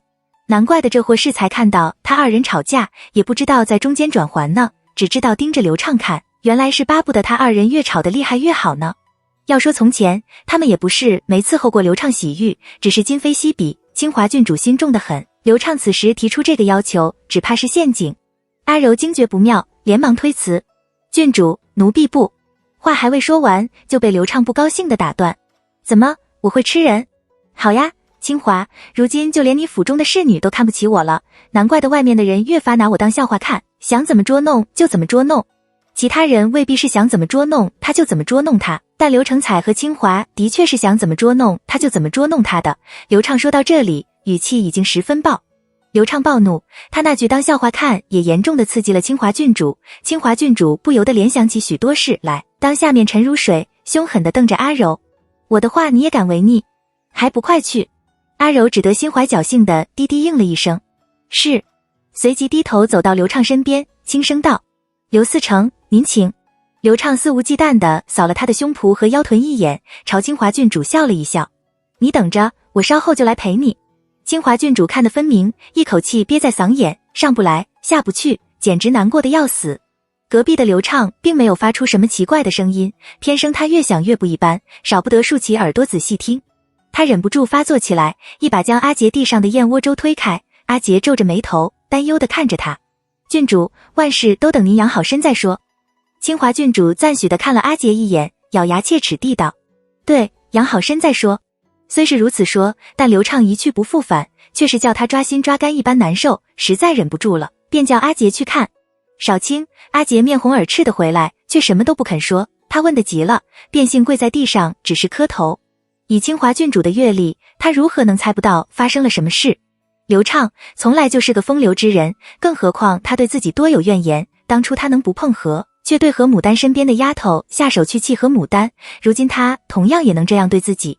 自己如今倒是治得他家里两个女人进不得身了，但他又如何肯闲着？而且今晚他还刚用香炉砸了他的头，他定然是要报复自己的。清华郡主抓紧了身下的锦褥，恨恨地想，不急，慢慢的来，总有一日，他要叫他再不敢在他面前说个不字。又过了半个多时辰，刘畅方神清气爽地走了进来，他换了身雪白的对襟丝袍，半裸着胸膛，笑容松快，仿佛全然没有看到清华郡主扭曲的表情，径自往他身边一倒，带着艳足的神情，闭着眼睛道：睡吧，累死人了。清华郡主见他须臾功夫就睡着了，使劲推了他2把，全然没有动静，不由悲从中来，不由发狠地想，他一定要早日好起来，好好收拾这副新郎白眼狼。但这都是后话，目前他得先将胸中那口恶气给出了才行。他不露声色地对着阿杰招招手，磨着牙道：带人去收拾干净了。阿杰脸上露出老大不忍的神色来，可经不住清华郡主毒蛇一般的眼神，只好屈膝行了个礼，表示一切照办。清华郡主从发白的嘴唇里轻轻吐出一句话，让所有人都看着，告诉他们，这就是背叛我的人下场。阿杰忍不住打了个寒战，无声地退了出去。阿柔怪他，要怪就只能怪清华郡主狠毒。阿柔又看到了不该看见的事情，还存了不良的心思，想借机把他踩下去。他不想死，那就只有阿柔死。刘畅从睫毛缝里看到清华主仆俩的动作，晓得这隐患是除掉了，便放心地翻了个身，沉沉睡去。他能在他家里收买安排起爪牙，他也能的，就看最后谁晚死谁。消灭儿，这还只是开始呢。5更点，咚咚的晨鼓声和各个寺院的钟声依次响起，刘畅睁开了眼睛，静静地看着身边就算是睡着了，眉眼表情也显得肆意张扬的清华郡主，一只手顺着锦被放到了他的胸上，握准了，狠狠一拧，清华郡主果然疼得倒抽一口凉气醒了过来。他正要发脾气，就被刘畅拉手去按住某处，接着他轻轻咬了他的肩头一口，他只觉得一股热流从小腹处升起，迅速流向4肢孩，叫他忍都忍不住。他渴望地看着他，轻轻喊了声畅郎，眉梢眼角都是春意，无比希望他能有进一步动作，就算是不能安慰安慰也是好的。偏生刘畅却在关键时刻停了下来，似笑非笑地道，让侍女给你清洗清洗，药味重了，安安心心地养着，我得走了。过2天我又来看你，千万别办傻事了，找个机会和你父王认个错，这样不好。清华郡主心头一股怒火不受控制地冲起来，眼角酸得难受，冷冷道：你只管好你自己风流快活就好，何必来管我。刘畅今日的心情很好，半点也不计较他的坏脾气，哈哈一笑道：生气了？其实我昨夜也没做什么，不过就是和阿柔开了个玩笑而已，不信你叫他来问。你病着，我怎会做这种事情？人都死了，问什么问？而且清华郡主也根本不会相信，在他眼中就算是摸摸也和那什么没区别。刘畅才不管他相不相信，径自起身披衣下床，不见有人赶上前来伺候他，他也不怪罪，自己动了手，头也不回地走了出去。对着静候在外伺候他用饭的阿杰，他从牙齿缝里挤出一句，想办法传出去，就说他为了昨儿的事情对魏王和侍卫不满，因此砸了东西，打死了人。天色还未完全放亮，刘畅回头看了一眼在晨曦中的郡主府，唇角勾起一丝冷笑。待他慢慢拔光了他的牙齿合爪，看他还能怎么在他面前闹。他翻身上马，踩着晨光慢慢出了永兴坊，向着皇城走去。天色虽然昏暗，但并不妨碍跟在他身后的秋实目光敏锐地看到了一个熟悉的身影，东张西望地从附近的安兴坊里骑马出来，俨然正是号称要在府衙里植宿的刘成才。刘畅也发现了刘成才，他并不上前去打招呼，而是拨马走入另一条街口，等他过去之后，方才低声嘱咐了秋实几句。秋实虽然有些害怕不安，还是领命而去。随着时间的推移，天气越发燥热起来，虽是清晨，却也凉爽不到哪里去。坐在廊下阴凉处翻看纱筐里的牡丹种，他的心情很好，孤突果已经从蟹黄色变成褐色，果皮也在裂开，后熟过程完成得很好，只等时间一到就可以播种了。孙氏欢天喜地地过来，笑道：李表姨买了新宅，要搬家，因着又是七夕，使人下帖来请家里的人都去，听说还有好多人要去，丹娘你去不去？他最近烦躁得很，因为方圆那边的工程进展顺利，牡丹不用经常跑，又要离牡丹花种的缘故，他已是很久没和牡丹一起出门了。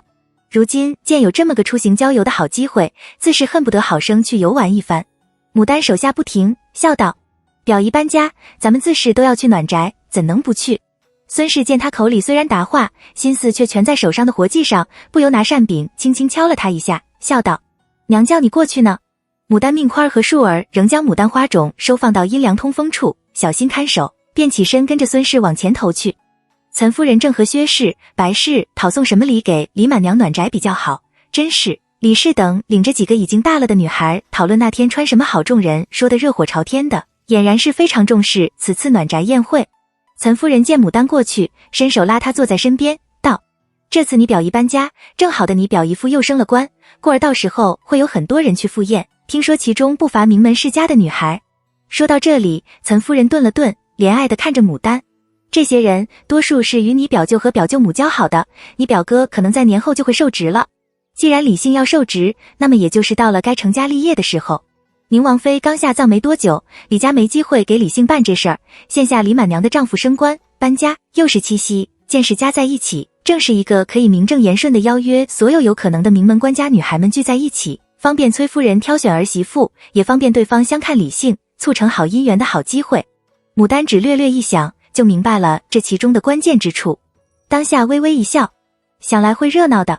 岑夫人看着他道：咱们必须去，这搬家暖宅是一件非常隆盛的事情，身为亲戚，又是平时交好的，不可能不去祝贺。即便是不想对着崔夫人那张脸，就冲着李满娘的情分，也必须出席。幸亏届时李家和李满娘夫家的亲戚也会去很多，其中从商的人也多，他们并不需要非得和那些官家女们打交道，也免了牡丹许多尴尬。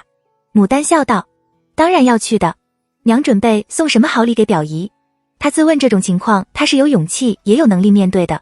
岑夫人见牡丹神情坦然，微微松了一口气，笑道：还能有什么，咱们家的老本行呗。牡丹扇了扇扇，笑道：又是香山。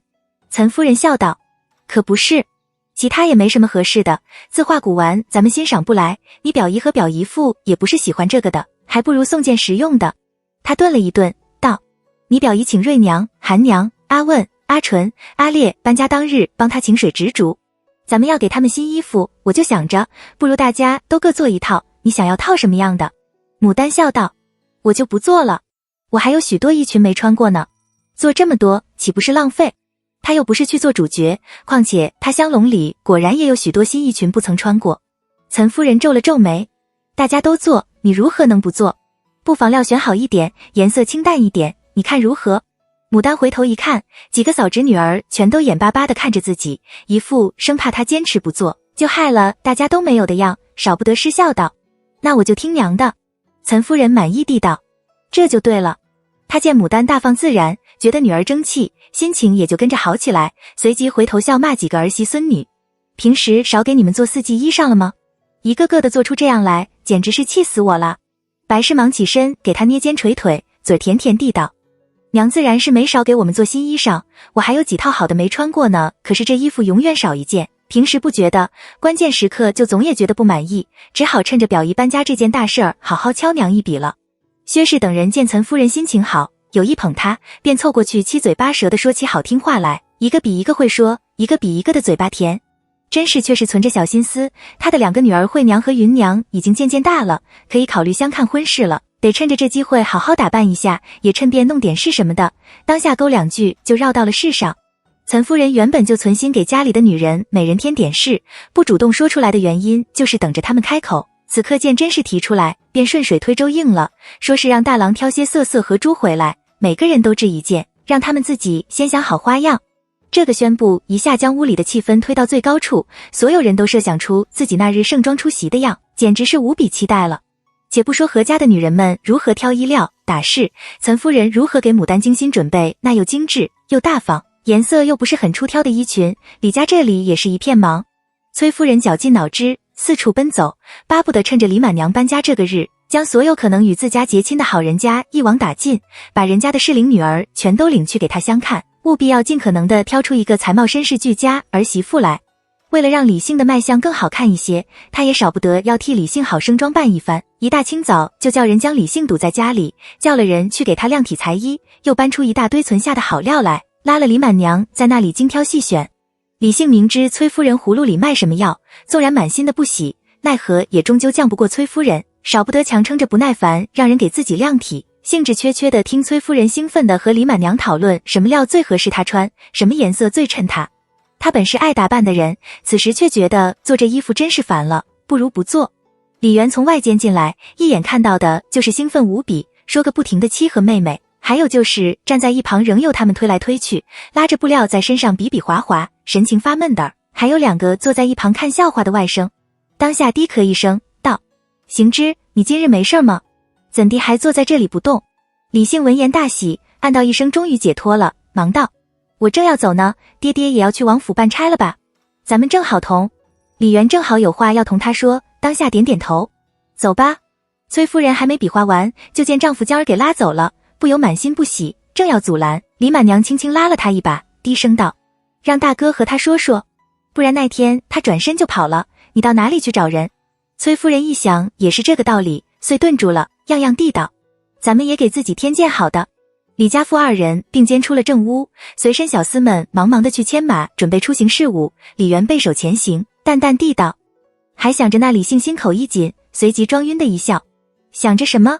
李媛淡淡的扫了他一眼，直言不讳地道：想着何家的丹娘。李姓倔强的抿紧了唇，也不应是，也不答不是。李媛见他果然如同意料之中一样默认了，当下轻轻叹了一口气，道：人生不如意事10之8九，大丈夫当有所取舍。他顿了一顿，语气沉重地道：达则兼济天下，穷则独善其身，你不是一直都为商家鸣不平吗？觉得大家不应该看不起商家吗？这事儿不是一朝一夕就能做到的，若是你想改变他们的这种看法，光凭你现在这样的身份地位是根本不可能做到的。李姓有些心烦意乱，这些他当然知道，他也想继续往上走，做到更好，将来有一天让大多数人都能静下心来听他阐述他的观点，实现他的理想。然而他难道就不能通过自己的努力做到吗？和他扯这些做什么？李媛见儿抿紧了嘴，满脸的不以为然，晓得他心中所想，当下道：你大概是想凭着你本身的才干你也能做到，但成功并不是光凭努力就够的，机会是有数的，并不是轻易给人的，能够走5步就走完的，你为什么要走10步甚至不？李姓尖锐地道：难道当初您娶娘的时候也想了这些？只是没法娶到名门望族的女才，退而求其次。您虽然在仕途上走得艰难，但您能说娘这些年对您一点帮助都没有？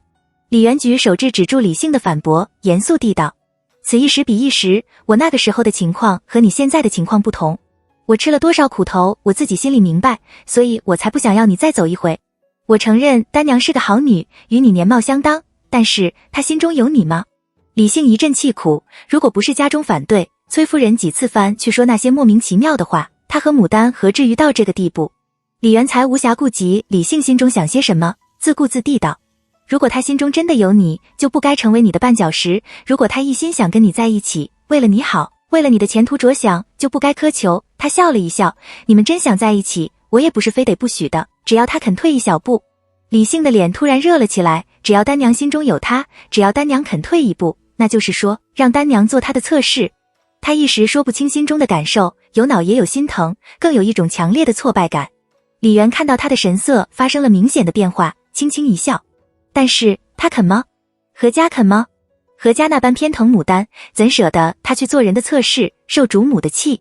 牡丹本是大元的独正妻，却不肯忍气，花了那么多心思，吃了那么多苦头也要和的人，又怎会愿意来做似他这等人家的侧室？简直是笑话。李元能想得到的，李姓也能想得到。他猛地抬头看着老身算的父亲，涨红了脸道：爹爹有话，但和儿只讲就是，何必这样转弯抹角的？李元见他翻脸，也跟着翻了脸，冷哼了一声：实话和你说，清河无事，此番也会有人来，这是很难得的机会，旁人打着灯笼也求不到的。李姓拼命压制住心中的怒火，道：我从来不知清河无事也与我家有交情。李元死死盯着他，针锋相对：他与我们之前是没交情，但以后就会有了。说起来，这一位可是从前秦妃娘娘提起过的。李姓的头嗡的一声响，冷笑道：只怕是旁支庶女吧，就算是嫁过来，也不见得就能给你所想要的。李元对他的愤恨视而不见，云淡风轻地道：虽然五姓嫡女说起来不多，但这位的各方面还偏巧都是良配。你也不要急，人家还不见得就能看上你呢。我也就是提前和你打个招呼，该怎么办你心中要有数。你今年已是21了，再也拖不得。我不是卖求荣的人，我知道什么对你更好。更何况我们家如今的情况你当明白，有些事情也不是你我就能做得了主的。李元说完一甩鞭，扔下李姓自行离去。李姓呆立片刻，咬紧了牙关，也狠狠一挥鞭，纵马疾驰，瞬间就将身后的苍山与罗山甩出老远。转眼间，到了七夕这一日，一大清早何家的院里就喧嚣起来，大人孩们都穿上了新衣，女人们更是精心装扮，满头珠翠，浓烈的熏香味熏得何志忠忍不住打了无数个喷嚏，自嘲道：我虽是惯长袖惯这香味的，但若是经常这样，我这笔只怕要不得用了。牡丹笑道：咱们家的熏香味其实算得够清雅的，不过咱家人多，味道又不同，才会这样。爹爹偶尔忍受一回就叫受不了，那我们今日还要与那许多美人们共聚一堂呢，岂不是要叫我们都捂紧了鼻？何志忠笑道：我是不管你们捂鼻还是不捂鼻，我只知道我今日拿去的这香山，只要一拿出来，就要叫那许多人来问是谁家卖的。明日后日我们铺里又要开始忙了。众人骑马的骑马，坐车的坐车，一行几十人说笑着浩浩荡荡地往昭国坊而去。此刻尚早，李满娘的新宅外面围满的全是自家的亲戚，并没有外人，就等着吉时一到好，按部就班地完成入宅仪式。李满娘穿了一身绛红色的襦裙，满脸喜色的与众人愉快地交谈着，一时看到了何家众人过来，便从人群中挤过来，招呼道：可算是来了，哎呀，拖家带口的可真不容易。岑夫人笑道：孩们多，没法。然后谈笑自若地与其他人打招呼。崔夫人见状，也跟着上前来和岑夫人说话，顺便认真打量了牡丹一番。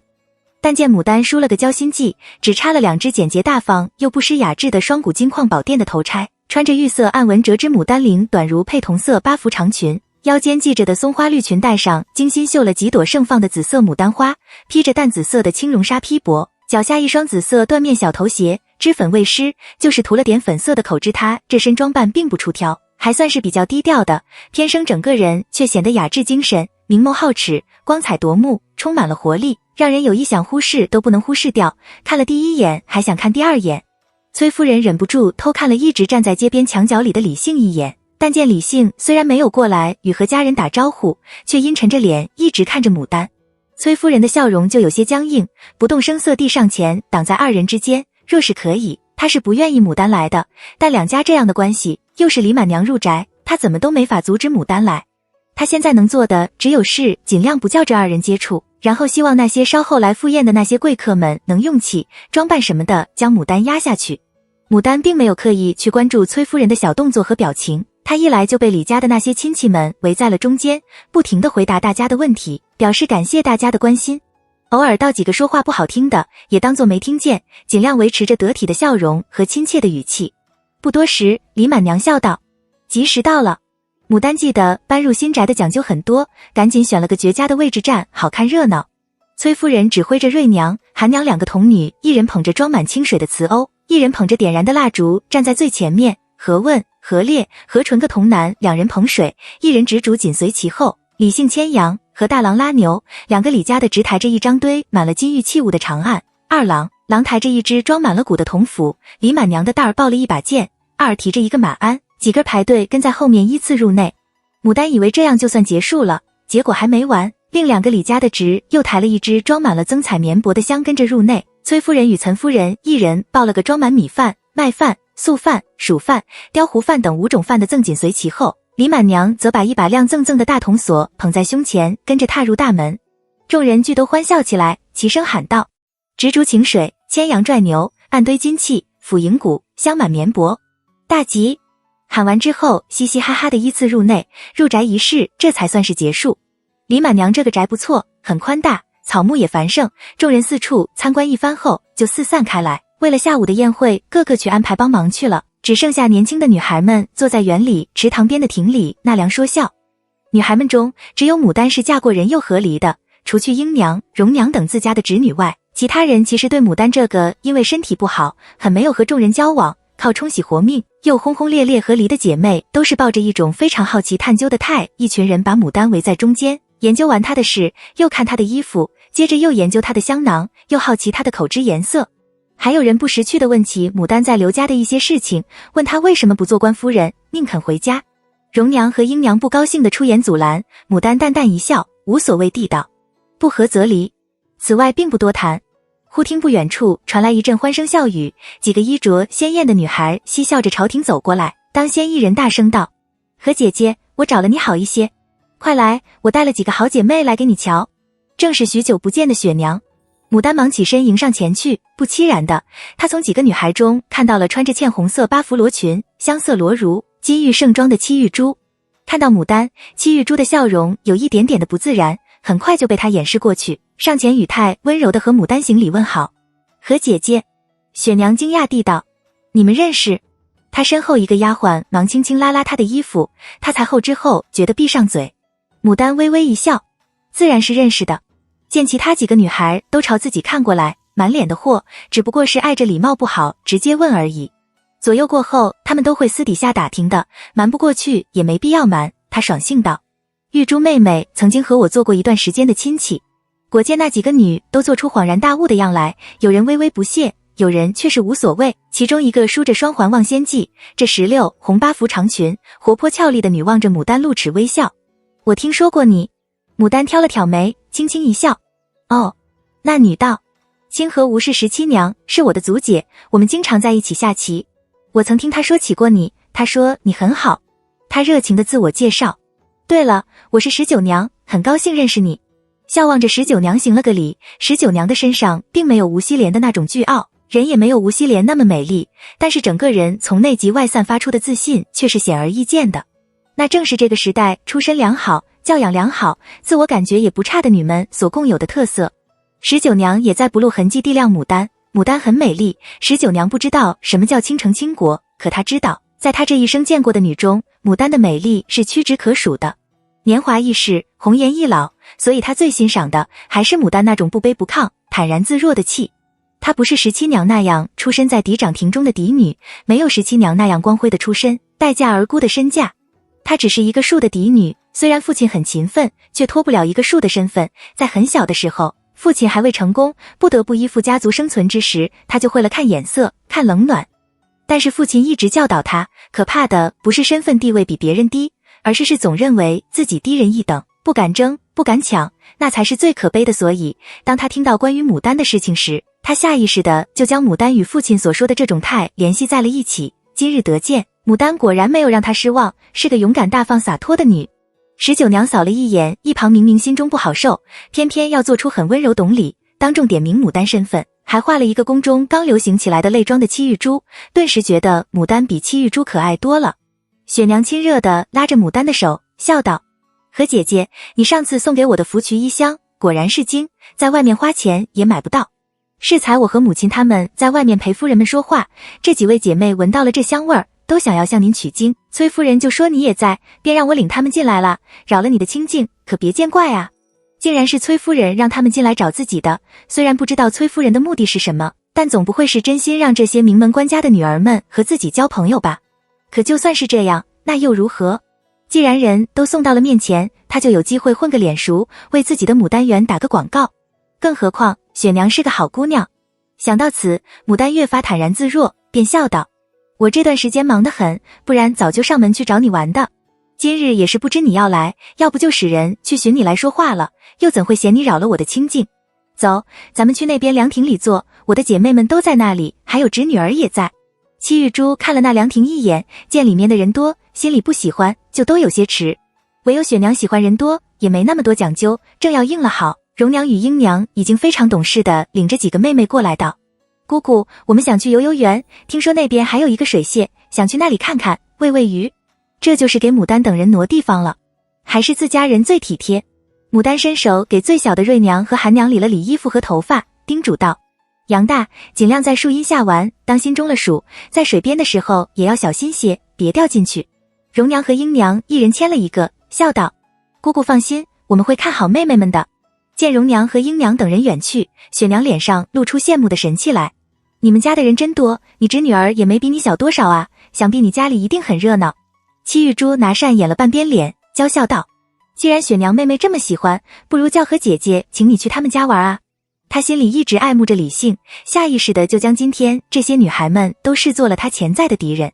特别是李杏最亲近的牡丹，出身最好的17娘，其次是父亲官职最大的雪娘，个人都是她的。雪娘却是拍手笑起来，好主意啊，我一直就想跟和姐姐去你家的香料铺和珠宝铺里看看。说到此，她突然停住，认真地问牡丹，我听李夫人说你在黄渠边上修了个庄，你最近是一直在忙这个吗？牡丹见她问到了点上，忙道，正是，除了这个，我也忙着到处买牡丹芍药，四处名花呢，也没时间制香了。19娘略一沉思，恍然大悟。是了，我听说你有许多的名贵牡丹，特别擅长种牡丹。怎么，这是要建一个牡丹园吗？是谁帮你制的园？有多大？聪明人可真多。牡丹笑道，正是要建一个牡丹园，是请法寿寺的福源大师制的园，约有1亩左右，不是很大，却也让我够呛。福源大师的名头却是在座的女们多数都听说过的，甚至有些人家中的别院就是请的福源大师。一时之间，好几个人都主动和牡丹搭上了话，问牡丹的园主要讲究些什么。牡丹自然是力夸赞了一番，只不过为了不让人反感，这力点没有放在自家园身上，而是大肆夸赞福源大师的奇思妙想，利用福源的名头来招揽这些人的兴趣。其他人，但雪娘却是异常感兴趣，揪着她的袖撒娇。何姐姐，我不管，修好园以后你一定要请我去玩的。59娘则扶着下河道，以水为主体，那么春日泛舟河上，从你那个桃李林中穿行，幽访花，想来一定是美的。到时候也和我说一声吧，我也去凑个热闹。戚玉珠冷不丁道，何姐姐真厉害，这园是打算如同曹家花园一样的吧？想来将来收入一定不菲。一句话就将牡丹的雅致之势直接打回了原形，生意人做生意沾上铜锈就不再风雅了。其余几个女孩都摇着扇等着看牡丹怎么回答。牡丹微微一笑，我爱牡丹，最大的愿望就是希望能收尽天下名，每日种花观花赏花，与志同道合的人泛舟湖上，春日观花，夏日戏水，秋日赏月，冬日听雪，那我这一生也就圆满了。可这么大的园，这么多的花，每年维护就要花许多钱，我不过是个女，身无长技，又不忍心靠着父兄养一辈，那么除了招待至亲好友之外，不管我想或是不想，都是不得不走那条的。总不能让花木无人打理吧，那可就是大罪过了。雪娘心中就没有什么雅事不雅之事的区别，只有对与不对，该与不该的区别，当下便两眼放光地看着牡丹道，何姐姐，你真能干。我娘就成日骂我，说我只会糟蹋家里的好东西，浪费粮食，其他一点用都没有。我若是有你一半有法，她就不会说我了。戚玉珠非常热心地建议道，何姐姐的园是名家设计，种的又是名贵牡丹，想来去的人一定很多，到时候收钱可以比曹家花园多收些，就所有的难题都迎刃而解了。牡丹意识到她名为好心，实为针对的意图，却并不把戚玉珠这种手段看在眼里，只扬声笑道，玉珠妹妹，你错了。戚玉珠不高兴地道，我哪里错了？她今日画的本就是泪妆，这泪妆是舍弃了红粉，只用白粉将整个脸尽数涂白，看着就像是刚哭过，没有心思上妆一般，虽然是最时髦的，但牡丹是欣赏不来的，一点精神面貌都没有，笑着还好，这一不高兴，看起来就像是真的要哭了。雪娘的看法与牡丹差不多，人又口直心快，见状忙一把拉住戚玉珠劝道，珠娘，你别哭，和姐姐不过就是随口那么一说，她自然是有理由的，咱们听她慢慢细说不好吗？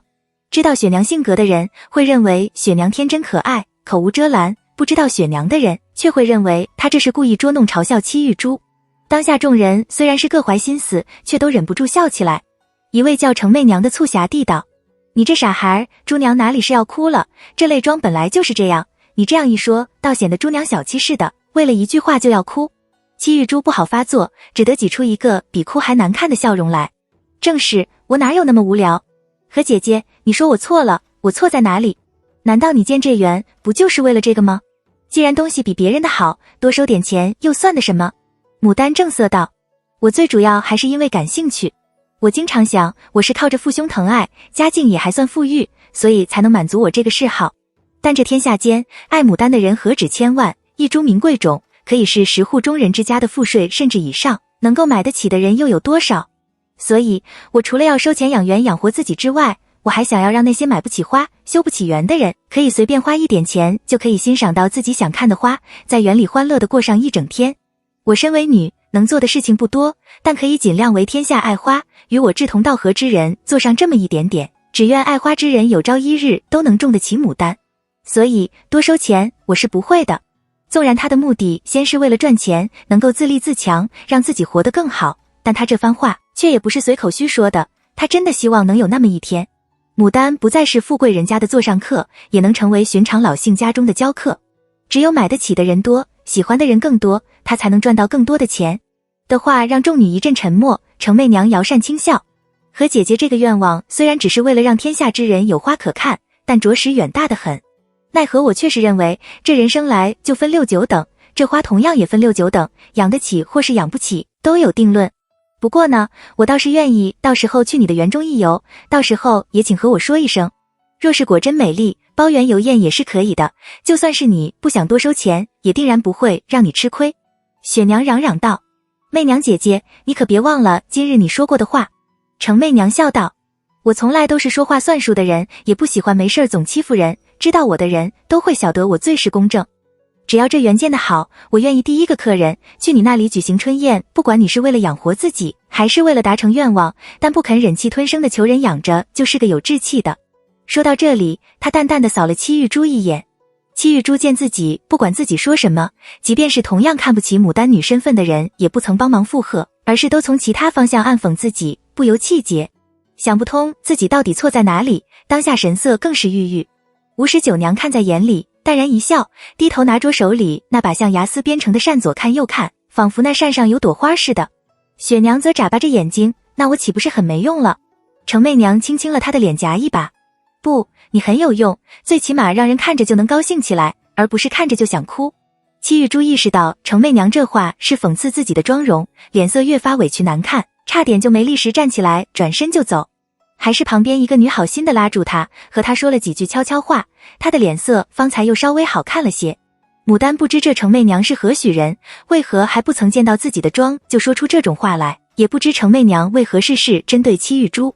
但她不会因为程媚娘这样一说就抱了大希望，认为人到时真的会去包自家的园。但她还是试探着邀请众人，既然如此，等到园建好以后，诸位若是有空，我再请诸位去游玩。这回众人都没有表示反对，纷纷道：你不晓得我们住哪里，到时候让雪娘来通知我们，若是有空定然要来的。雪娘突然想起为什么带了这些人来寻牡丹，拉着牡丹的袖直晃。和姐姐说服瞿一香呢，你快说说看是怎么弄的，你不是说另外还有几种法吗？一并说给我们大家听听。她贴在牡丹耳边轻声道：上次你给我那香以后，就再也没人敢笑话我了，今日你务必要让他们开开眼界啊！你今天身上的又是梅花香，怪好闻的，你这配方和他们说，只和我一个人说，让我和他们讲，显摆显摆，好不？牡丹听他说的可爱，笑着应了，伏在他耳边轻声说了几句。戚玉珠低咳一声道：雪娘你好不懂事，和姐姐家中就是开香料铺的，这些香想来都是秘不外传的香方，是要留着卖钱的，怎会轻易就和我们说了？你快别强人所难了。利用共同的爱好拉近彼此的距，这是一个屡试不爽的办法。牡丹道：玉珠妹妹不必担忧，我们家虽然开香料铺，却不曾卖成香。我之所以知道点制香的法，实是因为我二哥喜欢。我所知晓的不多，不过倒是可以和诸位互相交换一下。要是各位觉得我说的方还好，去我家的铺里时，还可以问问我二哥，他知道的更多更好更妙。吴十九娘率先道：我有个宫中传出来的香方，也可以说给大家听听。牡丹便笑着将那服瞿一香的法说了：丁香1两，檀香1两，甘松1两，零陵香半两，牡丹皮半两，茴香2分，微微炒至全数研成粉末，再加入少许麝香，研磨均匀，用薄纸蘸取，用新帕包裹贴身放着。也可以再加一点点龙脑香，切记不能用火烘焙，越出汗越香，最适合热天用。吴十九娘道：我的这个却是已经烘制的宁王妃教我的。沉香2两切碎，用绢带盛着，再将绢带悬空挂在吊中，加蜂蜜水浸泡，用慢火煮1日，再用檀香2两，用清茶浸泡1夜，炒制，直至去除檀香气味。龙脑2钱，麝香2钱，甲香1钱，马牙硝1钱，研磨成细粉，加入炼蜜，调和均匀，窖藏月余，取出再加龙脑麝香搓成丸，用寻常的方法焚熏即可。雪娘清了清嗓，得意的将才从牡丹那里得到的梅萼1香说给众人听。丁香2钱，零陵香、檀香各1钱，茴香5分微微炒制，木香5分，甘松、白芷各1钱半，龙脑、麝香各少许，全都切碎。选晴明无风雪之日含苞待放的梅花，傍晚时用丝线系住，不许它开，第2日日出之前连着梅蒂一起摘下来，和前面的香料一起搅拌，阴干，随身携带。旖旎可爱得很。另外几个女也不甘示弱地说了几个方，但因为寻常，大家都不甚在意。戚玉珠见势头不好，风头都给他2人夺去了，忙将裴夫人秘藏的一个养颜鹿角霜方说出来。用鹿角霜2两，穷穷、细心、白脸、白竹、白腹、去心的天门冬、白芷、杏仁各1两研磨为末，与牛乳调和，放在银锅内慢火熬成膏，夜里睡前抹上1层，第2日清早洗净，可以美白细肤，效果好得很。程媚娘笑道，都是雅人，只是我记不得，不如等我问人要了笔墨记下来，稍后大家人手一份，不是更好？也不问其他人的意思，直接就叫随侍的丫鬟去问李满娘家的管事要了笔墨来，当众铺开熟纸，洋洋洒洒地写起来。牡丹见了他的字，不由微微一笑，原来这程媚娘却是为了间接地向大家展示自己的一手好字。戚玉珠心里爱慕李姓，视所有女人为敌人，适当地激发了别人的表现欲。雪娘天真可爱，父亲的官职又高，能够很好的调节气氛。无十九娘出身不凡，轻轻就表现出了自己的风雅，以及与宁王府元妃的情谊，不能轻易撼动。程媚娘敢说敢做，也另有才能。崔夫人替李姓挑选的这些候选儿媳妇，果然个个都各有各的长处和优势，实在不容小觑。不过在她看来，崔夫人应该更主意无十九娘才对。那么众贵女比拼才艺是为的突出自己，博得一门好姻缘，而她呢，就不过是纯粹浑水摸鱼，趁机混个脸熟，将来好做生意。这么一想，简直是各取所需，双赢。所以牡丹对每个人的长处和优点，都是抱着真诚的态去欣赏，力称赞的。故而大家对她的态虽然说不上十分亲热，却也不错，都表示有空的时候愿意去何家的香料铺里看看，还直接表示让牡丹心愿落成，一定约了他们去看。唯有知道李姓对牡丹有意的戚玉珠一阵一阵的气苦，觉得牡丹实在是过分了，自此对牡丹带上了12分的看法。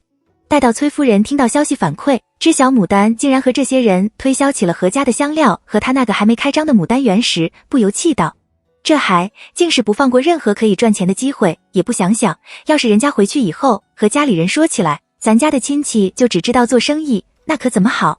说完吩咐人去将众人请出来入席，结束这种尴尬的场面。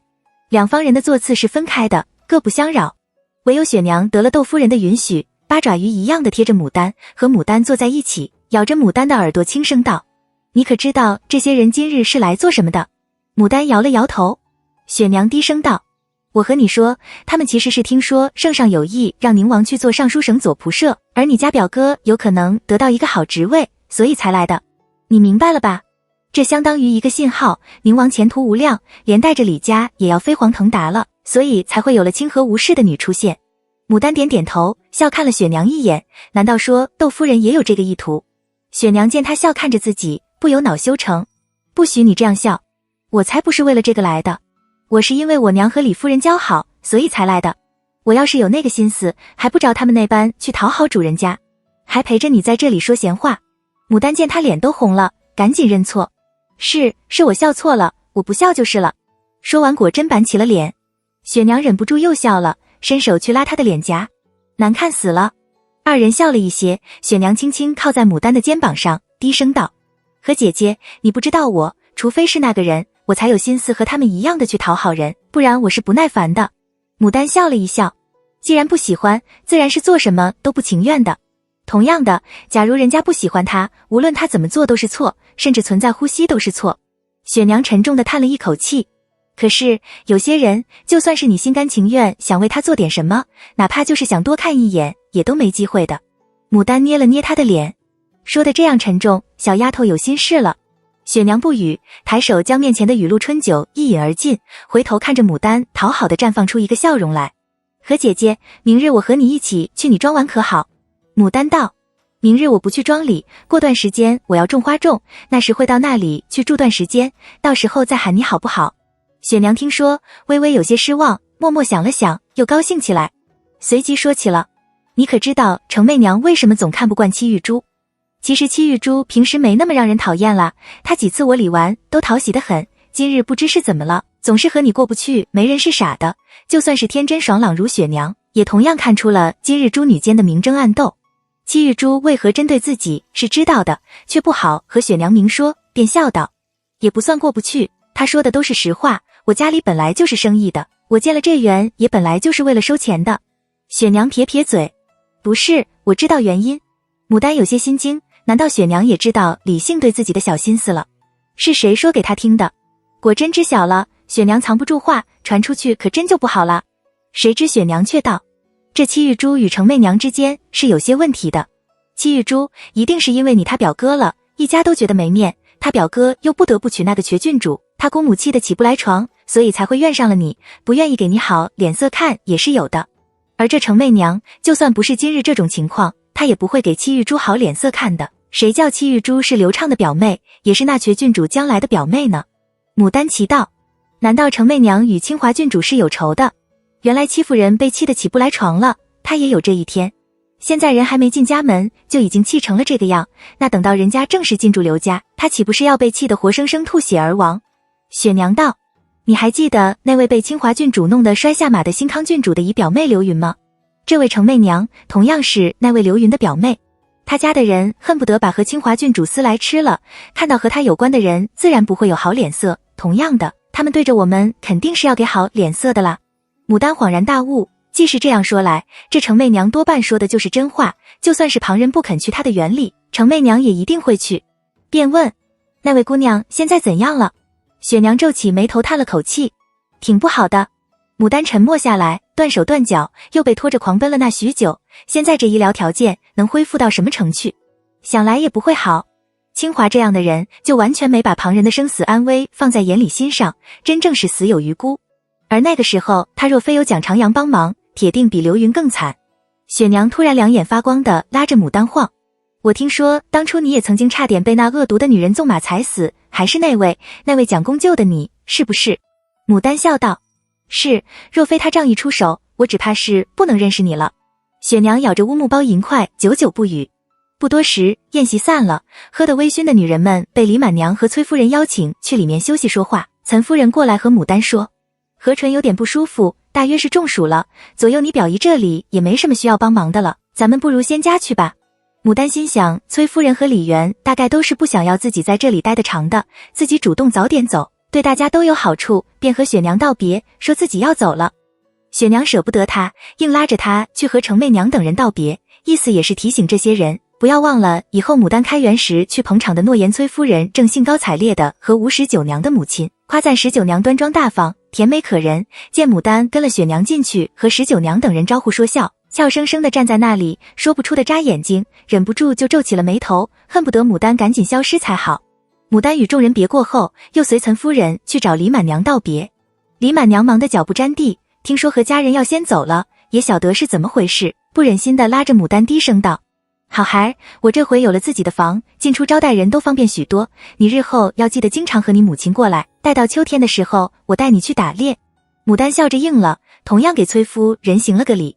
崔夫人皮笑肉不笑地说了两句客气话，没提让和家人去他们家玩之类的话，牡丹也没当回事。她知道，也许在很长一段时间内，她都不会再踏足李家的大门了。一行人往外走时，到李姓站在墙边与人说话，何烈要去和他打招呼，牡丹一把扯住他，轻声道：没看到你表叔正和人说话呢吗？不要去打扰他了，你七弟不舒服，咱们赶紧回家才是正事。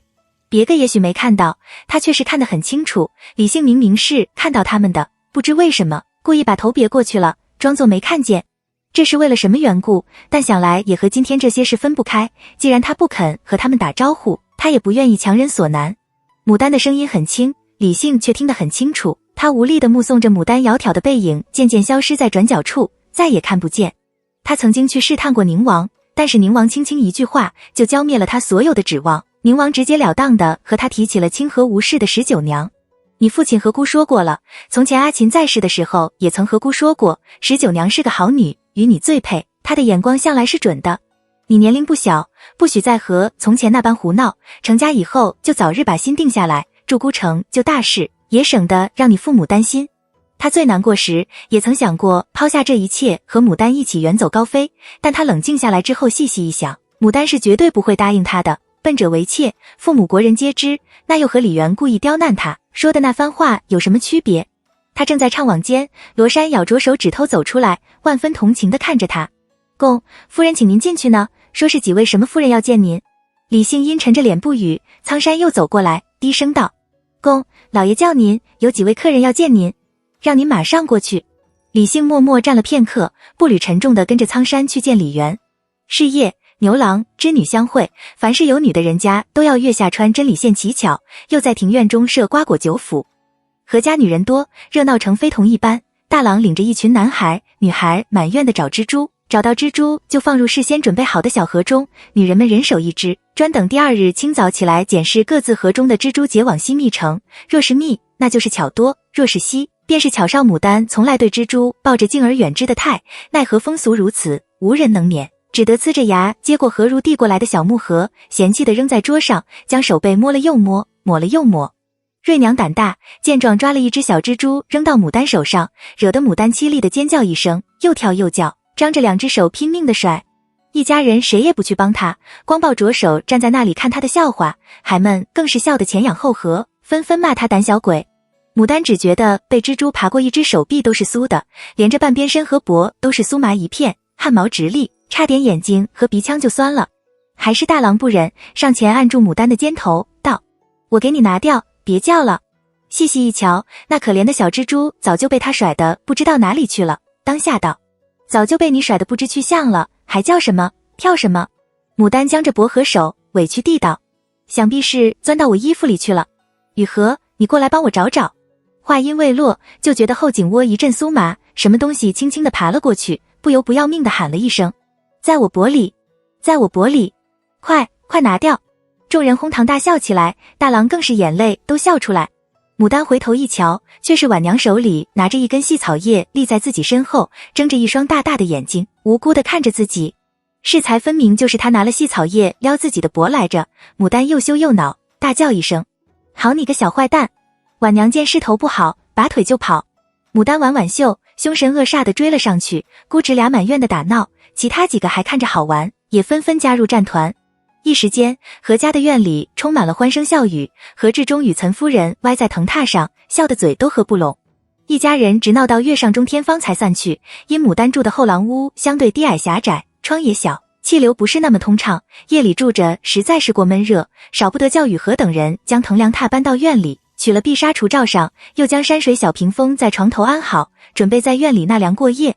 一切安置妥当，牡丹爬上榻去躺好，透过顶上的天青色薄纱，仰望着天上璀璨的群星，难得的生出些诗情画意来。那什么银烛秋光冷画屏，轻罗小扇扑流萤，天阶夜色凉如水，卧看牵牛织女星。说的应当就是这种情形了，只可惜他只能看到满天的星星在眨眼睛，却不知道谁是牵牛星，谁是织女星，也不知是谁家还在夜宴，丝竹歌声随风飘来，好听了。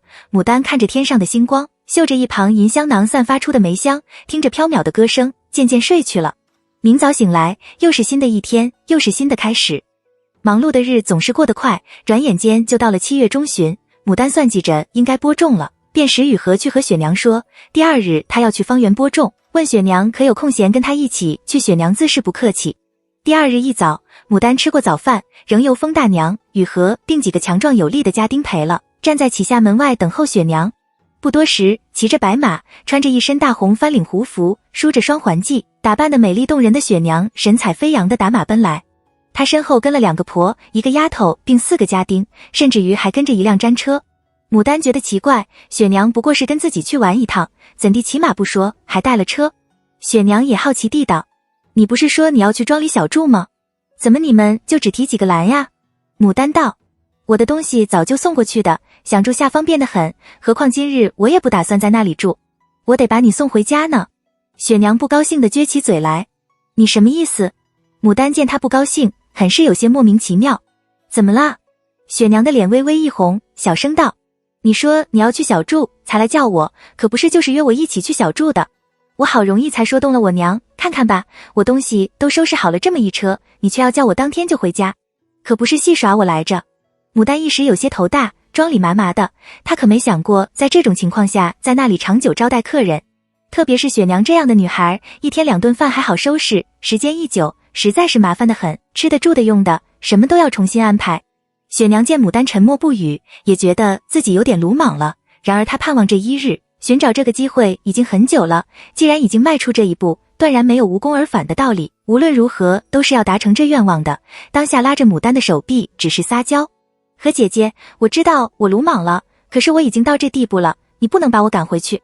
你也别担心我，我能吃的苦的，只要有吃的有住的地方就行，被洗漱用具我什么都带齐了的。求求你了，我在城里和那些娇滴滴一句话几个意思的小娘们处着也不愉快，就喜欢和你在一起。牡丹无奈，只好道，不管你能吃的苦还是不能吃的苦，都是那个样。还在修建着呢，乱七八糟的，你可别后悔。雪娘脸上露出喜色来，你都能吃得的苦，我就能的。牡丹只好叫个家丁打马回家，景薛氏帮着重新准备吃食用具，稍后再送去庄上。一行人浩浩荡荡地出了城，往庄里去。雪娘见牡丹骑马的姿势比之从前娴熟了许多，不由笑道，何姐姐，我们比比谁最先跑到上次我们去看打马球那地方好不好？牡丹见上行人不多，便笑道，好呀，我也想试试自己是不是还和从前一样的呢。雪娘眨了眨眼睛，如果你输了，你要请我在你庄上多玩几天。自己这个半吊，就算是这段时间努力了，也是不能和雪娘相比的。这点自知之明，牡丹还有小姑娘绕来绕去，就是想在自己的庄上多玩一段时间罢了。1天也是麻烦，2天也是麻烦。牡丹苦笑着扶了扶额头，拖长声音道，行。雪娘大方地道，何姐姐，我让你6声。牡丹毫不客气地应了下来，雪娘便叫她的丫鬟小玲喊数，待牡丹纵马奔出之后，从1数到6，雪娘方才打马追了出去。风大娘等人少不得大呼小叫地跟着追了上去。得益于这段时间的锻炼，牡丹再不是那个风一吹就倒的弱女，一口气跑到那里对她来说并不是一件难事。她放马狂奔，听到耳边有风声呼啸而过，整个人仿佛都要飞起来似的，不由感到前所未有的放松和欢乐。雪娘眼看着牡丹瞬间跑得老远，不由将手只含在口中，纵情呼啸了一声，然后带了几分志在必得的笑意，使劲给了马儿一鞭。论骑术，牡丹远远不是他的对手，他一拿出真本事来，高下立见，很快就将牡丹抛在了身后。这样的结果早在牡丹意料之中，但牡丹心想着，就算是输了，也不能输得多，因此也就继续打马跟上。然而双方差距实在大，待到牡丹追上雪娘的时候，已经是2盏茶之后的事情了。前面围着一群人，雪娘身上那件火红色的胡服在人群中显得格外显眼。她已经下了马，手里捏着把鞭垂着头，听面前2个上了年纪的嬷嬷狠狠训斥。边停着一张马车，10来个穿着青色圆领缺胯袍的带刀汉四散在周围，见牡丹打马奔过来，立刻就有个矮胖汉上前喝问，叫他停住下马避让到一旁去。那马车从外表上来看并没有任何出奇之处，但牡丹心想着，这里靠近宁王的庄，多半又是遇到什么了不起的贵人了。雪娘约莫是冲撞了人家的车架，人是跟着他出来的，少不得要管到底，因此滚鞍下马，行了一礼，陪笑道，这位大哥，那是我小妹妹，她年纪轻，贪玩好耍，粗心大意，不知又是做了什么不妥的事情。那矮胖汉扫了牡丹一眼，见她衣饰精致整洁，人生的美丽，笑容不卑不亢，言语也得当，猜着是好人家的女儿结伴出游，便虎了脸道，你这妹妹好不懂事，既然看到前面有车来了，就该放缓了马慢行才是，怎能这样没头没脑的乱冲撞了贵人怎生好。果然和他猜的差不多，不过听这话，却只是雪娘的行为让车中的贵人不高兴了，并没有造成实质性的损害。牡丹暗道侥幸的同时，连连陪笑，说尽了好话。我这妹妹年前才从外地来的，不知道这京中的规矩，年纪又轻，难免失了分寸，还请大哥帮我求个情，让她赔个礼道个歉，若是有损失赔上，饶了她这遭可好。伸手不打笑脸人，更何况对方是个娇美可爱的小娘。那矮胖汉瞪了瞪眼，道你跟我来。牡丹忙把马拴在旁的柳树上，快步跟了那矮胖汉去寻雪娘，但见那2个嬷嬷声色俱厉地指着雪娘骂，你一句我一句的，句句都不容情，一句比一句刻薄难听。雪娘的头都要埋到胸前去了，却一句话也不敢反驳，只能是死死咬住唇，紧紧攥住了马鞭，骨节都发了白。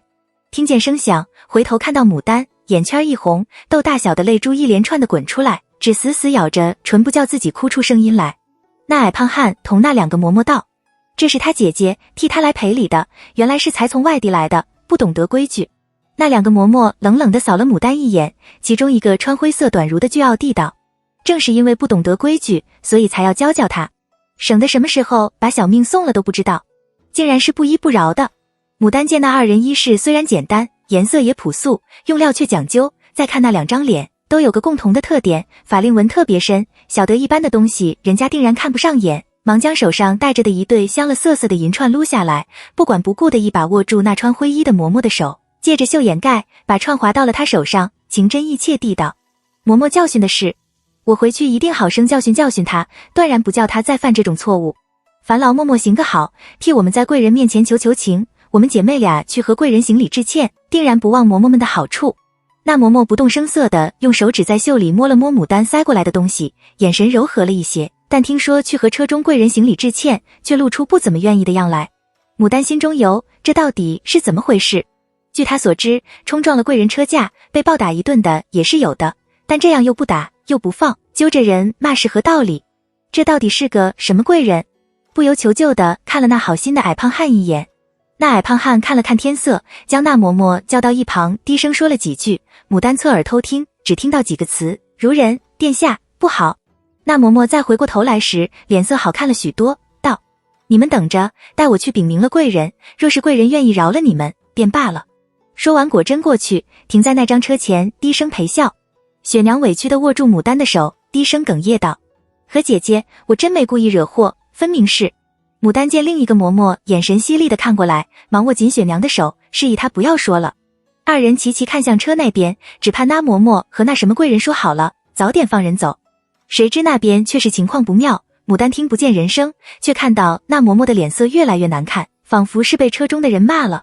牡丹见那边的情形不好，看样子是遇到了个不好说话的骄横主，大概是不能轻易善了的，只能寄希望于对方看在雪娘父亲的面上抬手放过雪娘，便低声问雪娘：到底是怎么回事？你没有告诉他们你是谁家的女儿吗？雪娘控制住情绪，极小声地道：他们是突然从旁边的路上转过来的，有这几棵树遮着，我骑马过来时并没有看见他们，待到突然看见时已是相差不远了。我见他们虽然人多，马车却只是普通样式，也只有一匹马拉着，其他也看不出什么来，并不需要回避退让，我就把马拨到路旁去，继续跑自己的。谁知竟就把我拦了下来，不由分说就将我的马夺了过去，张口就骂人，我不忿，顶撞了两句。他扫了旁边站着的那嬷嬷一眼，露出有些害怕的神色来，他们就从车上下来，要掌我的嘴，我害怕极了，赶紧说了我爹爹的名字，这才没有掌嘴，却是只管揪着我骂。我长这么大，就从来没被人这么骂过。雪娘说着，说着眼里又噙满了泪。这样说来，并不是雪娘的错，而是车中那人找茬，又或者是那人心情不好，故意拿雪娘来出气。看着委屈的不行的小姑娘，牡丹叹了口气，取了帕子给她轻轻将泪拭了，安慰她道：不要紧，既然知道你的身份，就没有打你了，那就说明大概是认识你爹爹的，想来也不会怎样，最多就是让人家出气，赔礼道歉就是了。少卿，那灰衣嬷嬷满脸写着老娘很晦气，老娘很倒霉，老娘很怒，别惹老娘的样子，气哼哼的走过来，没好气的道：让你二人过去呢，过去以后小心说话。牡丹笑道：还烦劳嬷嬷指点一下，不知贵人怎么称呼的，我怕不小心说错了话。按他的想法，会拦着一个女孩子不依不饶的，绝对不会是宁王本人，更不可能是那死去的宁王妃，那么还能有谁？最高也不过就是那五品如人。果然那灰衣嬷嬷不耐烦地道：是宁王府的孟如人。雪娘一听对方只是个五品如人，顿时满脸的不乐意，她老娘窦夫人还是三品郡夫人呢，什么东西，这简直是狐假虎威，狗仗人势，不就仗着自己是宁王府的女眷吗？可还没到尊贵的时候不是，她还偏不去，看对方能怎样。牡丹牵了她的手，低声劝道：他们人多，再说不管怎样她也是有品质的，好汉不吃眼前亏，咱们还是去一趟，不然你的马儿也被人扣着，人家也不放你走，可怎么办呢？不管雪娘的父母身份再高，雪娘始终头上是没有任何封告的。雪娘闻言，泪眼模糊地扫了一眼自己那匹被几个汉子围着，上上下下摸来摸去，不停夸赞的好马，终究忍住了气，垂头丧气地跟着牡丹过去。二人还未到那马车之前，就闻到了一股浓重的龙涎香味儿，在这样清新的乡间早晨闻起来，让人顿生一种违和感。牡丹对车中的人也没什么好印象，觉着就是一无事生非的骄奢主，闻着这味儿更觉得发闷。二人刚刚站定，正要扶下去，车旁一个梳着垂条，穿着松花绿圆领窄袖衫的貌美侍女就斥道还不跪下。牡丹忍不住皱起眉头，凭什么要给这莫名其妙的人跪？她的膝盖还没那么软。她见到康城长公主也没跪，还有骄奢如清华郡主等人，也没要求谁见面就给他们跪的。他先前觉得这孟如人为难雪娘一个小女子是没气度，此刻便觉得这人简直就是一脑残。就算是真的要旁人看在宁王的面子上尊敬人，也不该为了这么一点点小事羞辱三品羽林大将军的女儿，实在是残的可以。再看雪娘，雪娘的脸已经涨得通红，立时就要发作了。而那位矮胖汉子的脸上也露出很是意外的神色来。那位灰衣嬷嬷虽然面无表情，嘴角却微微翘着，牡丹心里便有了数。当下装作没听见那侍女的斥责，按着平时的习惯含笑施了一礼，道：我这妹妹不懂事，见识浅薄，懂不得分辨仪仗，不识贵人身份，这才闯下大祸，还请您莫要和她一个小女孩子计较，大人大量，饶了她这遭。牡丹这话其实就是很委婉的指明对方也有责任，想要行人避让，就要把身份露出来，什么都没表示，怎能怪别人不认识呢？车中之人尚未发话，那垂髫貌美侍女勃然大怒，斥道：大胆你们惊了贵人的车驾，还有理了？难道不知这是宁王府的车驾吗？牡丹只做没听见，含笑站着不动，也不和那侍女吵，只抬眼看着不远处。雪娘见牡丹如此行为，可见是并不怎么怕的，便觉得胆子又壮上了几分，阴道：我早说过了，我不是故意的。这里刚好是个弯角，又有树木挡着，我没看见你们，又因你们的车上没任何标志，所以才没下马，只将马儿拨到路边去，也没碰着惊着谁。就算是我的马儿踏起的灰尘污了你们的衣裳，我也道过歉了，愿意赔你们了，还要怎么着？你们爱怎么就怎么吧，就算是圣上和皇后娘娘也是讲道理的。那侍女勃然大怒，却找不到话可以反驳的，默了一默，终究不甘心地道：什么东西圣上和娘娘都是你们能提得的？雪娘把脖子一梗，大声道：天下百姓都是圣上的子民，我说圣上和娘娘讲道理，怎么就提不得？难道你认为我说错了？你敢说圣上和皇后娘娘不讲道理？她大声喊出来，周围人便都看过这里来。那侍女涨红了脸，有些着慌的道：你干嘛冤枉人？我哪里说过这种话？牡丹暗赞雪娘这几句话很乐毒窝，孟如人现在怎么也得开口了吧？只听孟如人突地笑了一声，娇声道：丽娘不得无礼呀，多直爽多讲道理的两个小姑娘，看来果真是我不对了，不知二位如何称呼？这声音听着虽然温柔甜美，牡丹却没什么好印象，当下淡淡一笑：不敢，我这妹妹快言快语，不晓得轻重，还望您不要见怪。雪娘硬邦邦地将自己父亲的名字再报了一遍，又将牡丹拉到身后，仰着下巴道：他只是我的同伴，没有惹着你们，有火气冲着我来就行，要怎样就怎样。车帘子被人掀起，露出一张银盘一样笑容满面的年轻女子的脸来。她梳着高髻，发髻上簪了一朵白色的菊花，脸上的妆容也很淡，不曾佩戴任何金银首饰，披着白色纱袍，内着月白色长裙，看上去很是朴素。看到她的这种近似于带笑的装扮，想到刚死没多久的宁王妃，牡丹几乎可以完全肯定这人一定是宁王的姬妾。同时她也可以肯定，这人定然是在别处受了气，所以才拿雪娘发脾气。孟如人的目光在牡丹的脸上停住，眼里闪过一丝意味不明的光芒，随即又落在满脸气愤的雪娘身上，淡淡笑道：呵呵，是我这婢女不懂得规矩，唐突了二位。随即回脸装腔作势的骂了那垂髫貌美侍女几句，紧接着又骂那两个训斥雪娘的嬷嬷。亏你二位是府里的老人了，遇到这样的事情也不知道先和我说一声，这若是让人认为我是那等仗着殿下的是胡来的人，那可怎么好？大家都不过是蒙着鼻子红眼睛罢了。牡丹虽然不知这孟如人为何态度突然来了这么大的转变，却也知道就坡下驴的道理，便拉了雪娘一把。雪娘硬邦邦地道：您多心了，既然是误会，说开就好啦，也怪我年幼轻狂，没看清就敢纵马狂奔，幸好没冲撞到贵人，否则可怎么好，小女子10条命也不够赔的。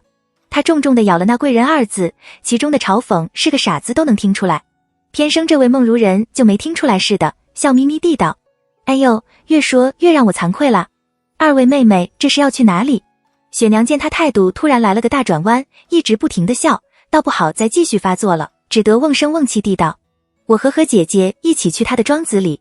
那孟如人再度凝视了牡丹一回，笑眯眯地道：这位妹妹长得真美丽，你的庄子就在这附近吗？是在哪里呀？牡丹被她那种古怪的眼神看得全身发毛，强忍着不是敢敷衍道：从这里还要过去很远呢。孟如人眼波流转，娇笑道：是吗？说起来我和妹妹可真是有缘呢，你看硬生生就遇上了。牡丹一边干笑一边暗想，有缘有个毛线啊，谁是你妹？你妹在你家里蹲着呢，有话快说，有屁快放，总这样拉着他们耗着，到底是想干嘛？此时风大娘等人已经赶上来了，见牡丹与雪娘都下了马，站在一张身份不明的马车前头跟人说话，周围黑压压的站着一群5大3粗面无表情的带刀男人，都被唬了一跳。但眼看着牡丹与雪娘似是没有什么大碍，也就放下心来，下了马手，在一旁看着。那矮胖汉子看了看越发高起来的太阳，又焦躁地看了看来路，与那穿灰衣的嬷嬷对视一眼，做了个手势，那嬷嬷脸上露出破釜沉舟的表情来，同孟如人行了个礼，道：如人，咱们在这里耽搁的时间太久了，只怕稍后殿下就要赶来了。他的语气说不上好，也说不上不好，但牡丹觉得他应该是对这孟如人不甚尊敬的，只是面子上的功夫而已。果见孟如人的眼里闪过一丝恼怒与不甘心，眉毛竖起又落下，回眸盯着牡丹笑道：今日有缘与二位妹妹相见，却是不小心生了误会，请容我改日设宴向二位赔礼道歉。说着看了那叫做丽娘的侍女一眼，那侍女忙捧出2串檀香木珠子来。孟如人笑道：初次见面没什么好东西，就指这珠子是请高僧开过光的，乃是内造之物，还做得精细，送与二位妹妹做个见面礼，还望你们不要嫌弃。先前揪着人不依不饶的骂，又是吓唬又是要跪的，这会儿却是笑容可掬的，又要请客又送东西的，这到底在搞什么名堂？雪娘越发迷茫，一边以目示意牡丹，问她这是怎么回事，一边客气的推辞道：不必了，只要您肯还我的马，让我们走，就比什么都好。好说好说。孟如人半点将东西收回去的意思都没有，娇笑道：怎么，二位妹妹是嫌弃我这东西微薄粗陋入不得眼吗？说着竟示意那2位嬷嬷一人拿了一串，硬生生的给牡丹和雪娘套在了手上。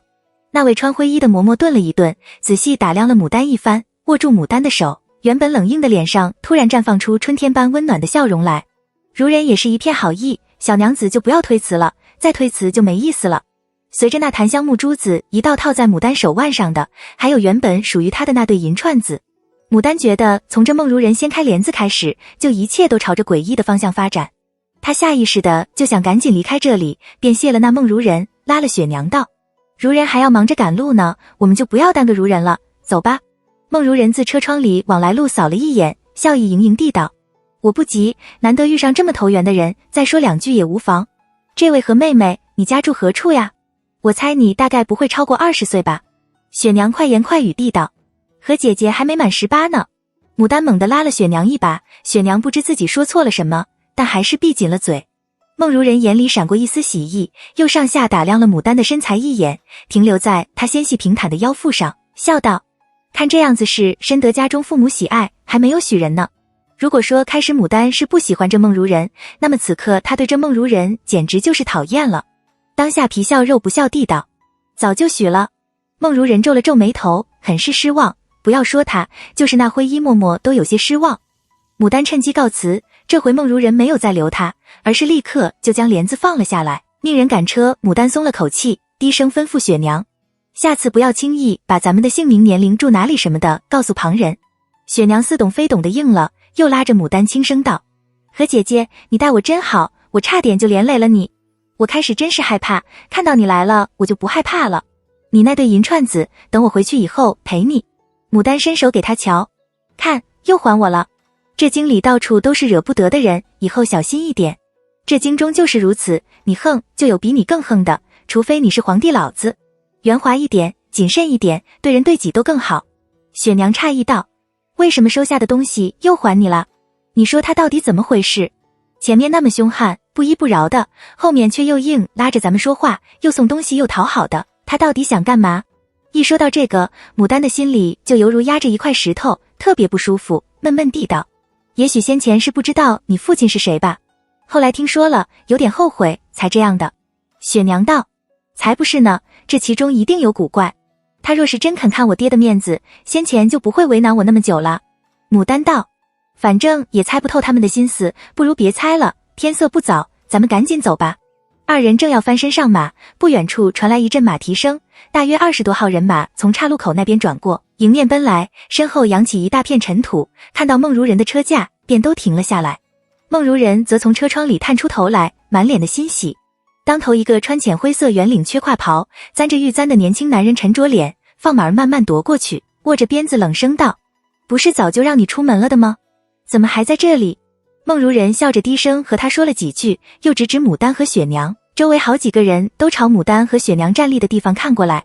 牡丹下意识地垂下了眼，将身子侧过去，背开了脸。只有雪娘好奇地睁大眼睛盯着来人看，那人漫不经心地看了牡丹与雪娘一眼，见是个娇憨的小姑娘和个背过身子去的害羞女子，也就不在意地回了头，招手叫那矮胖汉子过去吩咐了几句。那矮胖汉子走过来，对着牡丹和雪娘抱了抱拳，正色道：我家殿下向二位小娘子赔礼，如人不懂事，请二位看在他的面子上，莫要和他计较。又望着雪娘道：小娘子回去后，请记得和黄将军说，宁王殿下向他问好。牡丹不好再背对着矮胖汉子，只好侧回头脸，还了一礼。雪娘觉得有面子了，所有的委屈不高兴都一扫而光，甜美的笑道：不碍事，我回去后一定向家父转达。那边梦如人揪着帕子娇，笑着对宁王道：殿下，妾身看那位姓何的女子好生面善呢，您看咱们是不是什么时候见过啊？宁王皱着眉头，不耐烦地回过头，再度朝牡丹看过去。友情推书，月烧的古代调香师，侯门夹缝求生存，宝鼎香烟觅良人。柳树下的年轻女穿着浅嫩的黄色胡服，梳着妩媚的堕马髻，头上只插了2样款式简洁的饰，身姿窈窕挺拔，眉目如画，正浅浅淡淡地笑着行礼说话，看上去端庄大方，又有一种说不出的清新洒脱，光看着就已经很养眼。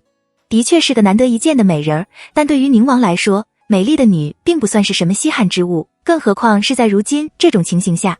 故而宁王只是多看了几眼，就把眼睛撇开了，淡淡地道：没看出来乃里面善。梦如人却没错过他的眼神在身上多停留的那一下，又试探道：殿下您看他站立的姿势，实在是像了谁？这话水分重得很，无非就是想引着宁王多看2眼而已。宁王果然又看了牡丹2眼，虽然最终不置可否地拨转了马头，脸上却也没露出厌烦的样来。只要愿意多看2眼，就说明有戏，男人果然就没一个不好色的。梦如人见好就收，一边腹诽，一边假意道：看来是妾身看错了，果然是今日第一次见到。不过这位何妹妹果真是难得呢，不光是人生的美丽温柔，还挺大方懂礼的，比黄将军里那个咋咋呼呼、目中无人的粗鲁丫头懂事多了。听他又提起雪娘来，宁王忍不住皱起眉头，冷声道：你和一个小孩置什么气？多替王妃诵经祈福，远胜过你出来招惹是非。今日招惹黄将军，明日你是不是还要去招惹律尚书啊？说完马就走。梦如人晓得他这是生了大气，却也不曾吓得花容失色，淡定地回头低声吩咐那丽娘道：去问问这女到底是个什么来，务必要问清楚问仔细了。丽娘点点头，下车谎称自己有东西掉在了桩上，要回去拿，让一位侍卫跟着她倒回去，自去桩上打听牡丹的身份情形不提。梦如人则命车夫赶紧打马去追宁王，他是务必要和宁王一起进府的，不然以后没好活了。梦如人歪在靠枕上，看着坐在车前那2位看似恭敬，实则根本没把自己放在眼里的2位嬷嬷，渐渐陷入沉思中。七夕，宁王不肯在府里过，只怕睹物思人，故而来了这庄上避暑。他呢，千方计跟着他来了这里，却没收到想收到的效果，小心翼翼地跟着住了这几天后，一不小心就触了他，一大清早就被遣送回去，就连身边的嬷嬷都瞧不起他。如此回府，叫他怎么有脸？皇天在上，刚好到皇家这咋咋呼呼的女孩，让他找到一个出气筒，也找到一个有可以名正言顺的等待宁王一同归去的理由。老天有眼，让他遇到了这样美丽的人儿。这何姓女虽说和那黄将军的女儿厮混在一处，但待人接物那圆滑娴熟样，绝对不是养在闺中的娇娇女，也不是什么名门世家的倨傲娘们，而应该是经常在外室和人打交道的。而且在京中有头脸的人家中，他就没听说过有这样出众的人，所以他推论这何姓女的出身一定不高，但也不会低。既是这样的出身，人也不笨，正好进的王府，也不配做他的对手，却可以成为他的一大助力。先前听说是许了人家，还让他特别失望了一回，可是才看宁王那样，虽然没表态，却是看了又看，分明是入了他的眼。只要能入眼，就什么都好说。许了人家紧，只要还没出嫁，更何况亲王们夺人妻妾的还少吗？只要他喜欢，就算是皇后娘娘也会觉得自己贤惠的。要知道，自从秦妃死了以后，宁王先是病了一场，接着又一直郁郁寡欢，皇后娘娘可是替宁王担忧得很呢，已经几次翻赐人入府了。可是那些人谁的容貌也比不上这何姓女的，最关键是那些人的言谈举止都是一个味儿，从小就在宫中长大的宁王只怕是腻都腻死了，哪里还能提得起兴趣来？梦如人轻轻翘起了唇角，死人怎么斗得过活人？且不说梦如人那里如何算计，这边牡丹和雪娘与那矮胖汉辞别后，翻身上马，慢吞吞地往方圆而去。雪娘得了宁王使人专程过来赔礼的体面，便把刚才的委屈不平全都抛之脑后，兴奋地道：和姐姐，外面的传言果然是真的，宁王真的很讲道理呢，只是他家里的这个女人讨厌了，他真的应该好好管管才是。风大娘笑道：娘和宗室贵胄讲这个，皇帝身上也有个御师，这些亲王们手下的人何止千，府中的女人又何止几十，他们要操的是国家大事，哪里有闲心管这些小事情？只要不是出阁，就是瑕不掩瑜，这只是咱们今日遇上了，其他府里咱们不知道的事情可多着呢。雪娘侧头想了想，道：那就算是这样吧。牡丹一笑，不是就算是这样，而是规则就是如此。那什么一屋不扫，何以扫天下？修身齐家治国平天下的话，只是需要用的时候才会被提出来说，大多数的时候，贵人们就是心安理得的享受着特权的。又或者说，在平常人看来是很严重的大事，在上位者眼里看来，只不过是不值一提的小事一桩。比如说今日这事儿，孟如人假如果然做得过分了，将雪娘打上一顿，黄将军不满意，去理论，最好的结果也就是宁王舍弃了他不爱的女人给黄将军出气，但黄将军能得到什么？宁王却可以博得一个好名声。可是孟如人也没打人啊，就是刁难了一下，那么一切冲突就都还在合理范围内。雪娘并没有仔细去想这些事，说过就抛之脑后，又笑道：宁王长得真俊秀，难怪的，我曾听人说过，这京中的年轻亲王们就属他长得最俊，最萧圣上。牡丹漫不经心地点了点头，从前他很想知道这与李家有着深渊源的宁王长成什么样，现在看到了也没觉得有多震撼。高鼻双眼皮儿，两条眉毛一张嘴，人该有的他都有，要说多了什么，就是长期上位者那种普通人装不出来的威仪罢了。像宁王的长相，他更关心宁王最后能不能成事，李家能不能一飞冲天。雪娘兴高采烈的叽叽喳喳说个不停，东张西望着。和姐姐，那次你生病，那蒋家人给你送煎鱼好像就是在这附近，我记得他们家就在这里有个庄，是不是？牡丹还沉浸在自己的思绪中，随口答道：是。雪娘笑的眼睛都弯成小月亮。在哪里呀？你指给我看看。我就奇怪，那样的人住的地方是个什么样的。我那日回去后和平日相熟的姐妹们讲起来，她们都好奇得很。古代也有追星族，牡丹用马鞭指前方。我没去过，不过应该是那里，看到没有，有许多大树围着的，外面是一大片稻田的。雪娘伸长脖看过去，但见一大片金黄色的稻正随风起伏，远处一片绿荫环抱中，隐隐露出几点灰白色来，一条约有丈余的泛着白光从那里蜿蜒出来，穿过起伏的稻田，一直连接到大上。风光可真好，他微微有些愣神，轻声道：这离你的庄有多远呢？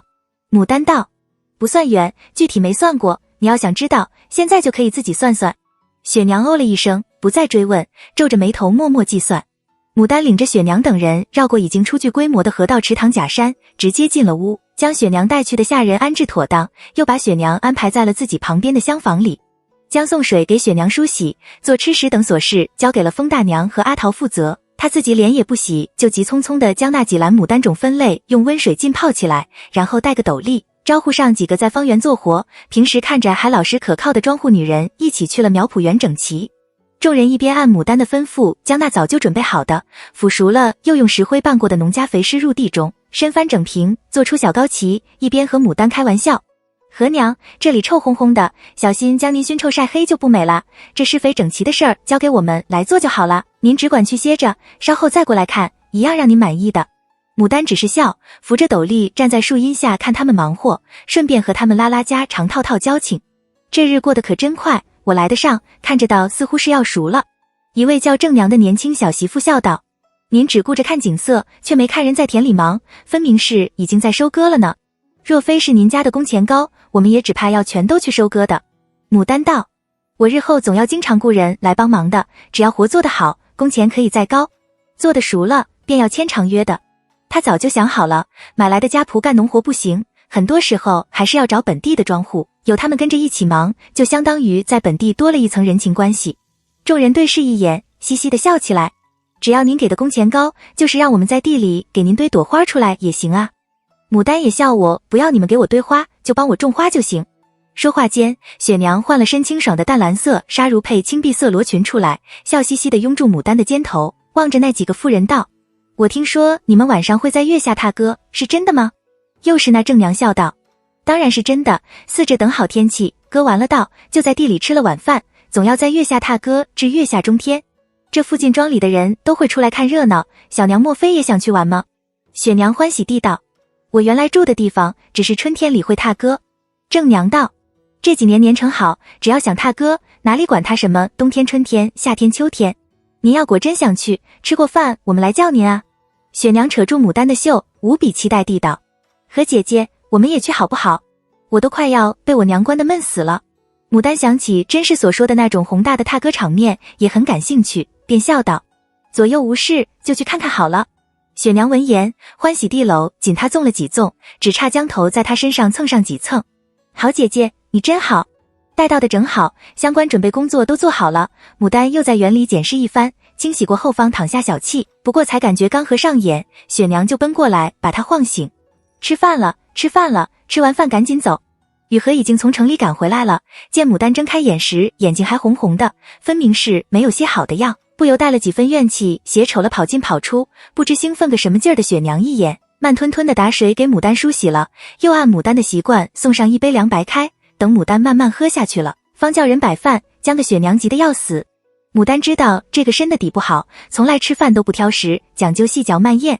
雪娘一碗饭下了肚，她还捧着半碗饭慢慢的吃，急得雪娘连连唉声叹气。牡丹笑道：你急什么？不是说要跳到月下中天吗？人就在那里，不会跑掉的。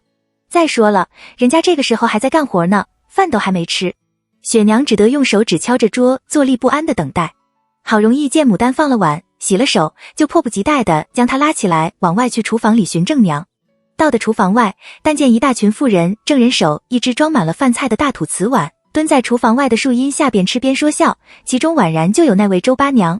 周八娘看到牡丹过来，半点不自在都没有，站起来直截了当地和牡丹道：何娘，听说你要请人做长工，我适才还和他们说，以后你家的厨房不如都交给我来管。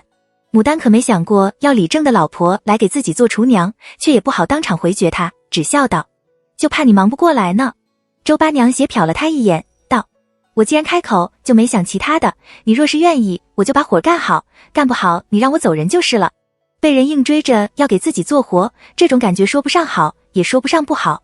不过平心而论，周八娘的确不错，而且她话已经说到了这里，牡丹便道：那行。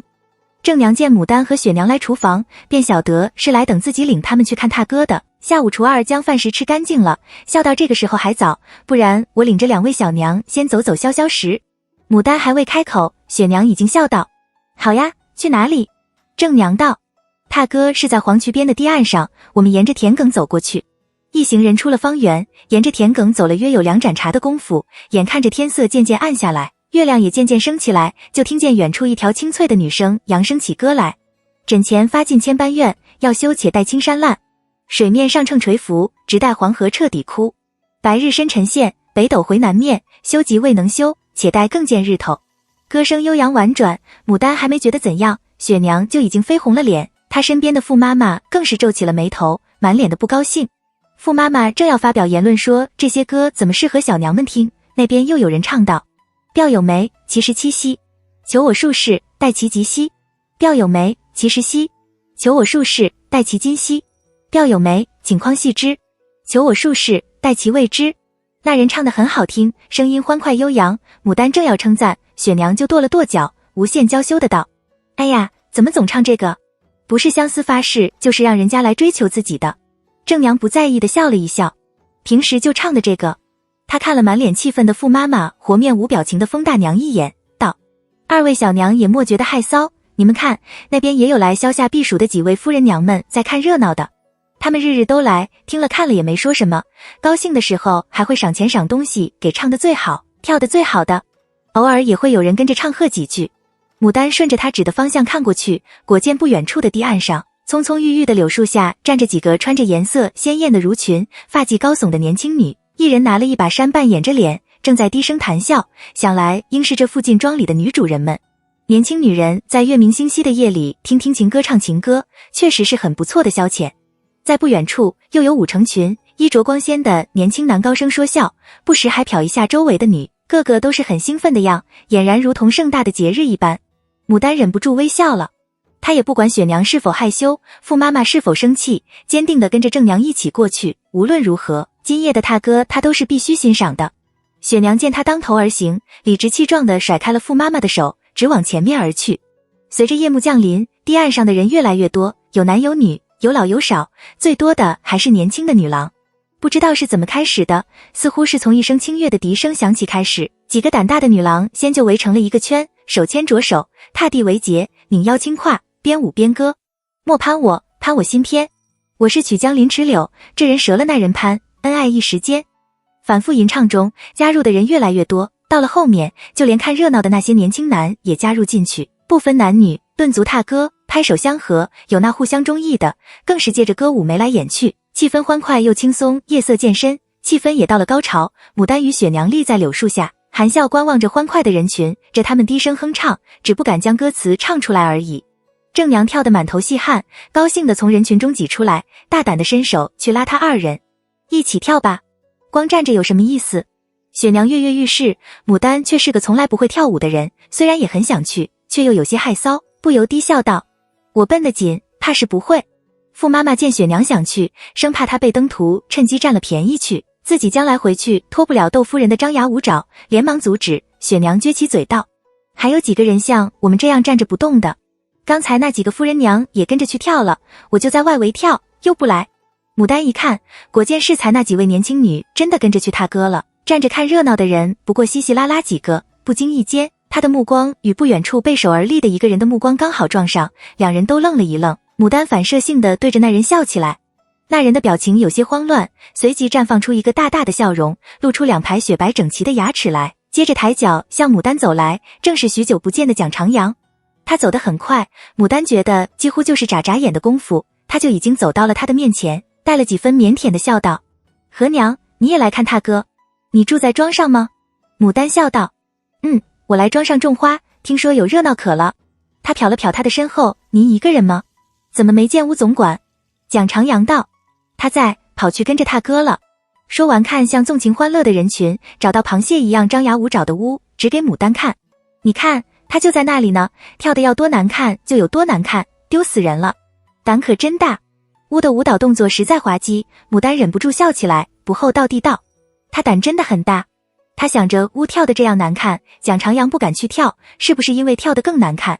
也不知道这样好的身材跳起舞来是个什么样的，便不怀好意地笑道：您为什么不去跳？蒋长阳见他笑得古怪，笑着反问道：你又为什么不去跳？约莫是因为前几次愉快的交往，让牡丹下意识地认为他是个值得信任的好人，又因为是在这样轻松欢快的气氛下，他更是放松，便大方地道：因为我不会跳，怕丢丑。您不跳又是为了什么？蒋长阳笑了：我是会跳的，只是不想跳。其实很简单的。他看了看牡丹，几次犹豫是不是要邀请牡丹去试试。雪娘在一旁呆呆地看着蒋长阳，紧紧揪住了袖口，就连指甲扎进了掌心也没发现。从他的这个角看过去，蒋长阳的鼻梁挺直漂亮，下颌线条有力，身姿挺拔优美，表情温和恬淡，又比他往几次看到他更让他觉得亲近了几分，还有他脖上凸起的喉结，都是那么的。雪娘心跳加快，不假思地喊了一声：蒋公。蒋长阳回过头，诧异地看向这个脸色潮红、双眸闪闪发光的小女孩，只一眼，他就确认自己绝对不认识。他看向：请问这是？牡丹还未开口，雪娘就挤开他，走上前去，挨着蒋长阳站着，眼巴巴地抬眼望着他，声音清脆地道：我姓黄，叫雪娘，是和姐姐的好朋友。小女孩到自己崇拜的人时的表现果然古今中外皆同。为了满足雪娘对蒋长阳的好奇心和崇拜感，牡丹微微一笑，往旁让了几步。蒋长阳不露声色地退了一步，认真地朝雪娘抱了抱拳，温和地笑道：皇娘好。雪娘非常不喜欢他这样正式而生疏的称呼，又往前上了一步，没有还礼，而是认真地看着他道：你客气啦，大都叫我雪娘的。言下之意是让蒋长阳也这样叫他。蒋长阳微微一笑，并不言语，只往旁边又让了一步。傅妈妈脸色大变，第一次见面就要一个陌生男人这样叫自己，雪娘真是不懂事了。知道的会说她娇憨天真不懂事，不知道的就要说她轻浮不自尊。这位蒋公，他虽然不知道他的确切身份，但他上次飞马击前的时候他也在场，晓得不会是普通人，雪娘如此作为，只怕是要被人背后耻笑。傅妈妈正在思考怎么不叫雪娘再说出傻话来丢人的时候，雪娘又崇拜地望着蒋长阳道：你认不得我，我却是早就认得你了的。上次你飞马击前，我就在一旁看着，还专门让人去捡了你击进球门的那枚钱来瞧。你可真厉害，我就没见过谁这么厉害的，我也想要有这样的本领，你可不可以？傅妈妈越听越冒冷汗，当下上前重重地扯了雪娘的袖一把，重重喊了一声：雪娘！雪娘不懂事，她却是想得到。蒋长阳上次送牡丹煎鱼，这次又主动过来和牡丹招呼，分明就是想和牡丹说话。雪娘这样不知轻重的纠缠下去，是要惹人生厌了，她不能叫雪娘惹出笑话来。雪娘被傅妈妈打断话头，没好气的回头低声嘟囔道：又怎么了？妈妈你又要什么？当着众人，傅妈妈也不好明着劝她，只笑道：您刚才不是想去踏歌吗？趁早去吧，蒋公大概是有正事要你和姐姐说呢。接着给雪娘的丫头使了个眼色，让那2个丫头将她拉去踏歌。雪娘先前不舍也不喜，但到底人年轻，被拽着跳了2圈后，也就跟着继续往下跳，只是频频回头看向蒋长阳和牡丹。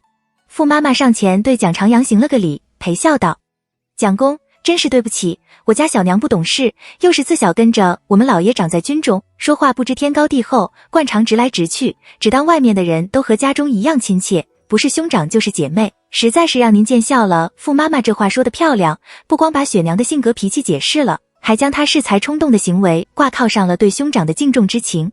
牡丹也笑道：雪娘就是这个性，天真活泼，直性得很。蒋长阳不在意的摆摆手：妈妈多虑了，没有的事。我也算是长在军中，军中女多是这种性格，皇娘的性很是直爽。敢问府上事？傅妈妈见她的表情并没有鄙薄或者敷衍的意思，这才带了几分骄傲的笑道：我家老爷是黄敬。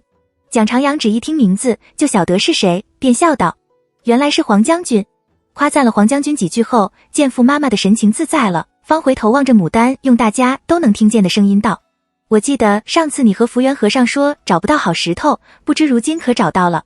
牡丹笑道：只找到了一些湖石，还算勉强入得眼吧，这些石头贵不为其说，还可遇不可求，匆忙之间想找到满意的，实在是不容易。蒋长阳沉默片刻，忽然道：我有个朋友早年喜欢闯南走北，收集了很多奇石，刚好他家里有些不顺意，急着要用钱，要出让大部分的石头，假如你愿意，我便做个中人，领你去他那里看看如何？价钱绝对不会比外面的贵，石头也是好石头，不会上当受骗。牡丹啊了一声，笑道：真的？竟有这样的好事？假如是真的，他可真是喜欢遇到蒋长阳了，每次遇到他总有好事情。蒋长阳见他满脸欢喜之情，忍不住微微一笑：自是真的。牡丹心想，反正都是做的买卖，是打的金钱交道，也没谁欠谁多大的人情，便应了。那就先谢您了。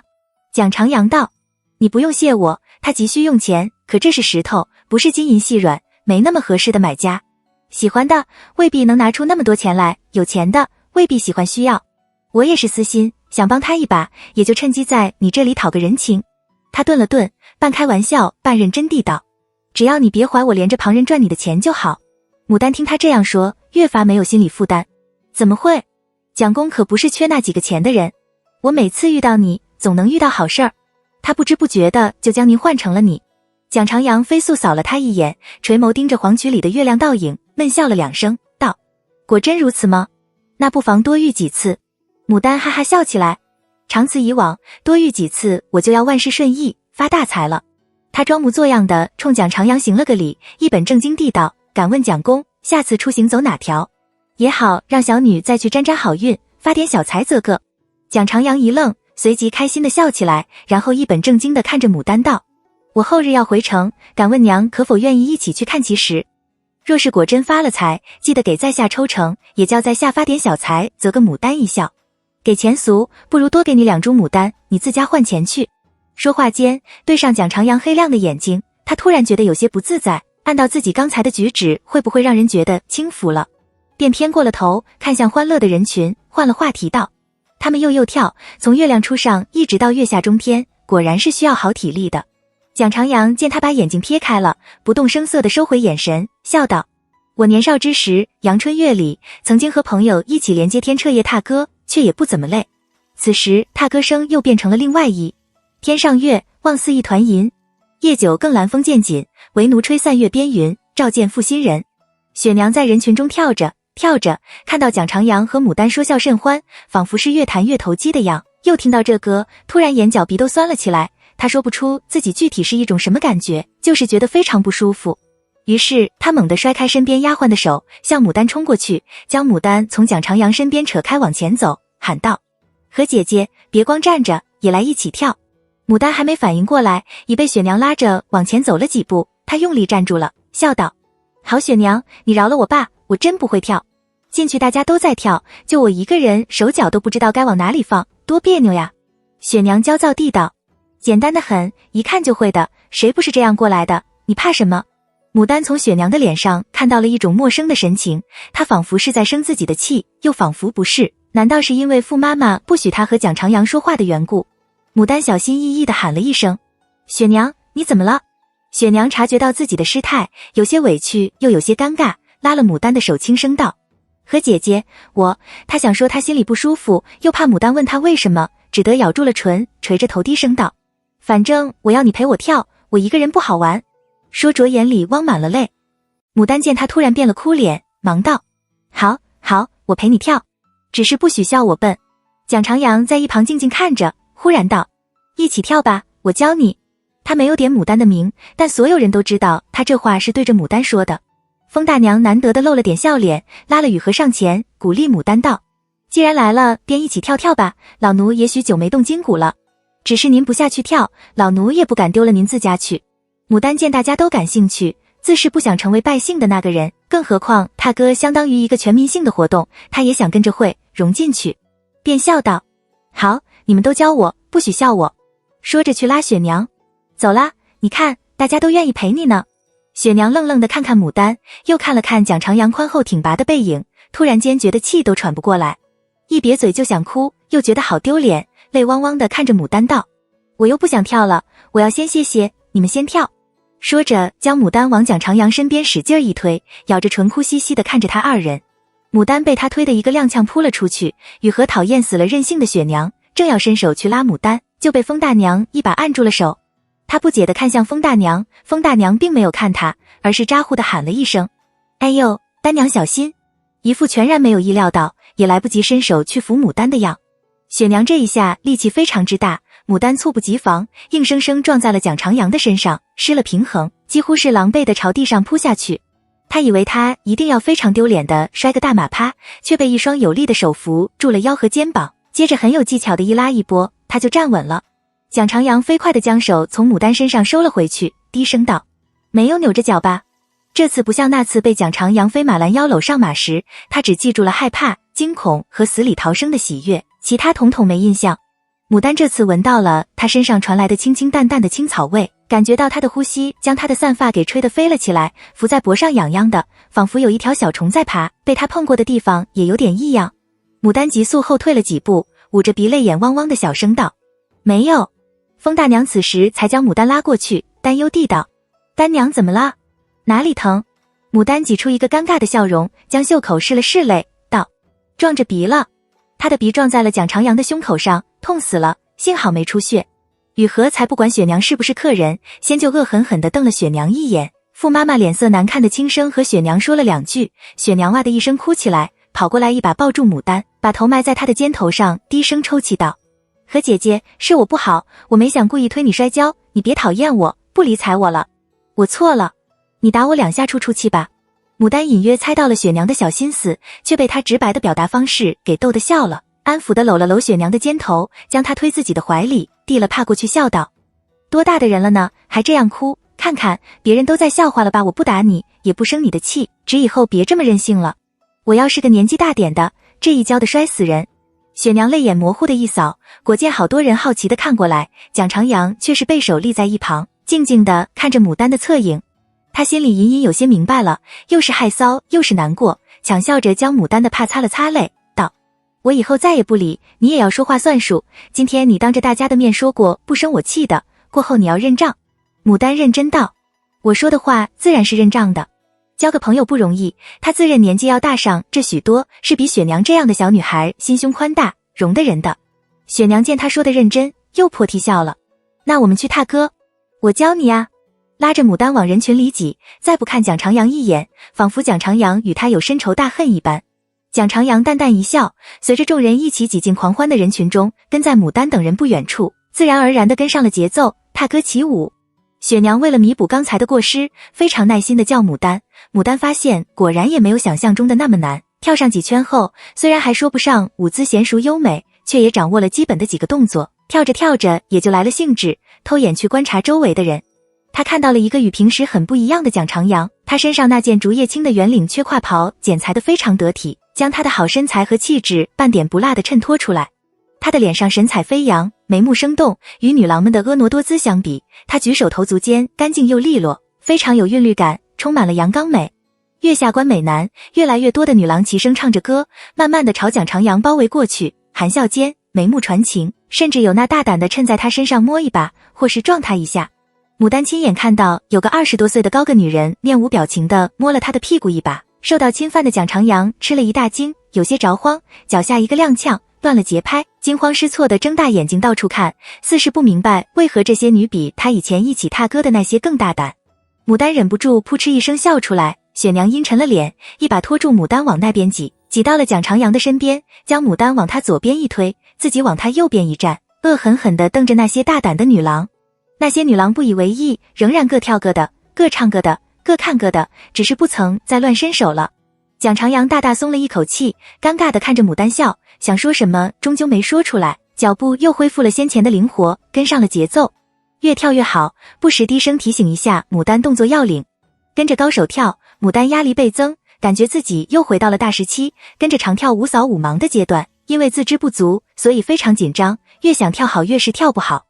他感觉到一层细毛毛汗从毛孔里钻了出来，犹如细针一样的刺着他的肌肤，四肢仿佛不是他自己的，又僵硬又不听从指挥，左手左脚同出，右手右脚同出，都出现了。雪娘在一旁看着，几次想笑，但看到蒋长阳平淡安详，丝毫不露笑意，仿佛牡丹跳的动作本来就是正确的样，又硬生生将笑意憋了回去。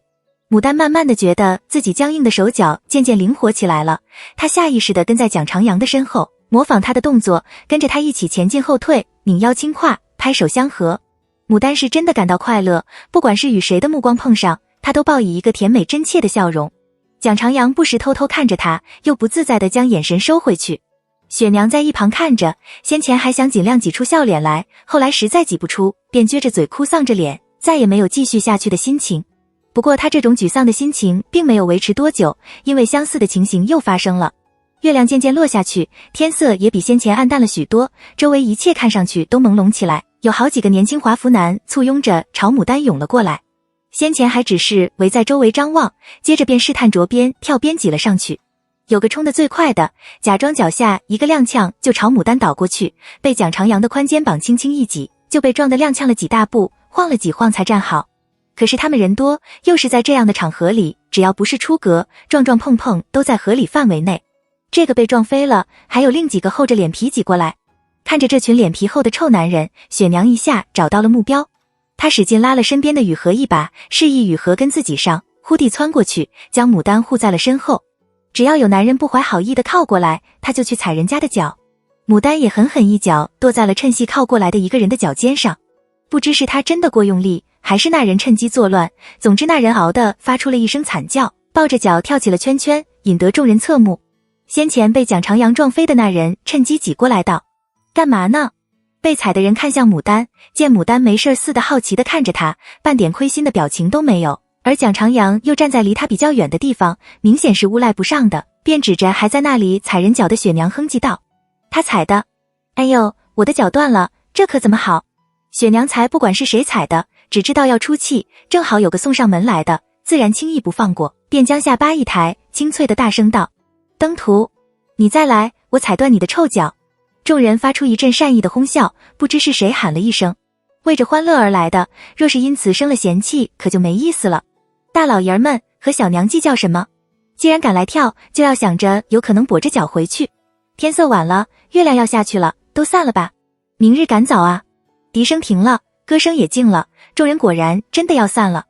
那几个华服青年抿嘴笑了笑，不甚在意的对着雪娘和牡丹挤了挤眼，在雨禾的骂声出口之前迅速撤退，四散而去。一群女人欢笑着朝牡丹这个方向挤过来，蒋长阳心有余悸的大步走开，片刻就将众人甩在身后，站在场外回过头来等牡丹等人。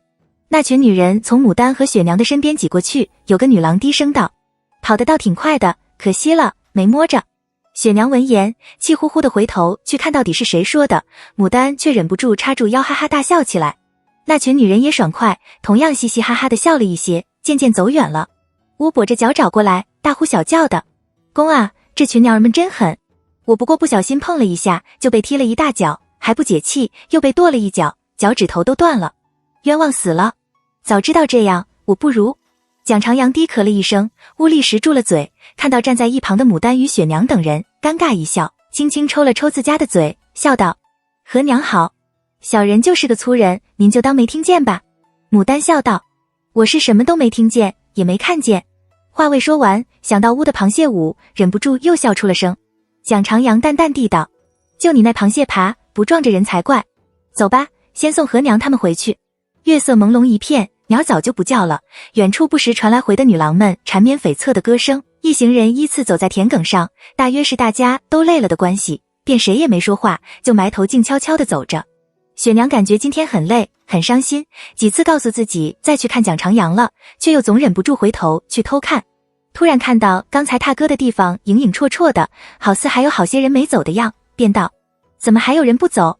牡丹回过头去瞧，果见还有好些人在堤岸上来回游走，只是月色暗淡，又隔得远了，看不清楚在什么，便道：“真的呢？难道他们都不回家的？”其实他心里更怀是情侣，趁着此刻人走得差不多了，才好一诉衷情。但转一想，又觉得自己这个猜测不对，如果要幽会，应该是大家都在纵情狂欢的时候，偷偷躲到一旁去才对，这会儿留在那里可不是招人注意吗？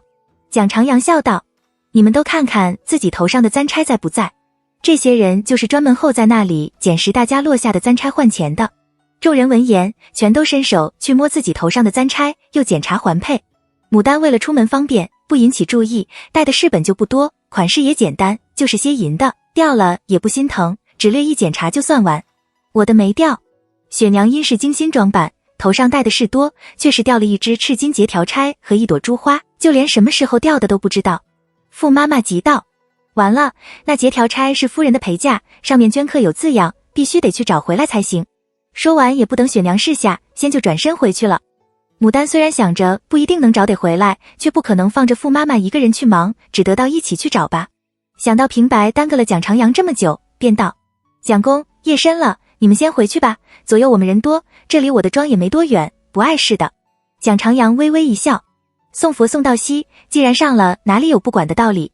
便问雪娘是织什么样的钗。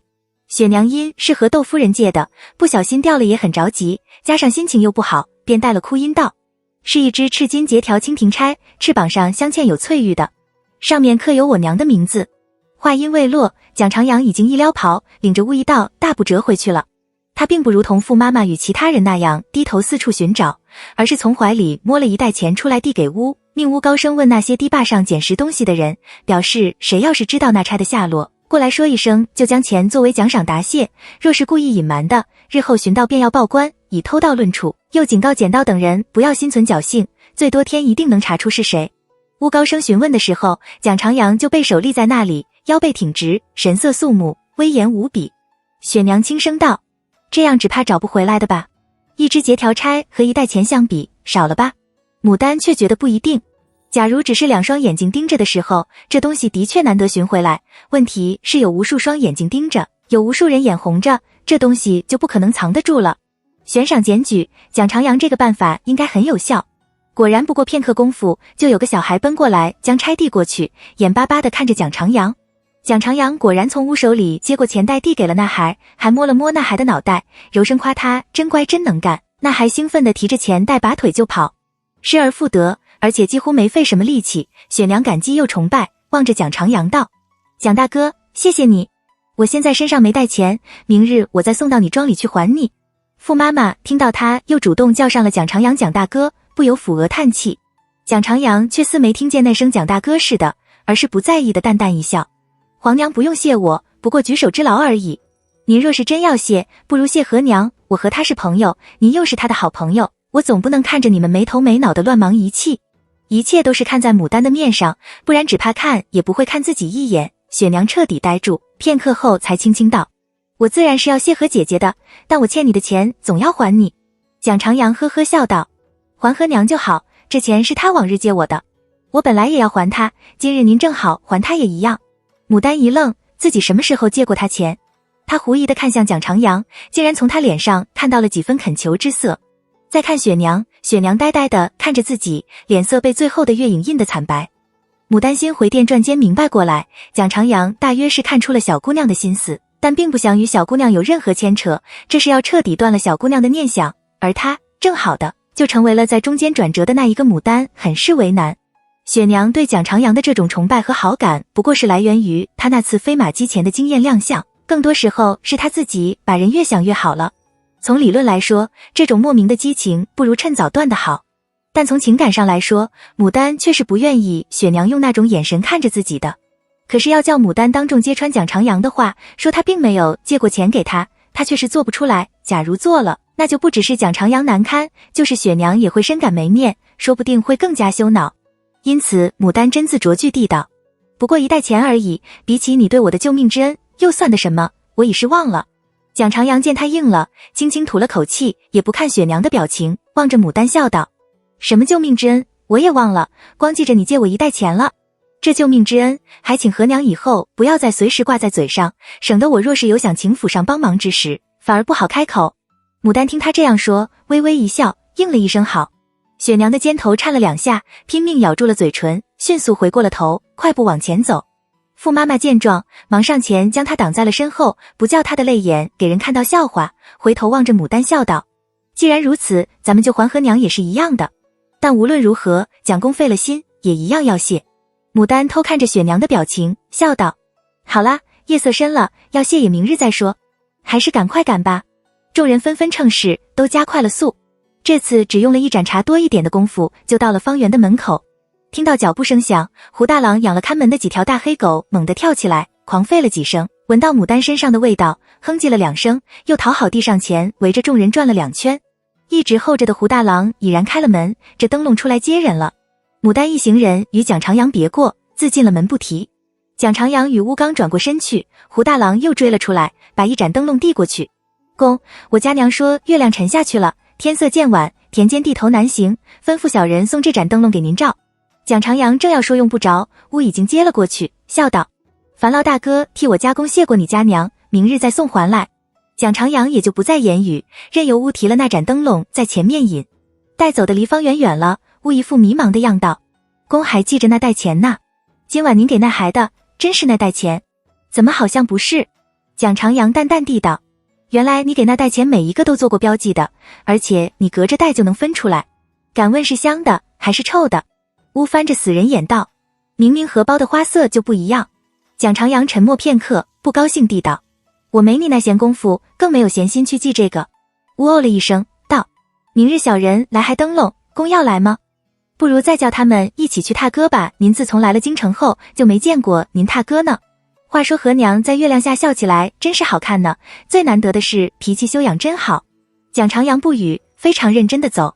乌喋喋不休：那位皇娘，您帮她真是应该的。要是没有她，话音未落，蒋长阳已飞速将手伸出去，在她腰间抓了一把，摘下她的荷包，猛地往一望无际的稻田里扔了出去。不等她反应过来，又从她手里一把夺过灯笼，道：你先找着，我回去了。待蒋长阳打着灯笼去得远了，乌还哭丧着脸站在原地不动，那是他媳妇给他做的呀，那母老虎凶的会吃人，这回可怎么好？牡丹等人刚进了屋，阿桃忙领着几个刘家的粗使妇人将热水送了上来，又问要不要吃宵夜。牡丹看了紧抿着唇，一言不发的雪娘一眼，笑道：雪娘，你吃吗？我是真有点饿了。雪娘抬眼看向牡丹，抿着嘴不说话。傅妈妈见状，忙插到中间去打圆场。雪娘吃点吧，这下补觉只怕要到午间呢。雪娘轻轻推开傅妈妈，道：要吃的，你们下去，我和何姐姐有几句话要说。雨荷担心的看了牡丹一眼，不想出去。牡丹沉默片刻，道：你们都退下去吧，做好宵夜再送上来。然后微笑着看向雪娘。雪娘想和我说什么？雪娘一张脸皱了起来，接着就哭出了声音。何姐姐，你一定看不起我了吧？我是个笨蛋，是个傻瓜。不会看人眼色，我不知道啊。示意雪娘坐下。你不知道什么？你为何会觉得我讨厌你？要她说实话，雪娘今晚的举动实在是不讨人喜欢的，不过要说有多讨厌也说不上，因为她觉得情有可原。雪娘突地收住了哭声，偷瞟着牡丹，灯光下牡丹的笑容非常柔美，带着一种宁静的温和，就和她第一次看到牡丹的时候一样，就是让人讨厌不起来。她由不得怅惘地轻轻叹了口气，小声道：反正我就是让你讨厌了，要是我也会很讨厌我这种人的，又粗鲁又笨又傻，没眼色，只顾着自己，最要紧的是不讲义气。他再傻，也从蒋长阳那些表现里知晓了点事，蒋长阳与牡丹之间大概并没有单纯的救命之恩那么简单，最起码他对牡丹的态绝对不像对自己。想来也是，牡丹自己美丽，又比自己能干温和，人自然是更愿意喜欢牡丹的。说不定牡丹也在喜欢着蒋长阳，不然雨禾也不会那样厌憎的偷偷瞪自己。自己今天的这些事，指不定已经让牡丹厌恶了自己，以后再也不肯和自己来往了。牡丹听到雪娘说她自己不讲义气，知道雪娘大概是误会了什么，本想解释一通，又觉得解释不清楚，也无从解释起，低头一想，信道：你今日的确是有些不讲义气，也不讲道理的。雪娘本以为牡丹会如同往日那般宽慰自己，没想到她一开口就确认了自己不讲义气、不讲道理的话，不由有些傻眼。牡丹正色道：我很高兴你不计较门庭，把我当朋友看，可是你须知晓，既是朋友，就要互相爱护，互相体谅，互相照料才是。朋友是拿来依靠，拿来体贴，志同道合的人，可不是出气筒，不是高兴时就抱着叫好，不高兴了就可以任意欺负出气的人。雪娘只觉得耳根发烫，一下就站直了，看也不敢看牡丹，垂头望着地板低声道：何姐姐，我……牡丹继续道：你今晚几次拿我发脾气，又几次和我道歉，因为我把你当朋友看，珍惜你我之间的情分，所以我能体谅你年幼，心情不好，情有可原，不会放在心上。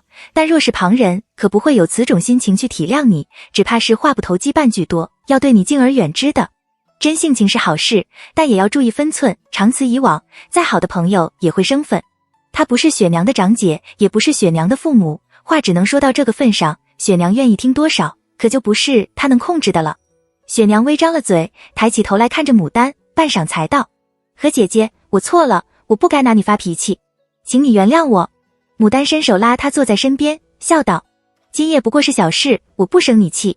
再说后来那些厚脸皮的臭男人挤过来的时候，你不也只顾着帮我吗？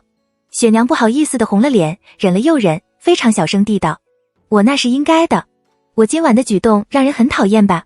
牡丹知道他是在问蒋长阳，便实事求是地道：虽说人与人相处，不能只凭一两件事情就判定一个人的性情如何，但先入为主，大家总是会以初次见面留下的印象去评判一个人。第一印象不好，以后再想扭转过来，往往需要费很大力气，却也只是事倍功半的。但知马力，日久见人心，你是什么样的人，就是什么样的人，最后总能让人知道。不会了，他连多话都不肯和他讲一句，知道了又如何？不喜欢还是不喜欢？在他心目中，自己也许就是那种不顾朋友义气，什么都想抢的小人，可他不会做那种人的。雪娘的脸色有些发白，盯着烛火看了良久，方费力地挤出一个笑容来。何姐姐，你以后还会把我当朋友看的吧？我再不会做同样的事情了。牡丹扶住雪娘的肩头，笑道：交个朋友不容易，我自然还把你当朋友看。他说的这些话，雪娘也许听进去了，但不会很明白，很透彻，可总有一天，雪娘总能明白过来的。雪娘眨了眨眼，含泪笑道：何姐姐，我好饿，还好累。牡丹见她虽然还哭丧着脸，但明显不像先前那样了，便扬声叫雨禾送宵夜上来。傅妈妈进来，看到二人又和好如初，不由长长舒了一口气。牡丹一觉睡到第二日午间，临到吃午饭才知雪娘还未曾起身。傅妈妈又曾交代别去扰她，心想雪娘大概回去后伤心难过睡不着，又或是哭泣肿了眼，不好意思见大家也是有的，也就不管雪娘，只吩咐阿桃，若是雪娘一起身就忙着送饭食过去而已。牡丹吃过午饭，换了身方便做事的半旧灰色粗绸窄袖短襦六幅短裙，又去检查昨日浸下的种，但觉种皮已经发软，种也吸足了水分，便命人去准备草木灰来拌种，准备播种。正在忙碌间，傅妈妈来了，牡丹忙停下手上的活计，去招呼她：妈妈请坐。又叫雨禾送茶汤上来。傅妈妈却不坐，直直地对着牡丹就行了个礼，不等牡丹去扶，又起了身，含笑道：老奴替我家夫人多谢何娘教导了雪娘，没有让她闹出笑话来。雨禾不知傅妈妈这话是什么意思，听着倒像是指责牡丹越俎代庖一样的，当下便朝阿桃使了个颜色，示意阿桃去端茶，他自己立在一旁看着。牡丹却想着，大概是雪娘将自己的那些朋友论说给傅妈妈听了，便笑道：让妈妈笑话了，教导不敢当，也说不上，就是姐妹间的一些知心话而已。我舔长几岁，未免大些，若有不当之处，还请妈妈替我和雪娘分辨些儿。傅妈妈见她不急不躁，不骄不傲，说话也客气谦和，更是喜欢，笑道：雪娘天真娇惯了些，却不是不懂得好歹，不讲道理的人。她说你好，您一定就好。想来这以后她是要知晓些事儿了。说完接了阿桃递过的茶汤，略略饮了2口，告辞而去。牡丹自领了正娘等人将拌过草木灰的种拿去其上播种不提，每种完一个种，牡丹就将事先准备好的写上种名称的小木牌插上，在土上浇透水后，又用茅草盖上，然后就只等10天后种生根，来年2月幼苗出土。牡丹收拾完苗圃，已是彩霞满天，雨禾早备了水在一旁候着，见他过来，赶紧替他浇水洗手，又拿了香枣豆替他抹上，将指甲缝都细细洗刷干净了，劝道：丹娘您虽然喜欢，但也莫要事事亲力亲为，这些重活儿哪里是您做的？牡丹笑道：我又没做什么，不过就是插了几块小木板，盖了点茅草而已，挖地洒水都是旁人呢。雨禾道：您若是不放心旁人，日后就指着奴婢来做。牡丹知雨禾心疼自己，便笑道：你莫想着你能躲得清闲去，等到白露之时，我要嫁接牡丹，又是个重活，不知要忙多少天，日日都不得闲，少不得要你跟着一起忙，到时候可别和我哼哼累。说到这个，牡丹不由得又多了几分忧。这些牡丹种发芽开花都是几年之后的事情，明年春天要想打出自己的排名声，主要还是要依靠嫁接的牡丹花才行。那么能够娴熟嫁接的花匠所起的作用相对来说就十分重要，可惜有这手技艺的人，要么就是自家也有花园苗圃，要么就是早被人高价定了去那些闲着的，却又因为不知道对方的根底，他根本不敢请。唯有从前在刘家时那个姓郑的花匠还算得用，可惜人又还在刘家用着的，不好去挖了出来。雨禾见牡丹直皱眉头，忙道：丹娘又在焦虑什么？说给奴婢听听，也让奴婢跟着一起想想法。牡丹道：我在想花匠的事情，我不能日日守在这花圃里，必须得请个既可以信任又堪用的来才行。但这些日总也访不到这合适的，心里有些着急，想起那郑花匠来，只是觉得可惜了。雨禾眨了眨眼，笑道：这个简单，郑花匠又不曾卖身给刘家，他主要还是伺候牡丹花拿手，那个时候为着您的缘故，刘家的牡丹花多，他日自然好过。如今刘家的牡丹见少，加上主人家心里现在只怕看到牡丹就不舒服，他日大约也是好过不到哪里去的。这事儿交给奴婢来办，只要有花种，有钱拿，想来他必然会来。牡丹想来想去，都觉得不妥。刘家人是占坑不拉的性，若是让他们知晓咱们要用人，只怕是白白养着也不肯放人的，说不定还认为咱们是故意和他家作对，又凭白生出些事端来。这事儿急也急不来的，待我另外再打访吧。雨禾被他的形容给逗得笑起来。丹娘您这话说的对了，他们家可不是占坑不拉的性，您就放心吧，奴婢不会乱来，自然是要先问清楚才会开口，不给您惹麻烦。主仆二人携手回去，雪娘咋咋呼呼地迎上来道：何姐姐，我是才去看了你让人见的那个浴室，很不错，我回家去也要建一个，你教我。牡丹见他两眼微肿，笑容也还有些黯然，但好歹还有精神，便笑道：我这个浴室其实是福源大师做的图，等我改日问过他的意思，若是他同意，你就拿了去照着建就是。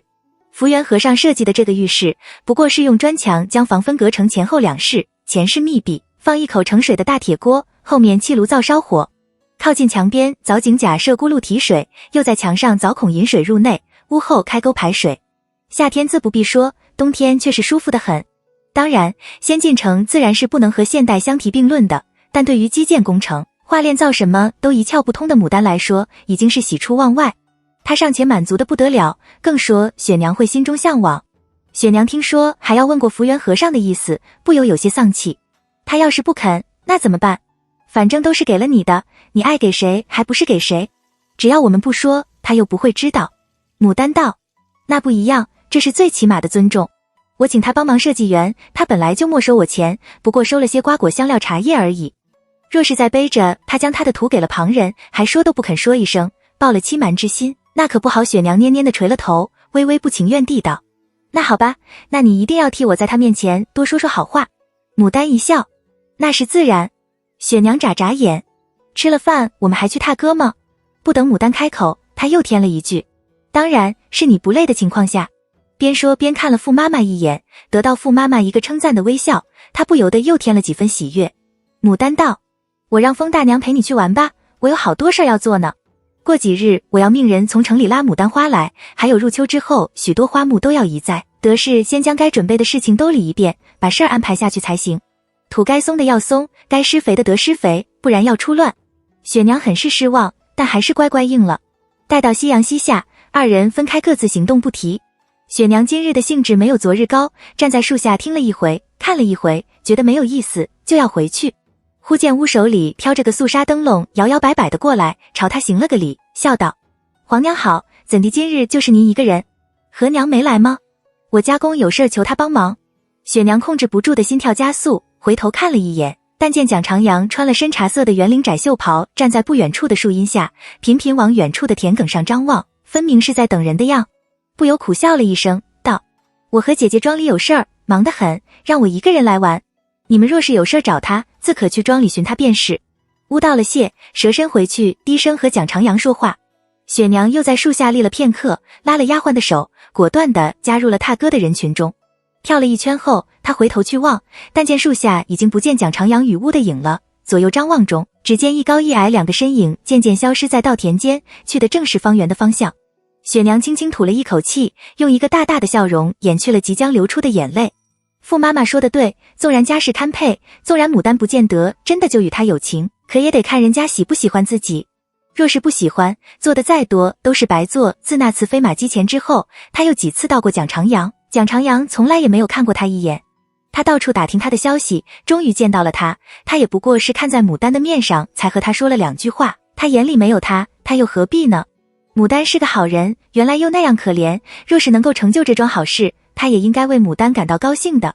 雪娘想到此，使劲地跺了跺脚，把所有的力气都放在了手脚和腰肢上，恨不得一跳跳到天亮，然后累倦，一觉睡到天亮，然后就什么都不想了。傅妈妈在一旁看着，要上前去劝雪娘，风大娘拉住了她的手，笑道：由得她去玩，谁没年轻过？反正他们那身板也不似我等，睡一觉起来2天就好了。傅妈妈默了片刻，微微一笑：也是。牡丹领着雨禾与阿桃在站在新堆城的假山旁，与那几个工头说话拉家常，询问工期，得知年底所有工程就可以收尾，过些日种树栽花也不会影响施工，不由格外开心，便又鼓励了那些工头一回，叫雨禾拿钱出来打赏，又吩咐下去，让去村里买口肥猪来宰，第二日给众人夹菜。众人正在欢喜间，雨禾轻轻拉了牡丹的袖，低声道：丹娘，您看那边是谁？牡丹回头去瞧，但见李杏站在柳树下，含笑望着自己。他看了看天色，不由皱起了眉头。这庄就是他与雪娘2个女住着，李杏这个点儿来又回不去城，他又不便留她住在这里，这可怎么安置才妥当？李杏已然走过来道：丹娘，我外出办事，寻人不见，知道你住在庄上，特意过来看看你。又望着雨禾道：雨禾，我赶了衣，口渴得紧，你去煎杯茶汤来我喝如何？也不知道他这个时候来作甚，看了人又能作甚？雨禾只在一旁站着不动，佯作不懂李杏要自己退开的意思，只叫阿桃去煎茶来，记得要用好杯。再去问问你爹，为什么表公来了，也不知道来禀告一声，害得表公就这样等了半日。阿桃委屈的要死，这又不是在屋那边，而是在大园里，不过就是建了个围墙，大门都还没安上，成日里总有许多的人进进出出的，天色也还未黑尽，没有放狗，便是自由出入，谁知道谁是谁，又能管得住谁？却又害怕雨禾，委委屈屈的应了，自去监察不提。牡丹见雨禾太不好，忙咳了一声，示意雨禾收敛些。雨禾去将那边的石桌凳收拾干净，我们那边去说话。又笑眯眯地问李杏吃过饭没有。李杏见牡丹没有遣走雨禾的意思，摆明了是不想和自己深谈，咬了咬牙，望着牡丹可怜兮兮的一笑：我奔波了一整日，一点饭食不曾下肚，可否让厨房做碗热饽饽来吃？牡丹见他脸晒得发红，看上去也似颇为疲累的样，也有些不忍，便叫雨禾去厨房备饭。雨禾撅着嘴沉着脸下去，李杏又喊了一声：多做点，还有苍山和罗山也跟着的。牡丹道，他二人在哪里？也让他们来喝点水。李信道，在刷马呢，做好饭再叫他们也不迟。牡丹问他，表哥这又是替宁王办差吗？稍后只怕是要去宁王的庄上歇了，有没有让人先去打声招呼？李信嗯了一声，欲言又止，只盯着牡丹看。牡丹被他看得背心冒汗，只装作不知，抢笑着和他天马行空的乱说一气。李信也不说话，只侧头静静听着。一只巴掌拍不响，牡丹的声音渐渐低下来，再也找不到话可说。二人相对无言，正在尴尬间，索性阿桃捧了茶上来，这才一人捧了一瓯茶吃着，不至于完全没有事情做。少卿、雨禾快步回来，笑道，丹娘，蒋公来还灯笼，说是有事找您帮忙，问您可有空闲。边说边瞪了李信一眼，他是才从罗山那里打听来，李信马上就要与59娘定亲了，既然已经定了终身大事，还跑来这里做什么？他人在哪里？牡丹听说蒋长阳有事找自己帮忙，赶紧起身同李信打招呼，表哥，你先坐着，我去就来。李信才似从沉思间猛然惊醒一般，道，是那位蒋长阳蒋大郎吗？牡丹道，是。李信道，我今日就是来寻他的，去他庄上等了许久不见他，谁知他却来了你这里，不如把他请进来一起说话。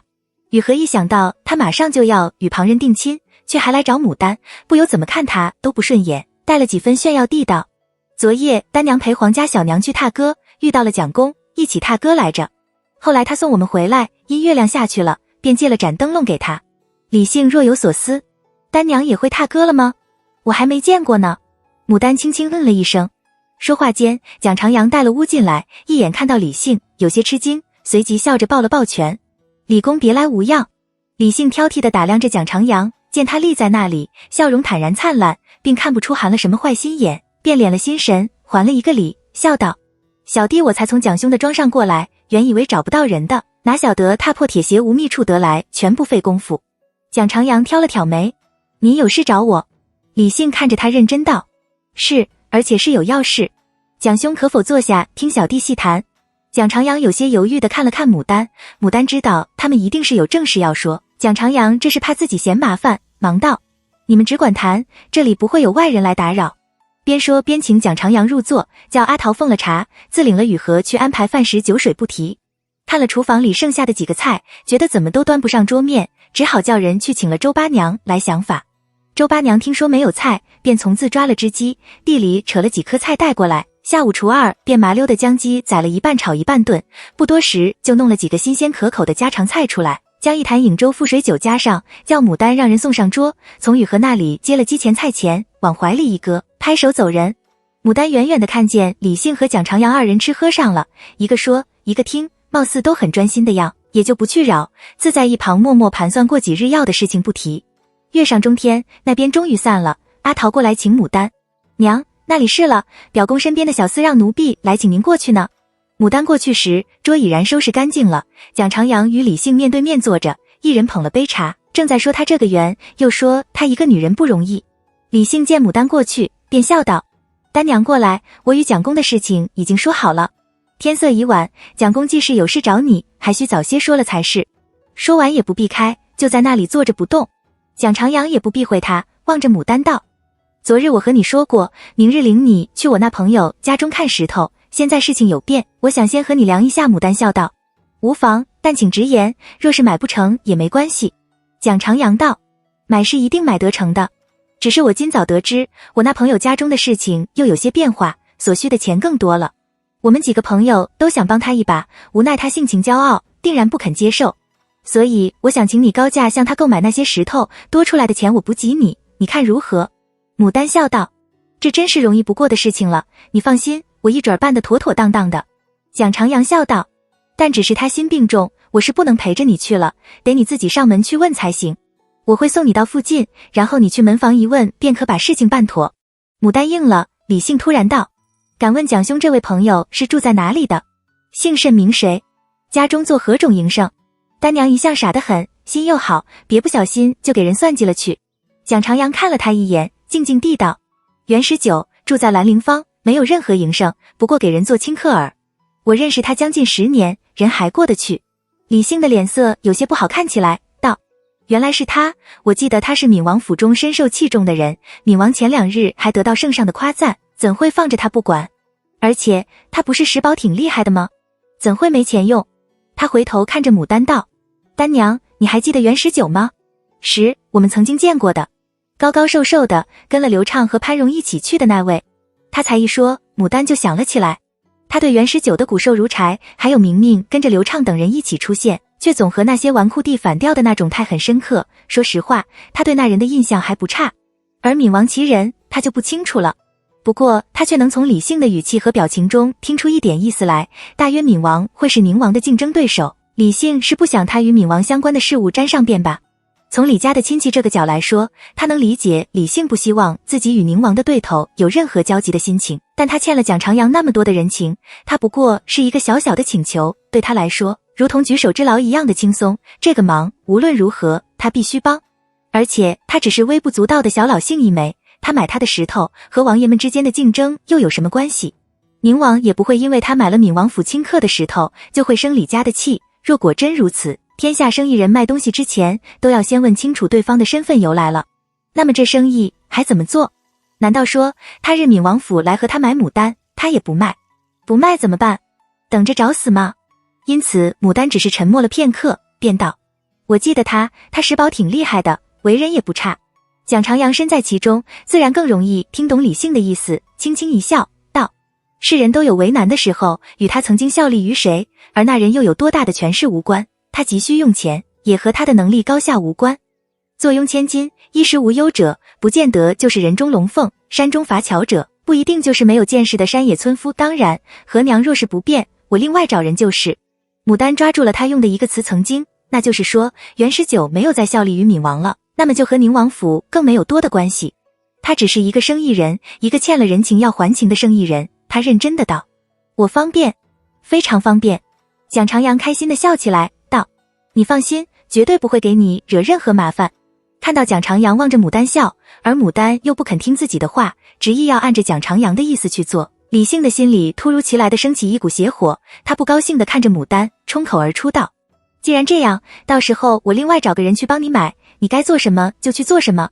牡丹飞速看了李性一眼，静静地道：表哥，谢谢你的关心，但这不过是小事，我能自己做。休要说李性此时的态行为都不妥，就说他那不用依靠谁就能好好的生存于这世间的愿望，也不会容许的他事无大小总去求人。牡丹的语气很轻柔，但不容拒绝的意味很强烈。李性不曾听到过他用这样的语气和自己说话，他在惊觉自己失态的同时，也有些接受不了。他紧紧抿着唇，看着牡丹，牡丹静静地看着他，一双眼睛黑得发亮，里面是一种他觉得很陌生的情绪。这样的牡丹越来越陌生，他也越来越远。是的，他离他只会越来越远了。多日来累积起的情绪突然直冲胸臆，他委屈而愤恨地看着牡丹，一言不发。蒋长阳见状，起身道：时辰不早了，我先告辞，明日4正，我在口上等你。牡丹哎了一声，起身要送。蒋长阳看了李性一眼，道：何娘不必客气，你忙。牡丹也就不客气，叫雨禾送了他主仆2人出去，自回头给一直瞪着自己的李性斟满1瓯茶，双手递了过去。李性不接，仍然紧紧抿着唇，死死瞪着他。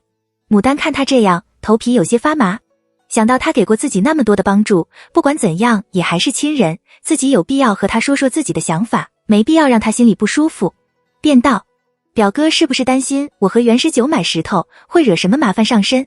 我也不知道闵王府和宁王府如今是个什么样的情形，只想着我就是个生意人，买石头不过就是件小事，更何况我还欠着蒋公的大人情，这人情是必须要还的。可若是会给你们添麻烦，你和我说明白，我另外想个妥当的法，你也再掺和进来才好。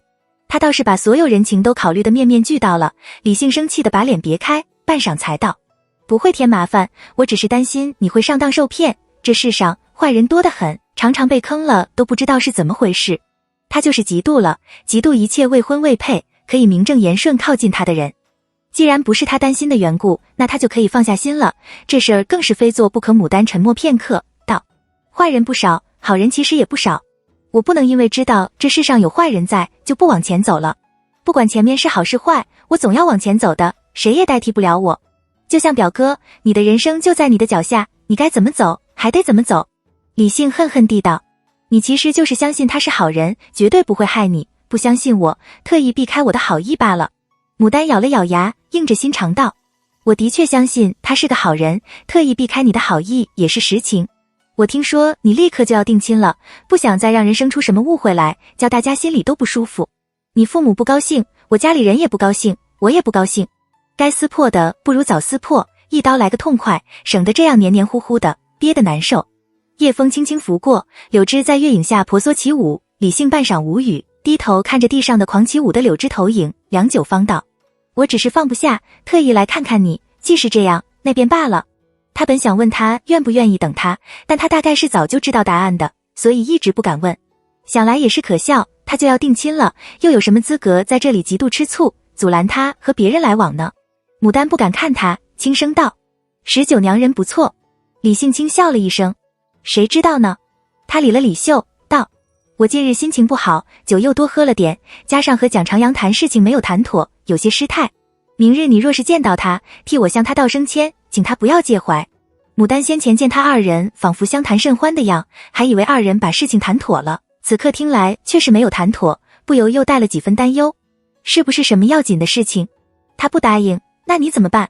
话音刚落，李性已经轻笑一声，在他脸上轻轻抚了一下，转身走了。你不必替我忧心，我会很好的。他的指尖冰凉，从脸上拂过的感觉犹如被清早的柳枝拂过一般。牡丹静静地站在月影下，目送他越走越远。雪娘回来的时候，还在灯下坐着和雨荷双陆琪等他。见他来了，热水宵夜依次送上来，宵夜是香浓的鸡汤薄托。雪娘满足的直叹气，眯了眼睛感叹，还是有人在好啊，不用等就可以吃到好吃的。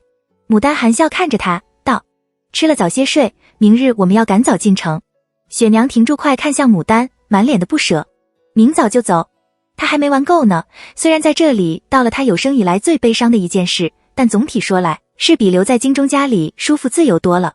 牡丹道：“我有要事，明日必须回城，不能留你一个人在这里，你若是还想玩，以后有的是机会。”雪娘闷闷地应了，用筷拨拉着碗里的面片，小心翼翼地道：“和姐姐，那你可不能忘记你答应过我的话，以后记得要经常找我玩。”她是非常害怕牡丹因为昨日的事情，以后渐渐和自己疏远，然后再也不来往的牡丹摸了摸她柔软黑亮的头发，笑道：“那是自然，等缘见好以后还要请你们来玩呢，你忘记了。”雪娘相信了牡丹的话，开心的将一碗薄托全都吃光了，方抚着微凸的肚，心满意足的去睡。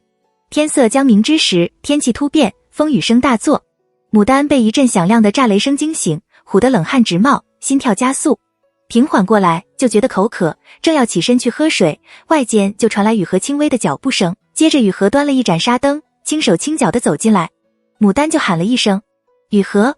雨荷掀起帐，拿了灯近前去看牡丹的神色，一只手伸入被中去摸她的小衣是否干燥，柔声道：“丹娘您醒了，有没有被吓着？衣服有点潮，要不换一件？要喝水啊，您等等。”雨荷快手快脚地摸出去，弄了一杯温热的水进来。即便是这么久了，林妈妈、雨荷他们仍然把自己当是那个病中需要照顾的孩儿，这种关心体贴是发自内心的，毫不作伪。看着灯下雨荷恬静温和的表情，牡丹心里一阵感动，忍不住就握了雨荷的手，往里躺了躺。上来我们一起躺躺。雨荷抿嘴笑笑，只当牡丹是害怕打雷，脱了鞋歪上床去。牡丹轻声道：“这雨下得真突然，也不知道什么时候才会停，要是一直这样下去，可怎么回城？”雨荷很肯定地回答：“您放心吧，来得快也去得快，待到天亮又是大晴天。”这场雨虽然下得大，却也果然如同雨荷所猜测的一般，来得快去得快，只是第二日却没有再晴，而是又阴沉又闷热，让人感觉身上黏糊糊的粘着一层，非常不舒服。牡丹起来的第一件事就是去检查昨日才播下的种，但见稻草盖得好好的，雨水也没挖着，这才放了心。又将阿桃和他弟弟阿顺叫过来，叮嘱他姐弟二人好好看顾这里，又再叮嘱了些应该注意的事项后，方才准备出发。雪娘因着正是贪睡的年纪，又玩得累了，还被炸雷惊着的缘故，睡得很不好，上了马背还在晕乎乎的，半闭着眼，头一点一点的，看得傅妈妈心惊肉跳的，可任由他们怎么喊，雪娘还是我行我素的，就差趴在马背上抱着马脖睡觉了。牡丹看得好笑的同时也无奈得很，尽管不想要蒋长阳久等，还是只能让人牵着雪娘的马，缓了速慢吞吞的走，反正也没出洋，慢点走也没问题。拖拖沓沓的，好容易才到了蒋家庄附近。牡丹抬眼望过去，蒋长阳和乌站在边的树荫下说话，马儿则在自由自在地扯着青草吃，也不知等了多久。看到众人以骑慢的方式走过来，蒋长阳有些奇怪，仔细一看就发现了症结所在，不由扬起眉毛笑起来，真是一个没有长大又没吃过苦头的孩呢。牡丹赶紧打马奔过去赔罪，蒋公，害你久等，真是对不起了，雪娘没休息好，怎么都弄不清醒，怕她出事儿，只好这样慢吞吞的走，只怕这一上都走不快。要不你们先走着，我进城将她送回家去，再去找你如何？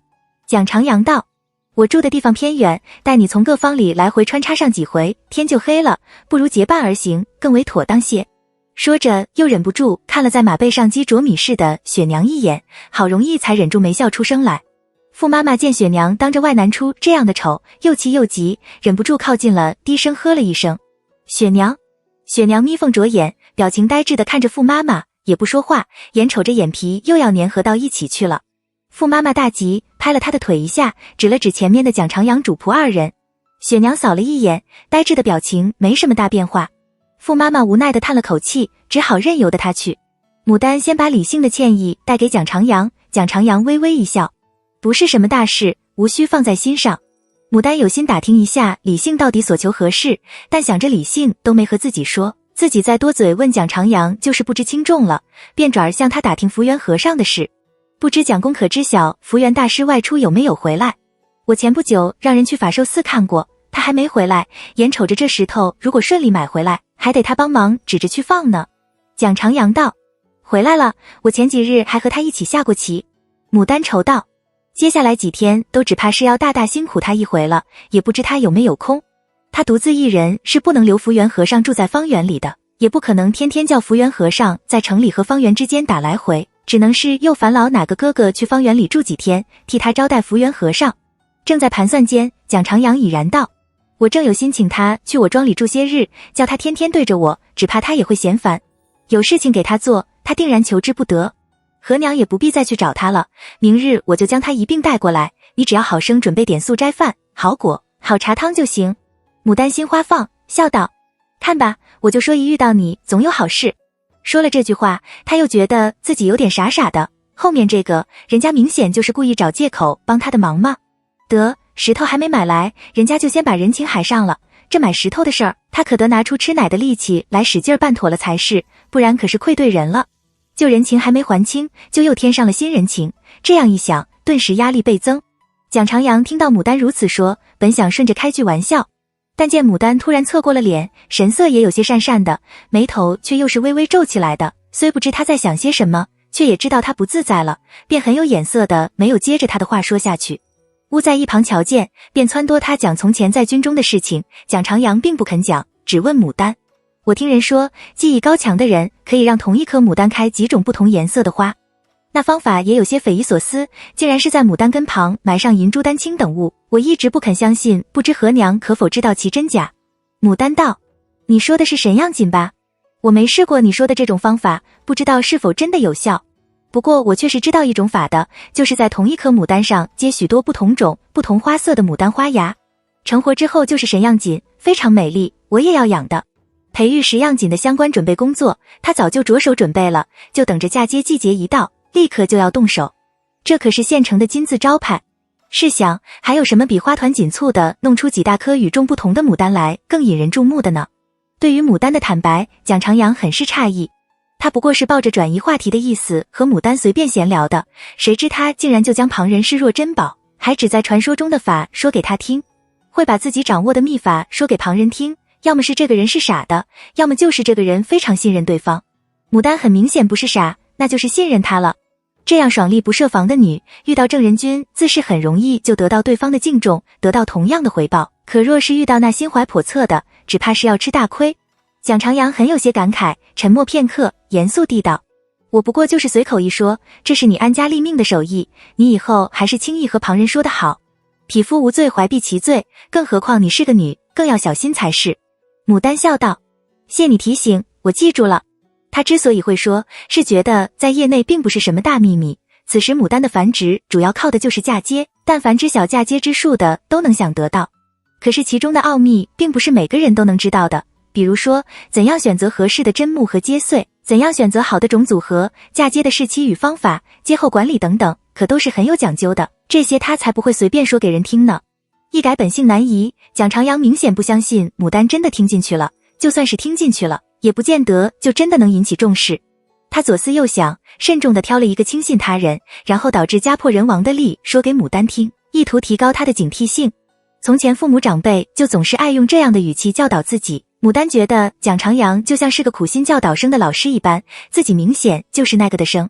虽然他很想笑，但体谅他一片好心，也就装出很认真的样听下去，配合着他的故事情节，不时好奇地问上一两句。蒋长阳见他听得认真，也就乐得把故事讲得更生动一点。结果一群人都受到了教育，就连一直迷迷瞪瞪只顾着打瞌睡的雪娘都清醒过来，竖着耳朵听。乌明显对蒋长阳的故事不感兴趣，眨巴着一双眼睛四处张望。都是听故事的人，但表情不一样，他很快就从众人脸上看出了不同之处。牡丹的唇角总含着一丝笑容，表情很不对劲，那表情明显就是他家里那位听海讲故事时的表情吗？他再看了看讲得认真投入的蒋长阳，顿觉一阵无力，但愿他是看错了。何家小娘向来就喜欢笑蒋长阳一个故事讲完，回头看向牡丹，正想总结两句，敏感地从牡丹脸上捕捉到了那种熟悉的笑容，突然觉得很丢脸，红了脸，猛地将脸侧了过去。牡丹又不知道自己不知不觉露出了真面目，锲而不舍地问：这就完了吗？蒋长阳抿了抿唇，不情愿地低声道：完了。雪娘却是睁大了眼睛：蒋公真会讲故事，比我娘还会讲，途还长远，再讲一个来听呗。蒋长阳微红了脸不说话，好一些才道：我不会讲故事，只会这个，没了。雪娘也不在意，回头去看傅妈妈。妈妈讲。傅妈妈见雪娘总算又恢复了正常，焉有不从之理，当下将自己拿手的故事挑了一个讲了起来，讲的却是花妖报恩之说，众人却也听得津津有味。蒋长阳轻轻吐了一口气，慢慢将有些沮丧的心情调整了过来，可一转眼对上乌洞若观火的眼睛，又恨得想抽乌一边。乌见他恶狠狠地瞪着自己，心知不妙，一拨马头挨近了牡丹，不给他分毫暗算自己的机会。不知不觉间到了城里，从启厦门过去，往前走个方就是兰陵坊附近。雪娘知道牡丹和蒋长阳还有事情要做，便不要牡丹送，自领着人回了家。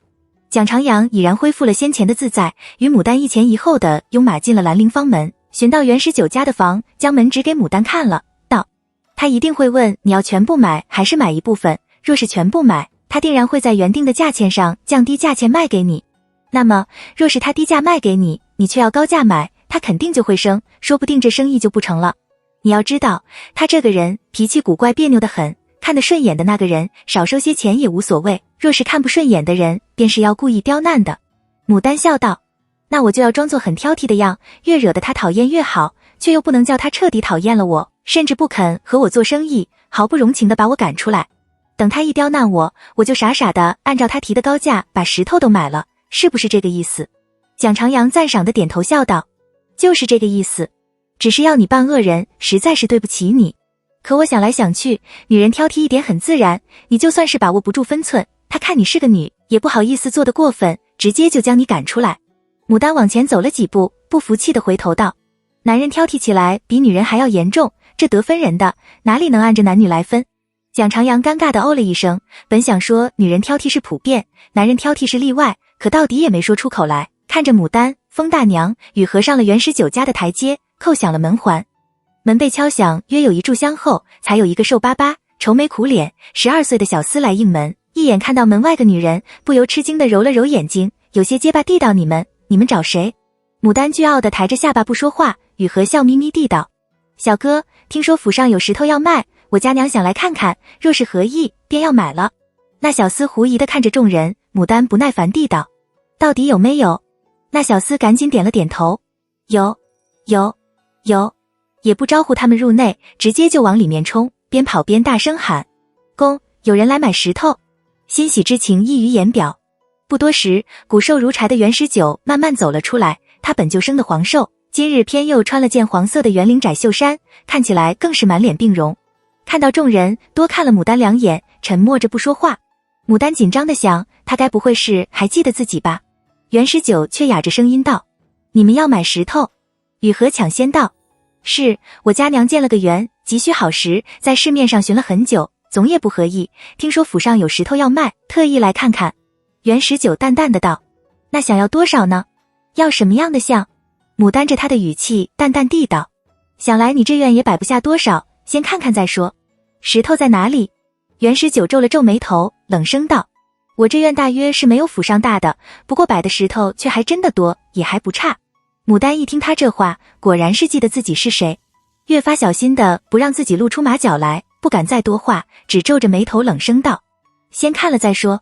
袁十九有些冒火，想了片刻，才耐着性前面引，穿过前院，到的后院，牡丹方知他为何如此着恼了。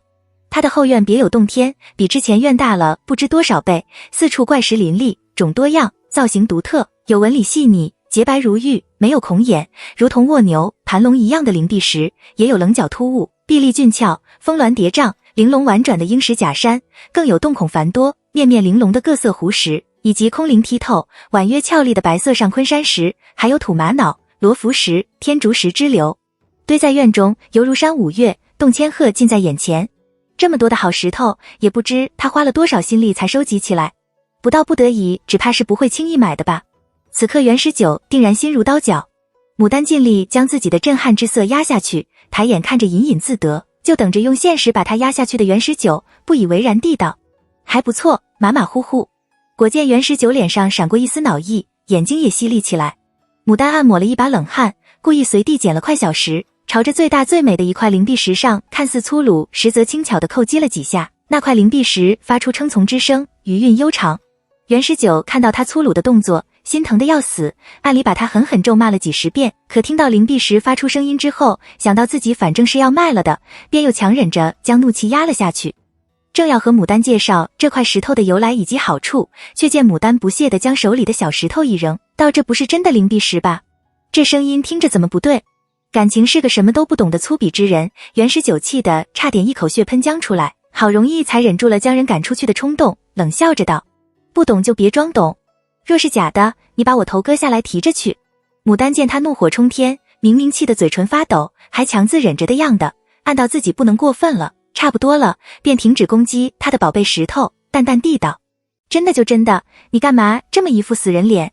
做生意哪能像你这样？他这话得了袁十九一个大大不屑的白眼。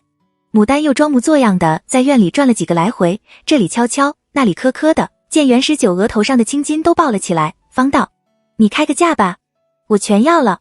然后又画蛇添足的补上一句：想来你也不敢卖假货。袁十九讨厌死了他，一心就想着要怎么收拾他，连不卖的心思都生了出来，便翻着白眼道：5000万钱，要就要，不要拉倒。牡丹唬的一个倒仰，这老兄可还真敢开口，果然是恨透了他。先前蒋长阳和他估算的正常价格大概会在2000万左右，如果正常情况下，袁十九大概1000万就会出手，现在竟然是翻了这好几番。他倒是无所谓，只是门外那冤大头也不晓得能不能拿出这么多钱来。罢了，如果他拿不出来，他多贴点吧，这些石头摆在园里也是一大景观。只是不还价钱，那是不可能的，不符合他生意人、女人的身份。他在那里撕，袁十九也在冷笑着看他的表情。这5000万钱，对于珠宝和香料商的独生女来说，虽然不是很多，但也绝对不是小数目。他就等着看这女人接下来到底想怎样，有几个臭钱就自以为了不起了吗？却见牡丹突然换了副笑脸，眼巴巴地望着他。少一点吧，贵了，会死人的。袁十九一时愣住，却还是看他不顺眼，半晌方道：4000万，拿不出来就走人。然后转身就走。牡丹忙大声道：谁说我拿不出来？就这样定了，马上写契书。坐下来写契书的时候，袁十九提着一支笔，迟迟不落笔，只皱着眉头沉思，紧张的直咽口水，生怕什么地方被他看出了破绽，或者他又后悔了。想了想，见矮几上有本看了一半的书，便抓起来在手里扇风，小声嘟囔道：热死了，4000万钱的生意，连杯茶都不得喝。袁十九厌烦地瞪了他一眼，一把抢过他手里的书，交给一旁的小厮收好，随即挥笔如风，开始写契书。牡丹见他落下最后一笔，又蘸了朱砂按了手印，方松了口气，立刻将自己的手印也按下了，将自己那份吹干收好，道：最迟明日就会送钱过来。袁十九有些发呆，茫然地看着他，那表情就是失恋了的人一样落魄。作为一个同是爱物成痴的人，牡丹非常理解袁十九此刻的心情，她却不敢露出同情的样来，只叫雨禾和风大娘准备走人。忽听一条女声温温柔柔地道：“客人喝杯茶再走。”接着一个穿件白色短如佩条豆青色六服长裙，发上只插一根银簪，脸上有几点白麻的年轻妇人捧了茶出来，感激地递了一杯茶给牡丹，又担忧地看了袁十九一眼。牡丹见那妇人丝白净，神情温和，猜她约莫是袁十九的妻室，不敢大，双手接了茶，缩到一旁去喝。袁十九看见那妇人，皱了眉头道：“你出来什么？回去歇着。”那妇人不为所动，拿起袁十九那份契书看了一遍，笑望着牡丹道：“不知小娘的原件在何处？”牡丹生恐他知晓自己的缘和蒋长阳的在一处，又生了问，却不得不回答，捏着一把汗道：“在黄渠边上，叫方圆的旧事。”那妇人道：“那日后我与外若是想去看看这些石头，不知可否行个方便？”牡丹道：“当然可以，不过要收钱。”袁十九的脸瞬间又黑了，那妇人笑了一声，道：“在盐商，原也是应该的。小娘愿意出这么多钱，将这些石头尽数买了去，原也是个雅人。”袁十九不屑地哼了一声，看都不耐烦看牡丹一眼。牡丹觉得有些招架不住，不敢再坐下去，匆匆寻了个借口，赶紧走人。从袁十九的大门出来，雨禾捂着嘴就想笑，牡丹扯了他一把，低声道：“快走，快走！”待走到先前与蒋长阳分别的地方，却找不到人，倒是一个还未总脚的小孩捏着个胡饼走过来道：“这位小娘可是找人？那位穿棕色袍的恭请您再往前行2条街，他在街口处等您。”牡丹暗道，不是他一个人觉得袁十九难招架，蒋长阳也防着他呢。想到此，他忍不住回头张望了一番袁十九家的大门，但见那小厮黑黑瘦瘦的脑袋果然杵在门缝里，目送自己这个人傻钱多的冤大头，便装作没好气的瞪了那小厮一眼，回头就走。往前走了整整2条街，还不见蒋长阳和乌。牡丹正在奇怪，忽见乌从旁边一条小巷出头来，飞速往他们身后瞟了好几眼，确认果然没人跟着，方向他们招手，叫他们过去。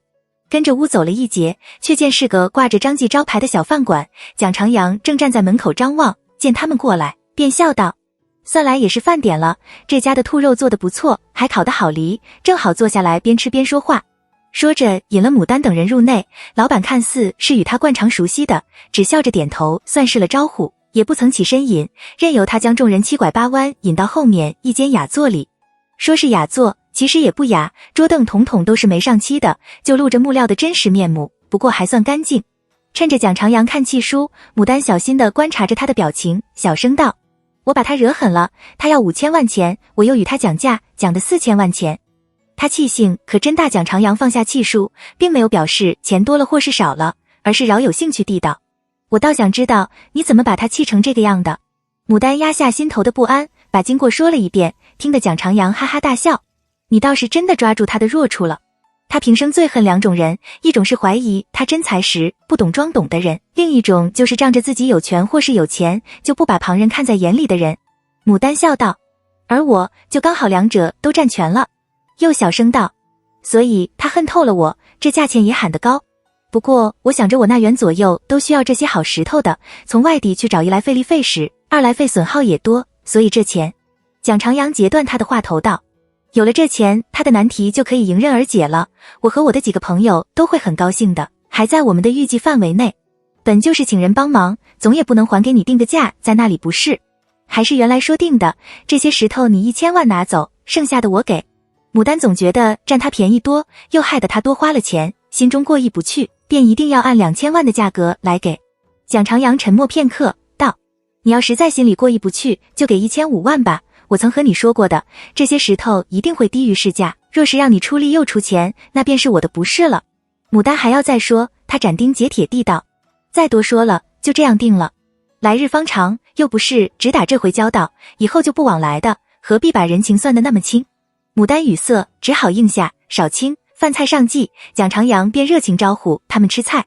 吃完饭后，店家又送上一道烤熟的梨来。老实说，牡丹吃不出这烤过的梨有什么稀罕的，但见风大娘、雨禾都在夸这梨烤得好，蒋长阳与乌也是一副尝美食的表情，也只好跟着假意夸赞了几句。然而真是不欢，咬了2口就放到了一旁，推说自己稍后再吃。蒋长阳看到他咬了2口就放到一旁的梨，也没问他是不是不喜欢吃，只低声吩咐了乌几句，乌起身出去。牡丹见大家都放了快，便与蒋长阳约定今日傍晚之前由他把那些钱送到何家，然后起身告辞。带出了张继，乌提着个篮追过来，将篮往雨禾手里一递，道：这是我家公说谢何娘今日相助。随即转身走了。雨禾打开篮盖一看，但见4、5个个头很大的梨水零零的躺在里面，不由兴奋地道：丹娘果然是哀家梨。此时其他梨都实行蒸食或是烤食，唯有这哀家梨脆嫩鲜美，都是生吃，然而却是难得。牡丹也非常喜欢，笑道：拿回家大家一起分吃。第2日顺利交付了钱后，大郎雇了许多骡车，又组织了一批身强力壮的家丁伙计，将石头用稻草连包好，一批批的抬出了袁家。袁十九始终没露面。牡丹猜他大概是生怕触景伤心，换作是他自己，若是有朝一日他爱的牡丹花因为某种原因不得不尽数变卖，他也是不忍心看着他们出门的闲话少说。自石头运到方圆，又由福源和尚指点着一一安置妥当后，日呼呼又过去了10多日。期间雨禾去刘家附近赌了一回正花将，果然不出他所料，自牡丹去后，刘畅、刘成才的心思都在其他地方。戚夫人不要说如同之前那样精心栽培牡丹，就是听到牡丹这个词都是烦的，连带着正花将的日都不好过。一听雨禾开出的条件，立刻应了下来。不过2日功夫，正花将就辞了工，托家携口的悄悄去了方圆，成了牡丹的左右手。牡丹正是在嫁接分栽各种牡丹忙得不亦乐乎的关键时刻，对他的到来很是高兴，却只让他做一些简单的技术活，并看顾花木，关键地方并不泄露给他知晓。更多时候他更宁愿让雨禾在一旁给他打下手，有意识地教雨禾掌握一些技术，也不肯要熟工帮忙。但就是这样，正花匠也给他帮了不少的忙，让他得以轻松许多。这1日终于告了个段落，牡丹寻思着已是将近半个多月没有回家了，中秋将至，得回去帮着准备过节才是，便将雨禾留在园中看护花木，自己收拾了东西回城。岑夫人见牡丹回来，很是高兴，拉着他的手问长问短，见他手变得粗糙了，心疼的和什么似的，有心叫他不要再去做那些事儿了，但见他雄心勃勃的和自己描述将来美好场景的样，终究只是叹了口气，没有把话说出来，只吩咐薛氏让厨房做好吃的给牡丹补身，又赶牡丹去沐浴换衣。牡丹洗了出来，坐在廊下晾发，但见甩甩在一旁发呆，全然没有往日的喧嚣，便轻轻弹了他的嘴壳一下，笑道：小东西，好多天没见，想我了不？甩甩很拽的踱了几步，装作没看见。舒儿过来笑道：他大抵是生气您这次去的时间长，这几日都不肯说话。牡丹叹息了一声，抓了几颗南瓜过来喂他，让他在自己手心里啄食，也不管他理不理自己，就轻言细语的和他说话。甩甩瓜是要吃的，理是不理他的。一人一鸟僵持了许久，甩甩方轻轻喊了一声牡丹。牡丹笑着揉了揉他的头，亲昵地道：小东西，大不了下次我带你一起去。白氏在廊下喊道：丹娘你来，李家表舅母来了。牡丹迟疑地道：她来做什么？白氏笑道：不知道，一定要见你。进的正房，但见崔夫人高坐在岑夫人身边，头上1尺高的发髻上插着一大2小把时下最流行的金矿宝殿香象牙梳，穿着件樱草色大袖衫，内着宝蓝呢金巴芙罗裙，雍容华贵，香气逼人，端地是盛装出行。牡丹有种预感，崔夫人是无事不登宝殿，此行必然不会有好事。见牡丹进来，崔夫人唇角含着一丝笑，看似亲切，实则挑剔地看着将头发松松挽起，穿着半旧不新的蜜色长襦裙的牡丹，好一些才伸手去将牡丹拉到自己身边，挨着自己坐下，摩挲着牡丹的手道：哎呦，人是越来越好看了，可这手是什么呢？一双嫩生生的手就成了这个样，这女人家顶顶重要的就是这一双手。你说你不在家享福，成日里骑着马到处走，风吹日晒的，有什么好处？还叫家里人总为你担忧，知道的说你好强，不知道的还以为你爹娘哥嫂待你不好呢。岑夫人一听这话，本来就不怎么好看的脸色越发难看起来，只忍住了低头去看手里的越州瓷茶瓯，不叫自己发作起来。牡丹外出时她担忧不假，牡丹辛苦她心疼也不假，可她的女儿只有她和何志忠能说的，外人说上几句她都心疼得不得了，更何况是崔夫人这样明显就不含好意的话，她自然是怎么都听不顺耳的。牡丹对崔夫人这种明明不喜却又故作亲热的行为不舒服，她不露痕迹地从崔夫人手里挣脱开，递了一杯茶色到崔夫人手里，笑道：多谢舅母关心。你也说了，那是人家不知道，这世上不知道实情却偏偏要到处乱说乱传话的人多了去，难道被说的人都要找到他们一一分说？那多浪费精神啊！过日，外人不过是一张嘴，好歹只有自家人知晓，咱自己喜欢，自己过得好就是了，管他外人怎么说。崔夫人阴阳怪气地笑了一声，道：这人和人哪就能轻易就断绝得开的？过日也不是关起门来就万事大吉的，要旁人真不关注，真不知晓，怕是只有死人才能做得到。牡丹听他的语气不好，仿佛对自己怨气十分重的样，心想再多说，只怕就是要呛起来，幸不理睬他，回过头去逗何纯玩，只做不曾听见。岑夫人倒是和崔夫人不客气，皱了眉头道：表嫂，你这话可不对，就算是作为长辈想要教训我们丹娘，也不该死啊活的，也该忌讳些才好。崔夫人哎呀了一声，佯作惊觉失言，十分后悔的样，无比诚恳地道：是我不好，心里想着事儿，说到哪里去都不知晓了。表妹莫要怪罪我，丹娘莫要怪罪我。牡丹起身朝崔夫人扶了一扶，不笑不气，只道：外甥女儿不敢。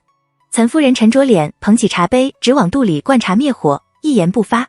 崔夫人见没人问她心里到底想着什么事儿，踌躇片刻，笑道：我是来向你们报喜的，我们行知下个月初6就要和清河吴氏的19娘定亲了。牡丹笑道：先恭喜了，19娘很好，和表哥正是良配。输人不输阵，岑夫人也领着几个儿媳一起恭贺崔夫人，一时间屋里热闹成一片。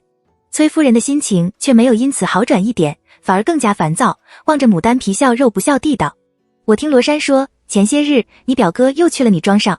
牡丹听到他说那个又字，表情又是兴师问罪一般，不由心头火起，勉强压下心中的不喜和厌烦，道：是，表哥说是替宁王办差，去寻我庄附近的一个人，那人不在，便过来歇歇脚，可没多少时候便找到了人，说了正事就走了。可是这中间出了什么差错？崔夫人眼里闪过一丝愤恨，却飞快地答道：没有。李姓去庄上找过牡丹，这事儿岑夫人并不知晓，见此刻说起来，由不得有些担忧。牡丹朝他一笑，示意没有什么，岑夫人也就没有多问，装作早就知道这事儿的样，道：这事儿我也听丹娘说过，难道表嫂不知吗？又不是什么大事，我哪管得了那么多，不过机缘凑巧，刚好一问罢了。崔夫人默了片刻，肃了神色，带了几分威严地道：丹娘，我有正事要问你。说着看了一旁陪客的薛氏、白氏等人一眼。岑夫人心中虽然讨厌他做桥作怪的，却也想知道他上门来到底想干什么，便朝儿媳们使了个眼色。薛氏立刻领了几个弟媳和孩们出去，发走下人，他自己在廊下坐下，边做针线边守着门，不许旁人靠近不提。崔夫人理了理衣袍，望着牡丹严厉地道：丹娘，我接下来要问你的事情事关紧要，你一定要和我说实话。岑夫人见他如此架势，被唬了一跳，还以为牡丹做了什么要不得的事情，心中又是紧张，又是心存侥幸，又是恨崔夫人如此对待牡丹，又有些怪牡丹不听话。当下也沉了脸道：丹娘，你到底做了什么让你表舅母如此生气？快说出来。若你是对的，自然没人能欺负了你去，若是你错了，看我不打死你。牡丹自问心中无愧，又听岑夫人这话，明摆是要替自己撑腰，让自己别怕，便朝岑夫人绽出一个安抚的笑容，道：娘，您放心，我没做什么不该做的事情。回头直直地看着崔夫人道：表舅母，您有话只管问，我坦坦荡荡，自是没有什么不能据实以告的。崔夫人微微讽刺地弯了弯唇角，不疾不徐地道：我问你，你是怎么招惹上宁王殿下的？你知不知道这让我们有多为难？我一直以为你是个懂事守礼的好孩，谁知道你也一样的糊涂，一样的不省心。他一来就是质问并已经认定事实的口气，而不是不知实情，想知晓真相，向人认真询问的口气。这让牡丹非常不快，又觉得莫名其妙，便道：表舅母，您说清楚一点，我怎么招惹上宁王了？给你们惹了什么麻烦？我糊涂，不省心在什么地方？您得和我说清楚，不然我不明白，也是不肯认的。崔夫人讥讽地道：你自己做的事情你都不知道，还来问我？我问你，你是不是见过宁王了？你是不是接了孟如人送的手串？牡丹松了口气，道：只是远远见了一面，孟如人送东西，我没想要来着，但实在是推不掉也避不开，其实是因为……崔夫人不等他说完，就抢白道：既是真的，那还说什么？如今人家来问我要人，说你已是允了，我不答应都不行。先前我还不相信，现在听来倒是真的，这也怪不得我了。他心中蕴藏了火气，说起来果然是很气愤的样，只不过这火气不是那火气罢了。牡丹自然而然地回想起当日的诡异情形，不由生出一个可怕的头来，他只觉一颗心咚咚乱跳，似要从胸中冲出来一般，脸色苍白地看着崔夫人，喉头发紧。问你要人？要谁？我允了什么？什么是真的？舅母您说话不要这样半句半句的，一口气和我说个明白好吗？崔夫人翘起嘴角，斜睨着牡丹，只是笑。你既然做下那些事，就该明白，自然是要你这个人了，要抬你进府去伺候宁王。纵然当时孟如人和我说这事儿的时候，我是觉得没脸，可也架不住你已经把事情都办妥了。好了，别的我也不多问了，就是来确认一下，把话传到，果是真的，我便立马去回话，做好准备，挑个好日抬进去就是了。牡丹急道：我没有。崔夫人根本不给他辩白的机会，飞快地道：不过你要明白，宁王妃刚轰没多久，你的情况也在这里，怕是位分上有些艰难，也不可能敲锣打鼓张灯结彩的。不过呢，你想来事先也早有准备，又有旁人没有的长处，进去以后恭顺温柔本分一些，再加上我们帮衬着，未必就不能出头。你光彩了，你们家里也会跟着沾光，就是将来你几个侄儿也能有个好前途，这也算是难得的机会。其实崔夫人慢悠悠地拖了个尾音，你还是挺想得周到的，对你来说这条出不错。崔夫人一句赶一句，竟然是已经认定这整件事都是牡丹自己滑上赶着去做人的小老婆的。牡丹听得暴跳如雷，火一阵一阵的往上拱，她感到了一种深深的耻辱感，觉得自己被羞辱了，羞辱自己的人还打着替她着想的旗号，装着清高好心的无辜善人样。她愤怒了，她不想乱发脾气的，但她真的忍不住，她不大吼几声，实在是要憋死了。牡丹这样想了，便也这样做了，她猛地将手里的瓷杯狠狠丢在地上，砸了个粉碎，冷笑道：凭什么？舅母好生可笑。什么叫我做下那些事早有准备？宁王府要抬我进府去伺候宁王，你是来替你家家主做媒的，还是来教训我的？你若是来做媒，便该事先问过我家肯不肯，肯了再没六聘，该有的礼节一样不少的来。若是以了长辈的身份来教训我，说我做了不该做不守礼的事情，就该听我分辨清楚，再下定论。你一来就给我扣个大帽，唯恐那些污水不能往我身上泼，便可劲儿地帮着人泼，倒叫人怀你居心何在了。崔夫人听他这个话，暴怒地将身下的坐榻猛地一拍，怒道：你说的什么话？我泼你脏水？我居心何在？你自己做错了事情，叫你表舅和我都丢了脸，还不许我说你两句。她一个小小的护织女，又是病弱之身，还这样牙尖嘴利的，有人要就好了，竟然也敢想宁王府没六聘抬她进门，简直是痴心妄想。牡丹不接崔夫人的话，炸着毛道：表舅母先别忙着发脾气，我还有话要问你。你前面说的什么？你不答应都不行，是说我的婚事吧？我自有高堂兄长替我做主，也能自家做主，再不济还有我何家的人替我做主，可不敢老表舅母来替我的终身大事做主。你既然不肯听我说实话，那也别来问我，别来帮衬我了，我当不起你这样的好心。丢脸的人不是我，而是那些心怀叵测，偏偏还要装模作样的人。既然崔夫人是抱着恶意来的，还想把所有的事情都推到她身上去，她也没必要再和崔夫人客气。撕破了脸就撕破了脸，如今可不是她主动招惹崔夫人，而是崔夫人逼着她不得不翻脸。她给人做姬妾，家里就光彩了，这是什么话？再嫌她碍眼，再想趁机讨好宁王，也不能做这样不要脸的事，说这样不要脸的话吧，还这样理直气壮，做出高高在上救世主的样来。就是因为何家一直以来多有仰仗李元的官家地位，所以崔夫人就可以用这种态、这种语气来对他。真奇人甚，不管从前李家对何家有多少情分，也经不住这样的折腾法。自己的女儿是什么性情自己明白，牡丹绝对不是那种为了富贵权势心动，不顾廉耻去主动勾引男人的人。岑夫人抚着胸口，按捺下滔天的怒气，呵斥了牡丹一声：没规矩！你就是再不满意，再委屈，也不该对着你表舅母又砸东西又吼又叫的，这成什么体统？可他也不叫牡丹赔礼道歉，而是睁大眼睛狠狠看着崔夫人，字字着力地道：表嫂，这不是发脾气说风凉话，给谁追究责任，把事儿推到谁身上才干净的时候，到底是怎么回事，你还要细细道来才是。就这样喊着骂着柯泽孩，一张口就叫让他去宁王府做什么无名无分的姬妾，一会儿说他做了错事给你们丢了脸，一会儿又说他其实想得挺周到的。他哪里知道是怎么回事？你到底想说什么？不要说他一个10多岁的小孩，就是我也不懂你的意思，只知道但凡是个有廉耻的就会气得不得了，换了是你，看你恼不恼，这中间定然有什么我们不知道的误会。表嫂，你说了想说的话，也听我们丹娘把话说清楚，再下定论不迟。崔夫人却是早就预料到牡丹和家人会有这样的反应，甚至于就因为知道会这样，所以她才会采用一来就主动攻击谴责牡丹的法，不然只怕她一开口就被赶出去了。刚才是被牡丹一语戳破了实情，她心中又恨牡丹才会忘了形，此刻却是又冷静了下来。她一边观察着牡丹因为愤怒而发白的脸色，一边叹气道：我就知道好人难做，不管你们信不信，我都是不想管这事儿的，我也为难得很。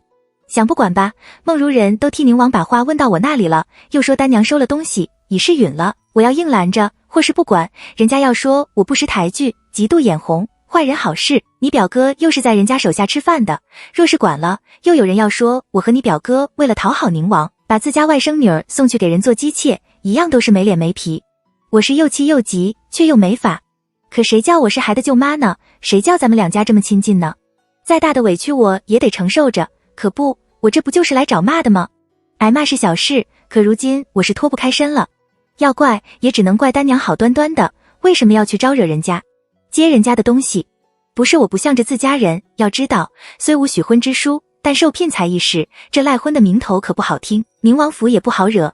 我也是替你们着急，可退一万步想，这事儿对丹娘也不是坏事，只有的是好处。宁王年轻，又是有名的美男，更何况身份尊贵，人贵重，前途不可限量，这世间少有人及，丹娘缘也不算委屈，更何况将来谁又说得清他是不是金尊玉贵的命？到那时，你们家都会跟着沾光享福的。牡丹越听越心凉，崔夫人不愧是混迹商场官场多年，始终如鱼得水的官夫人，原来巧舌如簧，睁眼说瞎话，把黑的说成白的，红的说成绿的，也是面不改色心不跳的。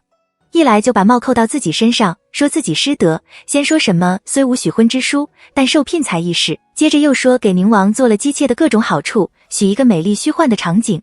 这是威逼恐吓加利诱，其实也就是要他听话，乖乖按着他们的布置来，还要把所有不好听的恶名一起给他一人承担了，其余人等都是高贵清白，正气凛然的，只有他是那个居心叵测，为了上位不顾一切，到处勾引男人的女人。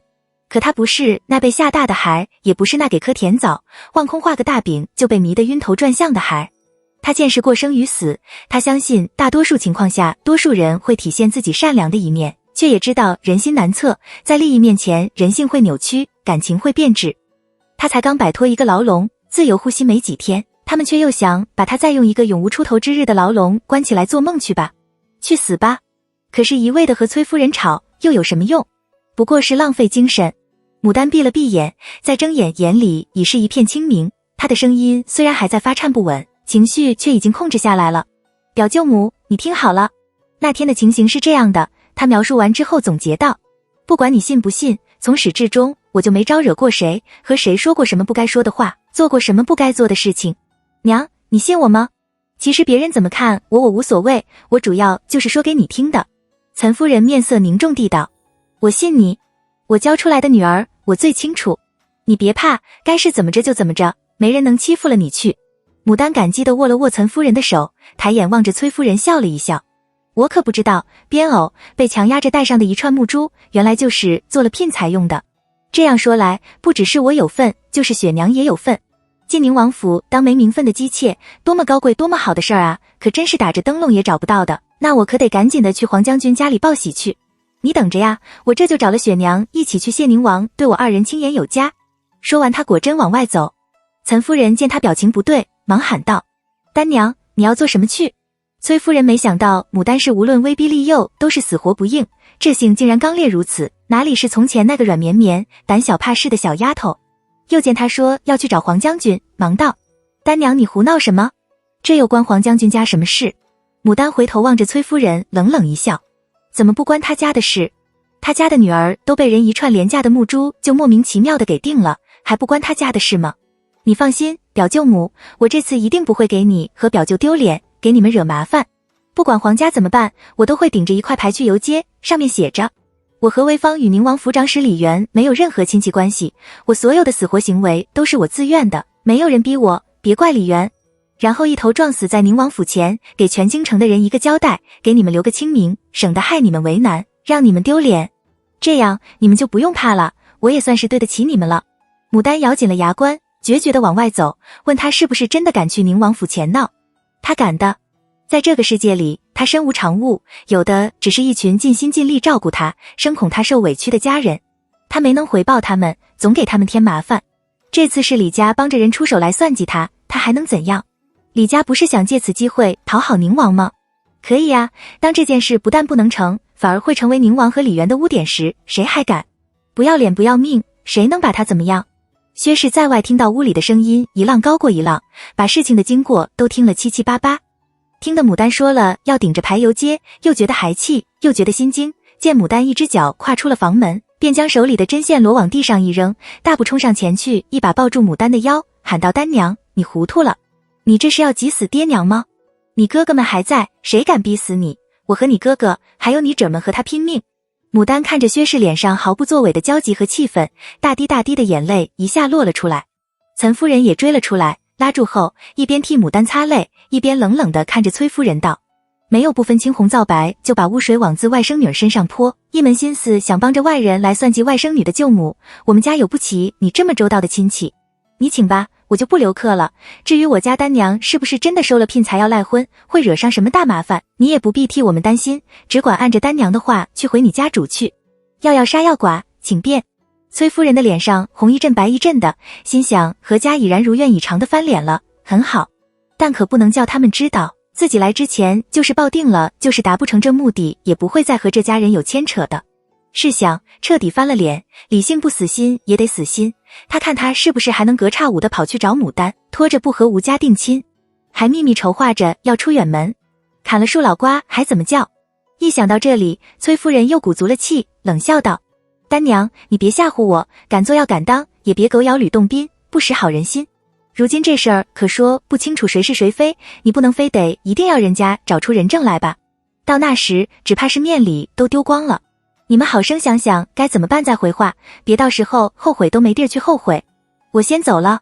说完也人赶，先大步走了。听见动静跑出来看发生了什么事的甄氏一看这样，忙大步奔进房里去，抱了崔夫人带来的几件礼追了出去，在崔夫人要上言之前狠狠砸在她脚边，踩了几脚就开骂。要说甄氏什么最擅长，就是火上加油，吵架骂人最厉害。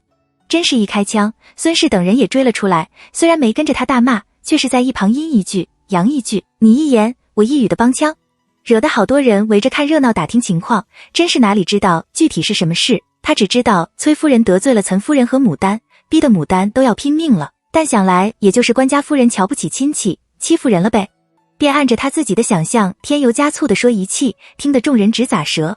崔夫人被围观，又听到许多难听话，不由又羞又气又恼，有心骂将回去，又觉得与这群粗鄙的人妇对骂着实丢他官夫人的脸，便沉了脸，只叫自家下人赶紧抬了眼走。见家里一个下人还顾着弯腰去捡拾被甄氏砸出来的礼物，气得要死，骂道：别捡了，就当喂了狗。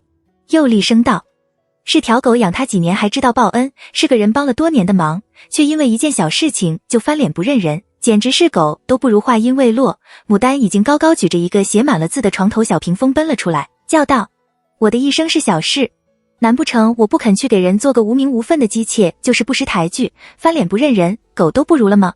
好，你家帮了我大忙，我欠着情，如今我拿这条命来赔你家。他谁也不想靠，谁也靠不上，就只能靠他自己舍了这张脸不要，光脚的不怕穿鞋的，看谁怕谁。白氏紧随其后追出来拉住牡丹，苦心劝道：丹娘，你别这样冲动，这样玉石俱焚又有什么好处？多大的事儿，值得你这样闹吗？与其他几个妯娌不同，他是不赞同牡丹采用这样决绝的方式解决问题的。不是男人们都还没回家吗？谁知道这是不是李家父的意思？现在只是崔夫人出面，那就还有转圜的余地。若是真让牡丹举着这屏风在街上溜达上一圈，这门亲戚就彻底断绝了。毕竟从前李家给了何家许多帮助的，谁知道以后会不会再求着人？不能做的绝了的。崔夫人凝眸一瞧，牡丹高举着的那架紫檀木床头小屏风上清清楚楚地写着几十个字：我何为芳与宁王府长史李元无亲戚关系，我所有的行为都是自愿的，无人逼我，不怨李元。字迹虽然有些乱，却也能看得清楚。崔夫人一看到那宁王府长史李元7个大字，不由冷汗直冒，这死丫头手脚可真快，可也真做得出来。既然和李元无关，总扯上李元做什么？还把李元的官职都写出来了，其心可诛。他从前怎么就不知道牡丹是这么个难缠的主呢？真让牡丹举着这屏风游上一时半会儿，只怕不到第2日，整个京城就全都知道了。到那时，不光是李元脸上难看，就是宁王的脸上也好看不到哪里去。他承担不起这个责任。崔夫人混迹官场、商场多年，始终如鱼得水，她是何等样人？惯常能伸能屈，该纯善时便纯善，该狠时便能狠的。她当下就叫人放低言，一步跨出，朝牡丹小跑着奔过去，一闭香去夺牡丹手里的小屏风，试图将那几个要命的字给遮掩了去，一闭香舔着脸道：丹娘，有话好好说，你这样实在是冲动了。就算是舅母不会说话处事，得罪了你，你也不能这样狠心的置你表舅表哥于死地吧？你说你一个女儿家，真的举着这屏风游街，一头碰死在宁王府前，对你有什么好处？对你父母家人又有什么好处？你倒是一死了，他们怎么办？还要活着受累受罪呢？牡丹很凶狠的一把推开崔夫人，红着眼冷笑：我娘说了，我的意思就是她的意思，头可断，声名不能丢。我不怕丢脸，也不怕死，待我死了以后，人家就会知道我们何家的女儿不是任人拿捏好欺负的，也是有气节要脸面的，给人做妾。先拿我的命去，你等着，我死了还有人会替我命的。不到万不得已，他当然不想游街示众，也不想把宁王府得罪狠了，让李元、李姓难看，更不想因此送了命，给家里惹一堆麻烦。可他不做出这么凶的样来，又怎能让崔夫人低头？关键时刻当然不能失了气势。其实被逼急了，他也是可以做到很泼辣的。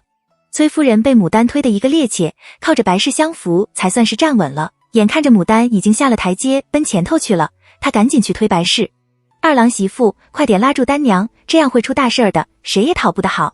要问他为什么挑上了白氏，因为他晓得白氏是个聪明机灵的。白氏果然帮着他去拉牡丹，吴姨娘和杨姨娘也在院里劝岑夫人，事情还有转圜的余地，丹娘这样做会不会偏激了？真闹出去，他家固然的不了好，可也不好收场，对丹娘更是没什么好处。夫人您倒是发句话，叫丹娘回来啊。岑夫人大声道：难不成就叫丹娘这样不明不白的去给人做个丫头都不如的没名分的姬妾？我是养不起她，还是想攀皇亲国戚想疯了？我家世世代代虽然都是行商，却就没有给人做小的。你们这是要劝我让女儿给人做小去？要我咽下这口气，除非她把话说清楚，把事情给我解决好。吴姨娘和杨姨娘都是给人做小的，听到这话便都不敢再劝，歇了声缩了头，呆立在一旁不动。崔夫人闻言，知道岑夫人与牡丹果然是母女一条心，便牢牢搂住牡丹的腰，死皮赖脸的拉着牡丹不放，一边将牡丹往何家的大门里拉，一边叫随行的家仆去驱赶周围看热闹的人，还喊着：还不懂事胡闹，大家别当真。真是咦了一声，将绣一晚就要冲上前去帮牡丹的忙。薛氏赶出来，给他递了个严厉的眼色，然后领头去假意拦崔夫人，叫崔夫人松手，真是只好灭了那心思，和薛氏一道半推半就的，让崔夫人和白氏把牡丹又拉进了何家的大门。崔夫人累得满头满身都是汗，差点没流泪了。丹娘，你是要我这条老命啊？牡丹被白氏牢牢箍在怀里，红着眼大声回道：是表舅母要我这条小命才对，我还你，你还不满意吗？崔夫人见他犟着脖，油盐不进的样，深感头痛，还说是个娇娇女，原来就是和何大郎等人一般的生成了牛脾气。她厚着脸皮对着一旁冷脸看着自己的岑夫人打感情牌：你我相识几十年，我纵有万般的不是，你表哥也还有真心待你好的时候，还有满娘一直就当你是亲姐妹，你用不着一言不合就这样赶尽杀绝吧。岑夫人冷淡地道：好，我不赶尽杀绝，那也得别赶尽杀绝才是。我晓得你因何起的毒心，也认得你到底想干嘛，你放心，这事儿依了，咱井水不犯河水，老死不相往来。若是了不掉，我是管不着这孩的，他气性大，他几个哥哥的气性也大，谁知道又会做出什么冲动的事来，到那时就真的是覆水难收了。我倒是想劝表嫂一句，表哥有今天不容易，你可别一个冲动就给他毁了。崔夫人听这话有回旋余地，便道：好，好，我这就去回绝了，你们等我好消息。岑夫人淡淡地道：我是个急性，我们一家人都是急性，表嫂做事情向来周密，想来也不会留下伪才是。崔夫人恨得牙齿发颤，这不是小事，总得让我好好想想该怎么办才好。也不知孟如人说的是真话还是假话，宁王到底是不是真的想要牡丹进府呢？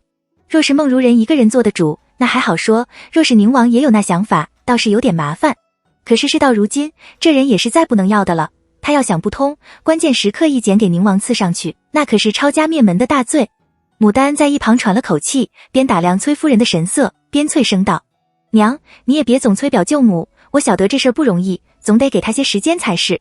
咱们要实在急的时候，去宁王府找表舅想法就是了。他想试探一下李元到底知不知道这事，也是要到宁王府门前去找李元大闹一场的意思，看崔夫人怕不怕。牡丹这一威胁还真的起了作用，崔夫人拧起了眉毛，咬碎一口银牙，死死攥着手里的帕，嘶嘶地道：你们放心，宁王殿下不是强取豪夺的人，你们不肯，他还不屑呢。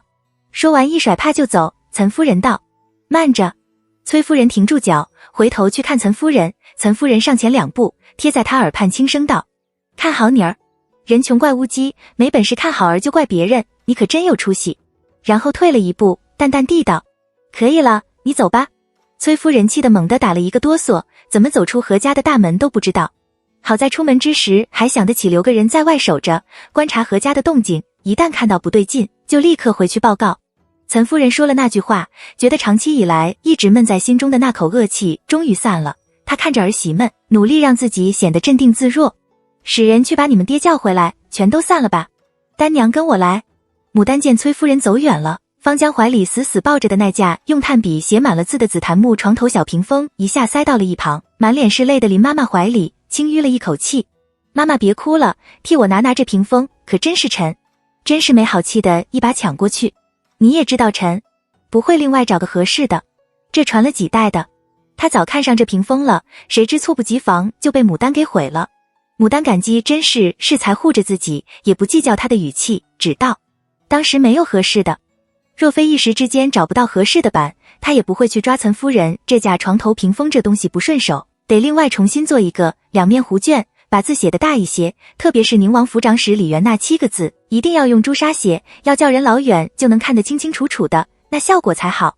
岑夫人直叹气，这架紫檀花鸟床头屏风是她的心爱之物，陪了她几十年，今日总算是死在牡丹手里了，不过也算是死得其所。岑夫人示意甄氏把那架小屏风拿去收拾，带了牡丹入内，心疼地给她揉着2只手道：先歇歇，等你爹和哥哥们回来，立刻就商量出办法来，不会叫你一个人顶着。牡丹道：等不及了，他表面上倒是答应了会去回绝，可咱们谁也不知道他到底怎么想的，会不会在背地里又做什么咱们意想不到的事情。必须先做好准备，赶紧先做个牌，轻巧一点，醒目一点，实在不行我还真只有走这条。第二件事，我马上要去皇家，不能让他们去抢了先手。岑夫人先前虽然由着牡丹去闹崔夫人，可真要牡丹举了牌去游街，撞死在宁王府前，她是无论如何也舍不得的，她宁愿是她自己。只这个时候却不说给牡丹听，只道：牌我这就叫人去做，你去皇家一趟也好，只是不知他们家肯不肯出面。毕竟这事儿并没有波及到他家，帮了你便会得罪宁王，这也是牡丹所担心的问题，可不去试试，谁也不会知道结果是怎样的。他疲惫地揉了揉眉头，死马当做活马医，实在不行又再说。我去也不会牵扯上雪娘，就是请托他家帮我关键时刻做个证，想来他家不会拒绝。可不管怎样，总得先确定他家的态。他虽然和岑夫人说皇家不会拒绝，实际上他心里一直打鼓，若是皇家拒绝，他是没有任何办法强迫皇家的，那他就真的只有走那条了。岑夫人暗叹一口气，立刻命人安排，又说她陪牡丹一起去。牡丹道：请大嫂陪我去吧，娘留在家中等着爹回来，要是商量好了，稍后去接我也是一样。岑夫人却怕牡丹与薛氏出去会被暗算惹麻烦，正在寻思安排谁跟着一起去才妥当，就听风大娘来报：夫人，张五郎来了，说是听说有人在咱们家门口闹事，过来看看可有帮得上忙的地方。岑夫人大喜，忙叫人把张五郎请进中堂奉茶。他略略收拾一下，就领着牡丹赶出去见张五郎。张五郎歪戴着顶黑纱幞头，穿件花哨的姜黄色团花袍，袖高高挽着，露出2条粗壮多毛的手臂，脚下的黑色高腰靴上还糊着一点黄绿色粘鸡毛的可物质。看见牡丹与岑夫人进来，他立刻起身似的行了礼，抬眼去看牡丹。但见牡丹穿着家常的襦裙，发髻松散，将堕未堕的，一点事全无，脸上脂粉未施，一双眼睛还红着，虽然在笑，却笑得比哭还难看，叫人看了就心疼。岑夫人虽然还是平时那不动声色的样，眉目间却是凝重的很。张五郎不等岑夫人开腔，牡丹还礼，直接进入正题。适才小侄听兄弟们说有人打上门来欺负丹娘妹妹，便赶紧过来看看是怎么回事，已是让人去知会了四郎，不知伯母可有什么事要吩咐小侄去做的。岑夫人感激地道：好着你有心了，你来的正如及时雨，事情的经过来不及与你说，此刻丹娘要去宣正坊拜会她的一位朋友，没人护送，我生恐她会吃亏，正好请你送她一回。张五郎使劲儿拍着胸脯保证道：请伯母放心，小侄定然护得丹娘平安。岑夫人也不多言，将薛氏叫来，又问张五郎带了几个人过来，依属备了马，目送牡丹出门。牡丹前脚刚走，崔夫人留下看门的人立刻奔回去通知崔夫人不提。而此时家最近的四郎也得了消息赶回来，听岑夫人言两语说了经过，把眼一瞪，转身就往外走。岑夫人恨道：你要去哪里？四郎道：带我去打杀了李行之，除了他这个祸根就好了，我再砸了他的铺，也叫他老娘难过一回。岑夫人道：胡说，你又去扯他做什么？他惹出来的事，不找他找谁？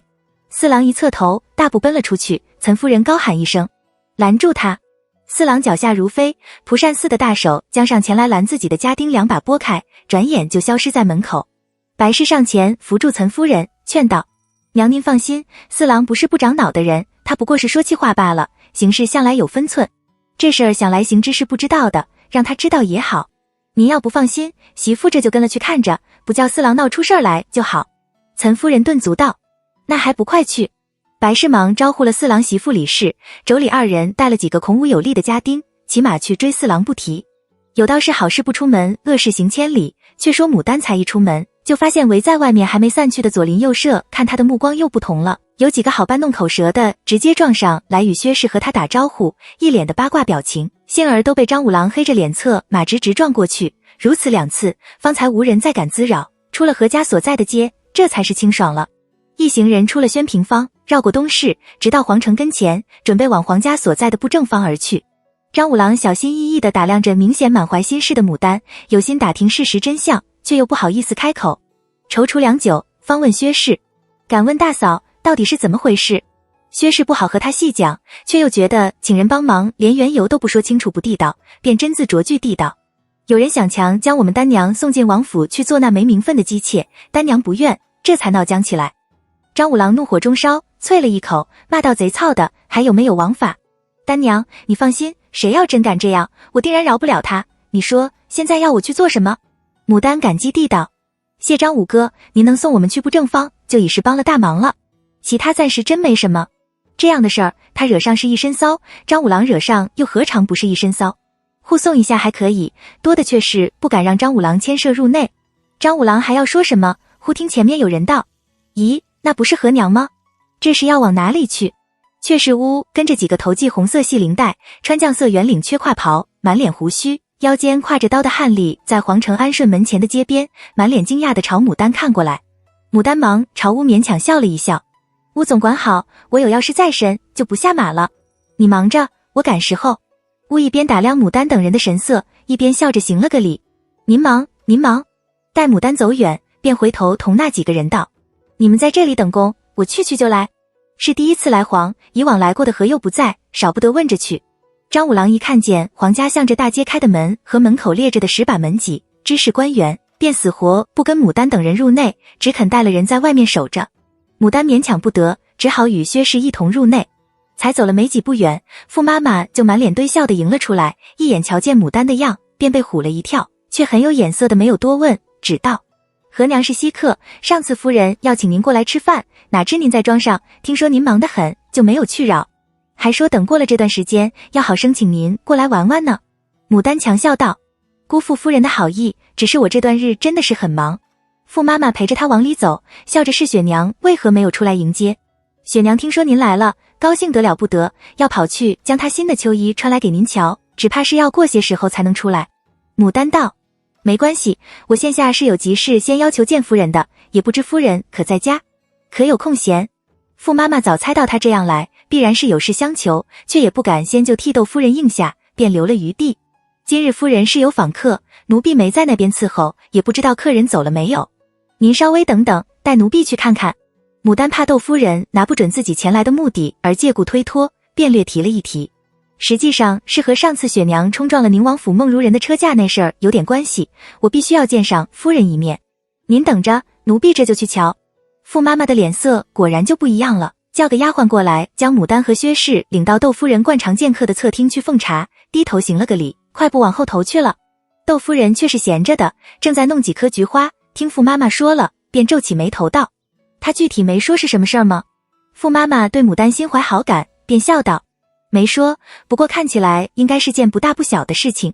她平日里为人也挺有分寸的。那次还真的多亏了她，挺仗义的窦夫人将手里的剪放下，命人打水上来洗手，道：你也不必替她说好话，既是已经上了门，又是雪娘的好友，不见她怎么都说不过去，总得听她把话说完再做定论。先将雪娘拘着，别让她出来坏事。窦夫人收拾妥当了，悄悄到了侧厅外，但见牡丹与薛氏在客位上正襟危坐，二人的面色果然都不是很好看，但还算平静。略一思，便提步往里，扬声笑道：丹娘，早请你不来，说是忙得很，我也不敢让雪娘去打扰你，害得那丫头成日里就总说我拘着她，可巧的，你今日总算是来了。牡丹与窦夫人见面的次数不多，也不相熟，又是来求人，总免不了有些忐忑和拘束，先为薛氏与窦夫人介绍了，行过礼分宾主坐下，本想单刀直入，偏窦夫人又要寒暄，少不得只好陪着。窦夫人见牡丹眼里有急色，言谈举止却还淡定从容，便更有了几分欣赏，这才将话题引到正事上。听傅妈妈说你有事和我说，还和上次雪娘冲撞了宁王府孟如人车架的事情有关。牡丹忙从怀里取出孟如人当初映色的那串檀香木珠来。那日孟如人硬塞给我和雪娘一人一串这样的珠，不知夫人可否知晓此事？窦夫人扫了那珠一眼，开玩笑地道：我知道这事儿。怎么了？莫非这珠内里有古怪？牡丹含泪道：这珠没古怪，倒是人有古怪。我这是来求夫人救命的，还望夫人伸出援手。言罢起身对着窦夫人深深一拜。窦夫人见他含了泪，又行大礼，忙起身将他扶住，道：好好的说，到底是怎么回事？牡丹知道没人会欢外人跑到自己家中哭，强忍着把眼泪逼回去，轻声道：宁王府孟如人使人上门来说，我收的这串珠便是聘彩，要把我抬去宁王府，不然就要治罪。我虽然身份低微，却也不是那等眼里只见富贵的，更不愿意被人这样强了去，让人因此把我当成那下无廉耻的女。我有心一死以证清白，可又不想死得不清不楚。牡丹偷眼觑着窦夫人的表情，但见她面色凝重，听得认真，便继续道：我思来想去，唯有求雪娘替我做个旁证，只需实事求是，证明我与孟如人从不曾提过婚配之事。这珠也是她自己说了做见面礼，硬让身边妈妈塞给我二人的即可。我知道这会让夫人为难，可实在是没法，若是夫人此番能伸出援助之手，丹娘感激不尽。说完又是一礼。窦夫人伸手接过那珠，细细看了一回，脸上露出一丝玩味的神情来。上门去传话的是谁？牡丹虽然没有提雪娘，而是很有分寸的只提作证一事，但二人是同时得到的珠，还一模一样，牡丹这个都可算是聘彩，雪娘那个又怎么说？这孟如人简直不知天高地厚。牡丹面红耳赤，小声道：是我表舅母崔氏。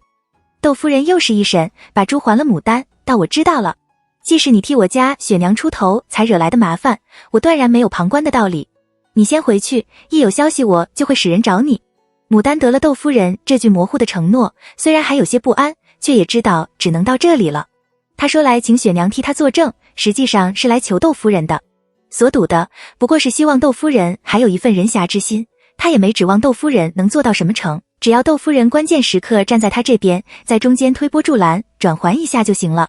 送走牡丹，窦夫人沉思片刻，让人去将雪娘那串珠取出来，命人备了言，准备去寻李满娘不提。却说牡丹与薛氏才出了皇家的大门，就见张五郎和乌站在街对面的墙角下，一边说话一边不时往这里张望。见着了他二人，张五郎立时扔了乌，飞奔过来，焦急地道：怎样？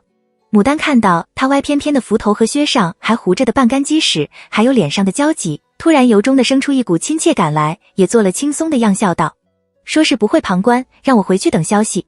张五郎高兴得像个孩，大声道：我就说嘛，这天下还是有公理在的。走，我送你们回家。乌秀着两只手，慢慢地走过来，望着牡丹和薛氏行了个礼，认真道：何娘无需担忧，这不过小事儿一桩，就合适的，用不着多少时候，她自然就停了。牡丹笑道：借乌总管吉言，但愿果真如此。乌非常认真地道：一定会的，何娘是好人，有志气，老天爷断然不会让您受这样的委屈。说完抱了抱拳，和几人告辞。小人还有要事在身，先行一步了。言毕翻身上马，打马而去。张五郎很敏感地感觉到牡丹对他的态与从前相有些不同，高兴地抓了抓头，笑道：丹娘，这人是做什么的？适才与我吹了几句，挺有见识的，脾气也挺对。牡丹道：我也不知道他到底是做什么的，只知道他大概是大户人家得力的总管，听他说早年曾经走南闯北，大概是因为这个原因吧。虽然自己原19买石头那事之后，他又与蒋长阳见过几次面，彼此之间算得上是更加熟悉了一些，说话也随便了许多，却始终不曾提过彼此的私事。所以乌到底是干什么的，他实在是不知情。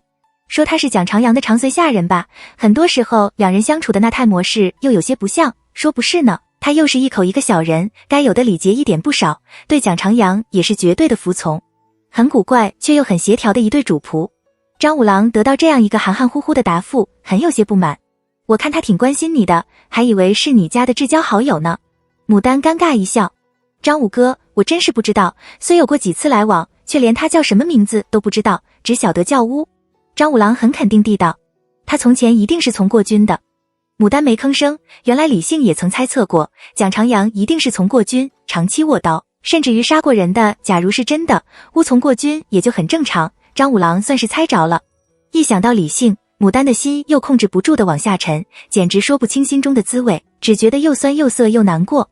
花开两头，话分两枝，却说四郎憋着一口气直奔李姓在东市的铺，连寻了2家都不在，愈发气闷地奔了出去。不理身后大喊大叫的白氏和李氏，径直打马去了西市，才闯进李姓最大的那家绸缎铺，虎凶凶地在大堂里一站，抓住一个小伙计问道：我问你，你们公爷呢？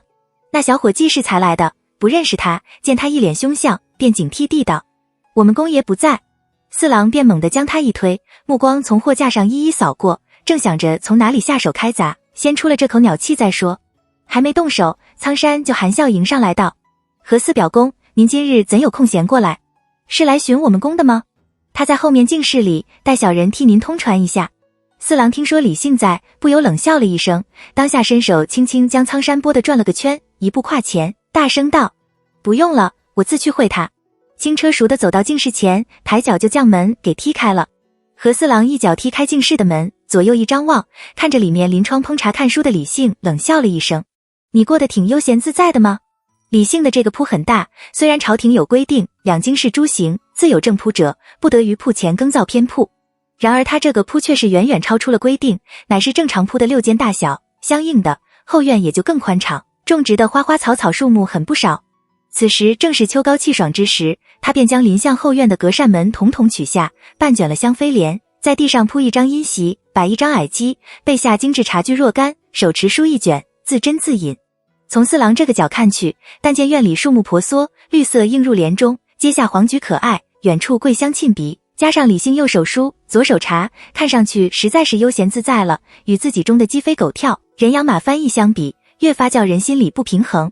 李姓见四郎一双眼睛瞪得如同牛眼大，里面充满了愤，唇角还含着冷笑，仿佛自己是他的仇人一般，不由吃了一惊，忙起身笑道：四哥，你……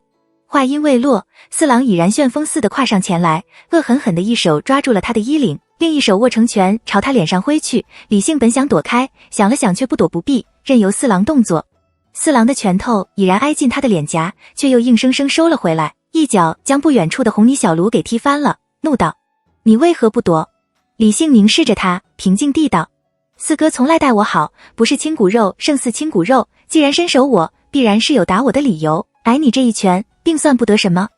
四郎听李姓这一说，气得使劲捶了自家胸脯2拳，他下不得手，还有什么比这个更气人的呢？明明他刚才冲出家门的时候，心里充满了愤怒和痛恨，就是想好好报答李姓一顿，再砸了他的铺，叫崔夫人好生痛上一回的。可如今见着了人，他却下不了手，气死他了。李姓见四郎一脸气苦，暴躁郁闷却无处发泄的样，不由一颗心七上八下的，忙使劲抱住四郎的胳膊，道：四哥，若是我真错了什么事，你不打我却打你自己，叫我看了又是什么滋味？到底是怎么回事？你总得说给我听才是。但见四郎长叹一口气，用一种很奇怪的眼神望着他，良久不发一言，李姓越发心惊，自动将四郎的行为与挂钩，一想到和牡丹有关，他顿时紧张的差点不会呼吸。就连那被四郎踢翻的红泥小火炉里的炭将阴入给点着了都不知道，还是被吓懵了的苍山发了一声喊：哎呀，火着起来了！他方才惊醒过来，随手抓起身边的靠枕，跟着苍山一道去拍火。四郎抱着拳在一旁看着不动。见火一灭，四郎立时将他手里拿着的靠枕夺过来，猛地朝他头上挥过去，使劲拍了几拍后方住了手，恨道：我恨不得烧光了你这个铺财解气！李信被他拍得晕头转向，一边示意苍山收拾干净，一边请四郎旁边坐。四哥，你别光顾着发脾气，若我果真做错了什么，让我或是赔礼，或是补救，你总要先说给我听。四郎也不做，将手里的靠枕一丢，淡淡地道：也没什么，就是你娘今日去了我家，让我们挑个日把丹娘送去宁王府伺候宁王，做那无名无分的姬妾。他是连表舅母也不想喊了的。李信只觉得嗡的一声巨响，有什么在他脑里突然炸开，震得他眼前直发黑，血不再是热的，而是凉的，心窝里更是冰凉成一片。他觉得他的四肢不能动弹，连动一下眼珠都很困难，他只能僵着脖定定地看着四郎，很肯定地道：四哥，你一定弄错了。四郎看到他那样，有些心软可怜他，但一想到崔夫人的可恶和对牡丹的无情处，便又硬起了心肠，道：我有没有弄错，你回去一问便知。倘若你娘只是受人之托，因为为难才来传话的，原也不会如此怪他。可他不只是给人牵线搭桥，还使劲往丹娘身上泼脏水，威逼恐吓利诱，一门心思就想把丹娘送去给人糟蹋。我不知他为何这样恨丹娘，为何如此狠心，可他这样做，分明就是诚心想断绝了这门亲戚。既然如此，我有句话，请你带句话给你爹和娘。这些年来，我们家虽然多多依仗你家，可我们家却也不是白白求你家的，并没有谁欠谁。说的好听点是彼此的人情，说的难听点便是利益相关。这件事情若是解决好了也就罢了，若是丹娘因此有个长两短的，别怪我们翻脸不认人，与你家势不两立。休要说是王府长史，四诰命，便是当朝宰相国夫人，原也不过只有一颗头而已。我这话不好听，可却是大实话，只说这一遍，不说第二遍。四郎说完，再不多言，径自去。在净室门口道跑得气喘吁吁的白氏和李氏，淡淡地道：回家。白氏见屋里虽然一片狼藉，到底没有出大事，便松了一口气，道：慢着，我还有话要和行之说。李信此刻已然完全相信四郎说的完全是实话了，按理他应该觉得十分羞愧，愧对和家人的，可此时他竟全然感觉不到脸上有任何因为羞愧而升起的热。他甚至于镇定自若地看着白氏道：二嫂，丹娘此刻怎样了？白氏微叹一口气，道：她现在还好，可若是这事儿解决不好，她只怕就要撞死在宁王府前了。因见李信面无表情的，便提高了声音道：行之，我们都知道你是个好孩，可为着你们俩好，你日后再也来找我家丹娘了，这样对大家都有好处。李信翘起嘴角笑了一笑：我知道了，你们慢走，我心情实在不好，就不送你们了。四郎看了他一眼，有些迟，终究转过头大步走了出去。李信坐在那块烧得残缺的阴席上，抬眼看着天边那抹渐渐变得苍白透明的云霞，不发一言。他过安静，苍山有些害怕，轻手轻脚地跪坐在他身边，轻声道：公，这实在是匪夷所思了些，不然您先回去问问，说不定这其中有什么误会也不一定呢。李信微微摇头：不用问了，我问你，这几日罗山是不是一直不敢在我面前冒头？是不是装的病？苍山的心里咯噔一下，忙替罗山求情道：是，小人问过他，他什么也不肯说。他年纪小，人又笨，说不定就连什么时候不小心走漏的口风都不知道，定不是故意的。罢了，这是命，怪他不得。李信的眼里一片沉寂，将手伸出去递给苍山：扶我起来，我的脚似乎有些动不了。苍山赶紧上前两步，探身去扶李信，小心地道：公怕是坐麻了吧？其实他知道不是的，李信并没有坐多久。李信不语，撑着苍山的肩头慢慢站起身来，僵硬地往前走了几步，觉着四肢的动作算是要协调了一些，便飞快往外走。苍山担忧地看着李信，但见他从先前的僵硬不协调到突然快了起来，奔走如飞，就连自己发足疾奔也几乎追不上。可出了店门，上了马后，先前还在力无比的李信却又茫然四顾，似是不知该往哪里走。苍山越发觉得难过，颤声道：公，您是要去找夫人吗？李信点了点头，其实他不知是该先去看牡丹，还是先去找崔夫人。理智上，他是应该先去找崔夫人，立刻解决此事，但情感上，他又特别渴望在这个时候见到牡丹，可是见到牡丹他又能怎样道歉、安慰？这些行为都很可笑。就算是牡丹不会因此恨上他，但他也是无颜再见牡丹的。既然不能见，见了也是伤心，那就不如永不相见吧。苍山观察他的神情，便道：夫人既是已经去何家闹过了，那便不可能还留在何家，定是在家来着。又小心地拨了拨李姓的马头，往这边去更快些。话音未落，李姓已然猛地抽了马一鞭，飞驰而出。崔夫人得了牡丹去了皇家的消息，坐着细细想了一回，觉得有必要立刻去和孟如人说一声，正好的就把牡丹不肯，怎样骂他，怎样推搡他，把他赶出去，威胁他要举着牌游街，撞死在宁王府前等事情说给孟如人听，旨在表示他真的是尽了力，只是何家和牡丹不识抬举，桀骜难驯。若孟如人真是按着宁王意思来的，而且是志在必得，或是觉得王府的尊严被冒犯了，咽不下这口气非得强了，那便是他控制不了的。宁王府想怎样做那是他们自己的事，牡丹那种做法虽说吓人，可也得有机会实施才是，不过一个弱女，王府轻轻一出手就制住了，闹大的可能性其实不大。若孟如人是自作主张，想来便会心虚收手，但从此恨上牡丹，背地里下半为难也是一定的。可不管哪一种可能，此去他都一定得受孟如人迁怒。他叹了口气，受迁怒就受迁怒吧，只要好好的，就比什么都值得。正要使人去备言，就听见屋外有人给李姓请安，接着门被一下推开，李姓面无表情地站在门口望着他，一双眼睛黑黝黝的，看不出任何情绪。崔夫人有些心虚，不敢看李姓的眼睛，只强笑道：行之，你这么早就回来了，饿了吗？我让人给你做吃的，我有急事要出去。边说边往外走。李姓将门堵住不让，崔夫人抢笑道：你这还这么大了还爱胡闹，快让开，我急着要出门呢。李姓突然道：刚才和四哥去我店里了，他让我带句话给你，说是如果丹娘有个长两短，一命换一命。我已然是答应了他，若真有那一刻，便将我的命拿去抵丹娘的命。崔夫人一愣，随即扬起手拼命地扇了李姓一个耳光，气得胸脯上下起伏，两眼含泪，悲愤地道：你好大的胆，敢在我面前说这种大不孝的话。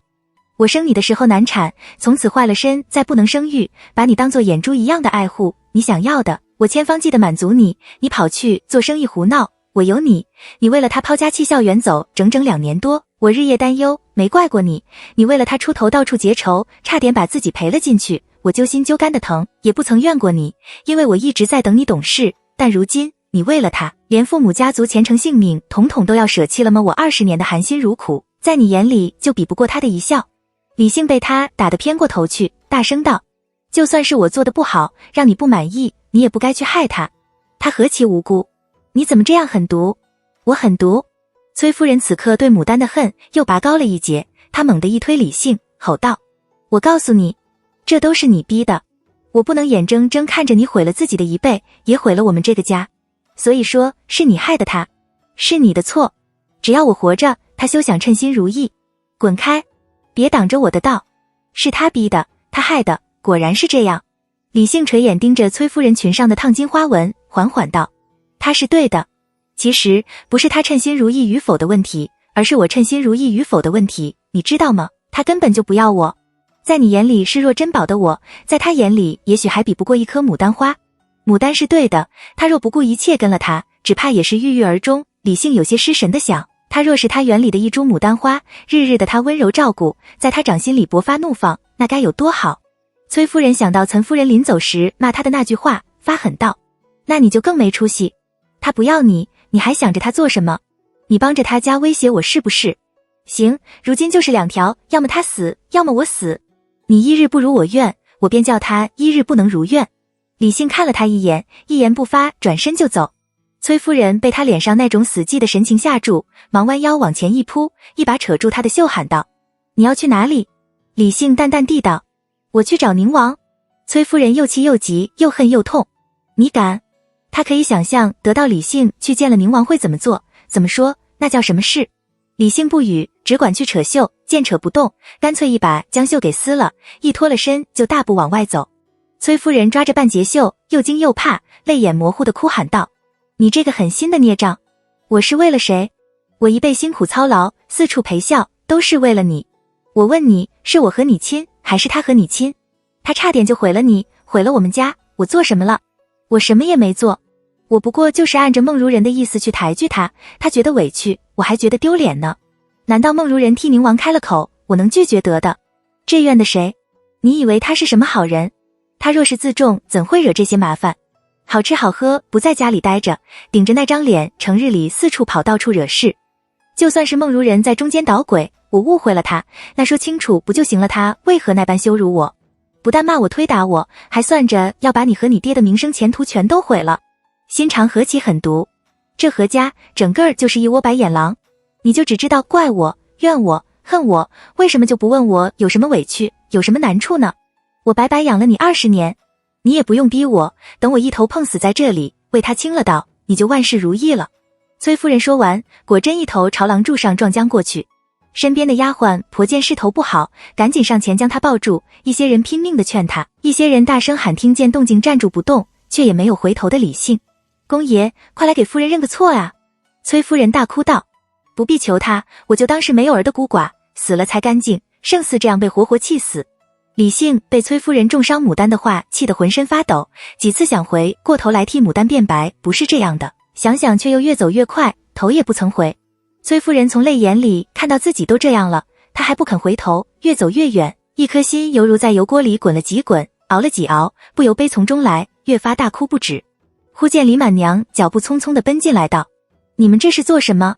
闹得外面都听见了，让下人看笑话。边说边一手拦住了李姓，给他一个少安无躁的眼神，将他往崔夫人面前拖，嚷嚷道，两个都不像话，这是亲母吗？不知道的还以为是仇人呢。崔夫人看见他，犹如见到了救星，越发哭得伤心。阿姐，他忤逆不孝，我要活不成了。李姓也觉得李满娘来得正好，气愤地道，姑母，你不知道他做了什么？李满娘才送走窦夫人，就急匆匆赶过来的，怎会不知道发生了什么事？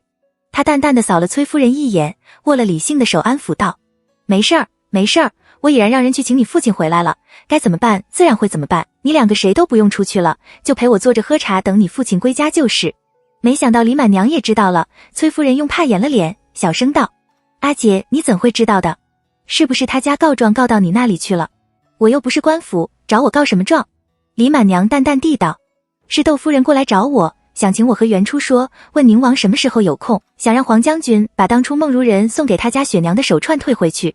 我见不过是串寻长珠，便多问了几句，不然我还不知道弟妹这么能干，可以上门威逼利诱亲戚，也可以在家以死相胁儿。崔夫人一愣，随即微红了脸，晓得是那串手珠做聘才威胁牡丹的话给李满娘知晓了。李满娘平时虽然不多管她的事，但却是含糊不得的，既然都找上门来，又派人去请李元回家，又是这样的语气，那便是对自己不满得很。可叫他就此认错，他是不肯的，便不甘心地道，我那是被逼着没法，也是被孟如人骗着了，还有就是也气着了，糊涂了，丹娘实在过分了些。李满娘并不和他扯这些，只淡淡地道，如今我是要担心亲戚好友会说我们富贵就忘了本，不讲道理，刻薄自私狠毒，出卖外甥女儿。原初这么多年来在亲戚朋友中积存起来的这点微信面，只怕是保不住了。崔夫人被他说的急了，将怕使尽擦了一下鼻，道，阿姐，你再怎么和岑大娘交好，也亲不过我们去，你怎么胳膊肘往外拐？你也是做母亲的人，怎么就不能体会我的心情呢？我有难处。李满娘无奈地摆了摆头，你也是做母亲的人，怎么就不能体会旁人的心情呢？要说为了行之好，我可真没看出你这行为给行之带来什么好处了。见崔夫人红了脸，神情激动的样，当机立断地结束谈话，不扯这个没意思。崔夫人被噎得难受，悻悻地起身去净脸云面梳头，又在思李元回来以后，若是也怪他该怎么办才好。寻思片刻，他狠狠地想，他并没有做错，清河吴家那是什么样的人家？错过村就没这个店了，那可不是他一个人的意思，宁王也是这个意思。难不成李元忘了他自己？论能力论资历，他哪里比旁人差？就是因为出身，所以才会蹉跎至今，做的最多，背地里却经常被人嘲笑是暴发户，他也不会眼睁睁看着这门亲事泡了汤，让自家儿被人瞧不起的，最多就是一家人想法把牡丹这事儿给妥善回绝了，反正从此以后李姓与牡丹都是再也不可能了的。李姓再难过，又能难过一倍。李满娘看了崔夫人的背影一眼，轻声对李姓道，行之，男汉大丈夫，当机立断，不该想的就不要再想了。李姓低声道，让姑姑操心了。以后这种事再也不会发生了。此事依了，我此生永不见他。